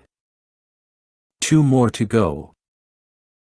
"Captain, we got more stuff," called Smith from behind Wu's open door. They had already seized several flash drives and 2 portfolios of documents from Sue's room. "Take it all," grunted Mitchell. All that gunfire below left Diaz struggling to do 2 things: get a bead on that remaining sniper and get control of her breath. Even as she sighted him, he was sighting her brothers in arms around the castle. Although he had yet to fire, she could already hear the crack of his rifle in her mind. The bastard was set up on another rock, unflinching in the rain, as though he'd been there for 100 years, calmed by the spirits of his forefathers and waiting for the perfect shot. The rain tapered off, just a little, the forest growing more silent, as Carlos and Tomas began to voice their doubts. "Not now." She blinked hard, then took in a long breath and held it. The reticle rested squarely over the sniper's head. "Adios." She fired. And gasped. He fell away, pieces of him hurtling end over end. She swung her rifle around, positioning herself to face the north building, where the 2 guards posted outside had gone inside, presumably to defend Major General Chen Yi, the NMR commander with the lazy left eye. Despite the thick, earthen walls, Diaz could still see those guards as red diamonds superimposed over the building and rising as they mounted the staircase. Both men drew nearer the wall. She could take them, but there was only 1 round in her chamber, and the magazine was empty. After estimating the first guard's angle of ascent, she lined up, took the shot, firing right through the wall, striking him dead on. The red diamond winked out. Chills spidered up her spine. Beautiful. No more time to celebrate. She worked the bolt, ejected the spent case, dropped her firing hand back 2 inches, ejected the cold magazine, reached forward, and seized the hot magazine, slapped it home, reloaded, and sighted in on the next target, all within 3 seconds. She had him. But an odd, tingling sensation worked across her face, and the hairs stood on the back of her neck.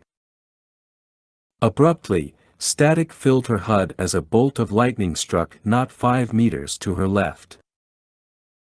The HUD flickered back to life, now showing a green diamond where the red one had been. 2 more green diamonds appeared just below the first. Oh my God! No!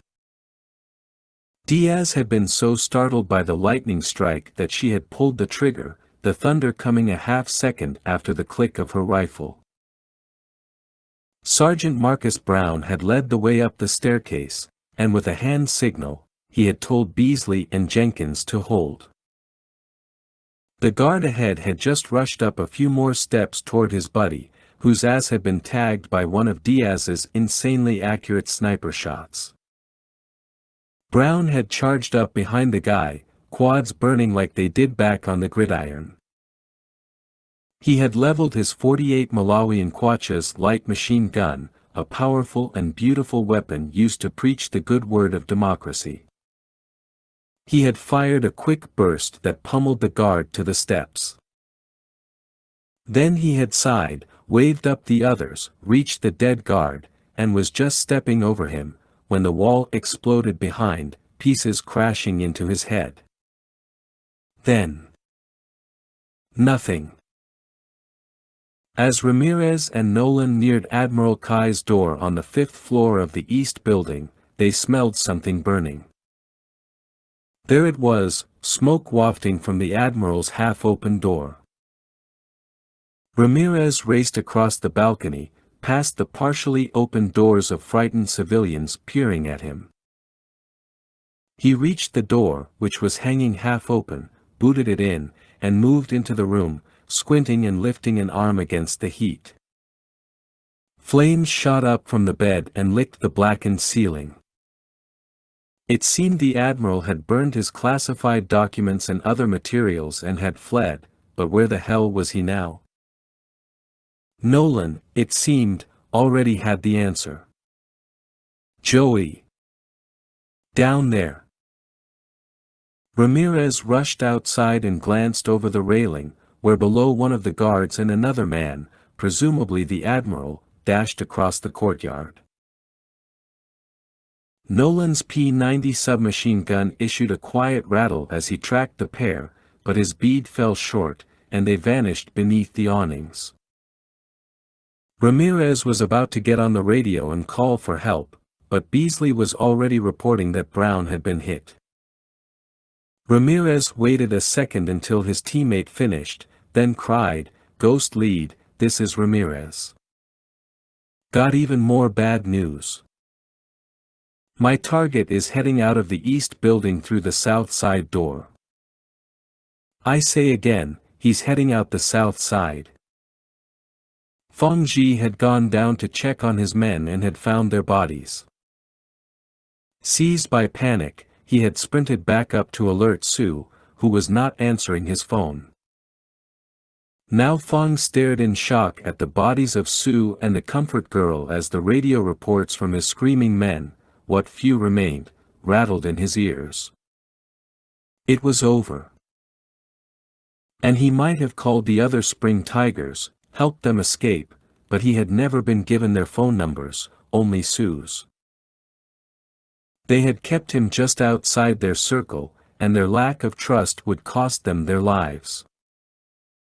There was only one thing left. The brave warrior was parked under the awning below. Would he yet again be branded a coward because he chose to escape rather than stand up and fight to the death?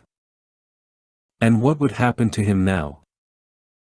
His only allies in this country were dead or about to die.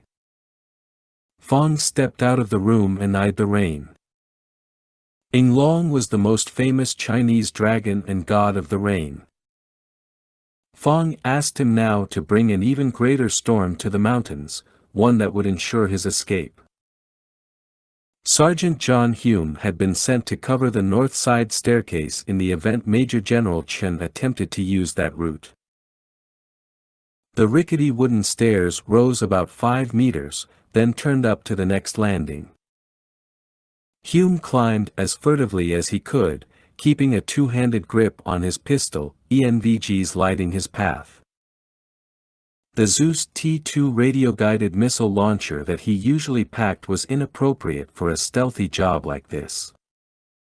Too bad. The element of surprise was gone, and he could use a nice explosion to lift his spirits. A clatter of feet came from above. He stopped, thought he saw a head jut out from above. Then a flashlight's beam suddenly blinded him. He fired, wood splintering. Something clattered down the steps, a grenade. Hume turned and threw himself headfirst down the staircase, just as the explosion catapulted him against the far wall. As shattered pieces of the staircase tumbled on top of him, he rolled over and pressed his back against the wall, as two figures came down through the lingering dust. Despite his lost breath and the biting pain in his arms and legs, he thought, "No, I don't die here." Gritting his teeth, Hume squinted and emptied his magazine into the oncoming men. He broke into a scream as they collapsed and rolled down the stairs, falling at his feet. He reached forward, lifted one man's head. It was him, Major General Chen. Only semi-conscious now, he tugged off his ENVGs and called out to Beasley. "Bravo lead, this is Hume. Target Alpha terminated. One more to go. Need help here. Staircase. Please. 28. Transformer Station. Xiamen, China. April 2012. Maintenance Supervisor Tang Chia-jun coughed and squinted through the thinning clouds of smoke rising around the transformer station. Once he and his men reached the breakers that he assumed were the problem, he took one look at the damage, and his mouth fell open.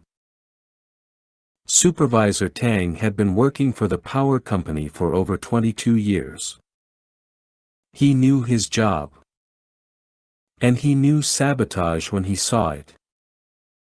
That new lock on the gate and the smoke had been the first signs of something much more than a routine repair. Now his flashlight's beam shot up through the smoke like a laser and caught 3 gray bricks attached to the main lines.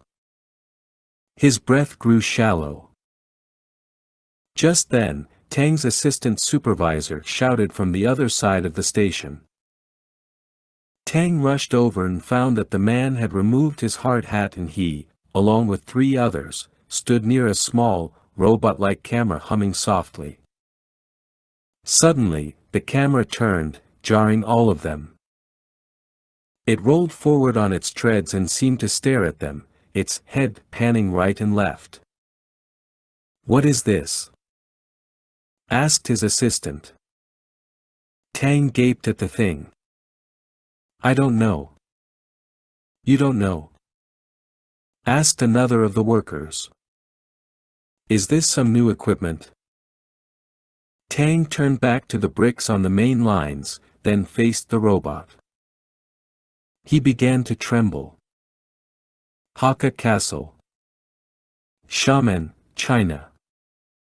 April 2012.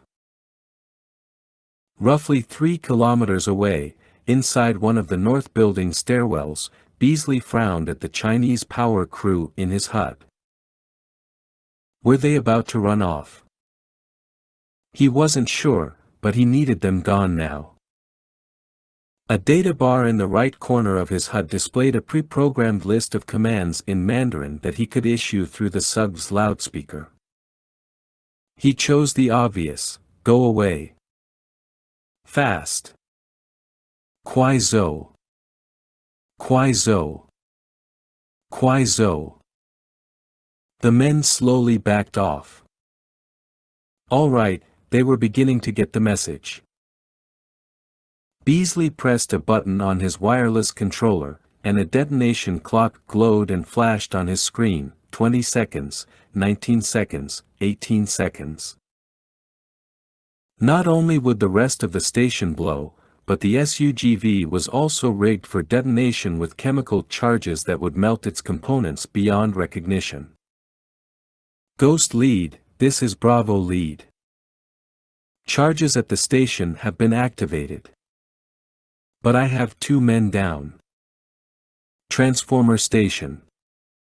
Xiamen, China. April 2012. Tang's mouth finally worked. Run now. Run. He sprinted toward the gate, his men following, screaming their questions as a series of ear-piercing explosions came from behind them. His heart hammering, his breath all but gone, Tang neared the fence when the concussion lifted him into the air for a moment, then slammed him into the gate. The rest of his men joined him there, and they all turned back, breathless, staring in awe at the fireballs. Hakka Castle. Xiamen, China. April 2012. Diaz ignored the muffled booming from the northeast as she targeted that door Ramirez had indicated. 3 of the 4 spring tigers were already dead. If she could nab this guy, Admiral Kai, designated Target Charlie, the mission was over. But poor Marcus. Had she killed him? She was too damned scared to ask. And Beasley wasn't saying a word. She began to pant and could almost hear the rattle of her nerves as the door swung open, and there he was. No, that wasn't him. That was his guard. There he was, just behind, turning now to the right. She gave him just enough lead. Yeah, you didn't just miss the bad guy, Alicia. You killed one of your friends. Shut up, Tomas. She took the shot, but the round erupted in the earth at Admiral Kai's feet. She cursed as she threw back the bolt and reloaded, never taking her eye off the Admiral. He dropped and began crawling around the building's edge, out of sight, though the red diamond eyeing him glowed over the wall. A green diamond suddenly floated into view. Diaz, Ghost lead here. Hold your fire. I got him. Mitchell and Smith had just emerged from the south building and dove forward onto their guts. They had a perfect bead on the Admiral, whose guard had dropped in behind him. Mitchell held his breath, about to fire. But Smith reacted first, cutting loose with his MRC. The guard and the Admiral shook violently as Smith's rounds drummed them into unceremonious death. Nice, gasped Mitchell. Smith groaned and replied, thanks. Mitchell called up Beasley's camera in the HUD, which showed the sergeant dashing across the castle grounds. Bravo lead, I need a sitrep. I'm here, Captain. Brown's down, but he's alive, unconscious. I'm en route to Hume's position. Not sure about him yet. Bo's got Marcus. You need help. I think we're good. Roger that. Everybody else. All targets have been terminated. Fall back on the SUVs. Move, move, move. Yeah, that's easy for him to say, griped Jenkins. Sergeant Marcus Brown was still lying in the staircase. Diaz's round had missed him by a fraction of an inch, but debris from the wall had struck him in the head. That, along with tumbling down a dozen wooden steps, had knocked him out cold. Jenkins had already checked Brown's pupils to see if they were equal and reactive to light, which they were, and he had already checked Brown's ears for any fluids, they were clear. In a perfect world, they would immobilize Brown's neck and haul him out on a portable litter. In Jenkins's world, he was charged with carrying his buddy on his back, pack mule style. He carefully lifted Brown and started down the stairs, the wood creaking and bending with every step. Between Brown's massive physique and his weaponry, it took a blinding amount of force to bring him down. Outside, Jenkins sloshed forward as more wind whipped through, carrying a fresh wall of rain. Despite all those hours in the gym, the load was now too much. He collapsed to his knees and lowered his buddy to the ground. Ghost lead, Jenkins here. I have Brown, but I need help. I'm going down to get them, said Boy Scout over the phone, beginning to gun the SUV's engine as though he were about to drag race. Buddha bit back a curse. They're coming up to us. Don't move, you fool. We keep protected. We have the only rides out. If they all die down there, they will not need us. Let's get in there and get them out. You heard what I said. Sorry, old man. We don't play it safe. Suddenly, Boy Scout threw his SUV in gear and roared off ahead of Buddha, who wrenched open his door, climbed out, leveled his pistol, and began firing at the kid. The SUV's rear window took several holes, glass splintering, but the vehicle headed up and over the hill, gone. What are you doing? Cried the kid. Stop firing. Buddha screamed into the phone, get back here. Now. No, you fat cow. You come with me. Throwing up his arms and screaming, Buddha returned to his SUV and threw it in gear. After sending off Smith to check on Beasley and Hume, Mitchell sprinted off to help Jenkins. As Mitchell headed north, a vehicle, one of those Chinese brave warriors, suddenly raced through the central building's main entrance and crossed into the path, heading east out of the castle. Unsure who might be in that truck, Mitchell held fire and called over the radio. This is Ghost Lead. There's a vehicle heading east. Where the hell did that come from? Who's in it? Ghost Lead, this is Diaz. I'm en route to the rally point. See your truck. Must be that last guard, the guy who looked like the security team leader, the one that had the cane.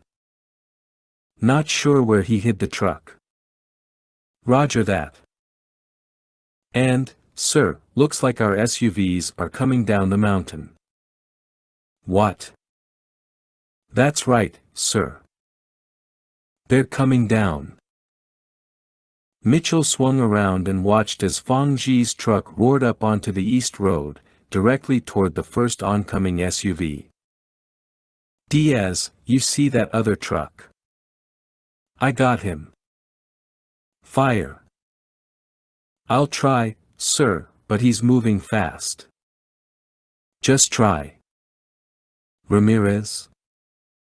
Nolan? Get to Jenkins. Help him get Brown out of there. You got it, boss, answered Ramirez. Boy Scout cut his wheel to the left, trying to run the oncoming truck off the road, but the driver, whose window was down, thrust his arm and head out the window and began firing his pistol. The first shot exploded into Boy Scout's windshield as he reached for his own weapon. He never brought it to bear. Just as the two vehicles passed each other, with the truck to Boy Scout's left, the driver fired once more. Boy Scout's neck snapped back as he thought a curse, fell forward onto the wheel, and all sensation vanished. Buddha rolled his wheel and drove as far off to the right as he could, bringing his SUV high onto the muddy embankment, even as he fired upon the escaping truck. That driver returned fire, then accelerated up and over the hill, gone. Beasley picked his way through the shattered staircase and found Hume sitting up against the wall, his legs and right arm pinpricked by dozens of pieces of shrapnel. Opposite him lay a guard and Major General Chen. "Johnny, it's me, Matt. Getting you out of here, buddy." Hume did not move. Beasley removed the sergeant's earpiece and balaclava, then directed a small Gladius tactical light to the side of Hume's head, checking his ears and eyes. They looked all right. He examined the wounds on Hume's extremities. The sergeant stirred and said, "Matt, I think I'm going to puke." "Your ear's ringing, too." "Yeah. You got a little shrapnel, little head injury. Ain't nothing. Let's see if you can put some weight on those legs. Ready?" Beasley rose, got in beside Hume to dig his arms into Hume's pits and haul him to his feet. Hume hadn't been kidding about feeling nauseous. Just as he leaned over, about to hurl, Smith came rushing into the stairwell, took one look at them, and said, "Guess you got it covered here, Matt. Hold on, cowboy. Get back here, police up his gear, and help me get him out. Let's go." Seeing that the first SUV was barreling down the road, out of control, heading directly toward the east building, Mitchell raced toward it. There was, however, nothing he could do as metal screeched and the vehicle crashed through the gate, heading straight for the curving brick wall. At least the gate had helped to slow the SUV so that once it struck the wall with a low boom, the bricks slid back a quarter-meter or so, but the vehicle did not bust through and sat there idling, its black hood draped in dust and rocks. Gasping, Mitchell reached the SUV, swung open the driver's side door, and grimaced. Their young CIA contact was gone and had bled all over the seat and wheel. He shifted the lever into park and turned as Diaz came sprinting up. "Sir, I'm sorry, I just couldn't get a bead," she said, gasping herself, her face drenched, the crosscom's power light glowing like a small jewel near her ear. "It's all right. Help me get him out. You take the wheel. I want to stop that other truck." "You got it, sir. He's following our route, which is good, but he's got one hell of a lead." Mitchell sighed in disgust. "I know." As they dragged Boy Scout out of the seat and toward the back of the SUV, Diaz cried, "Wait a second. There might be a way to slow him down." 29. Leaving Hakka Castle. Xiamen, China. April 2012. Mitchell ordered the others to load Brown and Hume into his SUV. Nolan climbed into the back to better assess their wounds and treat them while en route back to the coast. Hume was in and out. Brown was just coming around. They raced off, while Ramirez, Beasley, Smith, and Jenkins climbed into Buddha's SUV. As Diaz took them up onto the slick mountain road, struggling with the wheel, Mitchell just happened to glance in the side view mirror. Buddha's SUV had yet to pull out of the courtyard. A man was running toward the truck, waving one hand. Ramirez, this is Ghost Lead. What's going on down there? They had been screaming for Buddha to get the hell out of there, but the fat man had spotted someone running across the courtyard and had cried, "Wait!" Ramirez, who was sitting up front, swung his pistol around and aimed at Buddha's head. Drive. No, that's Huang, our contact. Just wait 1 second. Get moving now, shouted Ramirez. This place'll get hot soon. Come on. Buddha faced him with widening eyes. Patience. Get out of the car, screamed Beasley from the back seat. Out, fat man. I'm driving. Huang, shouted Buddha, ignoring Beasley. What is it?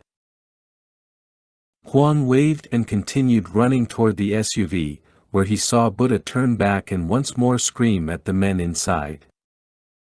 The pistol was tucked into Huang's pocket. He had seen Fong escape in the brave warrior that was supposed to be Huang's.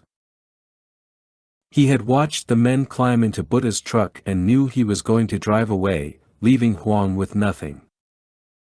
Fong had lied and made false promises. Buddha had lied and broken his promise to kill Fong. Huang must save face.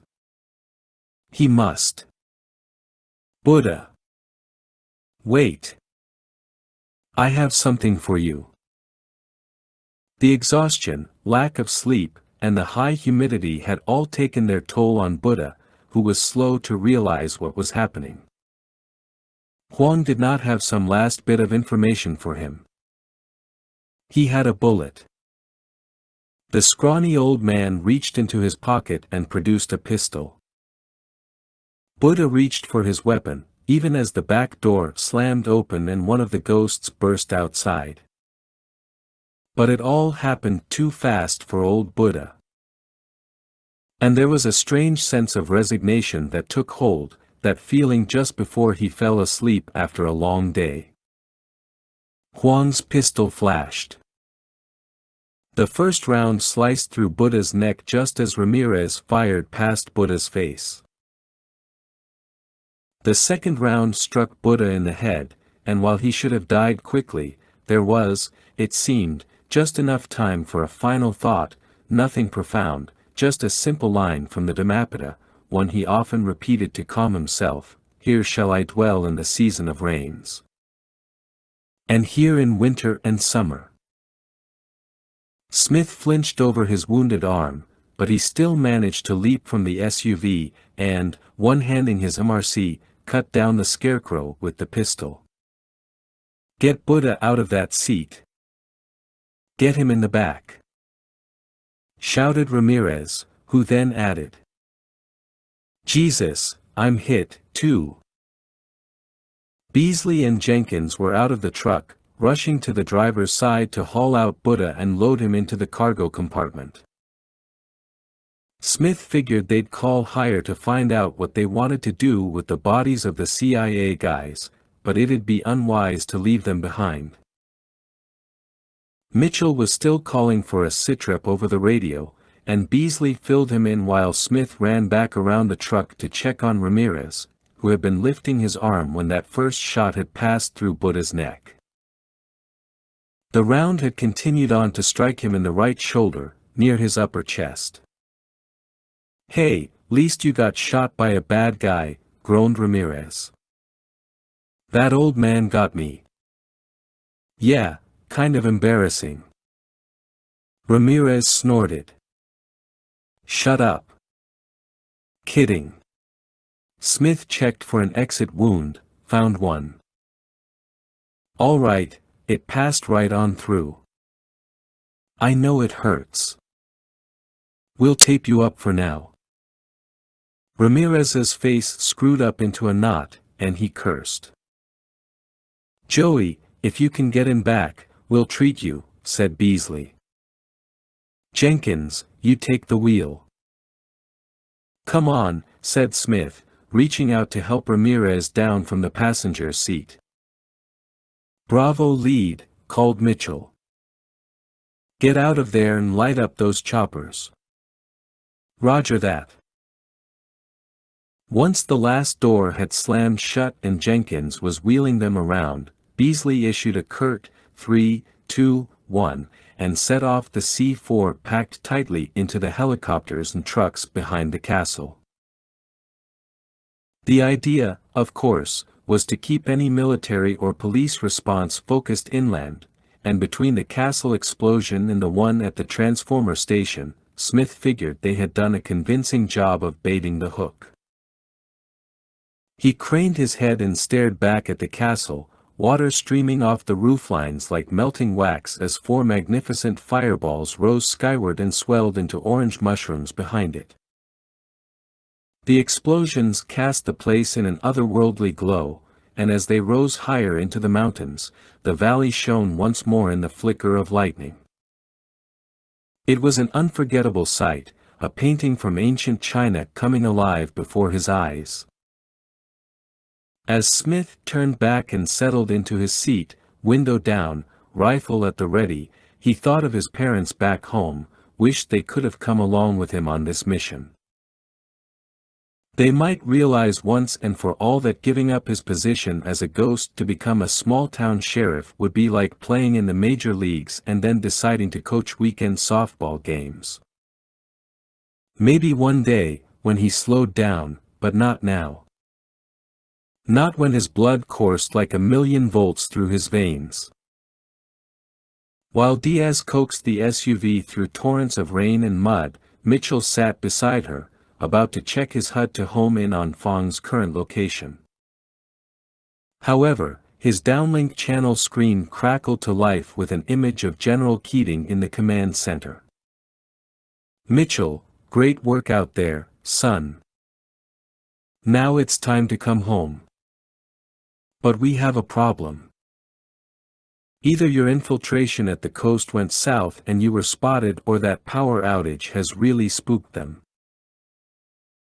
The image on screen shifted from Keating to a three-dimensional, rotating graphic of a Chinese patrol boat with accompanying identification label and detailed specs, Type 62C Shanghai II-class gun patrol boat.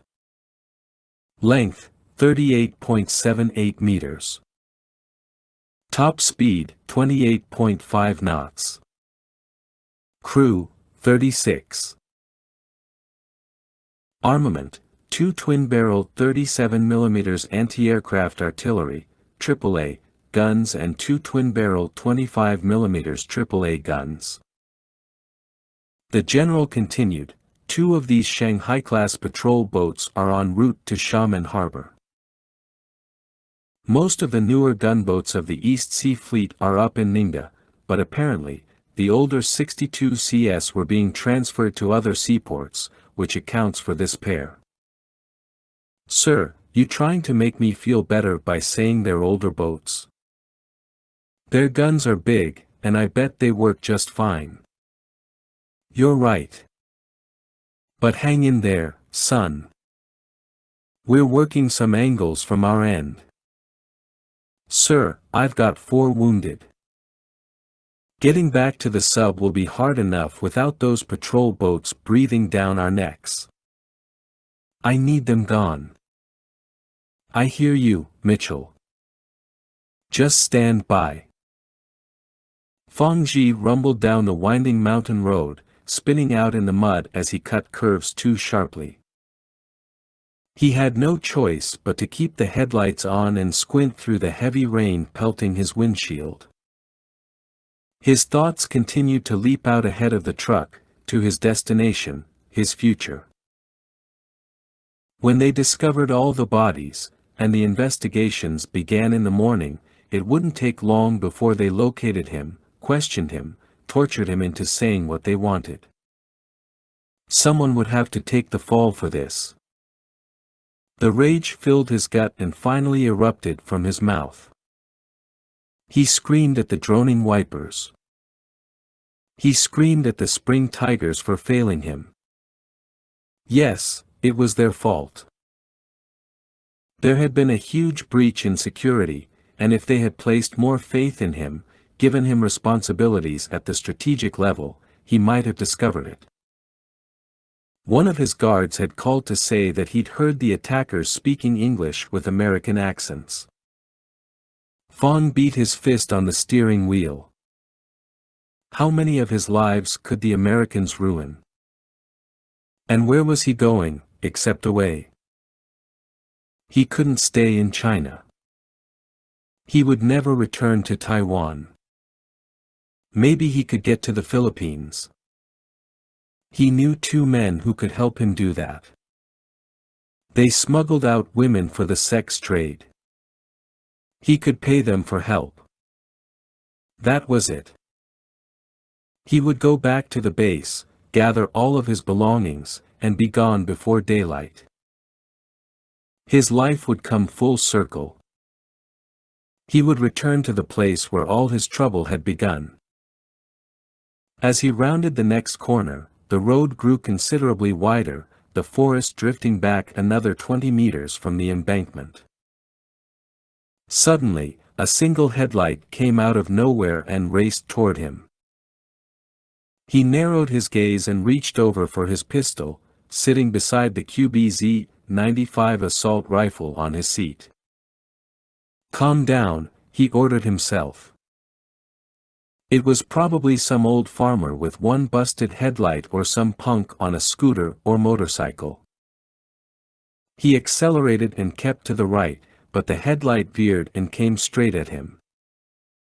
United States Special Operations Command.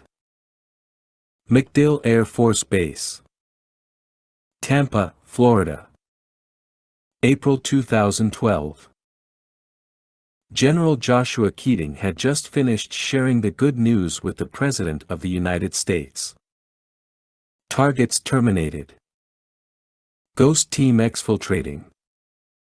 Keating had carefully omitted the news of the Chinese patrol boats. No need to worry the President just yet. Keating ended the video call and was about to reach for his bottle of water when Dr. Gorbatova stepped over to his desk. "General, our mole has just arrived at his office, but I'm afraid there's been some misunderstanding. He was under the impression he was flying out now. We instructed him that he had one more task to complete, but he is very nervous. Poor boy. Maybe if he was out there with my ghosts, he'd have something to be nervous about. General, I'm unsure if we can count on him. I don't think he trusts us anymore. I don't want excuses, Doctor. I've got wounded men out there. You've got 2 dead. You tell your boy lives are depending upon him." Central Military Commission, CMC. Ministry of National Defense Compound. Beijing, China. April 2012. Captain Xue Junping had rushed past the building's perimeter guards, telling them there was trouble in Xiamen and that they should prepare for more arrivals. He had used his key to enter Deputy Director Wang Ye's office. Now he sat at the director's desk in the dim LED light of Wang's computer screen. He needed to send off the proper emails, then he would make the calls. The DIA had charged him with ensuring that the military response was focused inland, and Xue, acting as the deputy director, would send those requests up through the CMC. Moreover, there were 2 patrol boats headed toward Xiamen Harbor, and Xue had been ordered to send them 10 miles north to investigate smuggling activity at the Gaoji seawall. Xue had given away or sold off everything he owned. Back at his apartment were a blanket, a pillow, and 2 packed suitcases. After his fellow agent Lo Kuohui had left with the good news that the DIA had honored their deal with him, Xue had finally believed that the agency would help him, too. But this last-minute mission left him sweaty and breathless. He hit the return key, reached for the phone. The door swung open, the lights switched on, and in rushed the deputy director himself, bald pate gleaming, eyes narrowed behind thick glasses. Behind him came two security guards, their rifles trained on Zhua, whose hand went for the pistol holstered at his waist. "Hands on the desk," barked Wang, as the guards moved in closer. Zhua raised his palms and gently returned them to the keyboard. "I am deeply hurt," Wang continued. "I know you used my phone to call Geneva. Who are you working for? The Ministry of Public Security or State Security?" Zhua swallowed, tried to speak, but the words wouldn't come at first. At least Wang didn't know he was spying for the Americans. He assumed he'd been betrayed, a breakdown in Guanxi, in connections. Wang was involved in something even bigger than the Spring Tiger Group's plan, but Zhua wasn't sure what. There'd been no answer in Geneva, but he had passed on that number to the Americans. Wang shook his head in disappointment. "I haven't slept in 2 days. I was thinking about meeting you at the academy, about how you've become my son. I have grown sick." "Is this what a son does to his father?" Zhua averted his gaze. "No." "Then what shall I do with you?" "Please, sir. I am not working for anyone. I was just curious." "Stupid." Wang crossed around the desk. "Stand up." Zhua complied. Wang reached down, removed Zhua's pistol, and handed it to one of the guards. Then he shook his head and abruptly smacked Zhua across the face. "I have no tolerance or forgiveness or mercy for spies." With his cheek on fire, Zhua lowered his head and flexed his fingers. This was it. Wang would have him die in a robbery or an accident, nothing to arouse further investigation by state security. There would be no new life back in America. No freedom. All of the spying he had done for the Americans had been for nothing. Nothing. Slowly, he raised his head, looked Wang straight in the eye, then he threw himself forward, wrapping his fingers around the director's throat. He drove the man onto the floor and began digging his fingers into warm, flabby flesh, just as the guard seized his arms and wrenched him off. One guard reared back and punched Zhua in the temple. He rolled back, across the floor, the room spinning. "Get him out of here," Wang cried. "Back down to my car. Hurry now." They hauled Zhua to his feet, dragged him out the door as he struggled to remain conscious. Leaving Hakka Castle. Xiamen, China. April 2012. The vehicle with the single headlight barreled toward Fang, its engine growing louder and issuing a strange and rhythmic whine. He thrust out his hand, firing his pistol until the magazine was empty. But the thing kept coming. He reached over, seized his rifle, propped the barrel on the side view mirror, and unloaded the 10 bullets left in the magazine. He let the rifle fall away, just as he cut the wheel to the right, veering sharply off the road. With a violent jostle that threw him up from the seat, he hit the embankment, and the truck suddenly dropped a meter and began rolling onto its side. His gaze flicked up to his left, and he couldn't believe what came roaring by. 30. USS Montana, SSN 823. South Taiwan Strait. South China Sea. April 2012. Captain Gummerson approached the two naval aviators just as Lieutenant Mach shook his fist and muttered, "Yeah." They were in the control room, and Mach and his co-pilot, Lieutenant Justin Shoemaker, had been a study in sheer determination as they piloted the Predator over the twisting mountain road.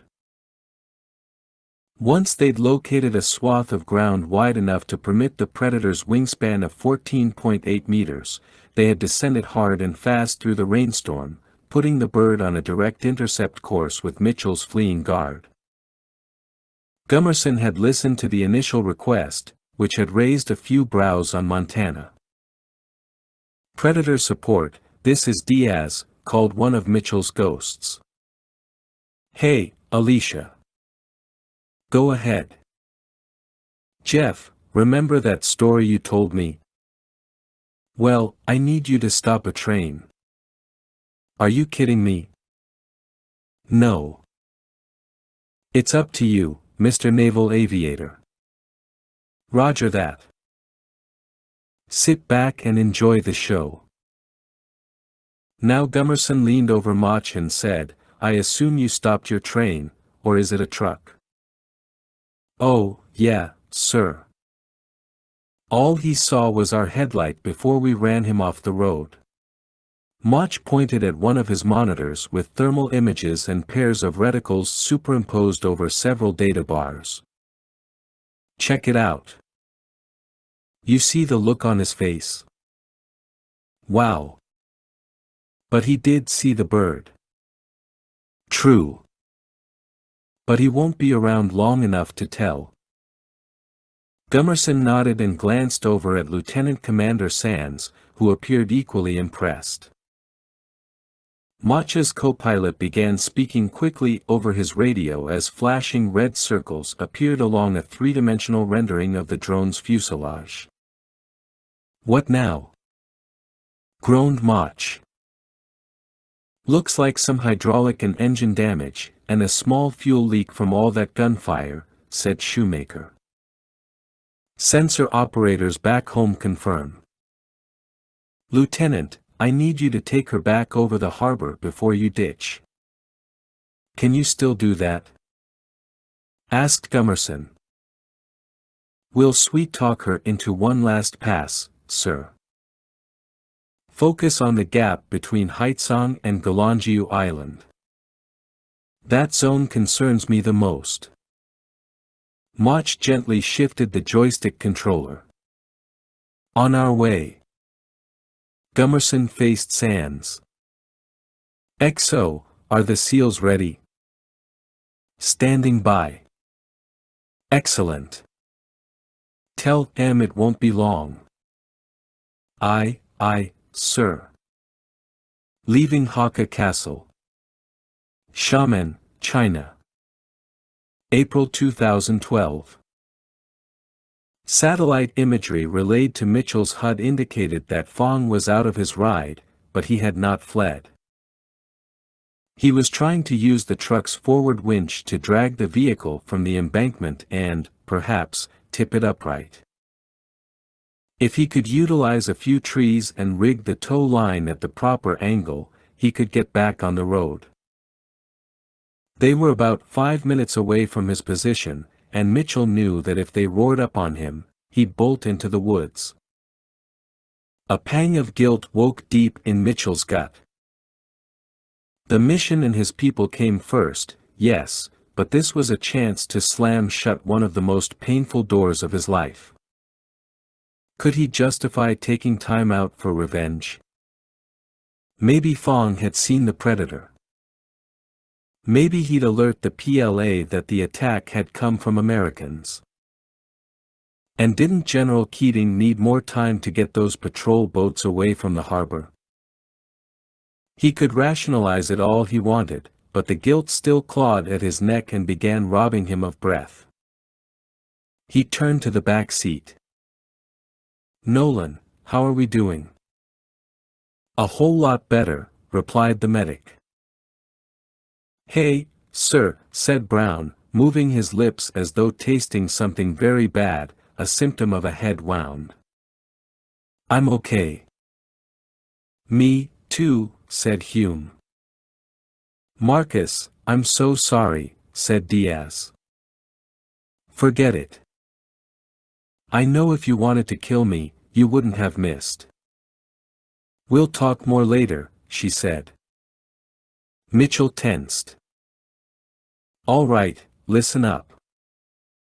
We'll be on that last guard in a minute.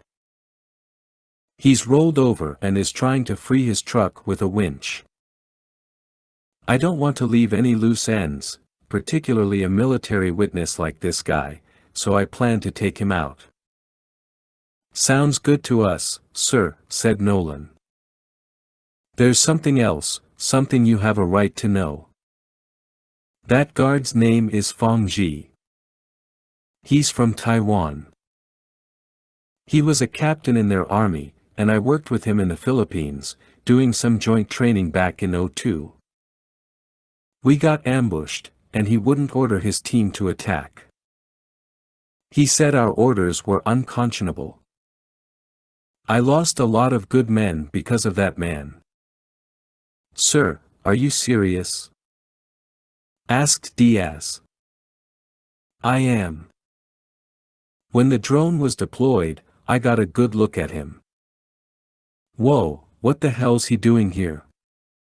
asked Hume. Mitchell sighed. "I heard he got busted out of the army. He must have defected to China. But that doesn't matter. All I'm trying to say is, you guys come first."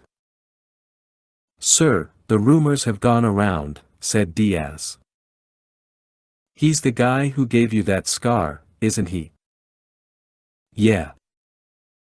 "Then, sir, you tell me where to pull over."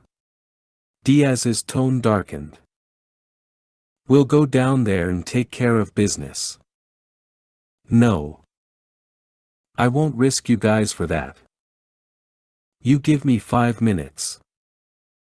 If you don't hear from me, I'm dead. You come down, get my body, and get to the coast." "All right, this is close enough." As Diaz slowed, she shook her head and raised her voice. "Sir, we have no intention of collecting your body. You're going to kill that bastard. And maybe you don't want us with you, but we can still help." Mitchell climbed out of the SUV, gave her a curt nod.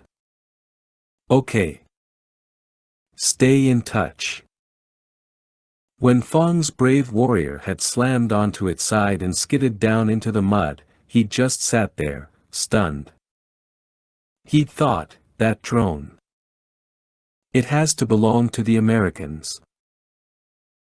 After snatching up his rifle and loading his last magazine, he'd slung the weapon over his shoulder and had crawled his way out of the truck through the back door.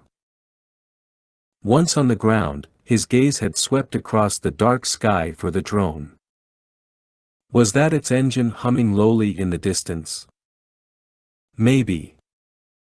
Maybe it was retreating. He'd surveyed the embankment. The road had become more narrow again, and trees with thick, talon-like limbs rose on a slope just off to his left. He'd draped the heavy tow line over 2 thick branches and, after hooking it back over itself, he'd run back to the truck and switched on the winch. The truck slid forward, plowing up mud, but the angle was no good. The line simply dragged the truck forward and did not, as Fong had anticipated, lift it upright. Suddenly, one limb cracked, the tow line fell slack, and the truck stopped. Fong raged aloud and rushed back to the truck to switch off the winch. He would try once more, then he would abandon the truck and take off on foot. As he leaned forward toward the winch, something nicked his shoulder. He rolled over, felt the sharp stinging, then looked down at his uniform shirt. A small amount of blood had soaked through the fabric. He desperately reached back for his rifle, came up with it, and began easing forward on elbows and knees, keeping tight to the truck, calculating where that shot had originated. The wound began to throb, the blood beating in his ears. "Where are you?" A shadow shifted up on the slope to his left, near the trees. Fong swung his rifle around and opened fire, laying down a vicious salvo while screaming through the rattling and pouring rain.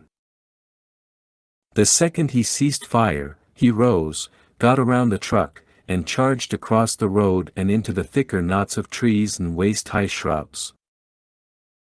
Mitchell knew he'd struck Fong, but the perfect head shot had turned into a slight shoulder wound, damn it. Even with the IWS's aiming assistance, he was no Diaz. He'd been shifting toward the next tree when Fong had returned fire. He crawled forward now, checking his HUD. Fong had retreated into the opposite woods. "Ghost lead, this is Diaz. We heard the shots. I have your position. Target is heading north, but there's a big rock wall in his way. He probably doesn't see it yet. Follow him in. You can trap him there." "Roger that," said Mitchell, already jogging away from the slope. He stomped past Fong's truck and splashed across the road, heading toward the forest. "Ghost lead, this is Bravo lead. Our ETA is 2 minutes. You want us to hold back with Diaz?" "Negative. You guys take point and head on to the coast." "Roger that, boss." Mitchell pushed through the weeds and grass, shifted around the next few trees, then the slope grew rockier, steeper, and he reached the next tree and crouched down as he studied the satellite image in his HUD. Fong was close. The rain fell harder, sifting through the thick canopy, the heaviest drops tapping on Mitchell's shoulders like a nervous buddy trying to get his attention. That buddy began whispering in his ear, "He's over here." "No, he's over there. Check that tree. That bush.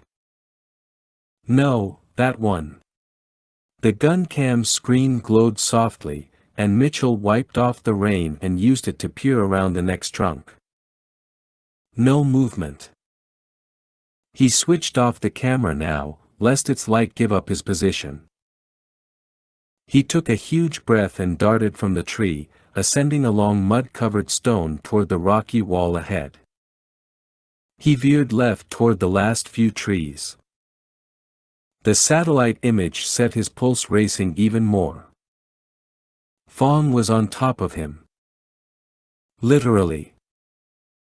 He whirled, and at that moment the grave error he had made finally, inevitably dawned on him.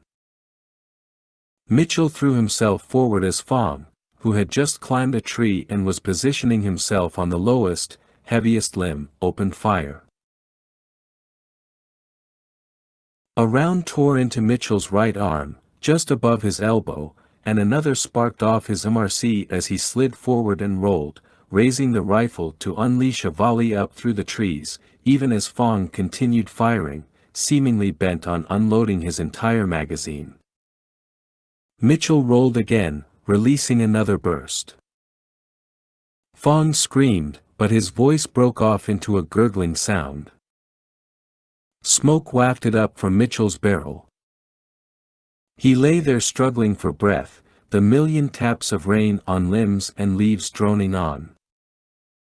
He squinted up, saw Fong's arm just dangling over the branch. It was over. Finally over. And Mitchell's only regret was that Fong had not known his killer. "Diaz, this is Ghost lead. Bring the truck down. I'm hit, but I'll be there in a minute." "Roger that. How bad are you?" He moved his wounded arm. At least he could do that. "We'll see. Just come." Before Mitchell could get to his feet, something thumped into the mud not a meter from his feet. He blinked hard through the pain. The object was a wooden shaft hand-carved in a tiger stripe pattern, Fong's cane. But there was only the empty sheath. It must have slipped off the sword on its own. Or had it?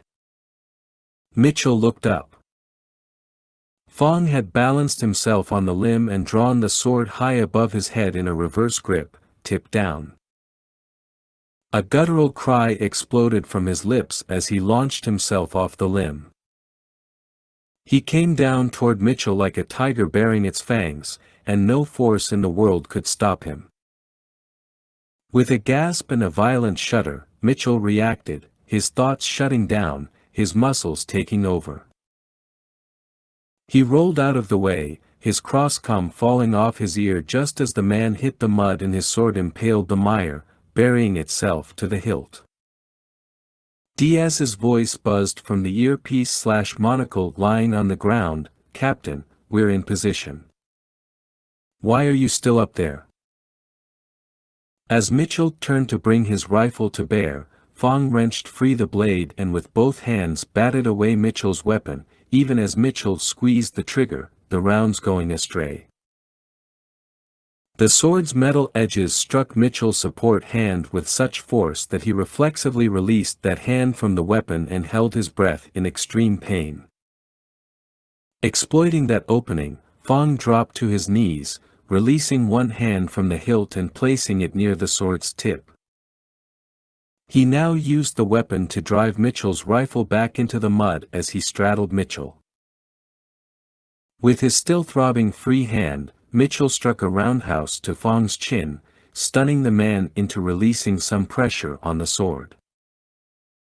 Now Mitchell pushed forward, driving Fong's sword back just enough to slip his hand free of the rifle. Seeing that, Fong came back up, and now one-handing the sword, drew back in, preparing for a thrusting blow to Mitchell's heart. Because only the sword's tip was sharp, Mitchell locked bare hands onto the wet metal shaft, and, with eyes tearing through the excruciating, throbbing pain from his wounded arm, he drove the sword up, over his shoulder, as Fong made his thrust and once more impaled the mud.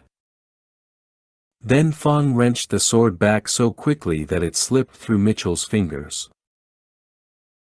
Holding the weapon once more in a reverse grip, Fong reared back, his face contorted in a mask of sharp, inhuman angles, his eyes dark voids that narrowed as he issued an ear-splitting war cry and brought down the sword. 31. Leaving Hakka Castle. Xiamen, China. April 2012. What Fong did not realize and could never truly appreciate was that Captain Scott Mitchell was not alone. His father, mother, brothers, and sister were with him. Kristen was with him. His ghosts were with him, as was every Special Forces operator with whom he had ever served. Maybe it was their presence that Fong detected. Or maybe it was something else. But as the man came down for the kill shot with that sword whose tip was already familiar with Mitchell's flesh, there was a moment of recognition in his eyes, as though maybe, just maybe, he realized who was behind the balaclava covering Mitchell's face. It was only a second of hesitation. But it was enough. Mitchell slammed his knees into Fong's back, even as he reached out and knocked the sword to the left while throwing Fong back, over his head. He rolled and clawed frantically through the dirt, toward his rifle, Diaz's voice still rattling from the earpiece/monocle, the rain turning torrential and blown sideways through the trees. Mitchell seized the MRC, rolled back onto his rump, and took aim at Fong, who was coming at him once more, clutching the sword in both hands like a baseball bat. Fong froze. He had a decision to make. Mitchell blinked the rain from his eyes and wondered if Fong would drop the sword. Fong was no doubt wondering why Mitchell hadn't already fired. He'd find out in a second.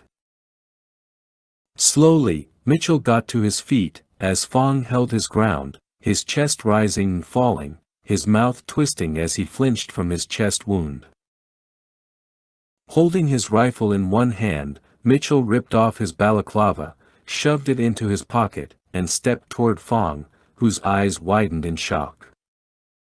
You are Mitchell. Master Sergeant Mitchell, Fong said in English. He was unaware of Mitchell's promotions since then, unaware of so much. That's right, Mitchell answered. Let's talk before I put a bullet in your head. You will never have that pleasure. In a blur of movement, Fong adjusted his grip on the sword and turned the tip on himself, ready to plunge the sword into his chest. Mitchell fired a single round into Fong's abdomen, blood spraying as Fong twisted and fell onto his back, the sword tumbling from his grip. As Fong turned onto his side to retrieve the sword, Mitchell splashed past him and kicked the blade out of the man's reach. Then he set down his rifle and seized Fong by the collar, hauled him back into a sitting position. Fong's head lolled back as he threatened to lose consciousness. Fong, look at me! Cried Mitchell. Look at me! Fong felt the blood seeping into his chest and lungs. It would not be long now. He'd wanted to deny Mitchell the satisfaction of killing him, but that wouldn't happen. As he gazed up, past the man's shoulder, he saw 11 sweaty soldiers carrying M4A1 rifles, the rain dripping from their boonie hats. Was he dreaming? Hallucinating?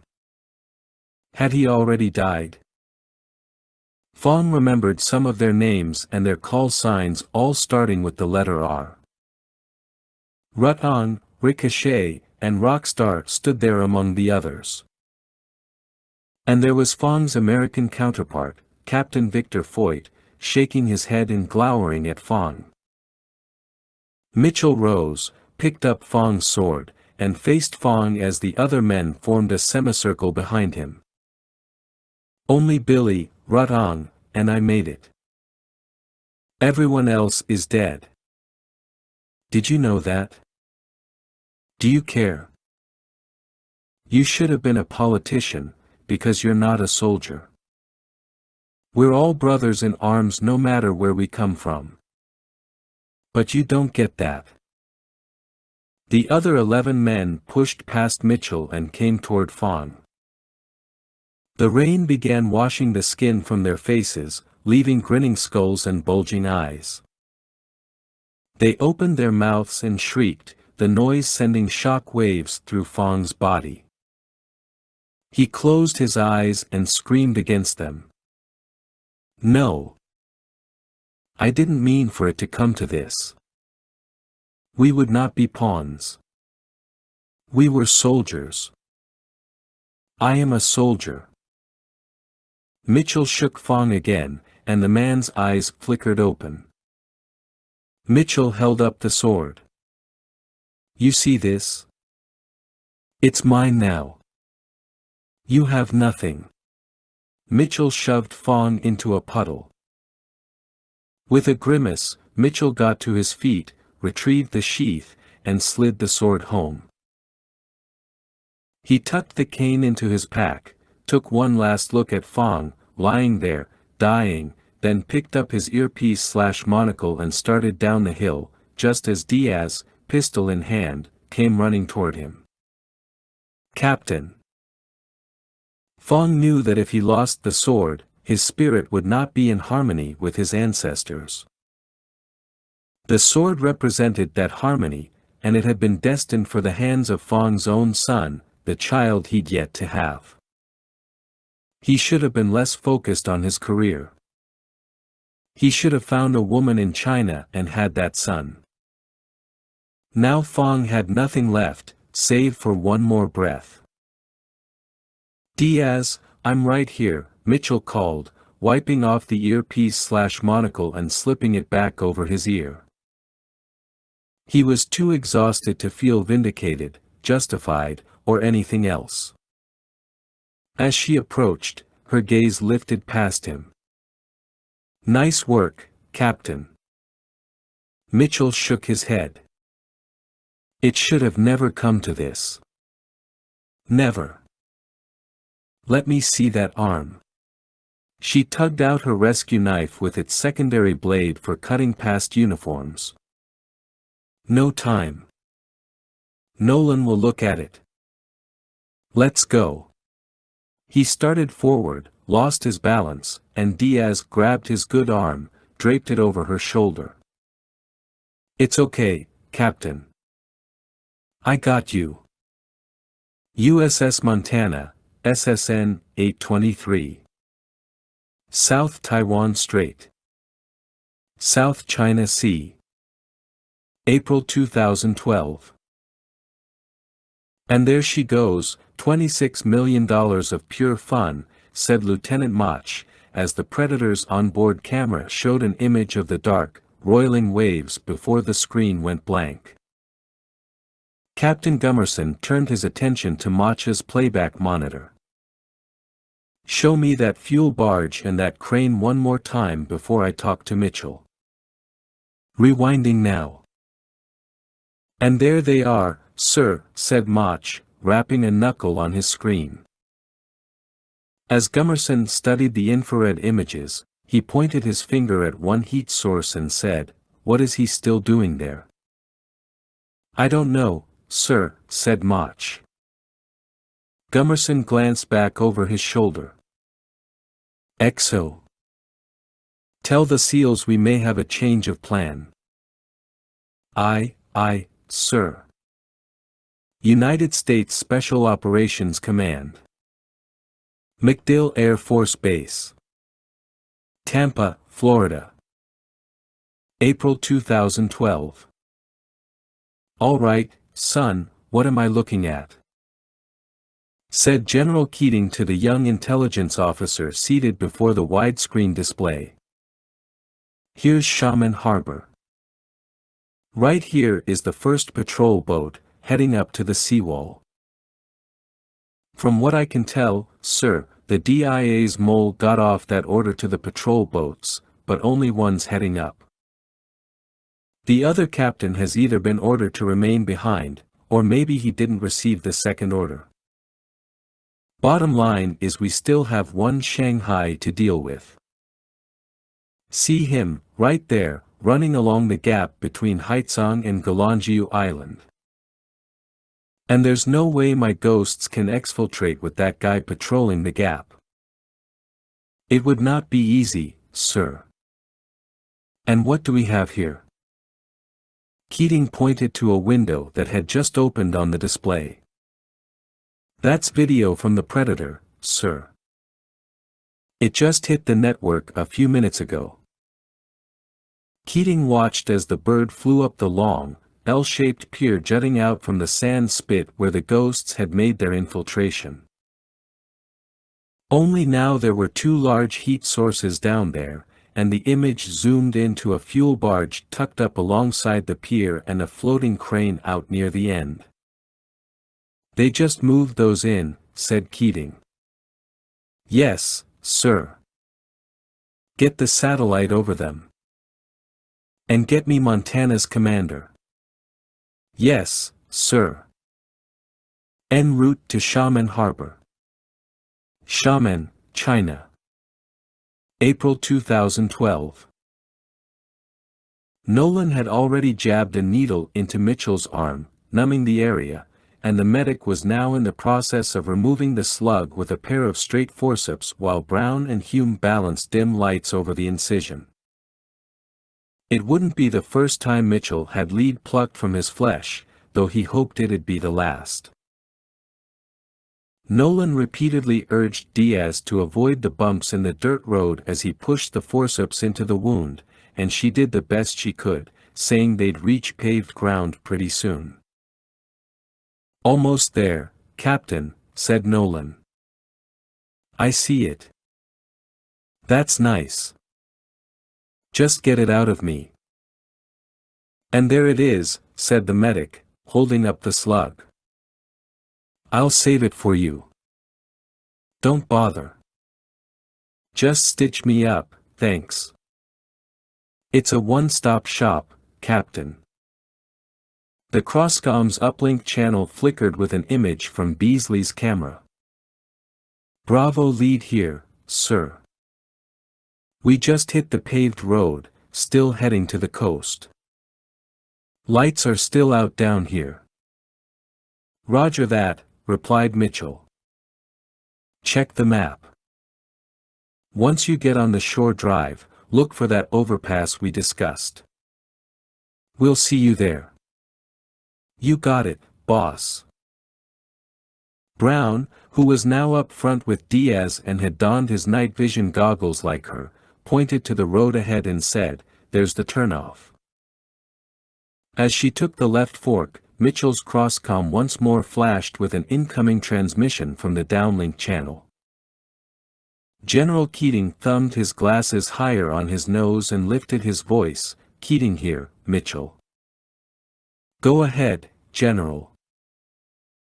"Our DI-MO managed to draw off one of those patrol boats, but the other's still out there, running up and down the harbor." "Sir, he'll tag us in a second. And Montana can't take a shot at him without the risk of being tagged herself, but intel from the Predator has presented some interesting possibilities." "I'm all ears, sir." Intel believes that the patrol boats were put in place by one of the Spring Tigers himself, Admiral Kai. He added harbor security prior to their operation. You got lucky those boats didn't arrive before your infiltration. "I hear that, sir." Kai also ordered in a refueling barge to support the boats, and he called in a crane to load pallets of fuel onto the pier for additional support elements. "Have a look." Mitchell studied the rotating graphic of the 80-foot-long, self-propelled barge with a squared-off bow and a small control house. A tower with a boom jutting out in AV pattern rose just past amidships. Attached to that boom was a large refueling hose ready to be extended down and outward. The data bar indicated that the barge had a crew of 6. Next appeared the floating crane seated atop a rectangular, rust-laden barge not unlike its land-based counterpart. The crane's boom rose some 120 feet into the air, and written in English on the side of the operator's cabin was the company name, Wuhan Noontide Industries Incorporated. The crane had a main operator and an assistant. "Now Mitchell, I've just gotten off the horn with Captain Gummerson, and we're running this a couple different ways to help get you out of there. With all the injured you have and the 2 CIA casualties, Gummerson is willing to surface at the last possible second to get you aboard, but he won't do that unless you make it past the gap. Which takes us back to where we started." "Not exactly. Now pay attention, son.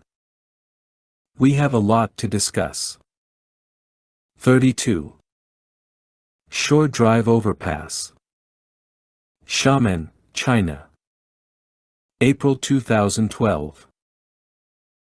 While Ramirez was technically the assistant team leader, the shooting pain from his gunshot wound made it difficult to think straight, so he placed Beasley in charge. Smith, who'd been hit himself, had done a fine job of taping up Ramirez and fitting him with a makeshift sling, but Ramirez had refused painkillers. He'd wanted his head to be clear. Maybe he'd have Nolan inject him with a local anesthetic when the medic arrived. Ramirez and Beasley remained inside the idling SUV while Jenkins and Smith had gone down to the docks and loading ramp, just 50 meters ahead to secure the boat. All of Haizang up to the Xiamen Bridge was still dark, but just across the harbor, Xiamen Island remained brightly, and unervingly, lit. Ramirez checked his watch, then pulled up the tactical map in his HUD and zoomed in on Mitchell's SUV. They should be here by 0410 hours. And the sun comes up at what, 0524 hours, said the team sergeant. We need to move. Yup. You know something, Joey? I don't like this plan. Beasley grinned. Neither do I. They banged fists, the words and act a little ritual often repeated during exfiltration. Headlights shone behind them, and Ramirez whirled. Captain's early. But I just saw him on. No, grunted Beasley. That ain't him. Get down. Beasley, who was in the driver's seat, shut off the engine and lowered the window, pistol in hand. Ramirez clutched his own pistol and hit the window button as the headlights drew nearer. Ghost lead, this is Bravo lead. Go ahead. Boss, we might have a problem. Jenkins had found the fishing boat's engine key in Buddha's pocket, and once down at the boat, he and Smith had climbed aboard, and Jenkins had inserted the key. He didn't start the engine. Not yet. Beasley had ordered them to lay low until he signaled. This thing's a piece of crap, said Jenkins. We'll sink before we're saved. And this water is a freaking biohazard. You're not kidding. And hey, what if she doesn't start? Dude, don't jinx us. A flash of light on his peripheral vision stole Jenkins's attention. Maybe I already have. Bro, there's a 4x4 up there, said Smith. You see him? That ain't the captain. That looks military. Matt, this is Bo, called Jenkins. What's going on up there? Chances were high that the 4x4 belonged to the army and that the Spring Tigers had ordered patrols out during the pre-dawn hours as part of their larger plans. Ramirez held his breath as the truck pulled up behind them and stopped. The side view mirror reflected a green truck not unlike the Brave Warrior but with a canvas top and large windows. Two armed soldiers got out and came toward them, pistols drawn. Ramirez looked at Beasley, whose gaze was trained on his side view mirror. Here we go, bro, Beasley whispered. Suddenly, more lights wiped across the overpass, and the two soldiers whirled to face yet another military truck turning off the road and coming down toward them. The second truck rolled to a stop behind the first, and the soldiers turned to face it. Joey, now. Stage whispered Beasley. In unison they bolted up, hung out their windows, and shot both men, who dropped, even as a third soldier was emerging from the second truck. Before he could get back inside to take cover, and before either Ramirez or Beasley could fire, the soldier's chest blew outward, and he slumped below his open door. Ramirez detected movement in the passenger seat. Yet another troop.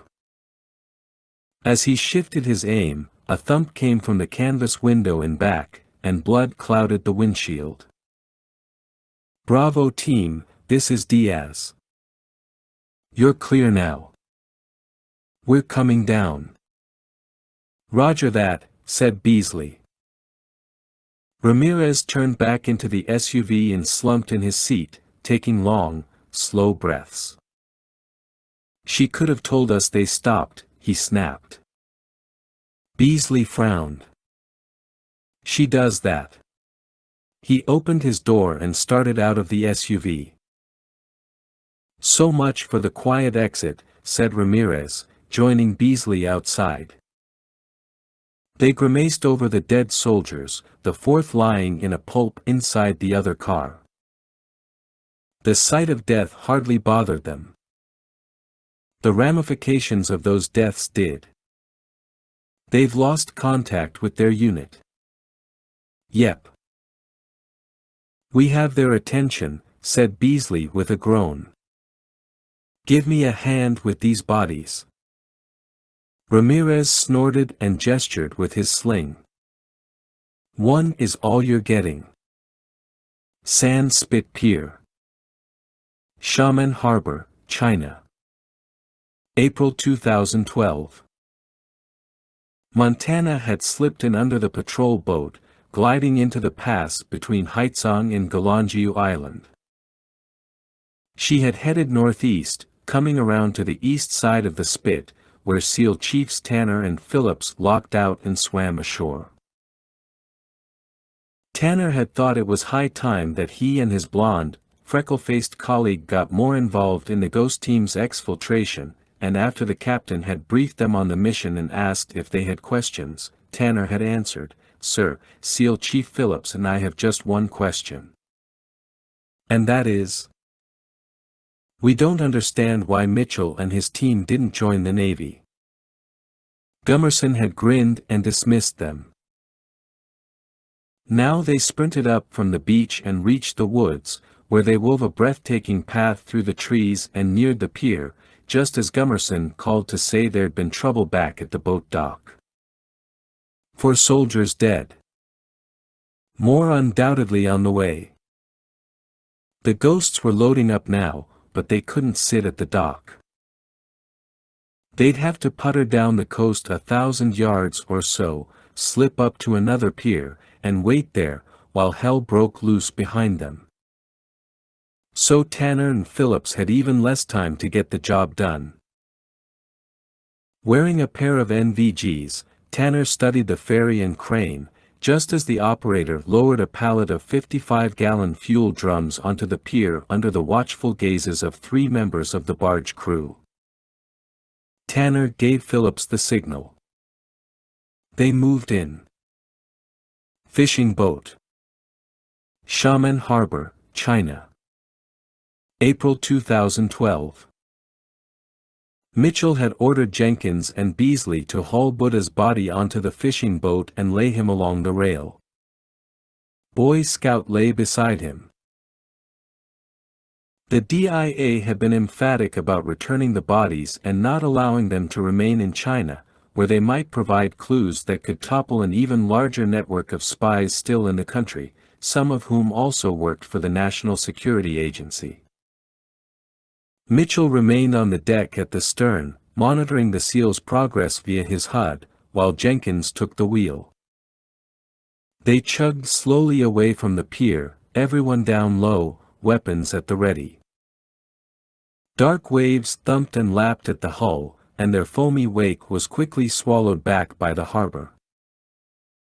About a kilometer ahead, to the southwest, the pier jutted out from the sand spit, and Mitchell barely made out the silhouette of the crane with his naked eye. "Well, that didn't take long," said Diaz, pointing toward the stern. A pair of headlights came down the shoreline road, and the vehicle appeared, another military truck turning toward the boat docks. "Jenkins, throttle up a little bit," said Mitchell. "You got it, boss." "Joey, how are you doing?" Mitchell asked, raising his voice over the engine's higher-pitched gurgles and whine. "Alex gave me that shot," answered Ramirez. "Arms numb. The Dragon didn't pounce on Taiwan, but it stepped on us pretty good, eh?" asked Mitchell.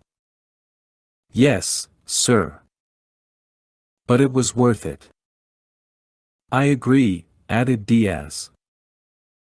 "In more ways than one." She pursed her lips and nodded at Mitchell. "Captain, I can see the patrol boat," said Jenkins. "And I'm not sure, but I think she sees us." "Get up close to that pier," shouted Mitchell. "Now, Mitchell brought up his tactical map and studied the patrol boat, red diamonds flashing over its dark outline displayed in his HUD. A flickering light emanated from the end of the pier, and Mitchell zoomed in on that area, even as Jenkins said, "Fire on the pier, Captain." "All right, everybody. Stand by. Let's see if they take the bait." Sand Spit Pier, Xiamen Harbor, China. April 2012. Tanner and Phillips had used a small amount of C4 to set off one of the fuel pallets on the pier before dropping back into the murky water. Tanner swam toward the crane, while Phillips worked his way around to the fuel barge. The patrol boat was already en route to investigate. If Tanner were the captain of that Shanghai, he, too, would want to know why his gas station was on fire.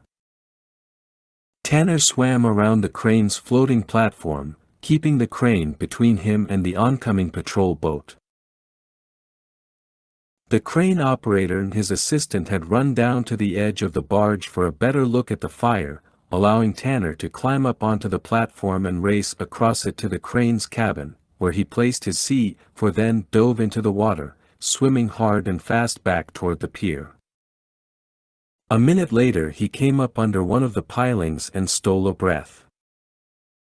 He waited another 30 seconds, then began to grow tense. Abruptly, Phillips's head popped up a few meters behind him.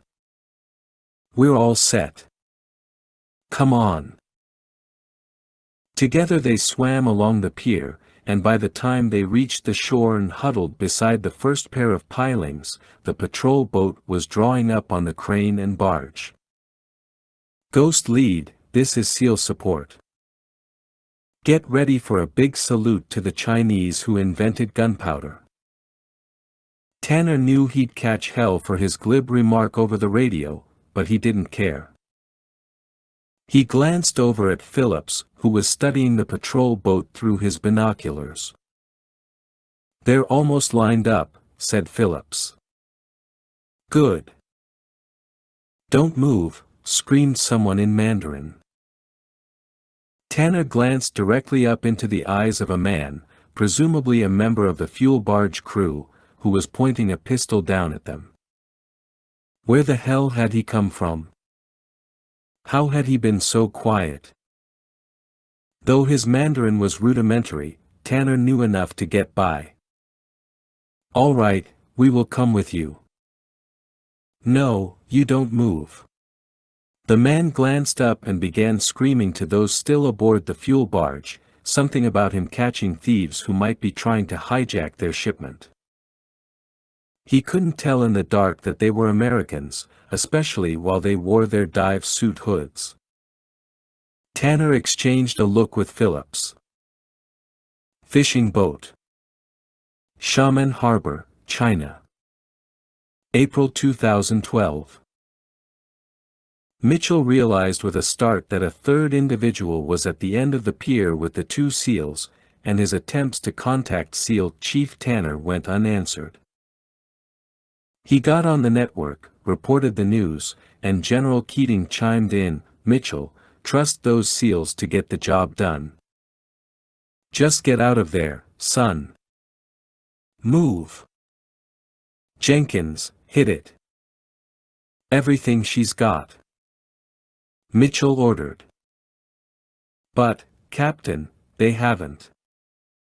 "I know. Just do it." "Sir," called Diaz, who was wearing her own ENVGs. "The patrol boat's slowing, and they've launched a Zodiac with 6 guys. They're heading for the pier. What the hell are those SEALs waiting for? There's a third guy. Don't know who he is. But we're out of time." "Mitchell, Keating here," cried the general. "Remember those soldiers you took out? Well, we got new intel. Those guys were part of Admiral Kai's defense plan. And I got more bad news. Seems there's an R-44 police chopper in the air, but there's a catch. We've intercepted their communications. Montana tells us it's being manned by Kai's special ops people. He sent his attack choppers up north as part of Pouncing Dragon, so these guys must have commandeered this bird. This isn't the local puppy patrol, Mitchell. These are hardened Chinese fighters up there. ETA to your location, 2 minutes. 33. Sand Spit Pier, Xiamen Harbor, China. April 2012. SEAL Chief Tanner wouldn't let some punk with a cheap pistol ruin his night. Phillips's eyes said likewise. In unison, they squeezed the triggers on their remote detonators and rolled under the pilings, out of the barge workers' aim. The guy fired, the shot ricocheting off the rocks behind them, just as the first pair of detonations resounded so loudly that even Tanner, a veteran of blowing stuff up, was awed by the initial cacophony and blast wave, which threw him and Phillips back against the rocks. It was the fuel, all that fuel, whose sound and detonation Tanner could not have anticipated. Then came the reverberation ripping through the pier like an earthquake, tearing up the farthest planks in succession as he and Phillips got back to their feet, dashed below the pier, and came up the other side. Where the barge worker had turned to face the dozens of fireballs lighting up the entire spit. Tanner summarily shot him, then he and his partner raced back into the woods, their backs warmed by fires.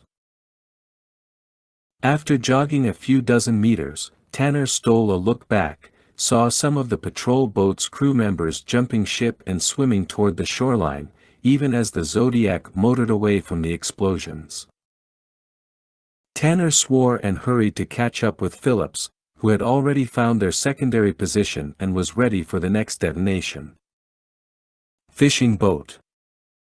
Xiamen Harbor, China. April 2012.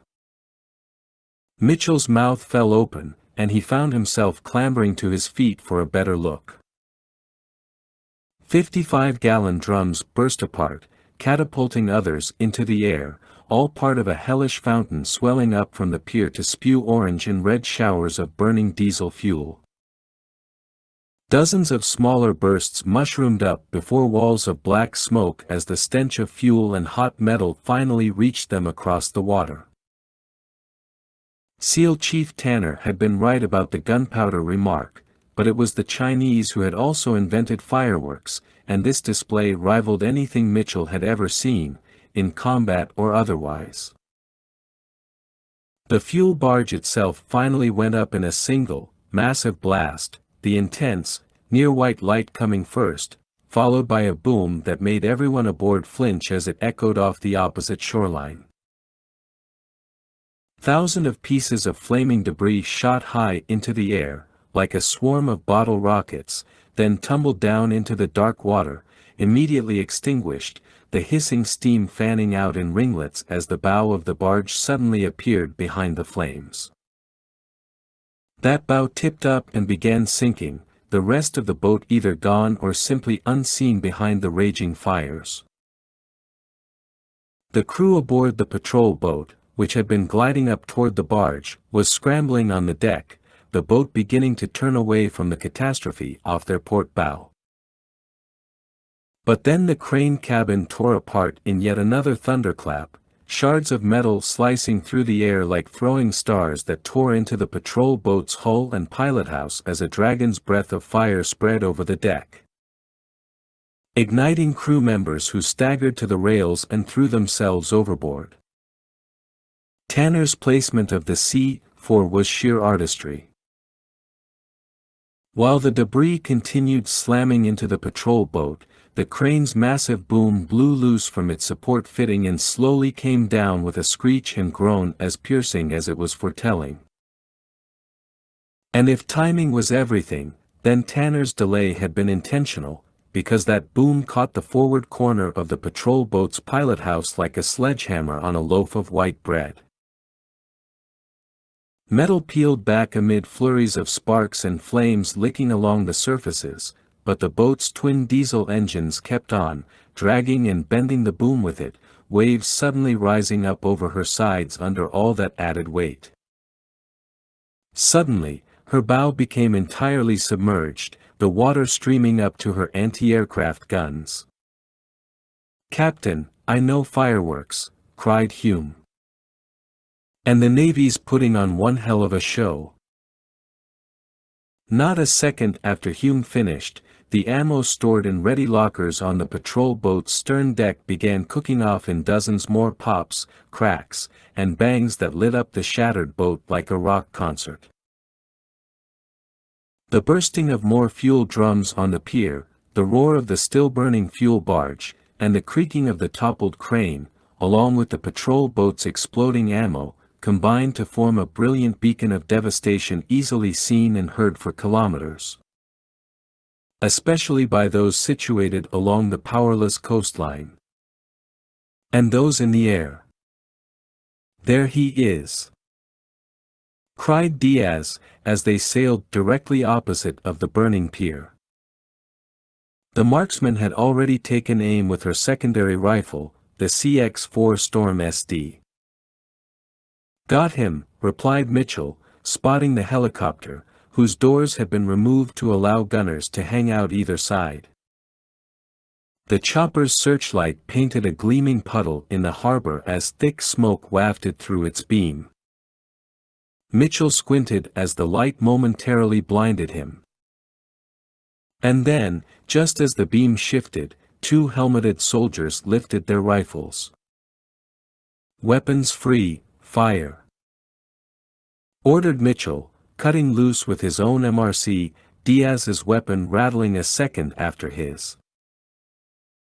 The pilot reacted immediately, banking hard left and pulling up, the chopper's belly gleaming with ricocheting rounds for a few seconds until the pilot finally ascended out of the fire.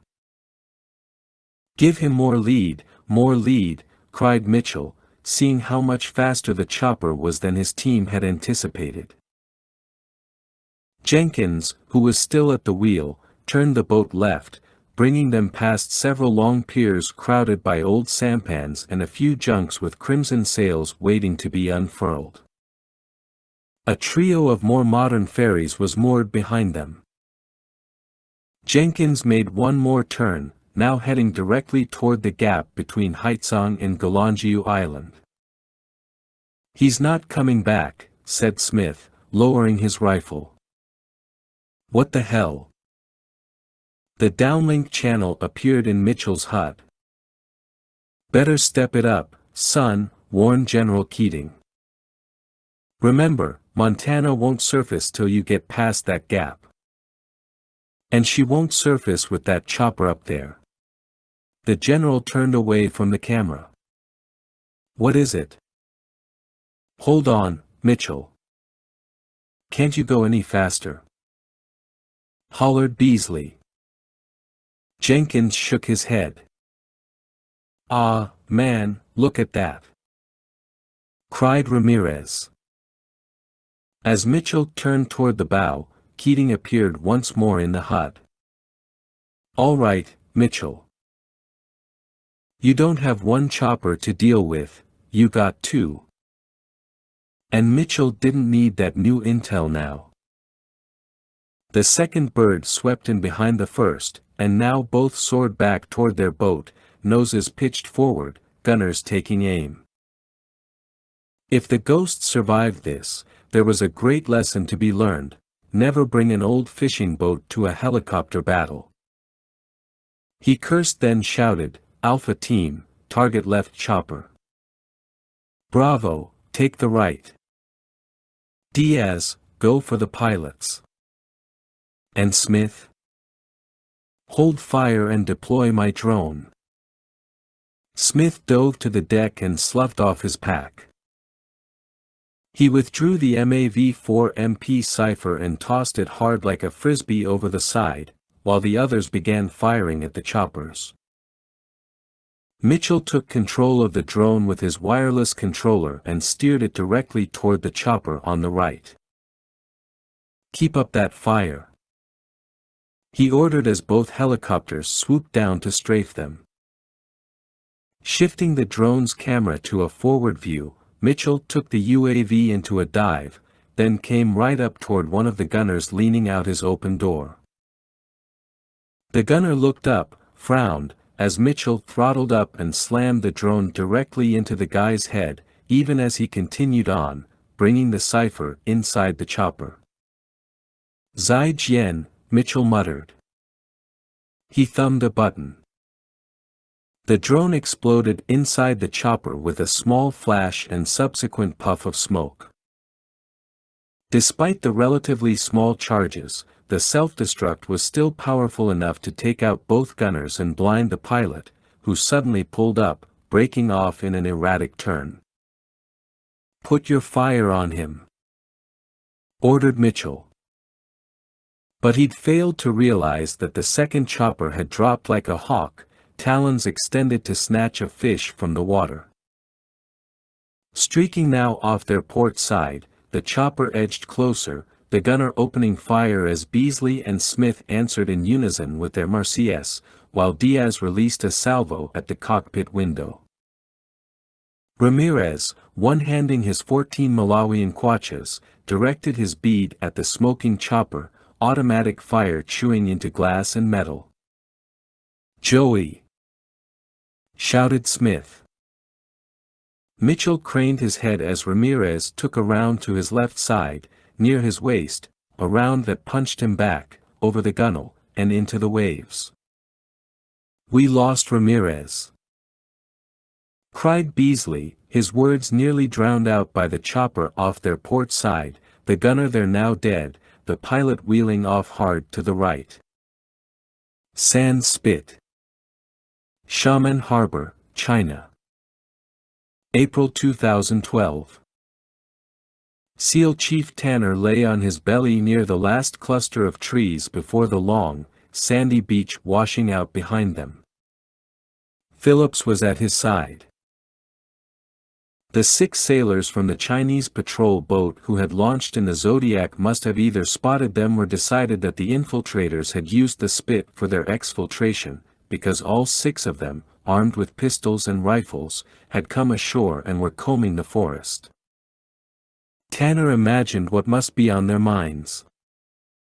They had just witnessed the destruction of their beloved patrol boat. They had watched their comrades die. Their hearts were hard and aching for revenge. And damn, Tanner wished he didn't have to confront them, but he and Phillips had no choice. Tanner had thought that they could don their draggers and simply hide in the waves while these men searched the Spit. But if Mitchell was going to double back and bring the fishing boat around to the east side of the Spit to pick them up and take them past the gap, well beyond their own swimming capabilities, then these Chinese sailors needed to die here and now, otherwise Mitchell would have yet another firefight on his hands. Of course, given the radio transmissions Tanner had been monitoring, there was a good chance that Mitchell and his ghosts would not make it, stranding the 2 SEALs. At that point, the best Tanner could hope for was to kill the Chinese sailors, don their gear, and swim out till they ran out of oxygen. Heyer's insistence that nothing be left behind to indicate this was an American operation worked in their favor. However, Captain Gummerson would still ultimately decide whether a security breach was worth risking his crew and his multi-million-dollar submarine. Phillips lifted his chin, then gave Tanner a hand signal, movement ahead. Tanner tensed as 2 Chinese sailors eased forward, not a meter apart, just 3 trees away. Tanner gave Phillips another hand signal. Phillips nodded slowly and raised his pistol. Taking in a long breath and holding it, Tanner rolled away from his tree, aimed at the sailor on the left, and fired. Fishing boat. Xiamen Harbor, China. April 2012. "Jenkins, turn around!" screamed Mitchell. "We're going back for Ramirez." Even as Jenkins rolled the wheel, throwing all of them to the rail, Beasley and Smith shifted their fire to the smoking chopper, whose pilot was still trying to regain control. Suddenly, a new trail of smoke unfurled from the chopper's tail rotor, and a fire appeared there as Beasley and Smith whooped and reloaded. "Get him!" cried Mitchell as they came back toward Ramirez. Jenkins released the wheel, turning it over to Mitchell, then dove into the water as Mitchell killed the throttle. Meanwhile, the now burning chopper began spinning and wobbling away from the boat, and Hume cursed that he didn't have a rocket to finish her off. But it didn't matter. The chopper rolled hard onto its side, the main rotor now perpendicular to the water as Mitchell brought the fishing boat around once more, trying to slow up near Jenkins and Ramirez. The chopper's rotors began slicing into the water, and it suddenly turned once more as it made impact, the rotors snapping like twigs, the cabin slapping hard, waves of white water cascading up around the craft. "Got that one, sir!" shouted Smith. At the same time, the remaining chopper and its single gunner came back around for another pass, and that pilot had all the time in the world to get his gunner on target. Now their searchlight swept up, across Mitchell's wake, and found the two men in the water. "Jenkins, come on!" cried Mitchell. 34.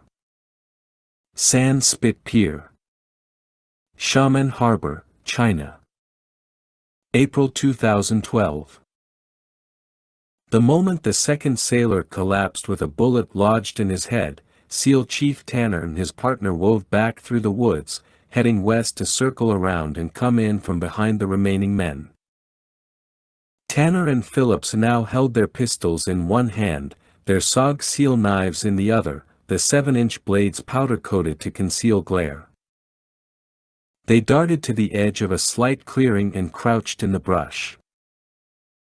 Just ahead, one sailor shouted to another, giving up his position, his last mistake. With their predator's instincts finely tuned on the forest ahead, Tanner and Phillips moved in for the kill.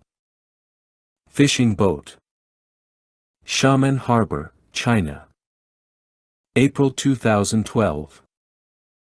Diaz sat cross-legged on the deck and propped one elbow on the gunwale, sighting the oncoming chopper pilot. He roared down at a 45-degree angle, lining up on their stern and interrogating them with his searchlight. Mitchell hollered as the rotor wash finally hit the boat, whipping up a mist that, in the next few seconds, would ruin Diaz's shot. The chopper's gunner opened fire, and it was Brown who, despite his head injury, held a steady bead on the bird with his light machine gun. He quickly adjusted fire, and the gunner slumped after firing a salvo that stitched across the deck, missing Diaz by an arm's length. Brown glanced back at her. "You're clear, Alicia. Take him out." It was the least she could do for the man she had almost killed.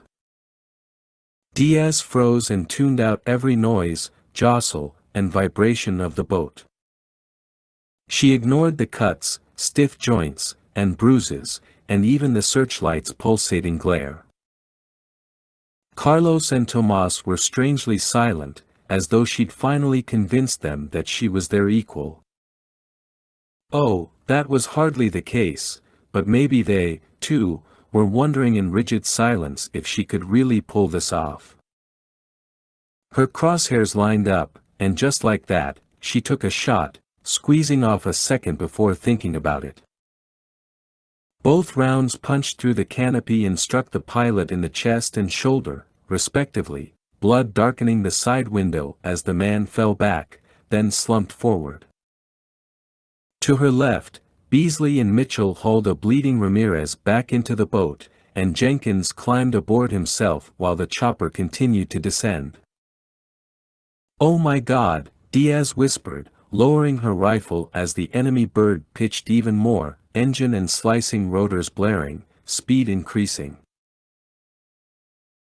The deafening noise stole everyone's attention, Diaz knew, and it was Mitchell who vocalized their thoughts: "It's going to hit."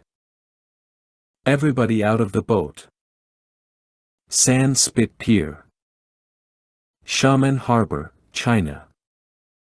April 2012. Tanner had holstered his pistol when he'd realized he'd had the perfect kill. He called, "Over here," in Mandarin and got the sailor to turn around and come toward him. As the young man passed the tree behind which Tanner huddled, Tanner came around, covered the kid's mouth with one hand while punching his blade into the man's aorta. The sailor would not die instantly, Tanner knew, so he'd kept his hand over the guy's mouth and withdrew the blade. He drove the sailor forward and came down with a second strike to the spinal cord. That finished him. Tanner carefully lowered the body to the ground and stood upright to catch his breath and wipe off the blade on his thigh. Phillips, who'd slipped off to their right to take out the dead man's partner, called to say his guy was down, but his transmission broke off at the sound of gunfire. "Phillips?" He didn't answer. A hollow pang seized Tanner's gut. He cursed and bolted toward his partner's position. Fishing boat. Xiamen Harbor, China. April 2012. They had just finished hauling Ramirez into the boat and Mitchell grabbed him and threw himself and the assistant team leader back over the side. He wrapped an arm under Ramirez's chin and swam as hard as he could until the horrible sound of the chopper's rotors slashing through the fishing boat made him cry, "Joey, hold your breath." Mitchell dragged them underwater as a fireball swept over the water and lit up the waves with a surreal, flickering light, as though he were staring at a fireplace through warped glass. For a moment, time slowed, and nearly all of Mitchell's senses shut down, but then the muffled cries of his ghosts and the reverberating chomp of the rotors as they snapped off wrenched him back to reality and drove him to paddle deeper. His thoughts reached out to the others, to what would happen to them now as his legs burned with exertion and his wounded arm twinged. Ramirez began to struggle. He could no longer hold his breath, and Mitchell turned and kicked harder, heading back up. They broke the surface just a few meters outside a large pool of burning fuel that had leaked from the chopper and boat as both had begun to sink.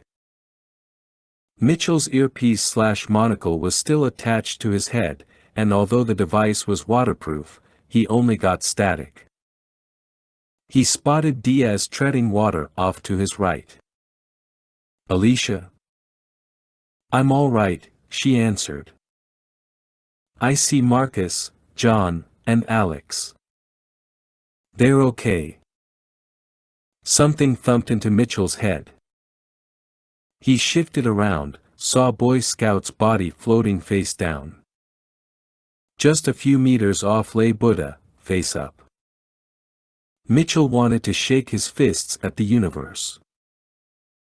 They'd been so damned close, and now the ultimate failure. Operation War Wraith would be pinned on the United States because he and his ghosts had failed to exfiltrate. They would be captured, tortured, paraded in front of the media, then spend the rest of their lives rotting away in a Chinese prison. It was hard to suppress those thoughts while floating in the harbor beside a pool of fire. Beasley and Smith kicked toward him, clinging to a long piece of the fishing boat's hull. Beasley grabbed Ramirez, who was still conscious but barely moving, and pulled him up, onto the wood. "Got nothing on the cross-comm," Mitchell told them. "Me neither," said Beasley. Sand Spit Pier, Xiamen Harbor, China. April 2012. Tanner returned fire, nicking the corner of a tree trunk. One of the sailors behind the tree kept rolling out and firing, while the other was on the ground, wailing over his wounded thigh. Phillips had shot that man, but not before taking a round in his neck, another to the chest. Now he just lay on his back, breathing slowly. Tanner crawled to his side. Seal or no seal, it took incredible force of will for Tanner to remain composed with his partner and friend lying there, dying. A pale orange shimmer out in the harbor caught his attention, and he fished out his binoculars. He gasped over floating wreckage, a wall of fire lifting from the black water, and the ghosts floating at the edge of it all. Tanner steeled himself. "We're getting out of here, buddy. Time for Plan B." Phillips nodded. "I'm ready." A round blasted dirt in Tanner's eyes, and he rolled, faced that tree trunk, and returned fire. His second shot was echoed by a groan. With that, he rose, hauled Phillips into a seated position, then, with the inhuman strength fueled by a massive adrenaline rush, he lifted the stocky seal over his shoulder, turned, and double-timed off, back toward the pier. Only 10 steps into their escape it dawned on Tanner that they'd shot 5 sailors. The 6th was still out there, and that fact sent a chill coiling up his spine. USS Montana, SSN 823. South Taiwan Strait. South China Sea. April 2012. Gummerson stood in the control room, flinching as every new piece of information came in. The XO came over, his expression souring. "Captain, SEAL Chief Tanner reports that SEAL Chief Phillips is seriously wounded. Tanner also says he's lost contact with the Ghost team. We just got some streaming vid from the harbor. The 2 choppers are down, but the Ghosts are in the water near burning fuel. They've lost their boat." Gummerson frowned, then studied the images and map overlays on the screen before him and shook his head. "They're still too close. We can't risk surfacing there." "Agreed, but, sir, how will they get out of the harbor?" "I want to talk to SEAL Chief Tanner. I bet he's already got a plan." Fishing boat wreckage. Xiamen Harbor, China. April 2012. Mitchell clung to another piece of the hull, along with Diaz and Smith. All of them floated there, coughing and spitting salt water as the fires began to die. Beasley had made sure that the bodies of the CIA agents were secured to another piece of wood in the event that some miracle happened, and Captain Gummerson decided to risk it all and bring his boat into the harbor and surface. Hijacking a rickshaw and heading west seemed a real possibility and a not-so-amusing quip now. All right. The team was looking to him for orders, perhaps his final order as a Ghost team leader. He would instruct them to paddle toward the piers along Haizang. Xiamen Island to the east was twice as far away. They had no other choice. He took a deep breath. "Everyone, listen up." "Captain, wait," said Diaz, staring through her binoculars. "Got a small boat coming from the sand spit. Looks like that Zodiac launched by the patrol boat. 1 guy on board." "Who?" "Can't see him well enough yet." "Beasley? Jenkins? Target that boat. Get ready to fire." "Roger that," said Beasley, trying to balance his rifle atop the shattered piece of hull he was lying across. "Diaz?" called Mitchell. "He's turned again, coming right at us." "Wait. I see him now, but something's wrong." "Ah, no." 35. Zodiac. Xiamen Harbor, China. April 2012.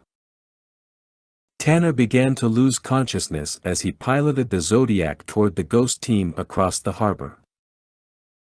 The puddles of burning fuel blurred into a sheet of darkness painted with shimmering stars. At the moment, the outboard's vibration was the only thing keeping him awake, that and the idea that he was the only guy left who could get the team home. He had to hang on for a little longer.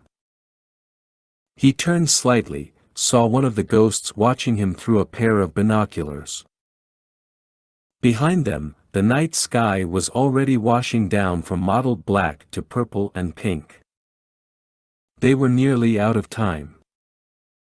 Tanner came within 100 meters of the group and cut the throttle. Only 5 minutes prior he'd loaded Phillips onto the Zodiac. His friend was already dead, and just as Tanner had fired up the outboard, that last Chinese sailor, the one he'd been concerned about, ran onto the beach and began shooting. Tanner had taken a round in the back but was able to whirl fast enough to tag the sailor before he fired again. Grimacing in pain and barely able to move, Tanner had levered himself into the Zodiac and had launched. Now, as he drifted toward them, he tried to raise his hand and wave but instead swam forward into the darkness. Fishing boat wreckage. Xiamen Harbor, China. April 2012. "It's Tanner!" cried Diaz, pushing free from the section of hull she'd been clinging to and swimming out to meet the Zodiac. Mitchell had, over the years, voiced his criticism of SEALs, Force Recon Marines, and Air Force combat controllers. Army Special Forces were, in his not-so-humble opinion, the most accomplished warriors in the world. But as he watched the Zodiac drift forward, he choked up with a newfound respect for Tanner and all his SEAL brothers. Tanner's escape from the sand spit was an act of sheer will, determination, and courage in the face of utter defeat, and Mitchell knew all too well what it took to find that courage when all seemed lost. He spat again, smacked his lips, and rattled off his orders. "All right, Nolan, get in there, see how he is. Beasley, tie up the bodies to the sides, then we help the wounded into the boat. Everyone else hangs off the side. Smith, you take the outboard." "Roger that," he cried. "But you're wounded, too, Captain. Up in the boat." Within 2 minutes they were sputtering across the harbor, unable to gain any real speed because of their added weight and friction. The Zodiac had been designed for 6, not 9 ghosts, 2 SEALs, and 2 CIA agents. Being dragged through the water was beginning to take its toll on all of them. Mitchell, who was jammed up near the heavy rubber bow, continually checked his HUD and finally got a good signal to the network and picked up a message from General Keating. "Mitchell, if you can hear me, we'll have you out of there in a few minutes, son." "I hear you, sir," he shouted over the outboard. "But where's Montana?" The image glowing on his tactical map confused him. It appeared that the submarine, outlined in yellow with green ID diamond, was on their position as they finally cleared the gap between Galangiu Island and Haizang. "Son, she's closer than you think, 45 meters straight down." Mitchell almost laughed with relief. "How long's she been there?" "Too long. Captain Gummerson's taking one hell of a risk, Mitchell. When the drink tab comes, I suggest you buy. Roger that, sir. Can't wait to get home. USS Montana, SSN 823. En route to Subic Bay, South China Sea. April 2012. The transfer from the Zodiac to the submarine was handled with speed and practiced efficiency, a testament to Gummerson's first-rate crew. The bodies of Buddha, Boy Scout, and SEAL Chief Phillips were taken away by corpsmen for processing, while the wounded were escorted to sick bay and given additional treatment, including Mitchell himself. Tanner and Ramirez were both stabilized, their blood replaced by volunteer crew members with matching or universal blood types. Montana then sailed at maximum speed in the open South China Sea. Captain Gummerson called ahead to have doctors choppered out to meet them once they were in international waters. As they headed out toward that rendezvous point, the captain came to sick bay to see Mitchell and shake hands with every ghost, save for Ramirez, who was sedated. Congratulations, Captain. Thank you, sir. I'm sorry about SEAL Chief Phillips. We all are. Chief Tanner saved us all. I hope I get a chance to thank him before I leave. Gummerson nodded. Glad I got my chance to thank you. Outstanding job, Captain. He frowned over a thought. And what was that stunt you pulled with the Predator? My marksman came up with that one, although she said one of the pilots inspired her.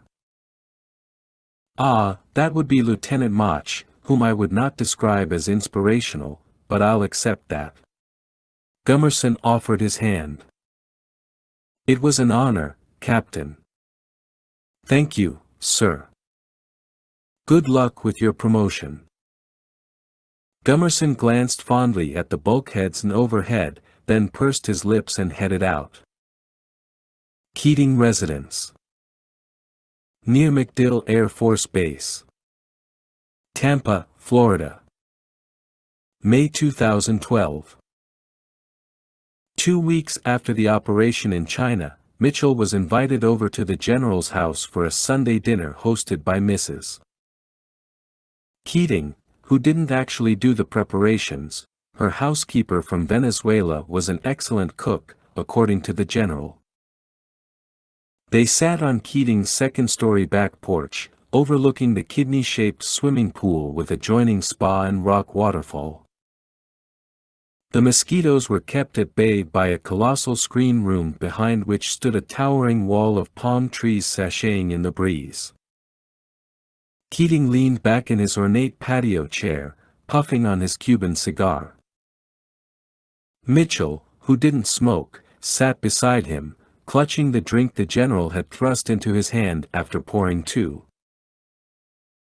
You know, sometimes this job lets me slip home to a quiet dinner, then I sneak out here for a drink, Glenfiddich single malt Scotch whiskey, to be exact.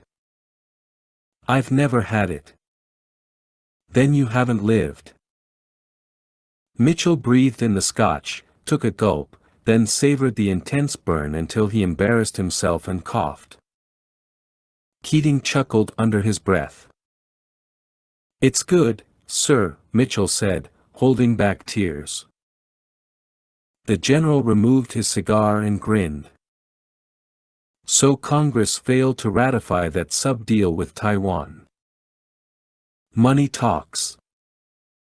We can't afford war right now. I would have made it happen. Force the issue in the Pacific, play it out. But then again, I'm Army. The Navy sees things differently. Yes, sir. And, sir, I've been wanting to thank you. I understand you caught hell for our noisy exit out of China. Damned right I did. But I told the president that regardless of the noise or body count, if whodunit remains a mystery, then the mission is a success. The Chinese have already done an excellent job trying to cover it up. There are no answers forthcoming when you're in the right pew but the wrong church. Yeah, I saw the story about the patrol boat accident. Haven't heard a word about the castle. And you won't. They've already gone in, cleaned out the whole place. Witnesses there are saying the secret police did it, not Americans. Good. Yeah, but it's not all good. That intel you brought back from the Tiger suggests they had a lot more going on than just taking Taiwan. There's a North Korean connection and a number of links to cybernetic and neuroscience research facilities all over the world. Taiwan was just the beginning for them.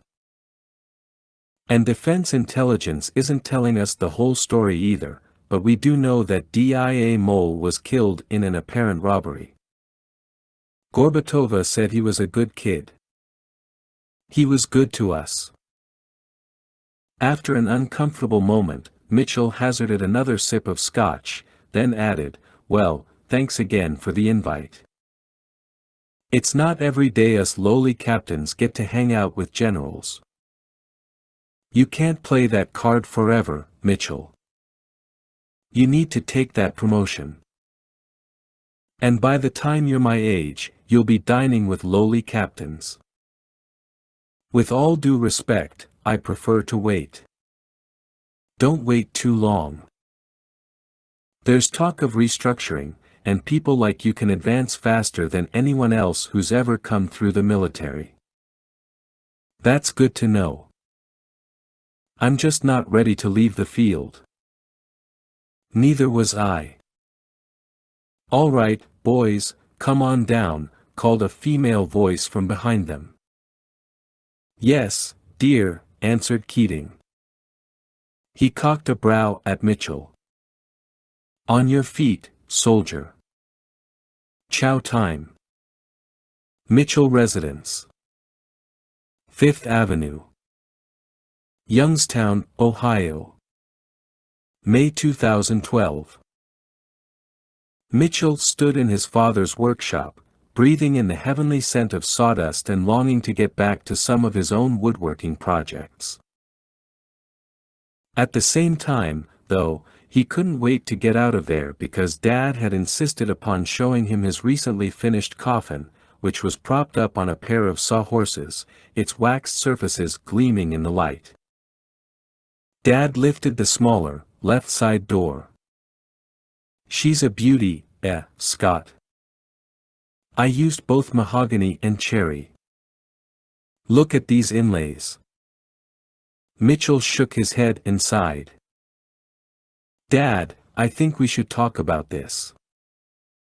I mean, are you all right?" "I feel great. You know what I mean. Jen told me about all those new appointments. One of my men just lost his father." It was Dad's turn to sigh. Then a thought took hold, and he grinned and wiggled his brows. "Let's just say I wouldn't trade that secret for all the tea in China." Mitchell stiffened. "That's an interesting choice of words. They had a special on CNN last night about all those Chinese big shots who got whacked. Here we go again. You think I had something to do with that?" He shrugged. "I'm just saying I can keep secrets, too, if I want. But if you're sick, we have a right to know. It ain't the big C word, if that's what you're thinking. Come on, you're taking me out to lunch." Mitchell frowned. "You're a stubborn old bastard. And this is news." He threw his arm over Mitchell's shoulder and led him out of the workshop. The Liberator Sports Bar and Grill. Near Fort Bragg, North Carolina. May 2012. Major Harry Hogan was a former Special Forces operator from Boston, Massachusetts, who had been running the Liberator for over 20 years.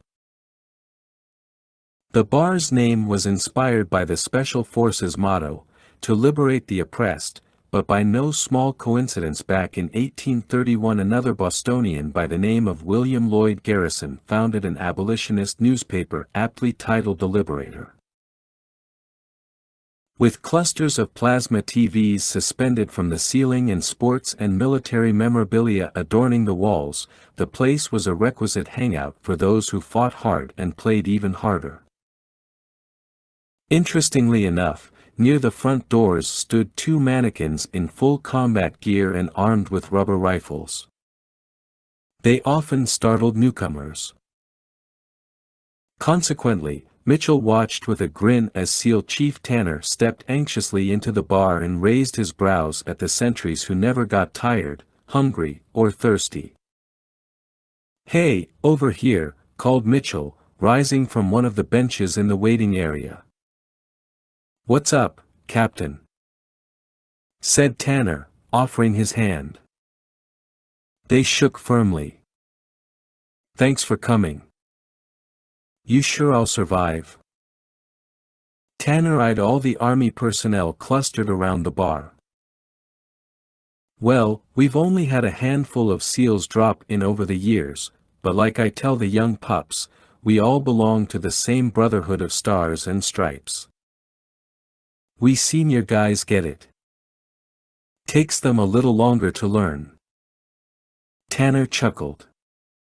"Roger that."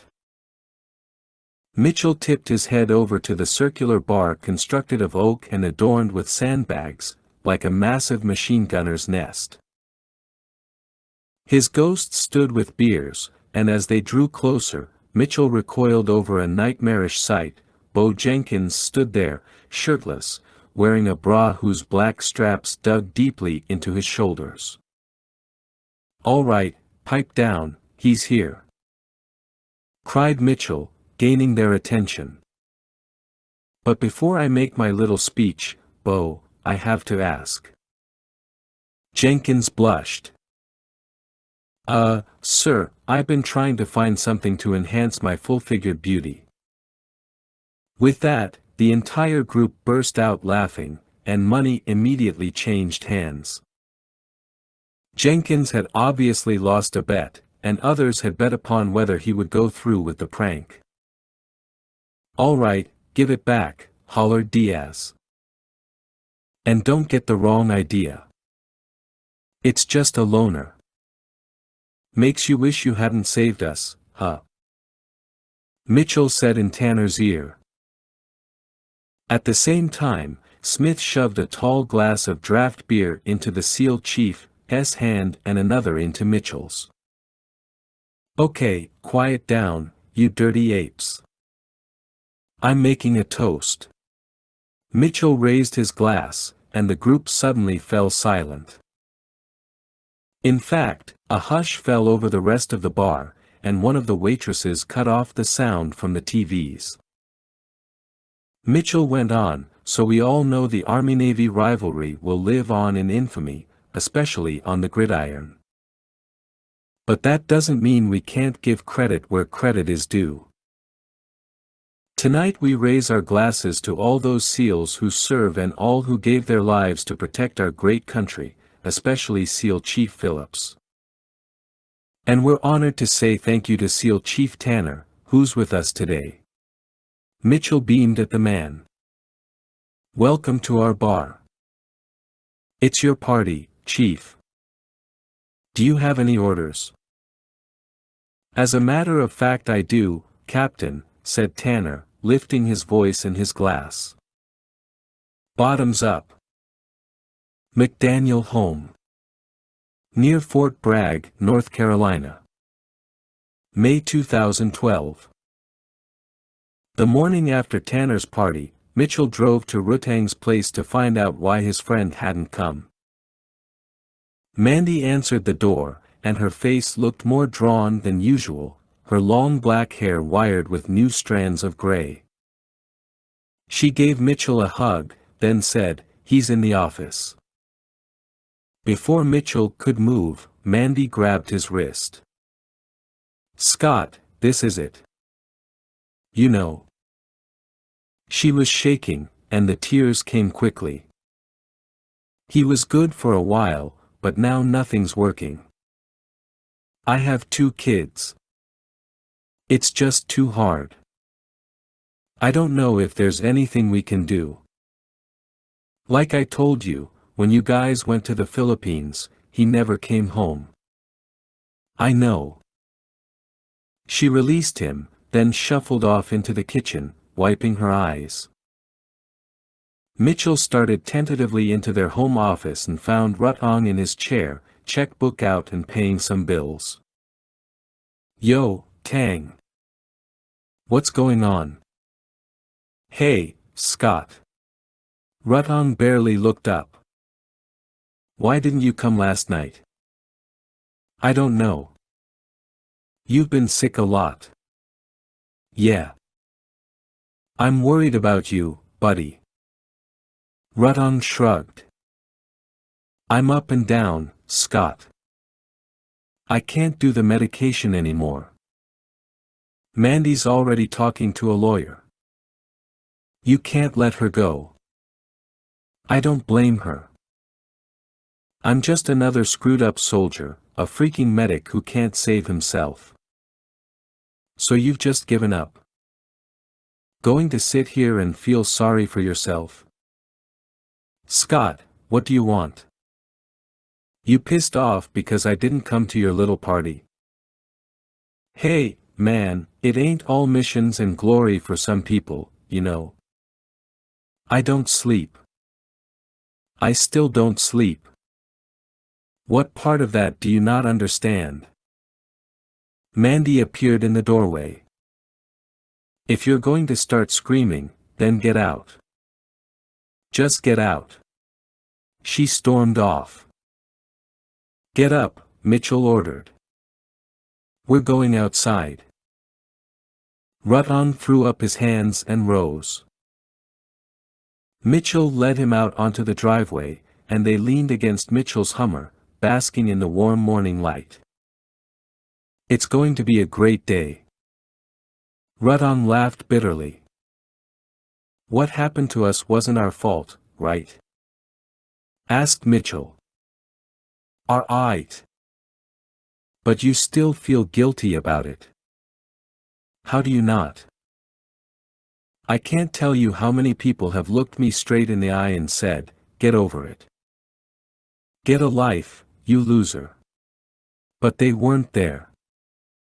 They have no idea. No idea. Mitchell nodded. I used to feel like they died for nothing. I used to think that there wasn't any justice in it, and the guy I wanted to blame just walked away.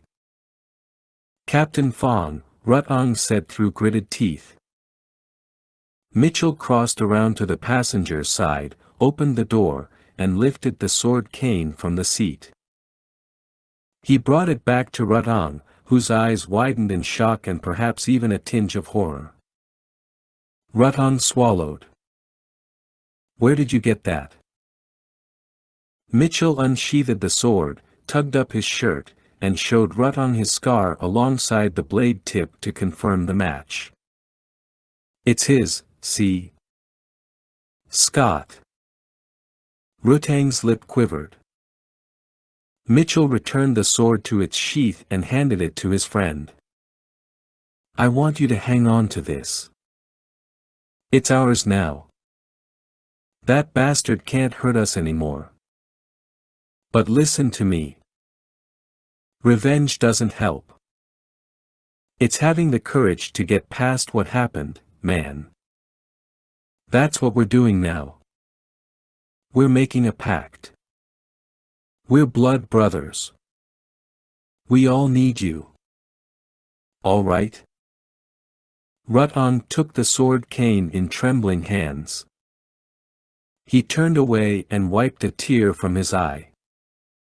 Scott, I don't know why I've been this way. But not anymore. We own the sword. We own him. We own the situation. Okay, we can't change what happened. But we can change what'll happen to us. You're right.